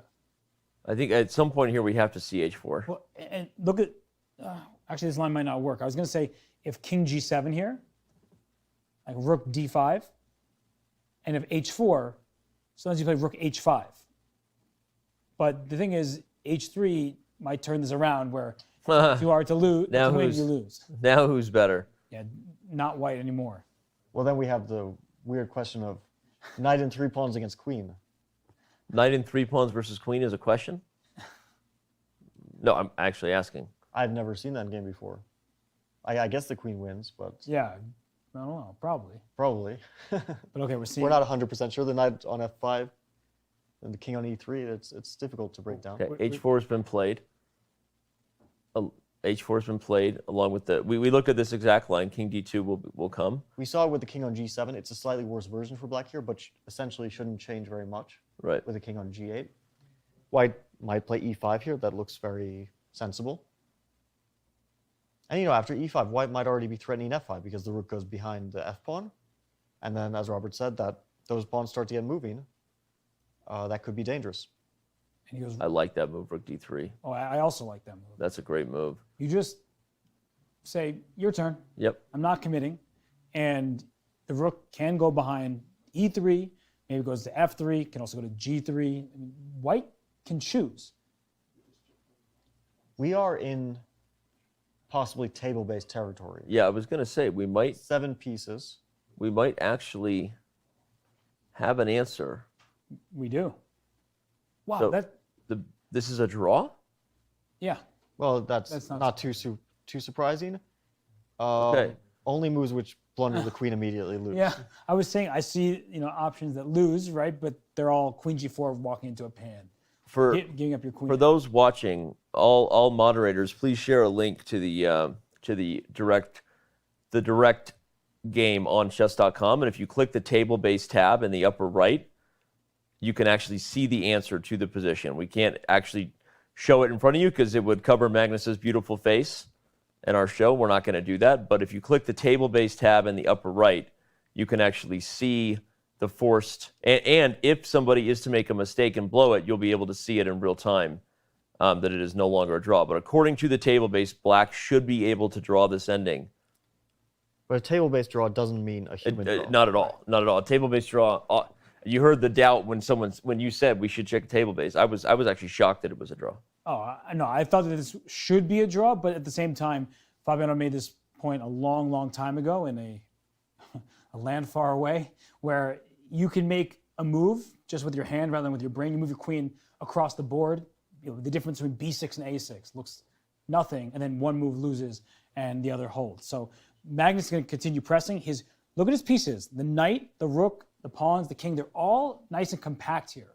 So if he can limit the checks that the black queen can give, maybe then he can push his pawns. And we see Magnus is giving this his all. Both players are. And they're coming out of the rest day. Yep. I think they might need another rest day tomorrow. They're not getting one, but they probably need one.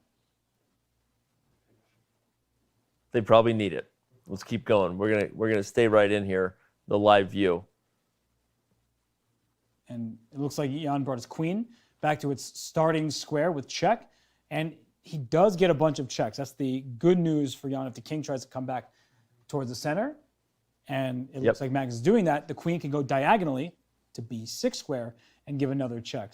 But white can cover that check very comfortably with knight to d4. And white's goal is knight d4, e5, king e4. You want to move that king up with the protection of pieces around it, pieces and pawns. And if you eventually get your king to f5, then when black gives a check, you can play white, white can give can cover with a counter check. So that's the goal for white. It's of course a very long and slow process. If white wants to try for a win, there's no immediate sort of threats white can make. Well, I guess knight d4 isn't an immediate threat to the to fork. But in general, black will move around, white will move around and try to push the pawns. I think in so many of these variations, it can be scary for black, right? You just get in your own head more than anything. Jan's been doing a fantastic job bringing his queen back and forth all across the board. But then you see knight d4, e5, king e4, these moves that you've been talking about, and you can just worry yourself unnecessarily. And he goes queen a5. If knight d4, that's a huge blunder because queen c3 check will actually win the knight on d4 immediately. So that's out of the equation. And if you push the pawn to e5, your king's not going to be able to go up to e4 because after queen a3 check, king e4, queen a8 check, and your king's not going up because you would lose your rooks. The king has to go back once more. So maybe he wants to play f5 to give the king another square to go forward. The king can go to f4 square. Very true. It's a possible. And just to show examples where it can go wrong, if you're giving careless checks in these positions, you're just helping your opponent advance. Yeah, sometimes it's a good check, like here after queen c4, Yeah, it looks like black draws comfortably. Yeah, after here you have to go back, so that would be... But an example of a careless check. Let's continue with that line. Okay. E5, queen c4, king e3, queen c5, king e4. Right. And now I think queen c6 is a draw, but if you play queen c4, knight d4, I'm not sure what kind of territory we're in anymore, because suddenly there's no checks and white is super advanced. And it could be that there's only like 1 or 2 moves that hold. Now we already saw that position. Only 3 moves were drawing for black and everything else was losing. So black has to be careful. And look at this. Magnus has switched which pawn his rook is behind, and at any moment he could just push e5, right? He doesn't have to push the f pawn, he can choose the e1, and he gets to dictate the action here. But this is going to be so hard for Jan to hold, because he's just going to keep pushing this forever. Yeah, and anytime there is no 50-move draw or 3-move repetition here. The position will slowly advance, and at some point, the critical moment will come, and the queen will have to find all the accurate checks to hold. I think that at some point we will see a position where black has only 1 or 2 moves to make a draw. Yeah, exactly. At some point we will have this moment in the game where black has to play super accurately. Right now he can probably make any move and it's still objectively a draw, but that's not going to last forever. Yep, and that's why the table bases, although useful, it is a little bit misleading on the complexity of this position. I would lose this position with both sides. that's definitely not true. White has no risk of losing unless you blunder everything. Have you ever seen me play chess? I'm not going to answer that question, but here, the knight went to g3, so it's clear he wants to start pushing his pawns. Jan says queen d2 check. If you go king f3, there's queen d1, and then the rook can come back to e2. The knight is perfectly placed on g3. So Fabi, as I look at this, we talk about careless checks. I mean, rook e2 to block the check. You can check on the third. Well, not right now. King f3. Okay, sorry, king f3. In the live position. Check here. Rook e2. And if you give a careless check like queen d3 and king g4, the king's escaping. You go queen d7, I go f5, right? I can push forward. And this is what I was talking about in terms of careless checks, and if you keep careless checking, you might careless check yourself off the board. Yeah, we're probably still in draw territory, but white is starting to advance. So after king f3, rook e2, queen b3, I suspect he'll play king g2. The king cannot be checked there, and then he can try to push his pawns in relative peace, at least for the moment. At some point, the checks will begin again, but for the moment after king g2, black doesn't have a checking square which doesn't lose the queen. Right. And then white will play f5 next, and then e5, and then the checks will begin again, and we'll have to start calculating stuff. So Jan is still playing quickly. They both have a healthy amount of time, and we're about to break the world record for longest world championship game. We are nearing history here. Will it be a decisive game today? I have no idea how to answer that question, but I know that either way, we have broken history here in the 2021 World Chess Championship, because the move rook to d2 officially makes this game the longest game in World Chess Championship history. These two guys made it happen. Maybe he doesn't want f5. Maybe he wants rook to d5, and then the king sneaks around, king h3, g4, and the rook and knight cover checks from pretty much everywhere. Do you think either of these guys, or ask it this way, do you think Magnus knows that this is objectively probably a draw? I would guess yes. That makes no difference to him, but I would guess he's probably aware that with best play, this should hold. I don't think they 100% know that. Right. Okay. But I think they assume, because this sort of endgame is known with, well, let's say not with E and F, but with other configurations of pawns. Yep. They assume that's a draw. They both don't look like either of them is thinking this game is going one way or the other right now.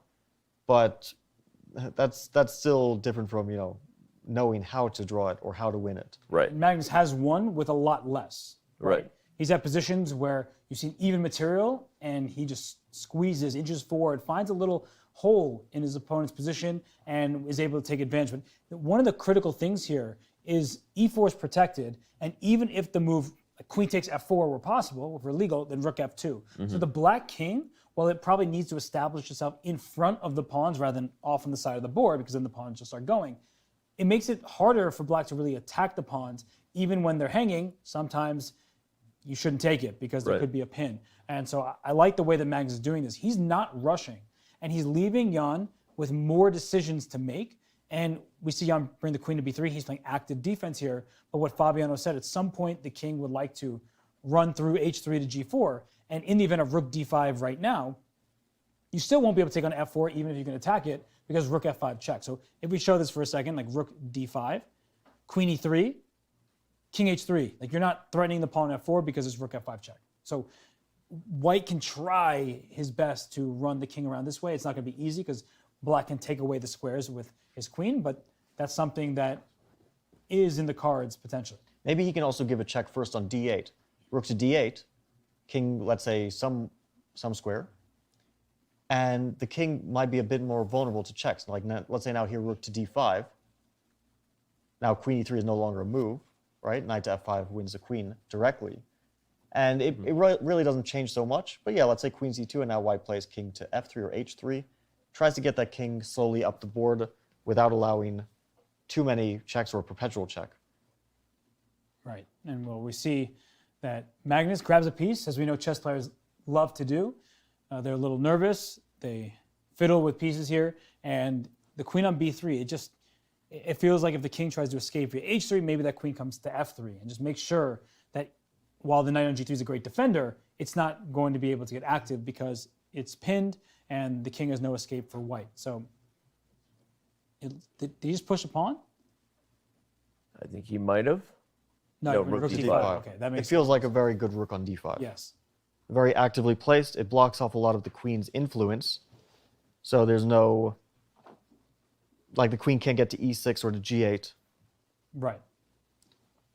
And yeah, I mean, when we look at this position here, so where do you think this queen should go? Like, what's the ideal defense? I was thinking black can try to give checks, queen to b2. Yep. Let's say queen b2, king h3. Yep.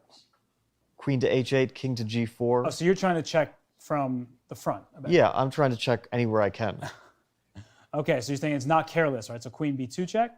Well, it might be careless, but it might lead to the same sort of position because I don't know if black can really stop white from advancing the king now. Right. Queen to g7. Is there rook g5? Rook to g5. Queen to d7. Yep. So the rook can come to f5 with check, the knight can block on f5, the pawn can block on f5. I don't like the knight blocking because then the queen comes to d1, and I don't think you can stop those checks That's anymore. a very good point. That the knight blocking, all of a sudden there's checks, and yeah, you're not stopping that. But after rook to f5, black has to make a tough choice where to put that king. Anywhere it goes, it's either vulnerable to a check or a fork by the knight, potentially. Right.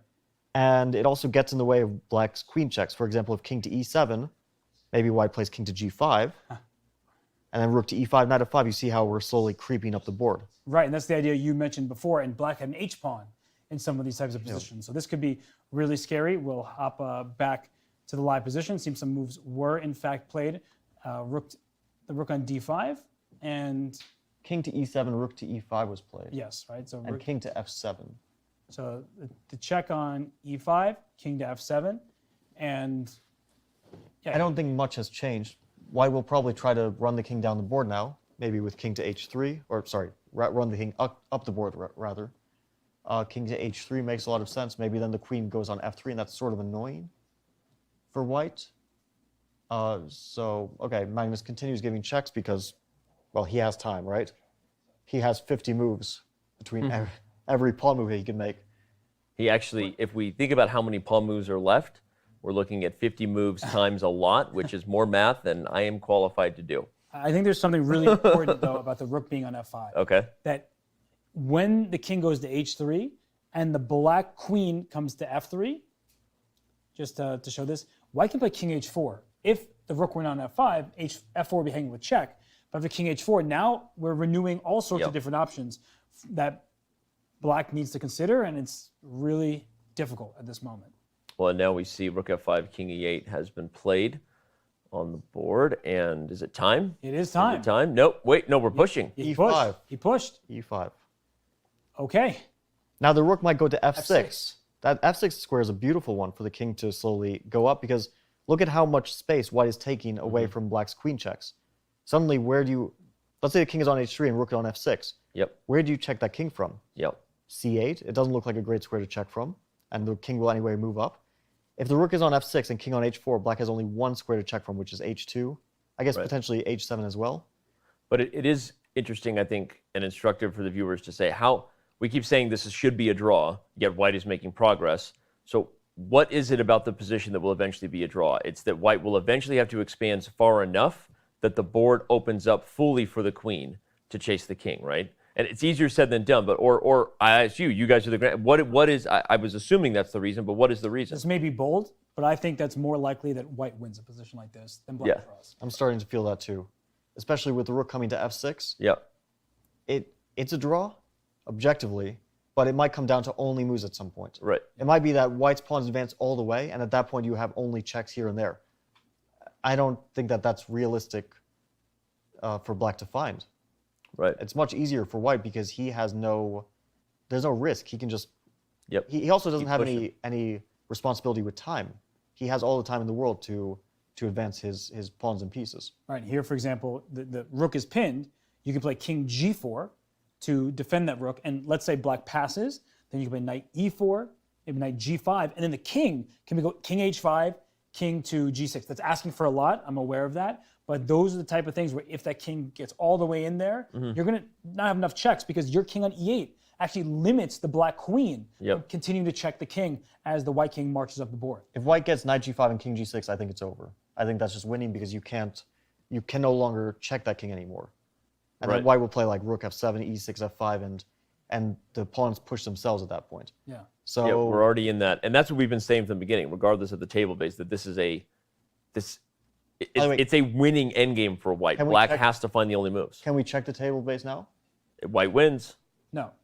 That's what it says. White wins. Oh, wow. White's According to the table base, white is officially winning, which means what was the move that it was right here? Queen e6, which is... Apparently, queen e6 was the losing move, and the only two moves that drew were both moves that maintained the long diagonal. And it is instructive still, even though, again, it's not to reiterate the point I made, but the point is you have to have your queen in a position where she's reaching the whole board.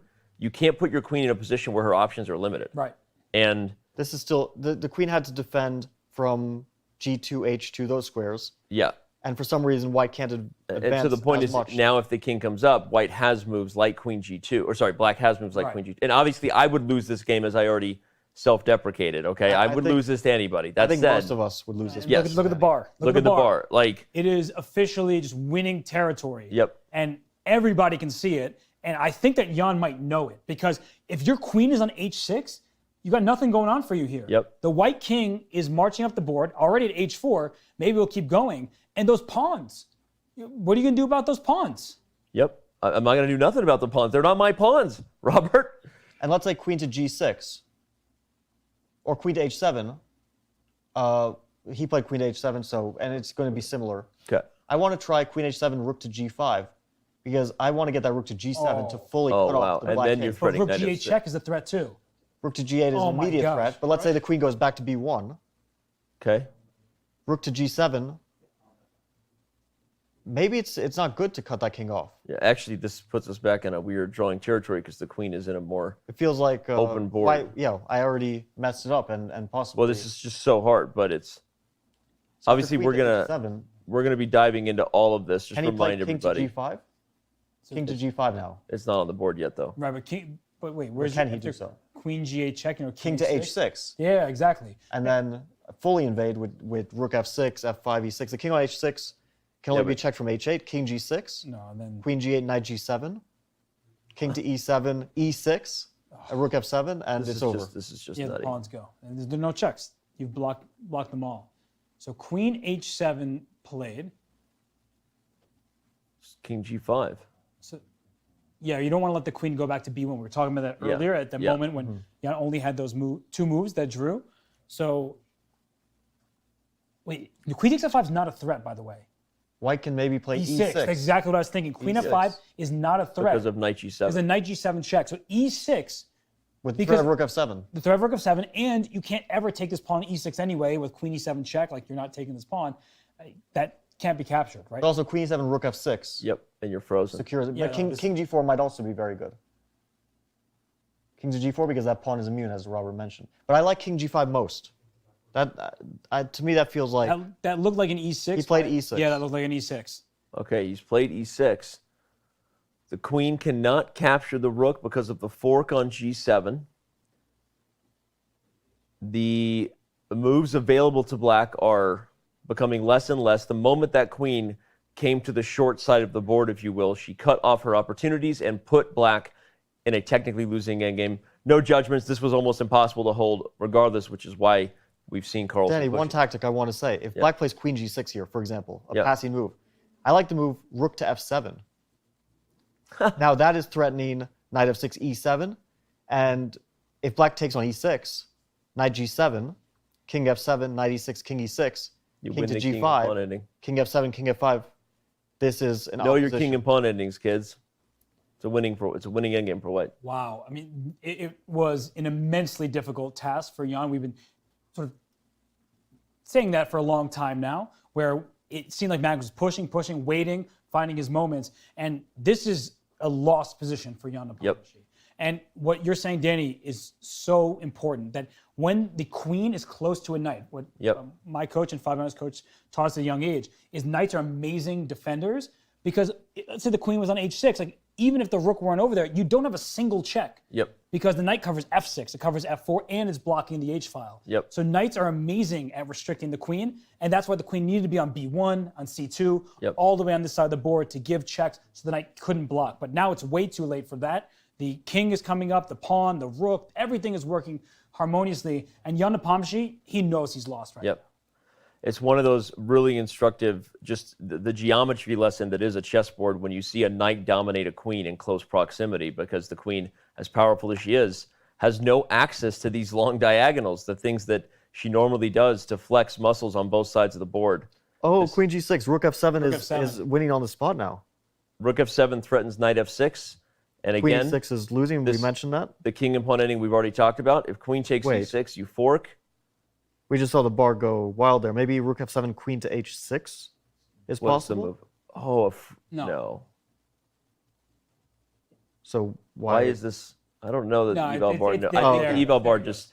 I think it was just taking a second to evaluate. No, this is still winning. What sometimes happens is it sees, lines, right, but doesn't go deep enough. Right. And so it may think that king and pawn game doesn't see an issue that's winning. Of course it is. No. So rook f7, we use our human intuition here and Take a breath, boys and girls. You're about to There see it is. you're about to see the first decisive result in more than 5 years in classical chess of the World Chess Championship. I expect Ian Nepomniachtchi to throw in the towel in this position.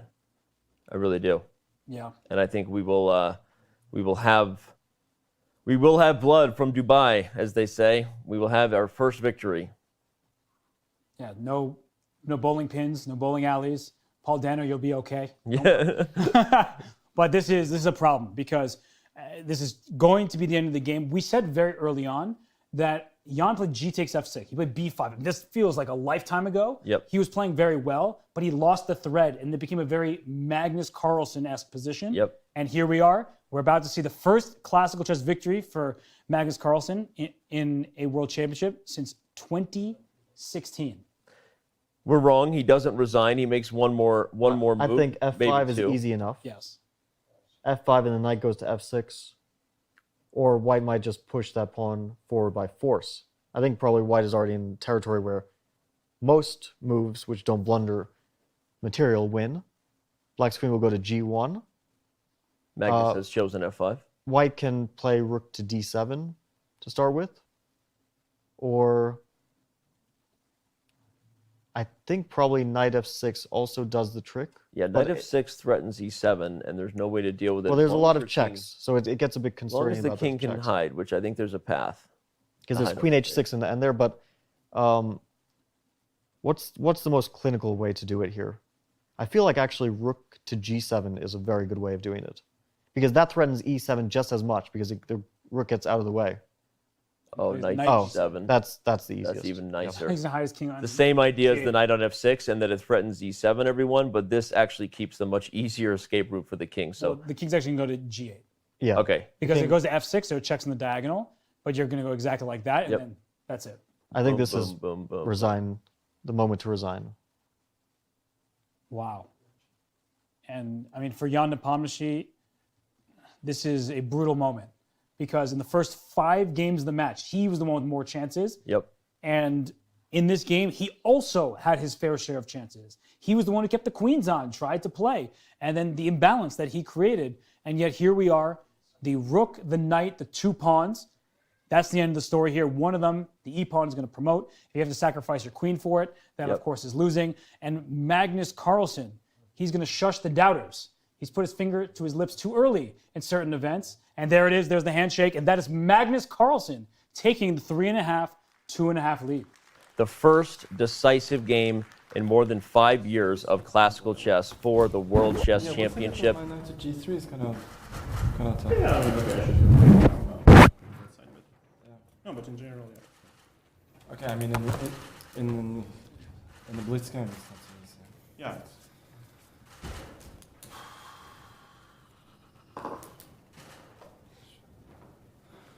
So if instead of 26 or 25, I mean 27, sorry, with 5 immediately. When it became tricky, I sometimes did it in the 2. And now you're not queen d7, but just, I mean, basically everything draws, but okay, I wanted just to clean that out. Yeah. And maybe 5 chaos, a simple one. If I want to try to trade everything away. No, I mean, king h2 was too much. I should just have gone rooks to 5. That should be a draw, yeah. That's fine.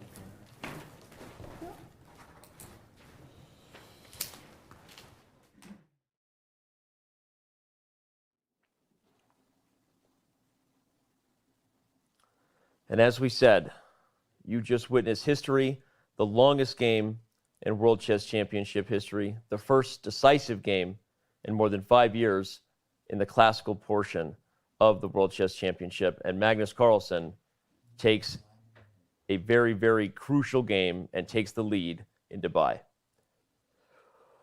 Wow. Yeah, that was quite a game. That could have gone any way. We saw Magnus in trouble at some point. We saw him winning at some point. We were sure it would be a draw. Then we saw this queen e4 move. Suddenly we saw some hope for Magnus. I'm sure he saw it too. We thought it was a draw again. Jan was defending well. And finally, he pulled through in the end. But an amazing game. Let's remind everybody again, there's a lot to come. Regardless of how tired we are, we have a post-show to do. We have recaps to deliver. We have guests to welcome. We have so many things to break down. The world will be buzzing about what just was Game 6 from the 2021 FIDE World Chess Championship. But don't go anywhere. Remember, we also have the live post-game press conference live from Dubai. So there is so much ahead that you're going to want to tune into and keep watching for, because you just witnessed history in more ways than one. We're going to take a very short break. When we come back, Chess.com's coverage, presented by Coinbase, continues.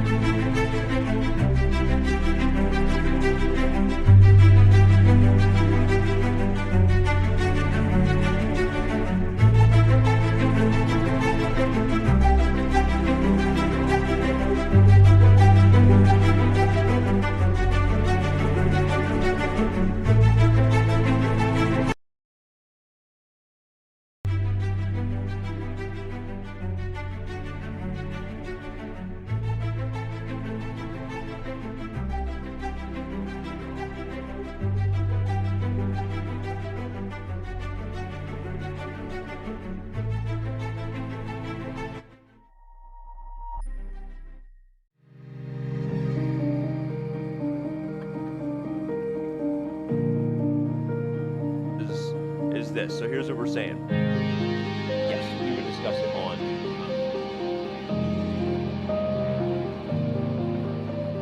First game of the 2021 FIDE World Championship. And what better mean?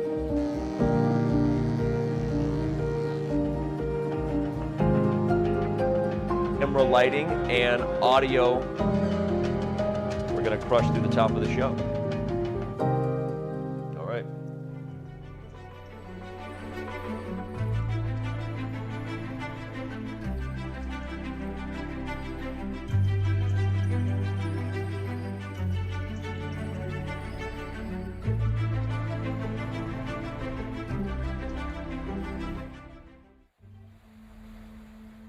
Am I supposed to feel ready? Yeah, but I guess when you prepare for such a major event, you always feel like you could do more.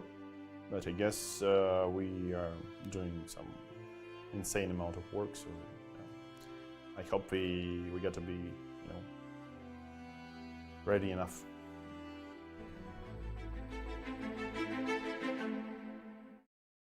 Did you know you can watch top chess events right on your phone? You don't even need to download an app. Just open any mobile browser and head to chess.com/events. You can see what's happening right now, check out top games, see results, and so much more. Try it for yourself at chess.com/events.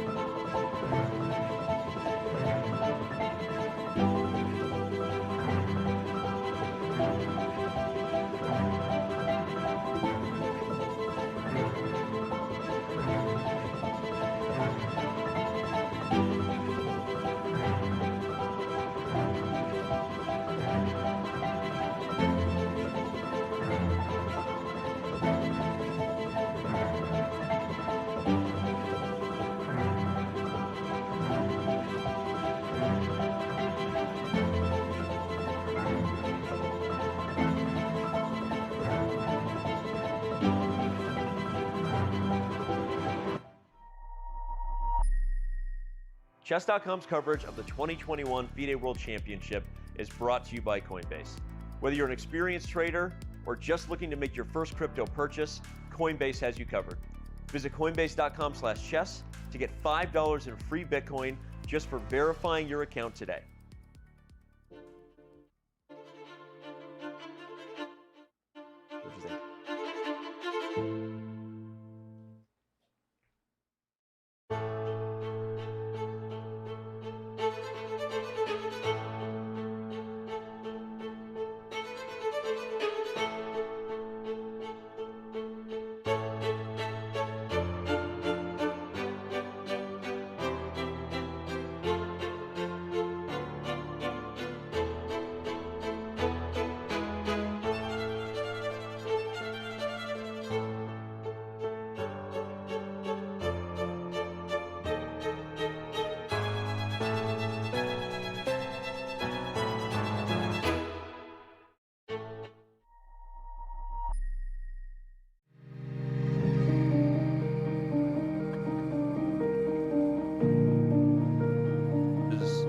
This. So here's what we're saying. Yes, we can discuss it on.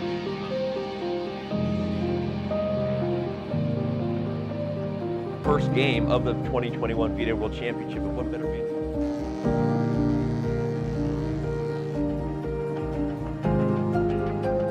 Camera lighting and audio. We're going to crush through the top of the show. All right.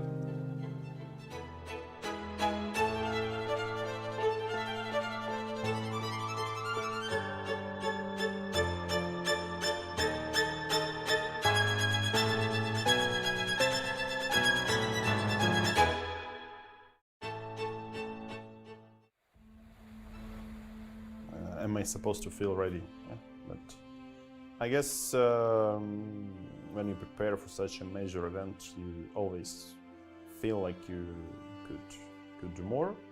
But I guess we are doing some insane amount of work, so I hope we get to be,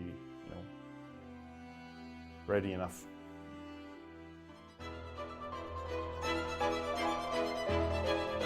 Did you know you can watch top chess events right on your phone? You don't even need to download an app. Just open any mobile browser and head to chess.com/events. You can see what's happening right now, check out top games, see results, and so much more. Try it for yourself at chess.com/events.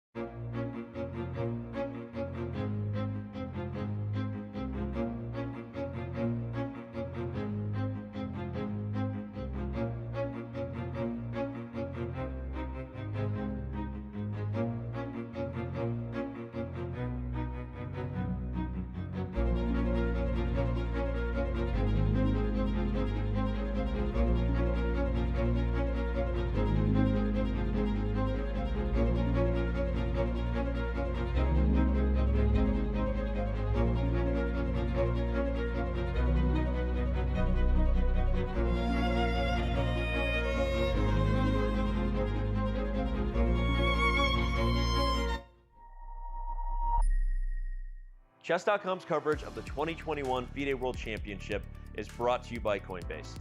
Whether you're an experienced trader or just looking to make your first crypto purchase, Coinbase has you covered. Visit coinbase.com/chess to get $5 in free Bitcoin just for verifying your account today.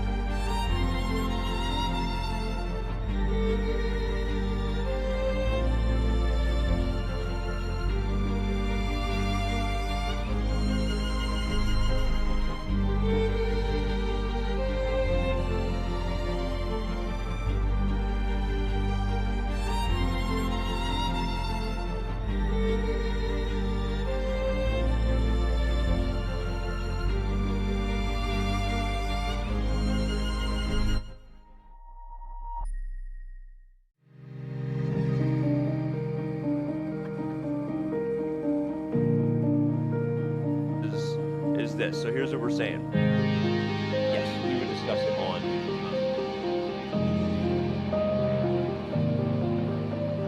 first game of the 2021 FIDE World Championship. And what better mean?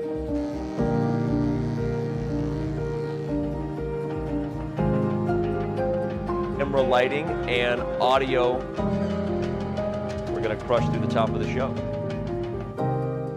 All right.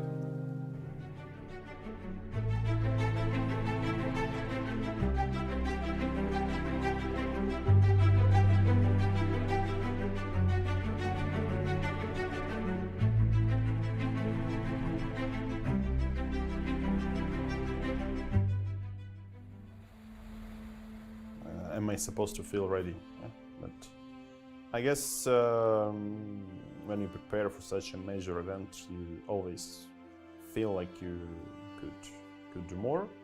But I guess we are doing some insane amount of work, so I hope we get to be, ready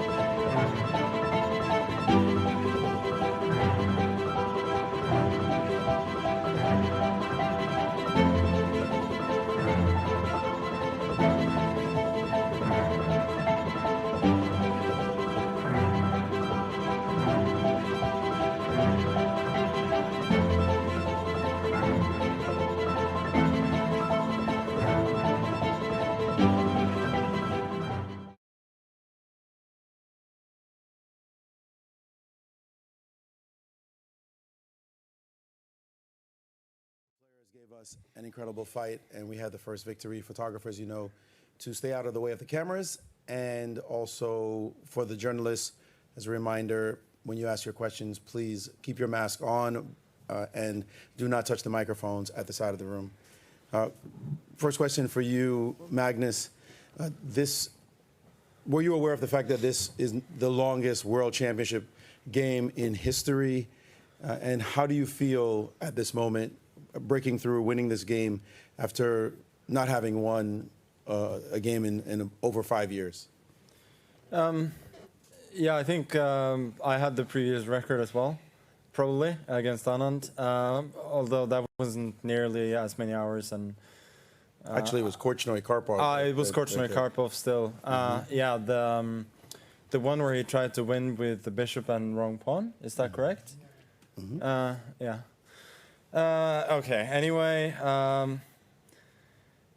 that's yeah. Somebody told me after the game. Obviously, I'm elated to get this result. Was never easy, nor, I mean, frankly, should it be? And there was a lot of the same emotions as the game that I won against Karyakin, where it was just a marathon there as well. So, but yeah, it's obviously huge.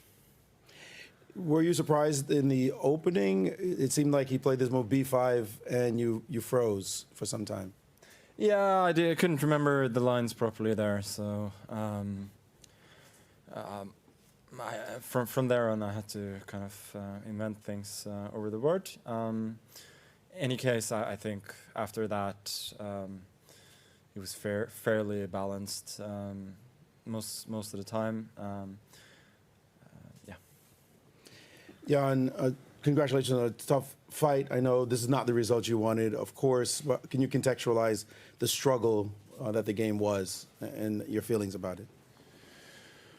Yeah, well, basically I felt like I should try to play for more than a draw after the opening, because I felt like, okay, these two bishops is nice, but I mean, somehow I thought like maybe 5 and d4 instead of knight d4 would be interesting, but it would be like very, very unclear. So, I mean, in general, it was pretty equal game, yeah, but during the first time trouble, I guess, you know, it started to go a little bit wrong for me.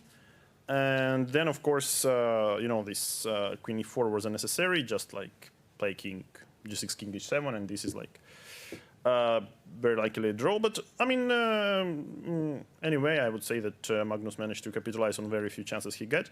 He got this game, so that's like very nice of him. But in general, I believe even this queen against knight in rook and two pawns should be a draw. But yeah, once you play, it's basically blitz.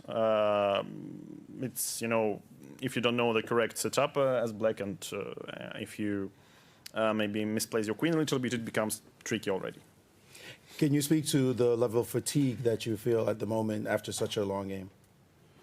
Well, obviously it wasn't the most pleasant game, but I mean, anyway, life goes on, so that's not a big deal. Magnus, you're famously fit, but this definitely tests your endurance. Sure, but I think that's the way it is. As I said, it shouldn't be easy in a World Championship match. You have to try for every chance, no matter how small it is. And part of it was by design at some point that I thought I should make the game as long as possible, so that we would both be as tired as possible when the critical moment came, and yeah, that turned out to be a good strategy. Don't want to ask about too many moves, but there was a moment in the game you played rook d1 when you could have played rook c to c2, which looked after he played bishop b2. Did you see this move as a possible winning chance for you, or did you think about the move? Sorry, what was that? So I played rook d1? You played rook c5, you played queen d6, you played rook d1, and you had rook c2 attacking his bishop, and you had a chance after bishop to play for knight f4 and rook d7, etc. Was a strong attack. Not f4, if he takes on b4? The queen's on d6, so his queen's under attack after knight f4. Yeah, so... and then rook d7? Take rook with d7. the queen? Yeah, okay. Rook d7. Yeah, it could be. That was not on my radar. I was trying to play... no, I mean, as a matter of fact, when I went for this rook d1, I just missed queen d7. And then I thought I would be in time to go rook b4 and eliminate those pawns. So that was more an oversight than anything else. Maybe if I'd seen that didn't work, I would have gone for the other option. But yeah, it was far from obvious just to give up your whole queen side like that. But yeah, maybe it wins. I don't know. All right, we will go to the questions by the journalists. Please. Hello, Rakesh from chess.com India here. Firstly, congratulations, Magnus. You're the first player in recent history to win a World Championship game over two days, because the game started yesterday. And my question is, this was your 51st game at World Championship, like in a match. So how much of that experience helps in these long games and wins? I feel like today was more about experience from playing long games in general, but yeah, I would say the game today, yeah, it had little to do with World Championship experience or pressure. I don't particularly think so. Rune from Chess24, congratulations to Magnus. You won Game 6 today, also against Vichy.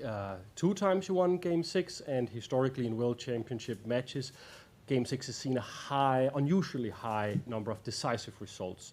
Is there something about getting to this point in the match that pushes these decisive results, you think? Well, that's news to me. Okay. So,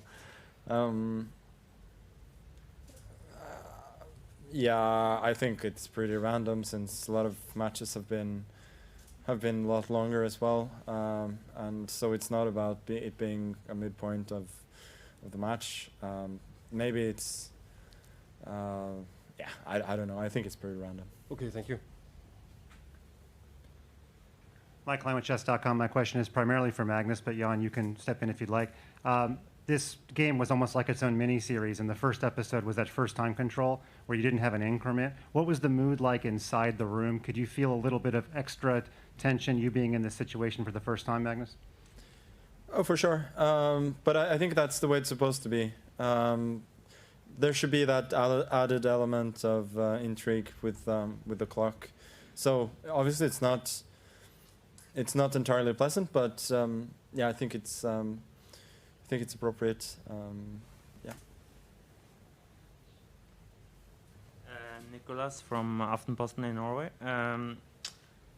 This was a very long game. Does it give you extra pleasure, Magnus, to win after such a long time? Yes. Short answers, I can understand that, yeah. There was a time, Magnus, where you were both like really low on the clock, and it seemed the position still required a lot of precision. How much were you able to calculate, and how much did you need to rely on intuition in a position like that? No. Yeah, I would say the last few moves before the time control, I was mainly guessing. I mean, I had 3 minutes left, and then I was hit with a bit of a nasty surprise and that I hadn't seen, so there was not much time. My question is for both the players. One of the most critical moments of the game was when Jan played rook c8 and Magnus took on c8. There was also a possibility to play b4 at that point. Jan, why did you decide to play rook c8 there? And did you think the position, that was a good decision? And Max, what is your opinion on that? Well, rook c8 was, I believe, a little bit unnecessary, but I guess Black has a very nice play there, so it, at some point it became quite chaotic, but I guess rook e8 is a nice way to, I don't know, to complicate things a little bit, because I don't think Black is taking any serious risk. Yeah, but once it came to the time trouble, yeah, I mean, I believe it was in many ways to improve, so clearly rook e8 is not the problem, you know, in this game. Yeah, I was happy to see rook c8 in general.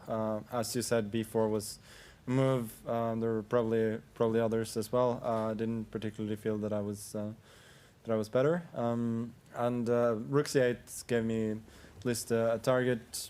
I felt like we were both risking a bit, but I thought maybe Black was risking a bit more. It meant that we would get a serious struggle, which I was happy with. And in the final position, when you had rook, knight, and 2 pawns, the table bases show it's a draw. But did you feel like you would win that endgame? No, I thought it was more likely to be a draw. But once I got the knight to g3 and the rook to d5, f5, I got very optimistic. Probably was still a draw, but yeah, generally it's a draw. But it's easy to sort of be lulled into a false sense of security there. As you saw in the game, things can easily go awry. Thank you. Chess.com again, this question's for both players. We can start with Jan, please. How much will you review this game tonight? There's so many moves that are worthy of attention, or will you review it at all? Well, I guess you know, it wouldn't take long. So obviously, I think from both sides, you know, play was really far from excellency. But yeah, what to do? There will be a time and a place for that, and I don't think it's today. Just 2 more questions, please. Hi, Theo Waite for Lead Chess. First of all, congratulations on such a grueling win, and thank you both for taking the time to be here. I have a question about how late this game has ended, and in particular whether you both have a kind of daily schedule that this lateness of game will have impacted, such as, you know, we will be going to sleep later today, essentially, putting you out of a routine. Yeah. Could I please pass, you know, the first answer to Magnus? Yeah, I think such a long game sort of messes up everybody's schedule, but it's why we're here, so it's fine. Sure, thank you both. This question is to Magnus. I'm Amruta from ChessBiz India. Very similar on his lines, that how I was very hungry when your game was going on, so how do you manage this food thing, you know, for 7 hours you can't have dinner? Can you elaborate? Yeah, I was running on fumes at the end, so it's not easy. In lieu of a question from Twitter, I'll ask the players one last question. Jan, is it just one game, and how do you bounce back? Hopefully in style. Yeah, but well, I mean, sometimes you make mistakes, and sometimes it's, you know, that's pretty human. You know, that's a pretty human thing. So I don't think you can aim for playing, let's say, 4 consecutive games without winning or losing. Yeah, it's like a part of the game. So let's see. And final question to you, Magnus. Your experience, how significant is a win like this? I mean, the match has been deadlocked so far, so any win that I can get is great, but it's far from over. Well, we are over now, and thank the players and thank you all for your patience.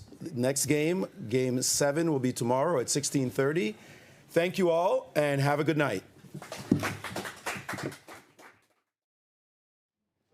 Chess.com is here with Grandmaster Ian Nepomniachtchi. First of all, you should be commended as a sportsman for coming out here and facing the media. I do want to let you know that was the longest World Championship game in history. Sure, that was no small consolation. Let me ask you, what was the moment where you knew you were going to have to defend that for many hours? We all know Magnus plays this way, but what was the moment where you knew I have to try to grind this out? Well, I think it changed it a little bit after the first time control because, I mean, okay, clearly I was pressing there, but yeah, somehow White, I think, is in time to get everything together and to secure a draw. But into this like move 39, move 40, it was like this e5, e4, which was probably wrong. I think it's anyway a draw, but then, well, I ended up like playing this queen e4, queen h4 without big necessity. I could just like stay king h7, king h6 would be an easy draw. And like in many different moments, it's still, it would be the same result. But somehow, yep, I mean, what to do, so I guess the final endgame, like rook and knight against queen is probably also a draw, but you need to be very precise, but here you basically play blitz and it's difficult to defend. I'm not sure if you know, it was move 130, queen e6, but anyway, at hour 4 or 5, I was going to ask you, is this your toughest game ever against Magnus? But now I have to ask you, is it your toughest game of all time that you just played? Not really, but what do you mean 140 to queen e6 after each one? The table bases were okay with your position until queen e6. But which was like, what was the setup? Well, the table bases preferred queen b1, but there was a rook on f5. I think you had pinned the rook by playing queen e6. Yeah, okay, so until this it was all right, yeah? No, I mean, okay, it's very difficult, so White improves, so okay, maybe it's still a draw, but it's hard to understand humanly. Thanks so much. Today, more than ever, when the world comes together to create a better tomorrow. It's going to be magic. Oh, La magie. Magic. Magic with music. with architecture. With colors. Magic with celebration. With your safety. From here. There. And everywhere. For 6 whole months, day and night. Join the making of a new world, starting October 1st.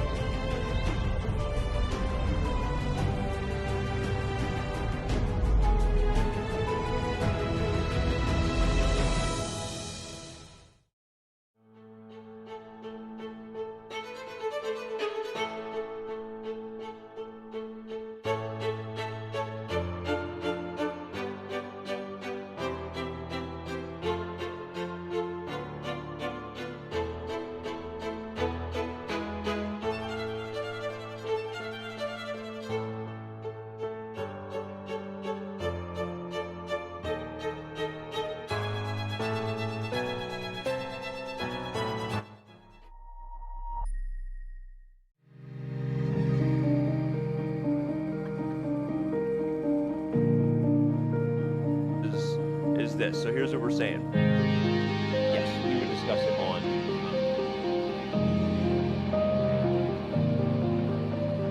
first game of the 2021 FIDE World Championship. But what better be?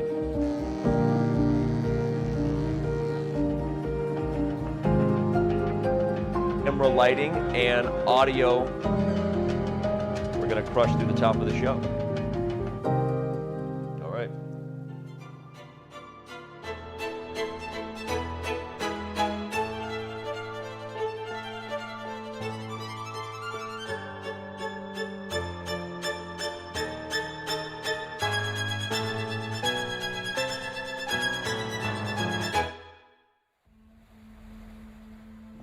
is supposed to feel ready. Yeah? But I guess when you prepare for such a major event, you always feel like you could do more. But I guess we are doing some insane amount of work, so I hope we got to be, ready enough.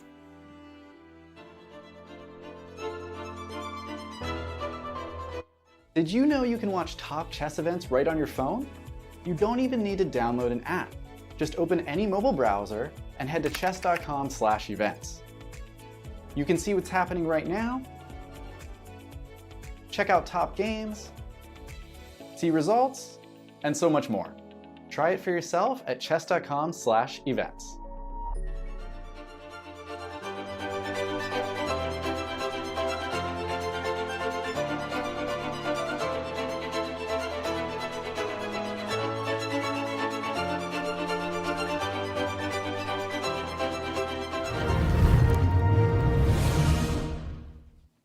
We have made history here.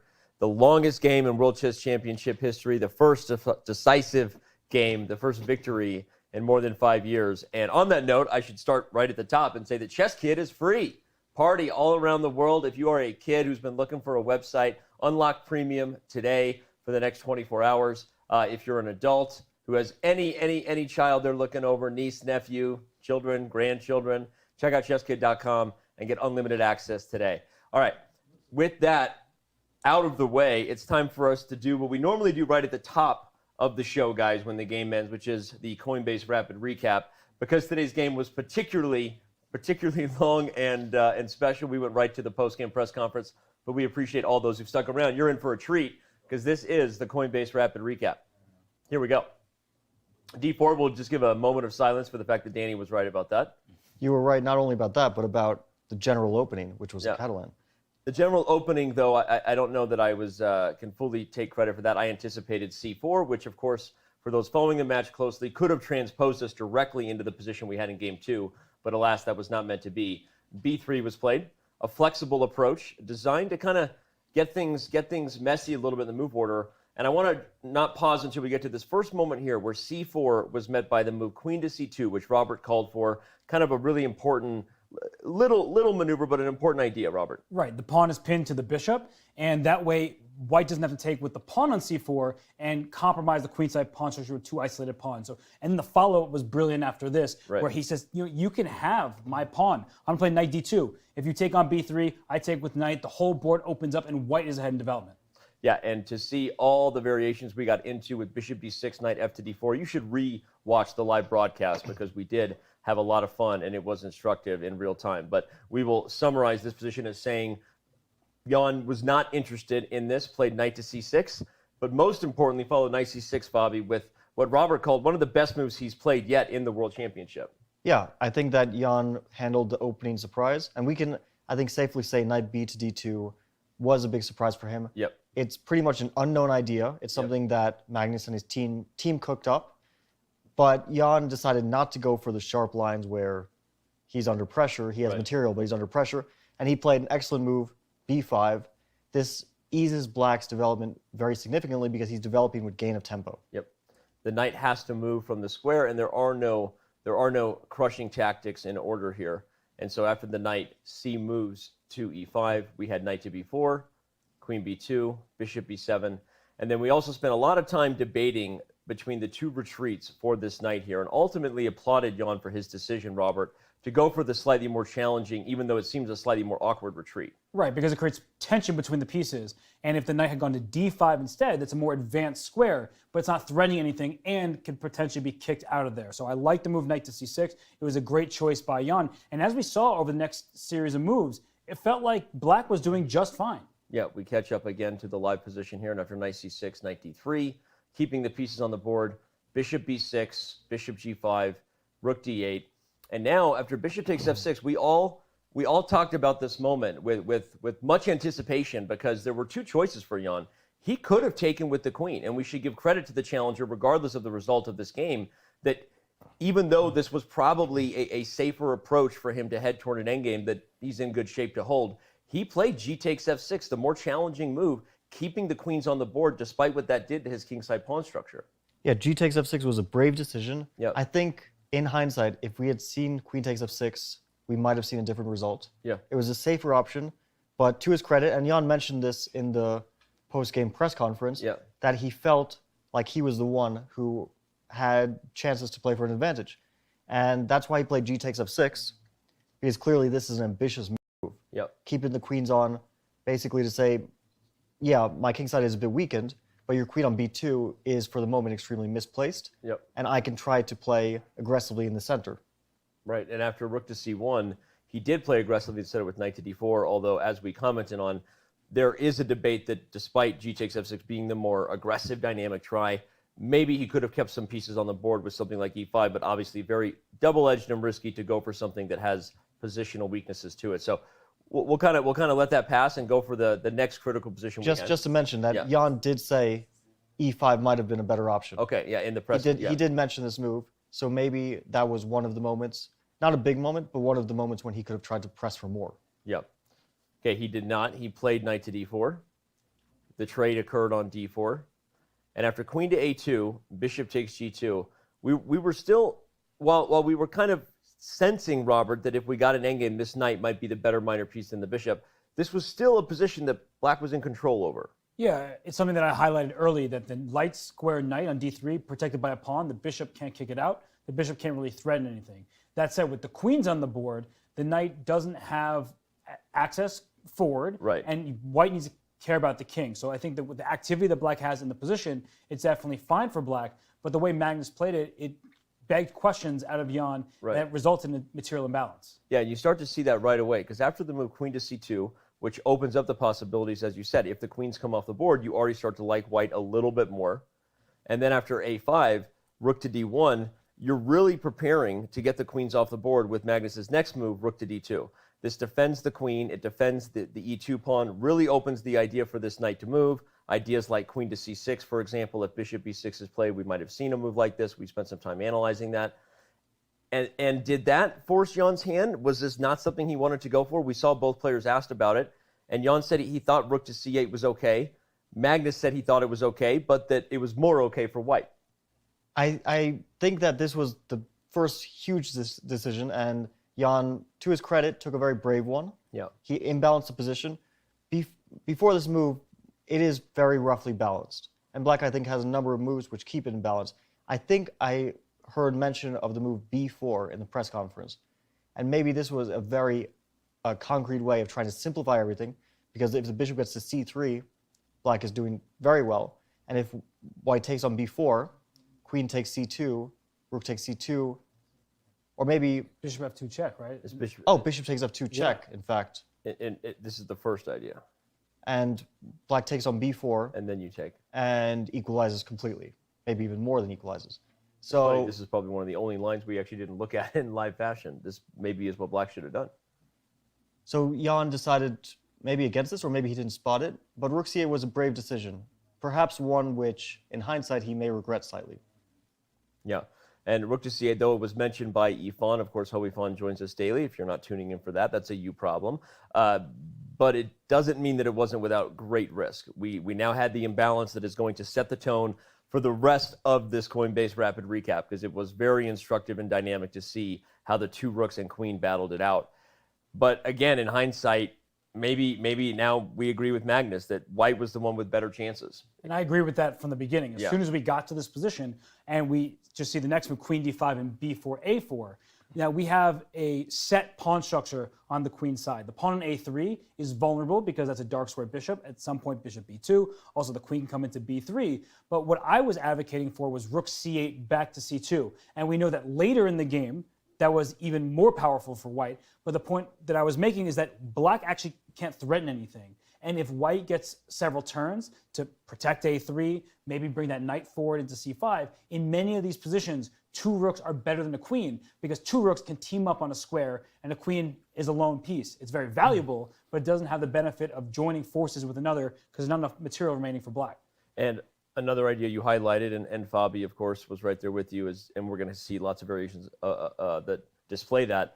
Black's long-term weaknesses on the king side, even if they're not an issue in 5 moves, in 10 moves, in 15 moves, they will be an issue at some point. It's only a matter of time for white to coordinate and defend the threats, as you said, on the queen side. And that's kind of what we saw here. E3 was played, bishop e5, and then h4. h5 was a quick response. And after king h2, a slightly curious bishop b2 really forced us into variations where Magnus, he actually missed his first opportunity to maybe put the game away. And that was actually with the move rook to c5, followed by rook 5 to c2. Bishop b2 was a very serious mistake, but not one which was obvious. And I don't think that, well, we heard from Magnus that he didn't see this idea after bishop to b2. Yeah. I think maybe Jan spotted it only after he played bishop to b2. But we mentioned during the game that queen to b3 would probably lead to a draw, but it's a difficult decision for black as well because he allows the invasion of the rooks. Knight takes e5, f takes e5, rook c7. Oh, yep. Queen takes a3, rook 2 to d7, queen takes b4, rook f7. It's very, very close to being a mating attack, but after king to g6, rook to g7, king to h6, we could not find any way for white to continue the attack besides to go for a perpetual. But it's very understandable that Jan didn't want to go for this, where white has a safety net of a draw, and it's also difficult to be completely sure that white doesn't have more. And on top of that, the sort of winning strategy that white had was like 8 moves down the line and included some sacrifices. So if we go to the rook c5, rook c2 moment that was actually played in the game. That was here. Or not played, yeah. Right, rook c2 is what we're looking at. There are all these variations which we did analyze. A bishop takes a3. We talked about knight to f4, queen takes b4, and here after rook d7, e5, we were struggling to figure it out. But after knight h5 check, king g6, I believe the move rook c6, you're giving up your knight on h5, and you're creating a mating net, which doesn't look immediate, but the king is in trouble. And look at black's pieces, the queen on b4, the bishop on a3, not helping to save that king, and that's really hard to spot from so many moves away. So the criticism when you have the engine evaluation with you, I know we were talking about rook c2, we didn't see it all the way through, but we liked the dynamic chances. But look at how difficult that variation was in Magnus's immense time trouble. Yeah. I would say that even if you spot this, even if you calculate all the way through, and Magnus only had 3 minutes to do so, it still doesn't seem clear, because let's say you win the queen for one of white's rooks. Black still has 2 connected passed pawns on the queen side. Yep. Even there, you're not 100% sure that you can stop those pawns or advance your pawns in time. So this was immensely difficult, but it was a big chance anyway for Magnus.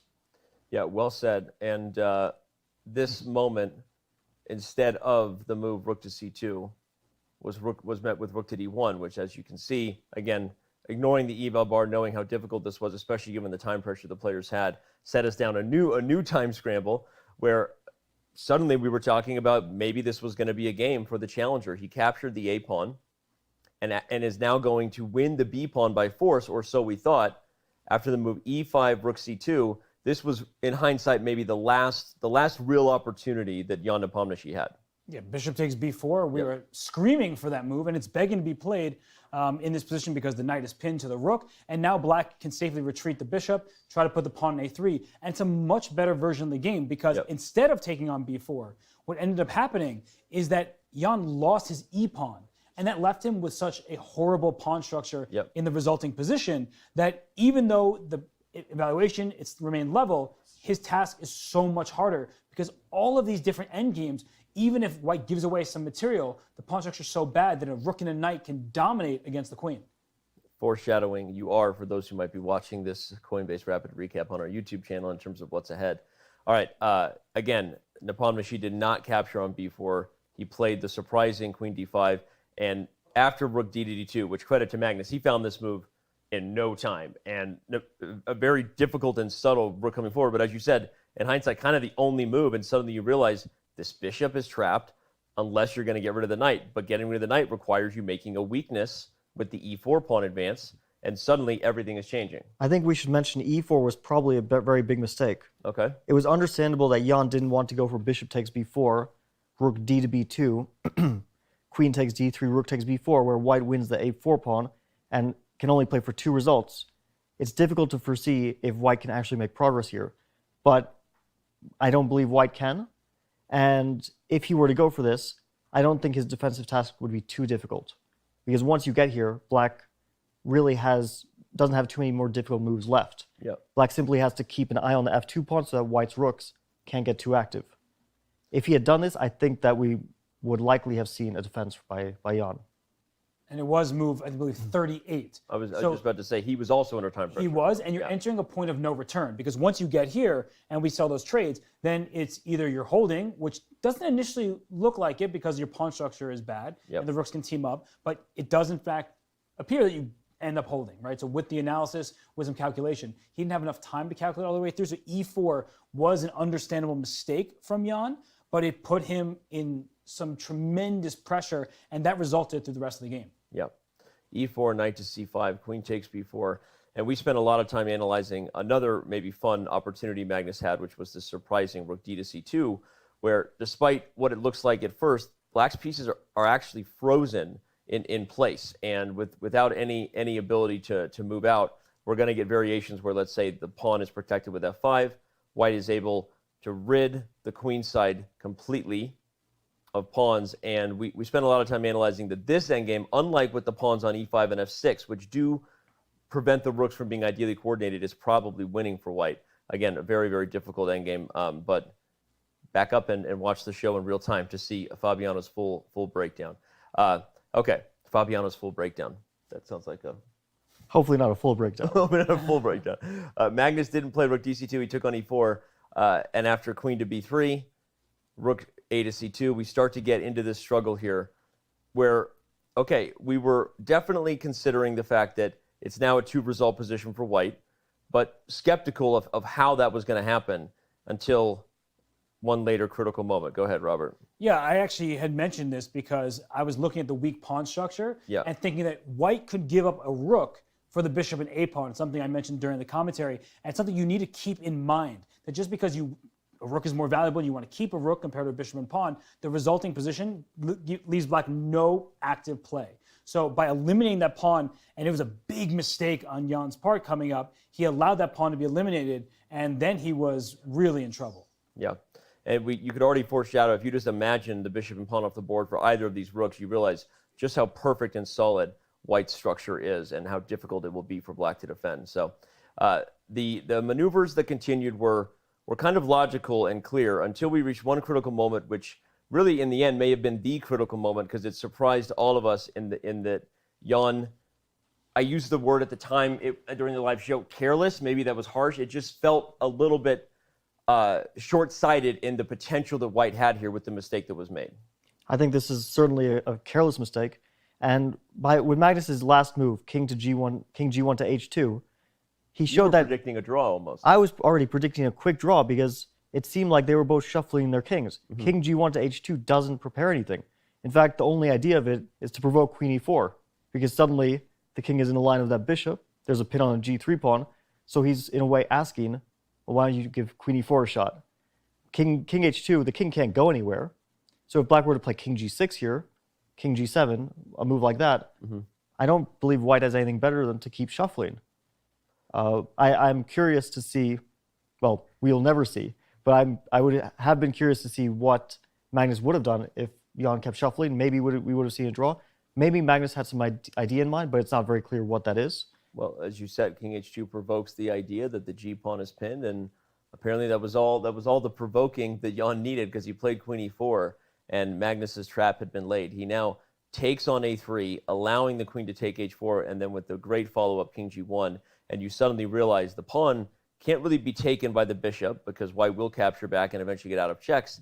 And that changes everything. We're suddenly in a dynamic where the A pawn is gone, and you didn't even have to lose your rook because of it.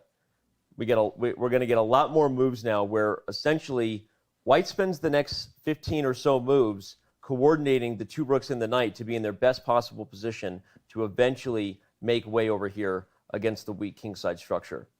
Knight E2, the pieces maneuver, queen E4 check. F3 definitely turned a little bit of our heads, right, Robert? Well, I was wondering why he was thinking, so I figured he was going to play the move F3, and I guess he thought that he couldn't win without making that move because there's so many times where black tries to move the pawn to H4. If the king's ever on H2, you need to leave the H file with your king before playing h4 as black, but that was the problem that he foresaw. So he ends up playing f3, and that gave him more time to maneuver around, and eventually it led him into a very promising position.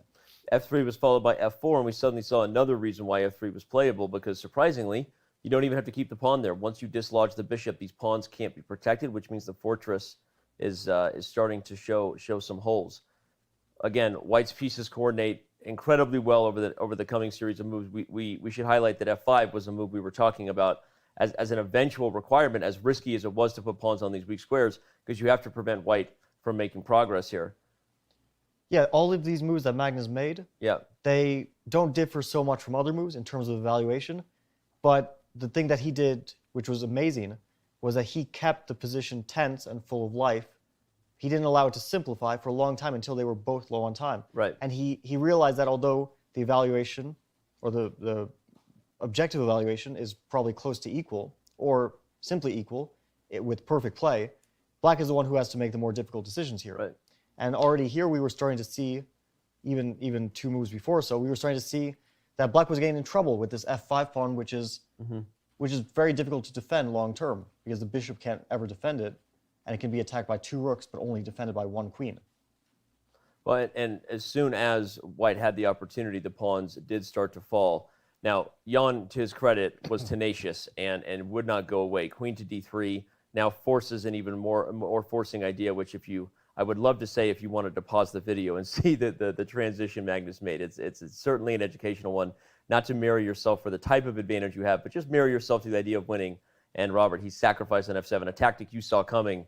And with this, you win a bishop and pawn for the rook, but really put White in a position where there was no longer doubt that White was the only one who could win, and that it would be very difficult for Black to hold. Yeah, there was a practical problem earlier with the pawn on e3. Yeah. The bishop and the queen were lined up. At that point, the White rooks could not actually defend because of the looseness of the other rook. So here, he goes for this. He says, I have a rook, a knight, and 2 pawns, and I can play this game out. I'll make a pawn move when I have to, but he was in no rush. And Magnus showed great technique in rerouting his pieces. Keep asking Jan questions like, where's your queen going to go? What's the best square? Can you stop my pawn from going to e4? Is that devastating? Jan actually was playing very well here, and it was only much later in the game, after tons and tons of shuffling, that Jan eventually made an error, but that's because he was exhausted. It was nearing midnight in Dubai, and Magnus was relentless in the pressure he put on. Yeah, one of the educational things, speaking of a relentless approach by Magnus, is how the knight maneuvered, consistently putting itself in a spot. Both of you highlighted a couple times that your former childhood coach talks about the knight being such a key defender to the king, how a knight can dominate a queen in close proximity. That's a theme that not only paid dividends here, but ultimately helped him convert on the advantage at the end of the game. We see keeping the knight close to the king allows you to have security and allows you to maneuver, and eventually allowed Magnus to push his advantage as soon as he could with these pawns rolling up the board. This was move 110, and as soon as he played it, we knew that we weren't going to have a repetition, a 3-fold repetition. We wouldn't have a 50-move draw, and that we would more than likely be making history today with the longest ever World Chess Championship game in history, which, of course, was the previous record of 124 moves between Korchnoi and Karpov in 1978. But this game was on pace to break that, and break that it did. I think that this whole endgame was Magnus at his best. Yeah. Even though it looked like he was moving in circles for a long time, he always kept control of the position, and he always slowly made progress. He knew that he had time. Black has no counterplay. So he played with absolute patience, and with every move we felt White is making progress. Yep. Even though the objective evaluation in this position and in most of these positions was a draw, it felt harder and harder for Jan to keep defending it, until at some point it was just too difficult to handle. We're going to get to that point here in just a second, because as Fabiano and Hess were both saying, it was a difficult battle, and in fact, it was right here. This was the moment, and I'll let you take it away, Robin, and explain why the table base says Black should draw this, but why that is a completely unfair standard to hold any human to. Yeah, it's pretty hard to hold the move queen e6 against Jan because you're putting the rook in a pin and you're bringing the queen to a place where it can deliver some more checks. The problem is knights are amazing at defending kings against queens because they cover so many of the important squares while blocking the file that the queen is on. So queen c2 or queen b1, those were necessary choices for Jan. That's why the only two moves that objectively hold the game, because the knight needs to remain protecting the rook, of course, but it also leaves many checks open. So if the king tries to run up the board too quickly, there are more checks to go. You can pin the knight, of course, like this. And so white isn't able to just run forward. And in the game after queen e6, we saw a very quick conclusion here because up goes the white king. You get one more check on h6, and look at the knight on h5. Even if your rook were not an f5, the knight covers f4, it covers f6, and it blocks the check on the file that it's on, which means that the queen is just parried by that one knight. And then we saw a really beautiful move next where Magnus was able to push his e-pawn because the rook on f5, not attacked, knight g7 check is a winning fork, and after e6 was played, the rest, as they say, was history. Yep. Jan played a couple more moves with queen g6 and then rook f7, again showing the line that queen e6 does not work because this endgame, although it makes black feel a little better maybe, but they don't play for almost ease and feeling good. This is still a lost endgame. If you know your king and pawn endings, white goes on to win easily. And so with that not being an option for the Russian, he ran the king away, or tried to, but after f5, queen g1 and knight to g7, we did indeed finally have a resignation with, again, just a brilliant display there of how pieces can outplay the queen together, how perseverance and pushing hard, especially the practical nature of using the clock as a weapon. Objectively, this game was a draw for many, many moves, yet it feels in hindsight that the result for Magnus was never in doubt. Yeah, this was a game that was marred at the start by some serious errors. To be fair, very understandable errors because it was such a complicated position and they were low on time. But the end of the game, or the end of the game was quite long. The last 50 moves or so was just absolutely brilliant technique from Magnus. Very tenacious defense as well. But Magnus never let up on the pressure. And when you never let up on the pressure, at some point your opponent cracks, and that's exactly what happened.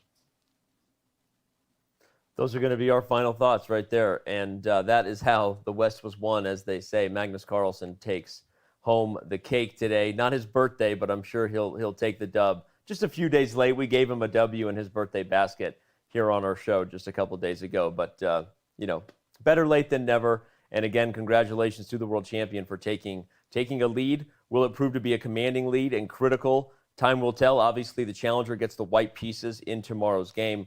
But we're gonna continue our show here. Don't go anywhere. Of course, we have more guests joining us right now. We'll remind you that we're about to be joined by Vladimir Fedoseev, the Big Fish 1995 is our next guest. We'll talk to him quickly about what happened today and maybe have some fun with him about the times he's thrown down against Magnus Carlsen. We also have Jan Ludvig Hammer. Cannot wait to hear what Hammer has to say about the buzz in Norway after today's incredible game. We will actually not be joined by Ludwig anymore because he's at Universal Studios right now having a good time. Apparently there was some copyright strike or something. I don't know, but he'll be joining us tomorrow, we think. But anyway, don't go anywhere. Chess.com's post-game coverage of Game 6. This historical day continues when we return.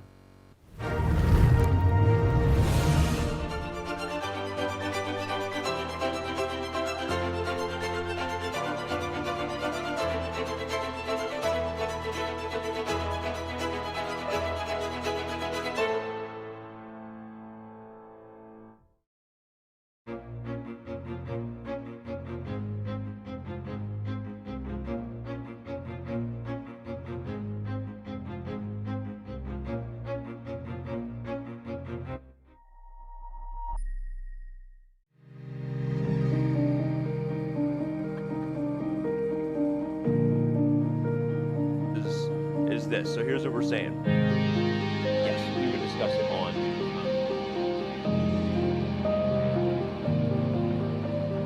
first game of the 2021 FIDE World Championship. And what better meeting?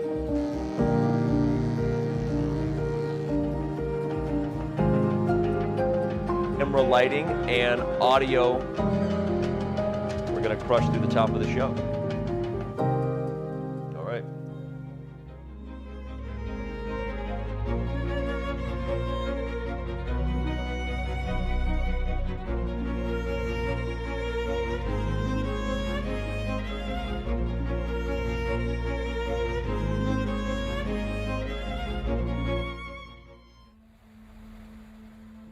I supposed to feel ready? Yeah, but I guess when you prepare for such a major event, you always feel like you could do more.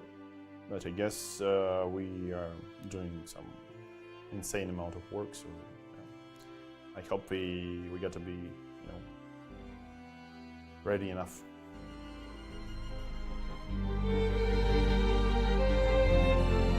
Did you know you can watch top chess events right on your phone?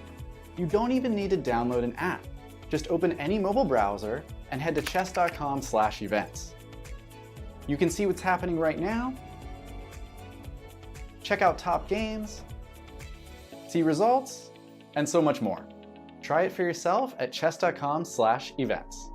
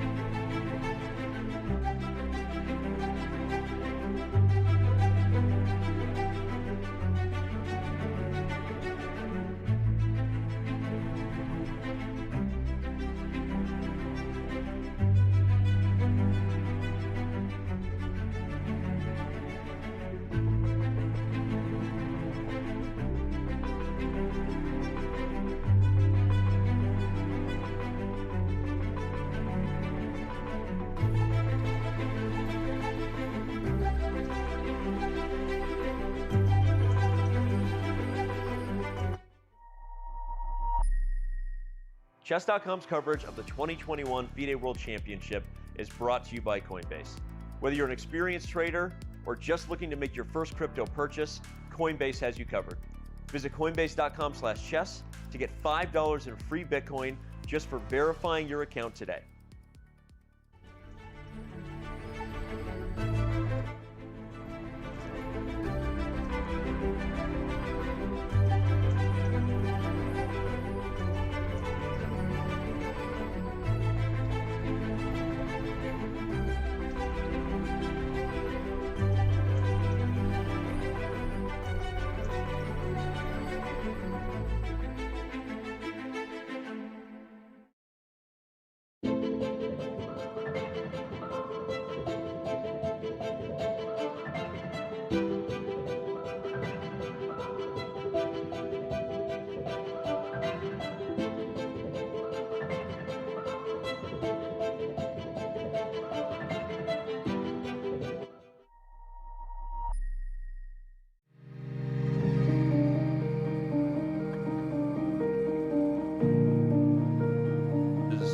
Is this. So here's what we're saying. Yes, we would discuss it on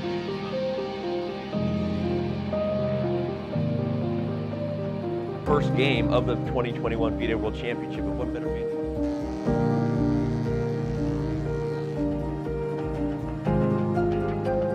Camera lighting and audio. We're going to crush through the top of the show. All right.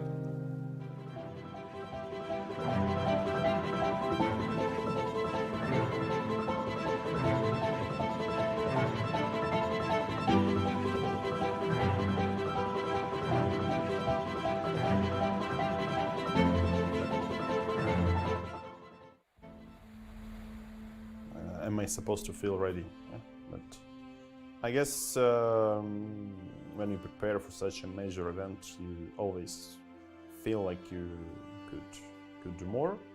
But I guess we are doing some insane amount of work, so I hope we got to be ready enough.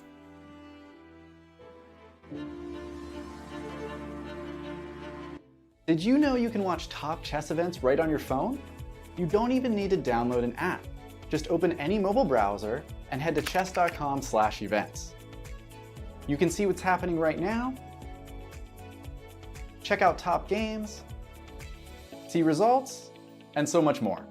Try it for yourself at chess.com/events.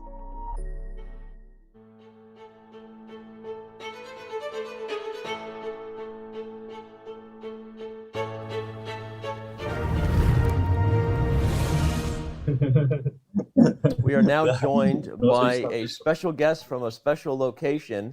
Vladimir, where are you at right now? I'm in the Moscow Center. We have a late dinner here. I'm just enjoying cake and tea. This game was incredibly long.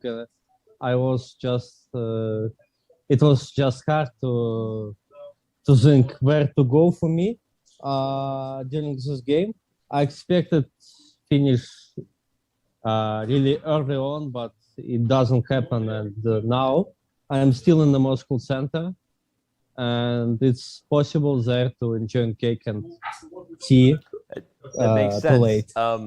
Thanks for joining us. Remind everybody our guests are brought to us by Grip 6. We'll remind you about that in a second. But let me just ask you, Vlad.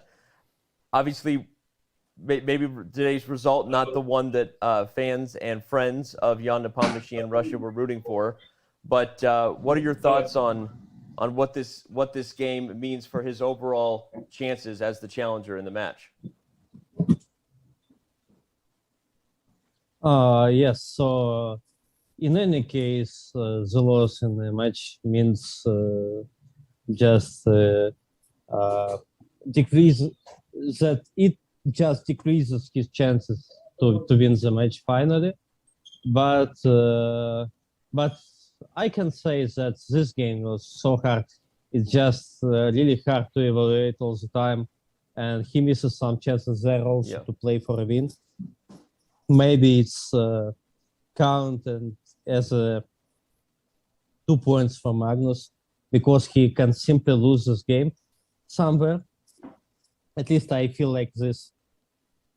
He had 3 minutes against 19 in the first line and on move 31, and it's so hard to manage such position and make 9 moves more, and he could simply be flagging today. So it was a good chance for Jan to score. And then it's after move 40, it's evaluated in White's favor, and then it was play,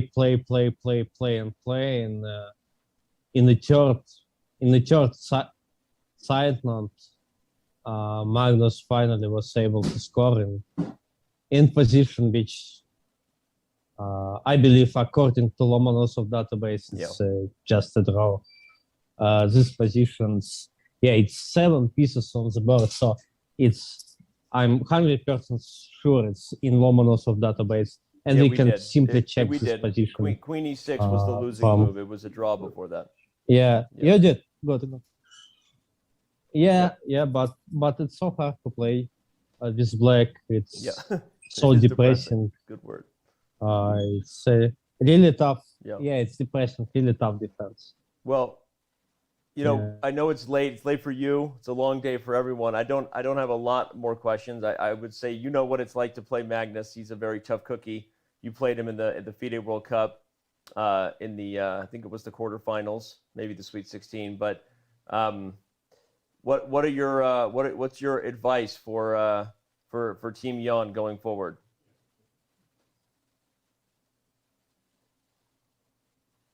I think we might have lost him.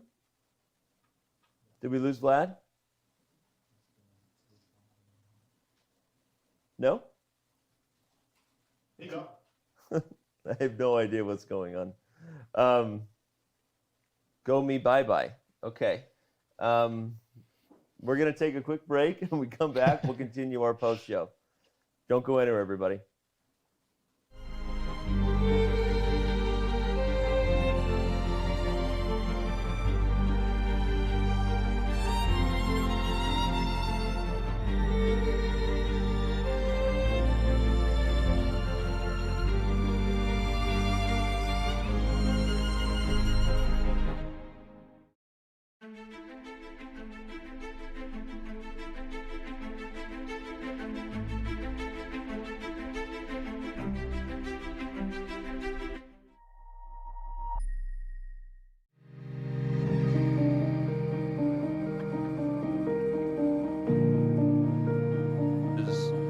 this. So here's what we're saying. Yes, we would discuss it on.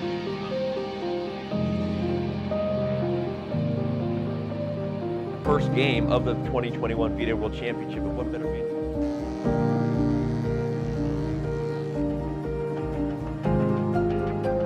Camera lighting and audio. We're going to crush through the top of the show. All right.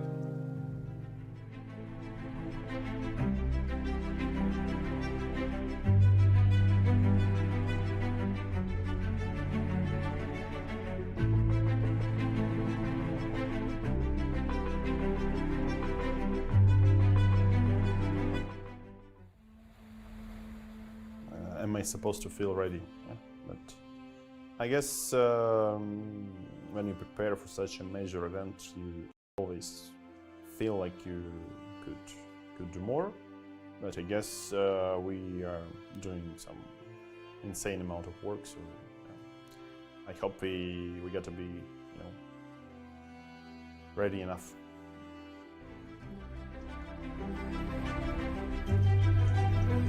Did you know you can watch top chess events right on your phone? You don't even need to download an app. Just open any mobile browser and head to chess.com/events. You can see what's happening right now,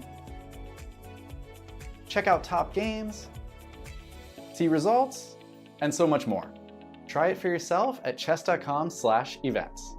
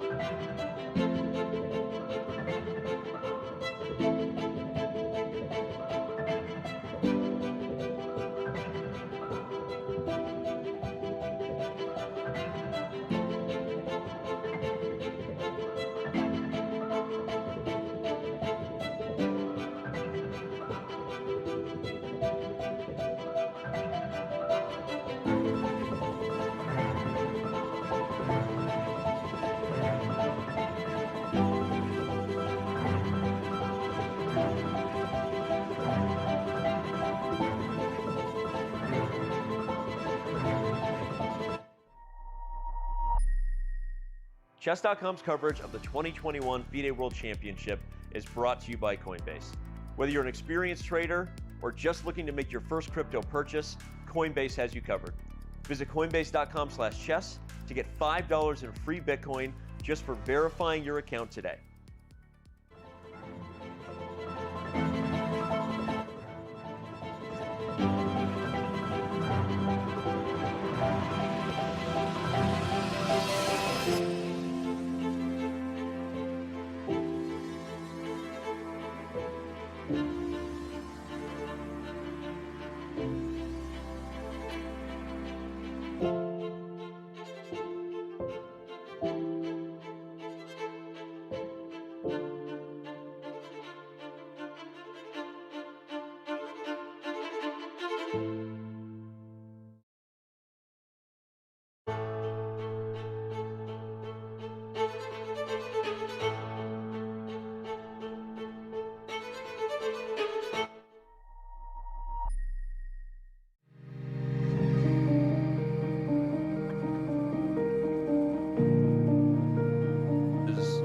This. So here's what we're saying. Yes, we would discuss it on.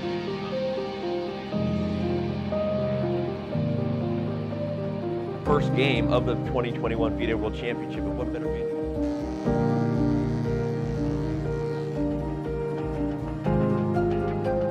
Camera lighting and audio. We're going to crush through the top of the show. All right.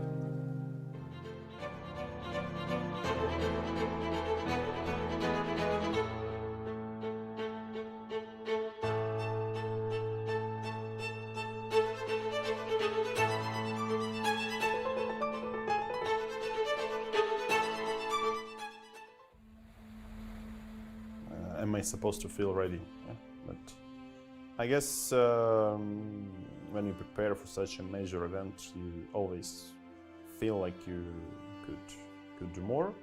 But I guess we are doing some insane amount of work, so I hope we got to be, ready enough.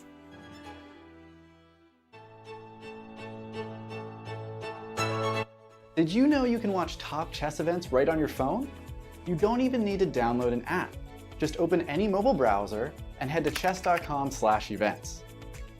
You can see what's happening right now.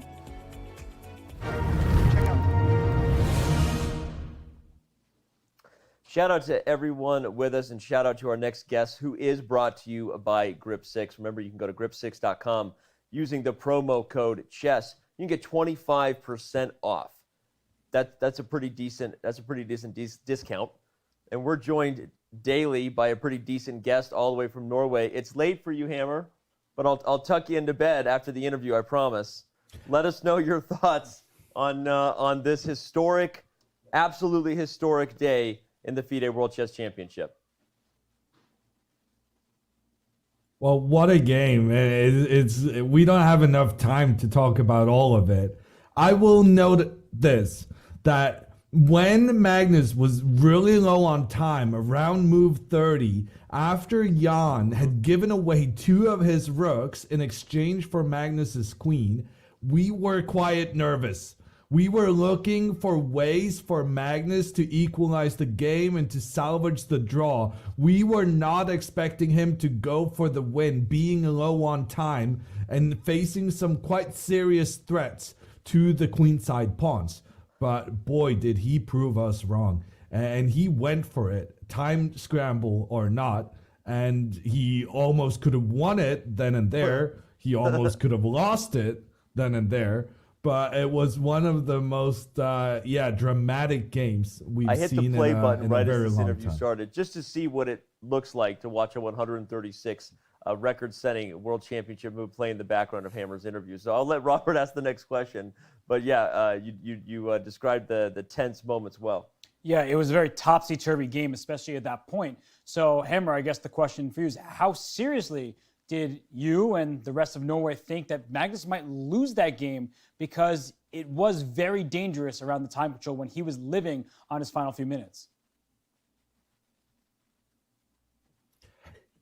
I think it's impossible not to be nervous, but at the same time, we have the computer engines helping us. They were saying, it's not great, but there's not a clear win for Black either.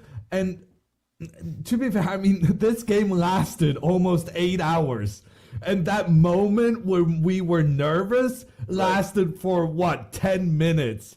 So in the grand scheme of things, we were way more optimistic about Magnus's chances than we were pessimistic. It was limited to a very short time span, where, to be fair, in that time span, we had no idea what was going on. But we didn't have to worry. As soon as he had the opportunity, went back to his room. I'm sure he relaxed for a few minutes after the post-game press conference. Magnus Carlsen, the world champion, tweeted in all capital letters, "Yes." And as if he doesn't need to say anything else. Now that the monkey is off his back, now that he has won a game in the World Championship classical portion for the first time in 5 years, just say a little bit about what you think this means to him to show that he is capable of getting it done in the classical portion and not needing a rapid tiebreaker. Let me give you this stat. The last time Magnus had the lead in a World Championship match was in 2014. And in that match, he did not need the full 12 games to decide the title.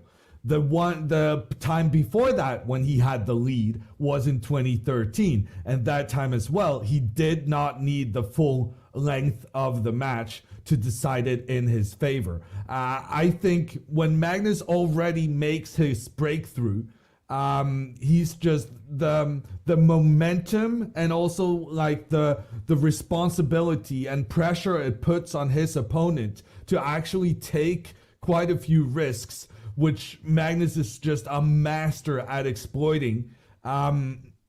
I don't think Nepomniachtchi is coming back from this, and I don't think he's going to be able to make the match last 14 games.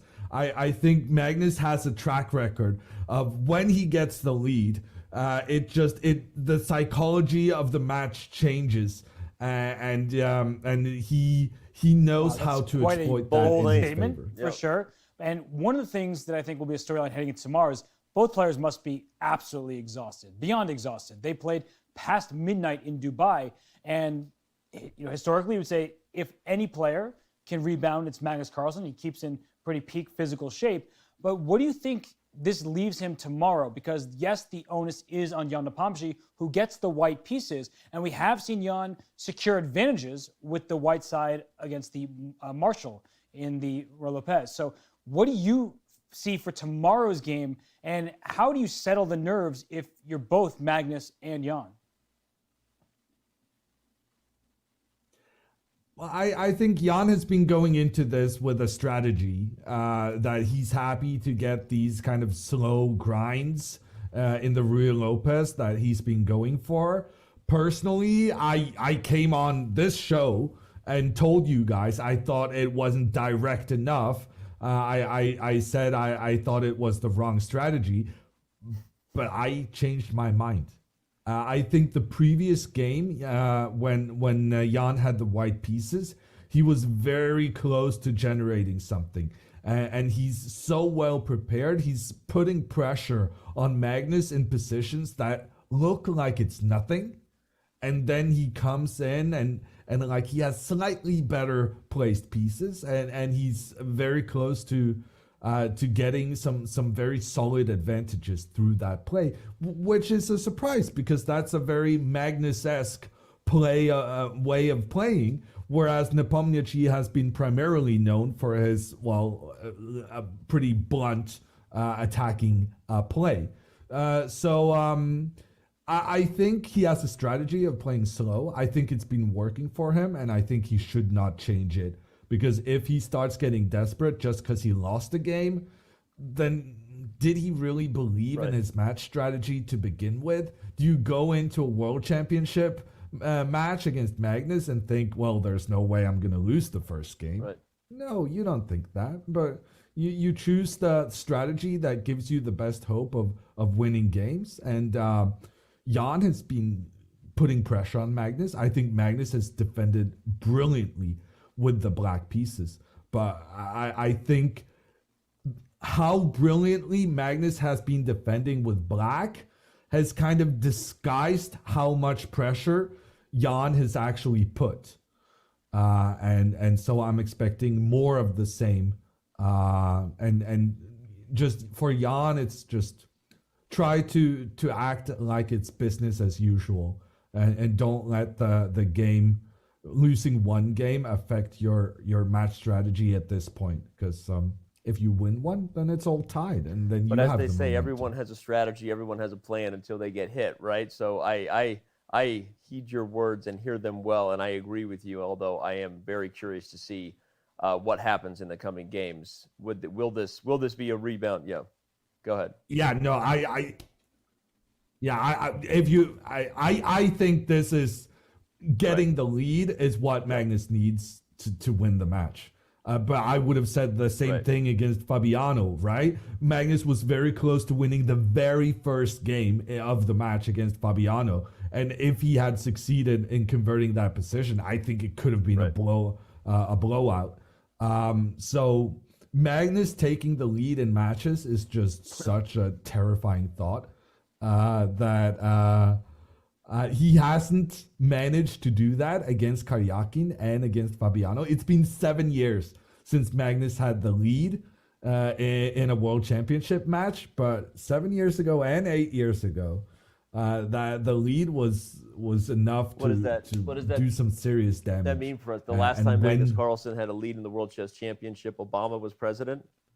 TikTok was not a thing. What are some other fun things? It's been a while. That's the point. And Danny was still the best chess commentator in the world. I'm gonna take that in stride. If that was ever the case, I'll take it as a compliment. But I will bow down to you, Hess, and many others at this point Thanks for everything that you're doing, Hammer. I don't have any other questions besides, you know, are you going right to bed after this, or are you celebrating as a Norwegian watching your boy get it done? There you Well, go. there's a new game tomorrow, Danny. It's a tough life being a chess commentator. No, you don't I have to might tell get us. some We dinner are first, though. We are also ready for some dinner and maybe some rest, because there is another game tomorrow, as they say. All right, Hammer, thank you so much, man. We appreciate it, as always, bringing it, and we will see you mañana. Bye. Bye. All right, there he is. Yeah, the heat from Hammer. He held nothing back. He held nothing back. He just said this match is over. Yeah. He didn't mince words. Yeah. He said now that Magnus Carlsen has the lead, it's done. Yep. And I think a lot of people have felt that way in previous matches as well, and Hammer said the same. But Ian Nepomniachtchi, what Hammer did say is that he likes the style that Ian is playing right now, Yep. but at some point, he needs to win. Yep. Because Magnus will be happy to draw the rest of the games. And that means when Ian has the white pieces, he needs to find something to cause Magnus some real problems. Yep. And in game 5, we saw that happen. If he had played c4, Magnus expressed his discomfort. But will he go back to the style that made him Ian Nepomniachtchi to begin with? Yep. Will he be the type of player who loves those topsy-turvy battles where he may find a sacrifice at any moment and is one of the best calculators in the world? Right. So I'm not sure when that moment is. It's still relatively early in the match, but I do think that Ian Nepomniachtchi, he might need to take up a more aggressive approach. Yeah. We talked about this. While I don't totally agree with Hammer and would say the match is over, we do all agree that Magnus Carlsen leading a match, no one wants to be trailing against Magnus Carlsen, and certainly there's a lot of questions that we will find out starting tomorrow. Once again, thank you to Grip 6 for bringing us our guests every day. Again, you get 25% off. All you got to do is use a promo code. That's pretty cool. Wearing their belt right now, so to speak. I don't have their socks on today, but I do have many pairs at home. So shout out to Grip 6. All right, we're going to take a quick break. Coming up is the answer to the trivia question. If you're playing along with us, one of you has already won a one-year Diamond membership today. All you had to do was quote tweet the answer. After that, we have an interview with Colin Byrne, who is an artist, alchemist, who created the most valuable chess set ever. And much more ahead. Don't go anywhere. Chess.com's continued post-game coverage of Game 6 of the 2021 FIDE World Chess Championship returns in a moment.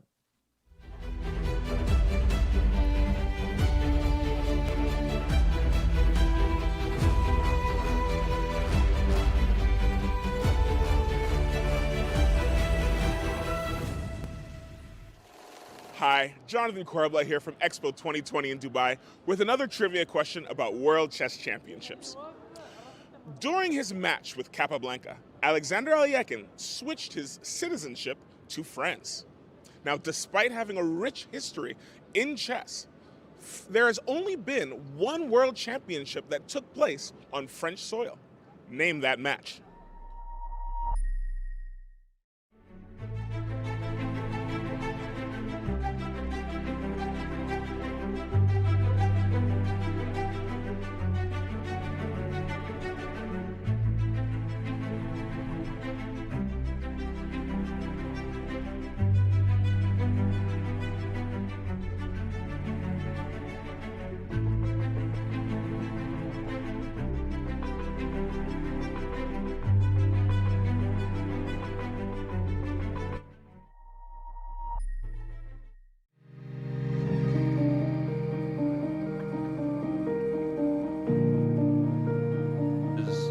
This. So here's what we're saying. Yes, we can discuss it on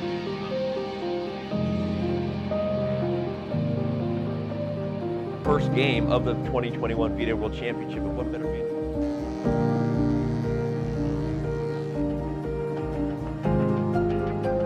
Camera lighting and audio. We're gonna crush through the top of the show. All right.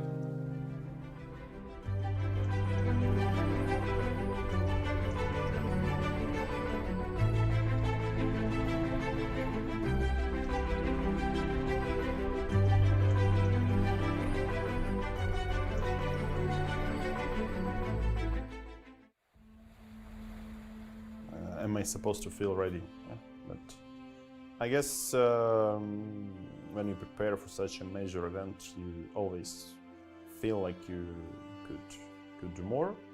But I guess we are doing some insane amount of work, so I hope we got to be, ready enough.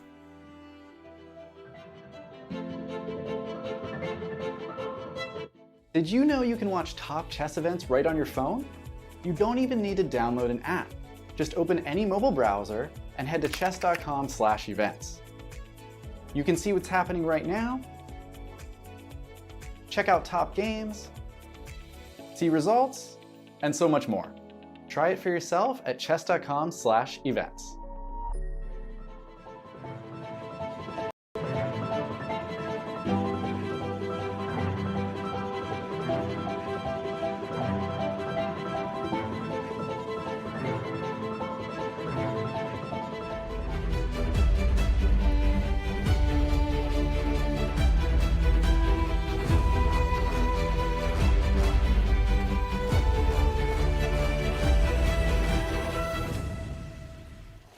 Hi, Jonathan Korbla back again with the answer to our trivia question. What was the only match for the World Chess Championship that took place on French soil? Well, Kasparov-Karpov 1990, and that took place in Lyon.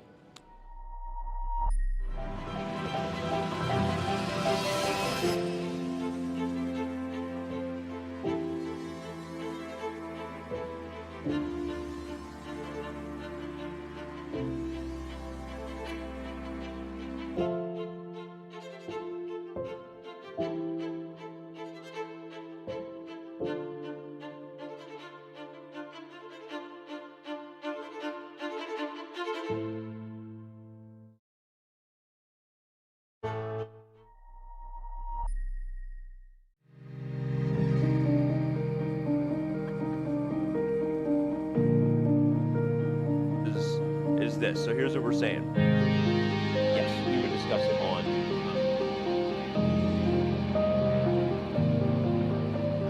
first game of. We are back here. Chess.com's coverage of the 2021 FIDE World Chess Championship rolls on, and we are now joined by the jewelry artist Colin Byrne. Colin, you are also referred to as an alchemist, so I have to start right at the top. What defines modern-day alchemy, and what exactly is an alchemist? Well, it's really the chemistry of combining metals, really. For me, I use a lot of, in my art, I use a lot of work called electrochemistry and the combining of metals using that particular craft. So it's a little different to the traditional casting, but I do casting as well. Okay, wow. Well, it's an art form I know little about, but maybe by the end of this interview, I'll know more about it. I will point out the obvious to the fans. If you've been watching from the beginning of today's show, you already saw Fabiano Caruana and Robert Hess make moves on the chessboard as we predicted the first move of Magnus Carlsen today. And this chess set that's right in front of me, Colin, is the most valuable chess set ever created, ever known to the universe. And am I right in saying that the value of this chess set comes in at just over $4 million US? Is that right? It does come in at $4 million US, yeah. So there's a lot of value in the chess set, but there's a lot of things that make it very valuable. Yeah, well, obviously I can say that, and having already looked at it, we'll get into the detail. And it is an amazing piece of art. But this is a chess show, and you made a chess set, so we have to start right there and ask, what got you into chess? Who taught you the game? How long have you been playing? And take us through the start of your chess journey. Really, as a child, I loved playing chess with my cousins and my friends, probably around about the age of 6 or 7, I guess, when I first was introduced to chess. And my parents bought me a beautiful Staunton chess set, and I never forgot that. And, I grew up in the 60s and 70s, and there was no internet around, so we played games. We played with toy soldiers, and we played, all the typical board games. But chess was one that I really loved as a kid. I'm certainly a great chess player. I mean, I'm in awe when I see what you guys are doing here with the World Chess Championships. It just blows me away. But yeah, so my history with chess really just through my childhood and growing up playing chess with my friends. That's amazing. Well, I'm not the greatest chess player either with the company that I keep, so don't worry about that, surrounded by Fabiano and Robert Hess. But That doesn't matter because we all have fond memories of chess and we all enjoy the game. And let me ask you, what is your, so you played as a child, share with us what's one of your fondest memories of chess, and what do you enjoy about the game of chess?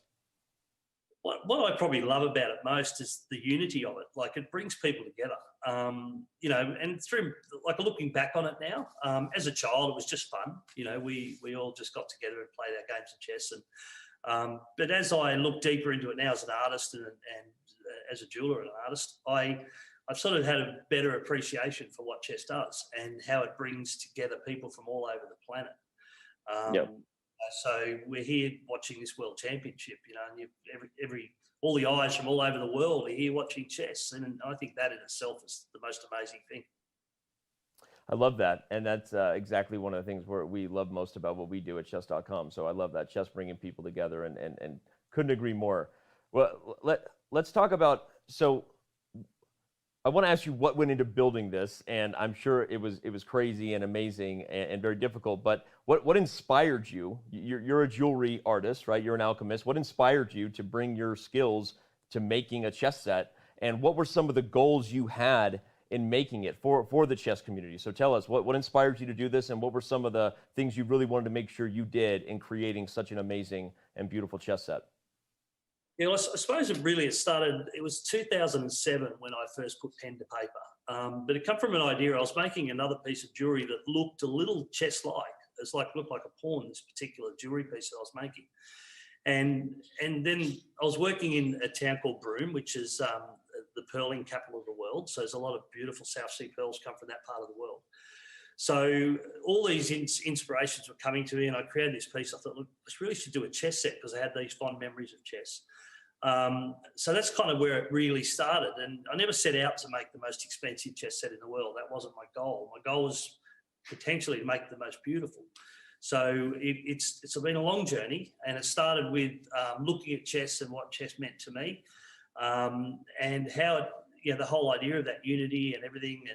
And I thought, well, if I'm going to do this, I have to start with the Staunton chess set, because that was my memory as a child being given one, and how these pieces that we all know all over the world, and they're the standard that is used. So I wanted to keep my chess set very much within that standard, but I wanted to bring it to life.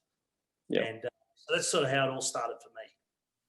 Well, I'll say you achieved that. It's amazing. I mean, I as someone who's seen a lot of chess boards and chess sets that are meant to be artistic in nature, or, you know, to sit on a dinner table or a fancy table that you don't touch or look at. Not exactly the type of chess sets I use every day, but I've seen many of them. But for a lot of them are kind of all over the map, right? The pieces look weird and different. They're designed to make big statements. This chess set is beautiful, and the detail is literally, I mean, it's ridiculous as I'm holding this pawn that I hope I don't drop, because I have no idea how valuable the pawn actually is, or the knight. It is a real chess set. I mean, it looks exactly like the type of chess set you could play maybe a fast game with. Maybe not too fast. You wouldn't want to drop one of the pieces. So you said that was your goal, right? You really wanted this to be something that a chess player would look at and really appreciate. Yeah, I felt that if I'm going to go into this territory, I have to honour the game of chess and the people that play chess in the chess community. So really in making the chess set, I was fixated on this idea of the Staunton design, and from 1849, I thought, you know, there's been other artists that have created, you know, dragons and wizards and all different types of cartoon style characters. I didn't want to do that. I wanted to be a traditionalist with this, and I wanted to make sure that in my own artistic way, I could build off the building blocks of chess and create something that would be appreciated by chess lovers. So I stuck with the original Staunton concept, but then the elements I added, I used black and white South Sea pearls, so that we've got either side of the board depicted by the pearls. And then I thought, well, these can be the heads of each piece, and that could bring life to the character, particularly the king and the queen. So these were the building blocks. And my son, my oldest son, was a pearl diver. Very dangerous job. You know, they're 20, 30 metres under the ocean diving for pearls. So I had all this really intense inspiration and working with these beautiful gems, the pearls and the diamonds. So, and you know, wanting to honour chess. So that's sort of how it really started to build. Well, it definitely the pearls and the choice of the black pearls and the white pearls, it's really amazing and just beautiful. Let me ask, is this going to be the only one of its kind ever? Are you planning to do more of these types of chess sets, or were you inspired to do any other type of chess art? What I've done with that one, I've actually made a limited edition of 3. So there's three in the edition as an art edition. Each piece is individually numbered. The piece you have there is actually my set. That's what I call the artist proof, so my original set. And then there'll be 3 editions. So, if people are inspired to like the art and want to purchase it, there are 3 editions available. So it took a long time to make. It was 2007. Yeah. So 2007 was when you started, right? So it took 14 years. Yeah. And then 2018 is when I actually started then casting the gold and setting the stones. And that was a journey in itself, like just from 2007 to, and a lot of jewelry projects in the middle of all of that. I wasn't sitting idle. But it was always in the back of my mind, I've been in jewelry for about 40 years. And it was time in my life I thought, stop making just, conventional jewelry and really focus on the art, which is the part of jewelry making I love. And the chess set was the highest on my priority. So we really, I assembled a small team of the best setters in the world for the diamonds, because there's 20,000 diamonds in it. And that's a lot of settings. So, and everyone had to be set beautifully. So it was quite the project. Yeah, and it turned out amazing. So many years of work. How much does it mean to you to have completed it today? Fabiano Caruana made the first move on the chessboard. How much does that mean to you? You got no idea. It's just such an unbelievable feeling. Like my dream when I first conceived this in 2007, as I was developing it, the dream that I had was to create the most beautiful chess set in the world and to have the finest players in the world play on it. So to have Fabiano play on that board, it's just phenomenal. Like, you got no idea how that feels to me. It's amazing. Very honoured. Well, yeah, it's. I'm glad he didn't break anything or drop any pieces, because Fabiano can be a little clumsy. I'll tell you. I would have forgiven him. Okay, well, I'm good to know, because when I was holding the pieces earlier today, I was like, wow, this is incredible, and I was afraid I was gonna drop it. Luckily, nothing bad happened. Well, Colin, tell everybody where they can go to find out more. You said there's a few more. Megan, this is your personal set, and tell everybody where they can go to find out more about the artwork, not just this set and the others you're making, but the artwork you're doing in chess. Yeah, well, the artwork I'm doing in chess, I've got this particular set, but then I'm also looking at doing a silver and a gold set. So I want to really develop a few more pieces in the world of chess.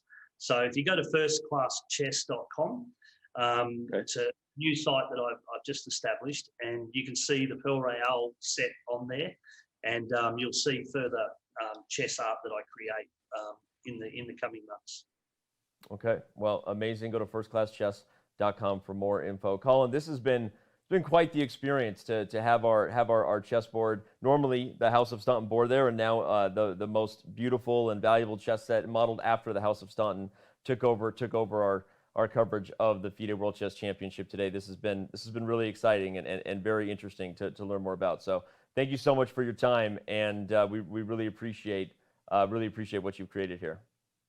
Thank you, Danny. Thank you very much, and thanks to everybody involved, chess.com, and all the great champions I'm watching play, and I'm really inspired, and very humbled to actually have the set played on by these amazing people. Thank you. Thank you, Colin. Thank you.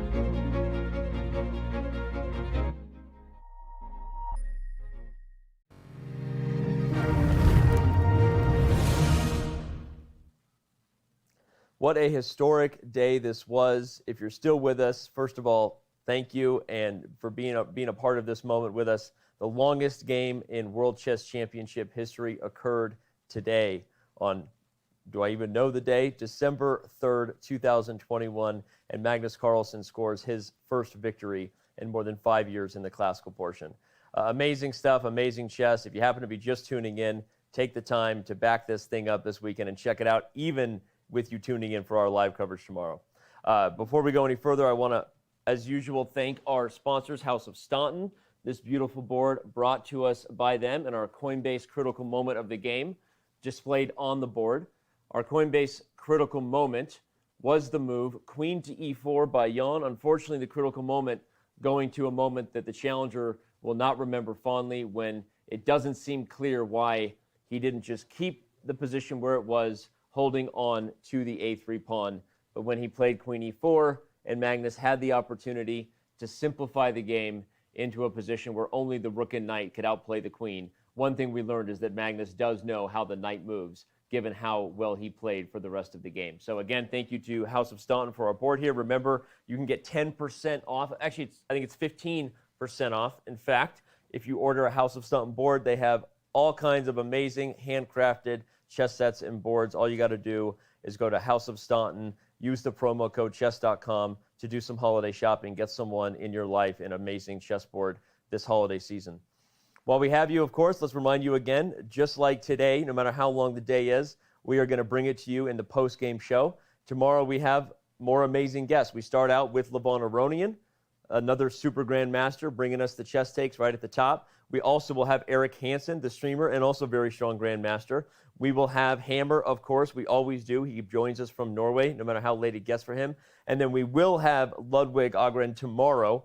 We'll catch up with Ludwig. Again, he will give his first live interview since leaving Twitch for YouTube Gaming for live streaming. We can't wait to dive into things with him, ask him some interesting questions, and really get deep with him on his future, where things are going with YouTube Gaming, and just talk to him in general about the World Chess Championship. We know he's a chess fan, and he's also a Hess fan, so we'll ask him to give our Hess Hampion a little bit of a ranking in terms of how Robert has been performing with us. This has been an amazing day. My voice is sore. I'm exhausted like everybody else is, but I think it was worth the wait. Super glad to have shared this moment with you. Thank you so much. So no matter what you're about to do from here, whether it's about to be a good day, you're having a good night, this is goodbye, Dubai. Today, more than ever, when the world comes together to create a better tomorrow. It's going to be magic. Oh, La magie. Magic. Magic with music. With architecture. With colors. Magic with celebration. With your safety. From here. There. And everywhere. For 6 whole months, day and night. Join the making of a new world starting October 1st.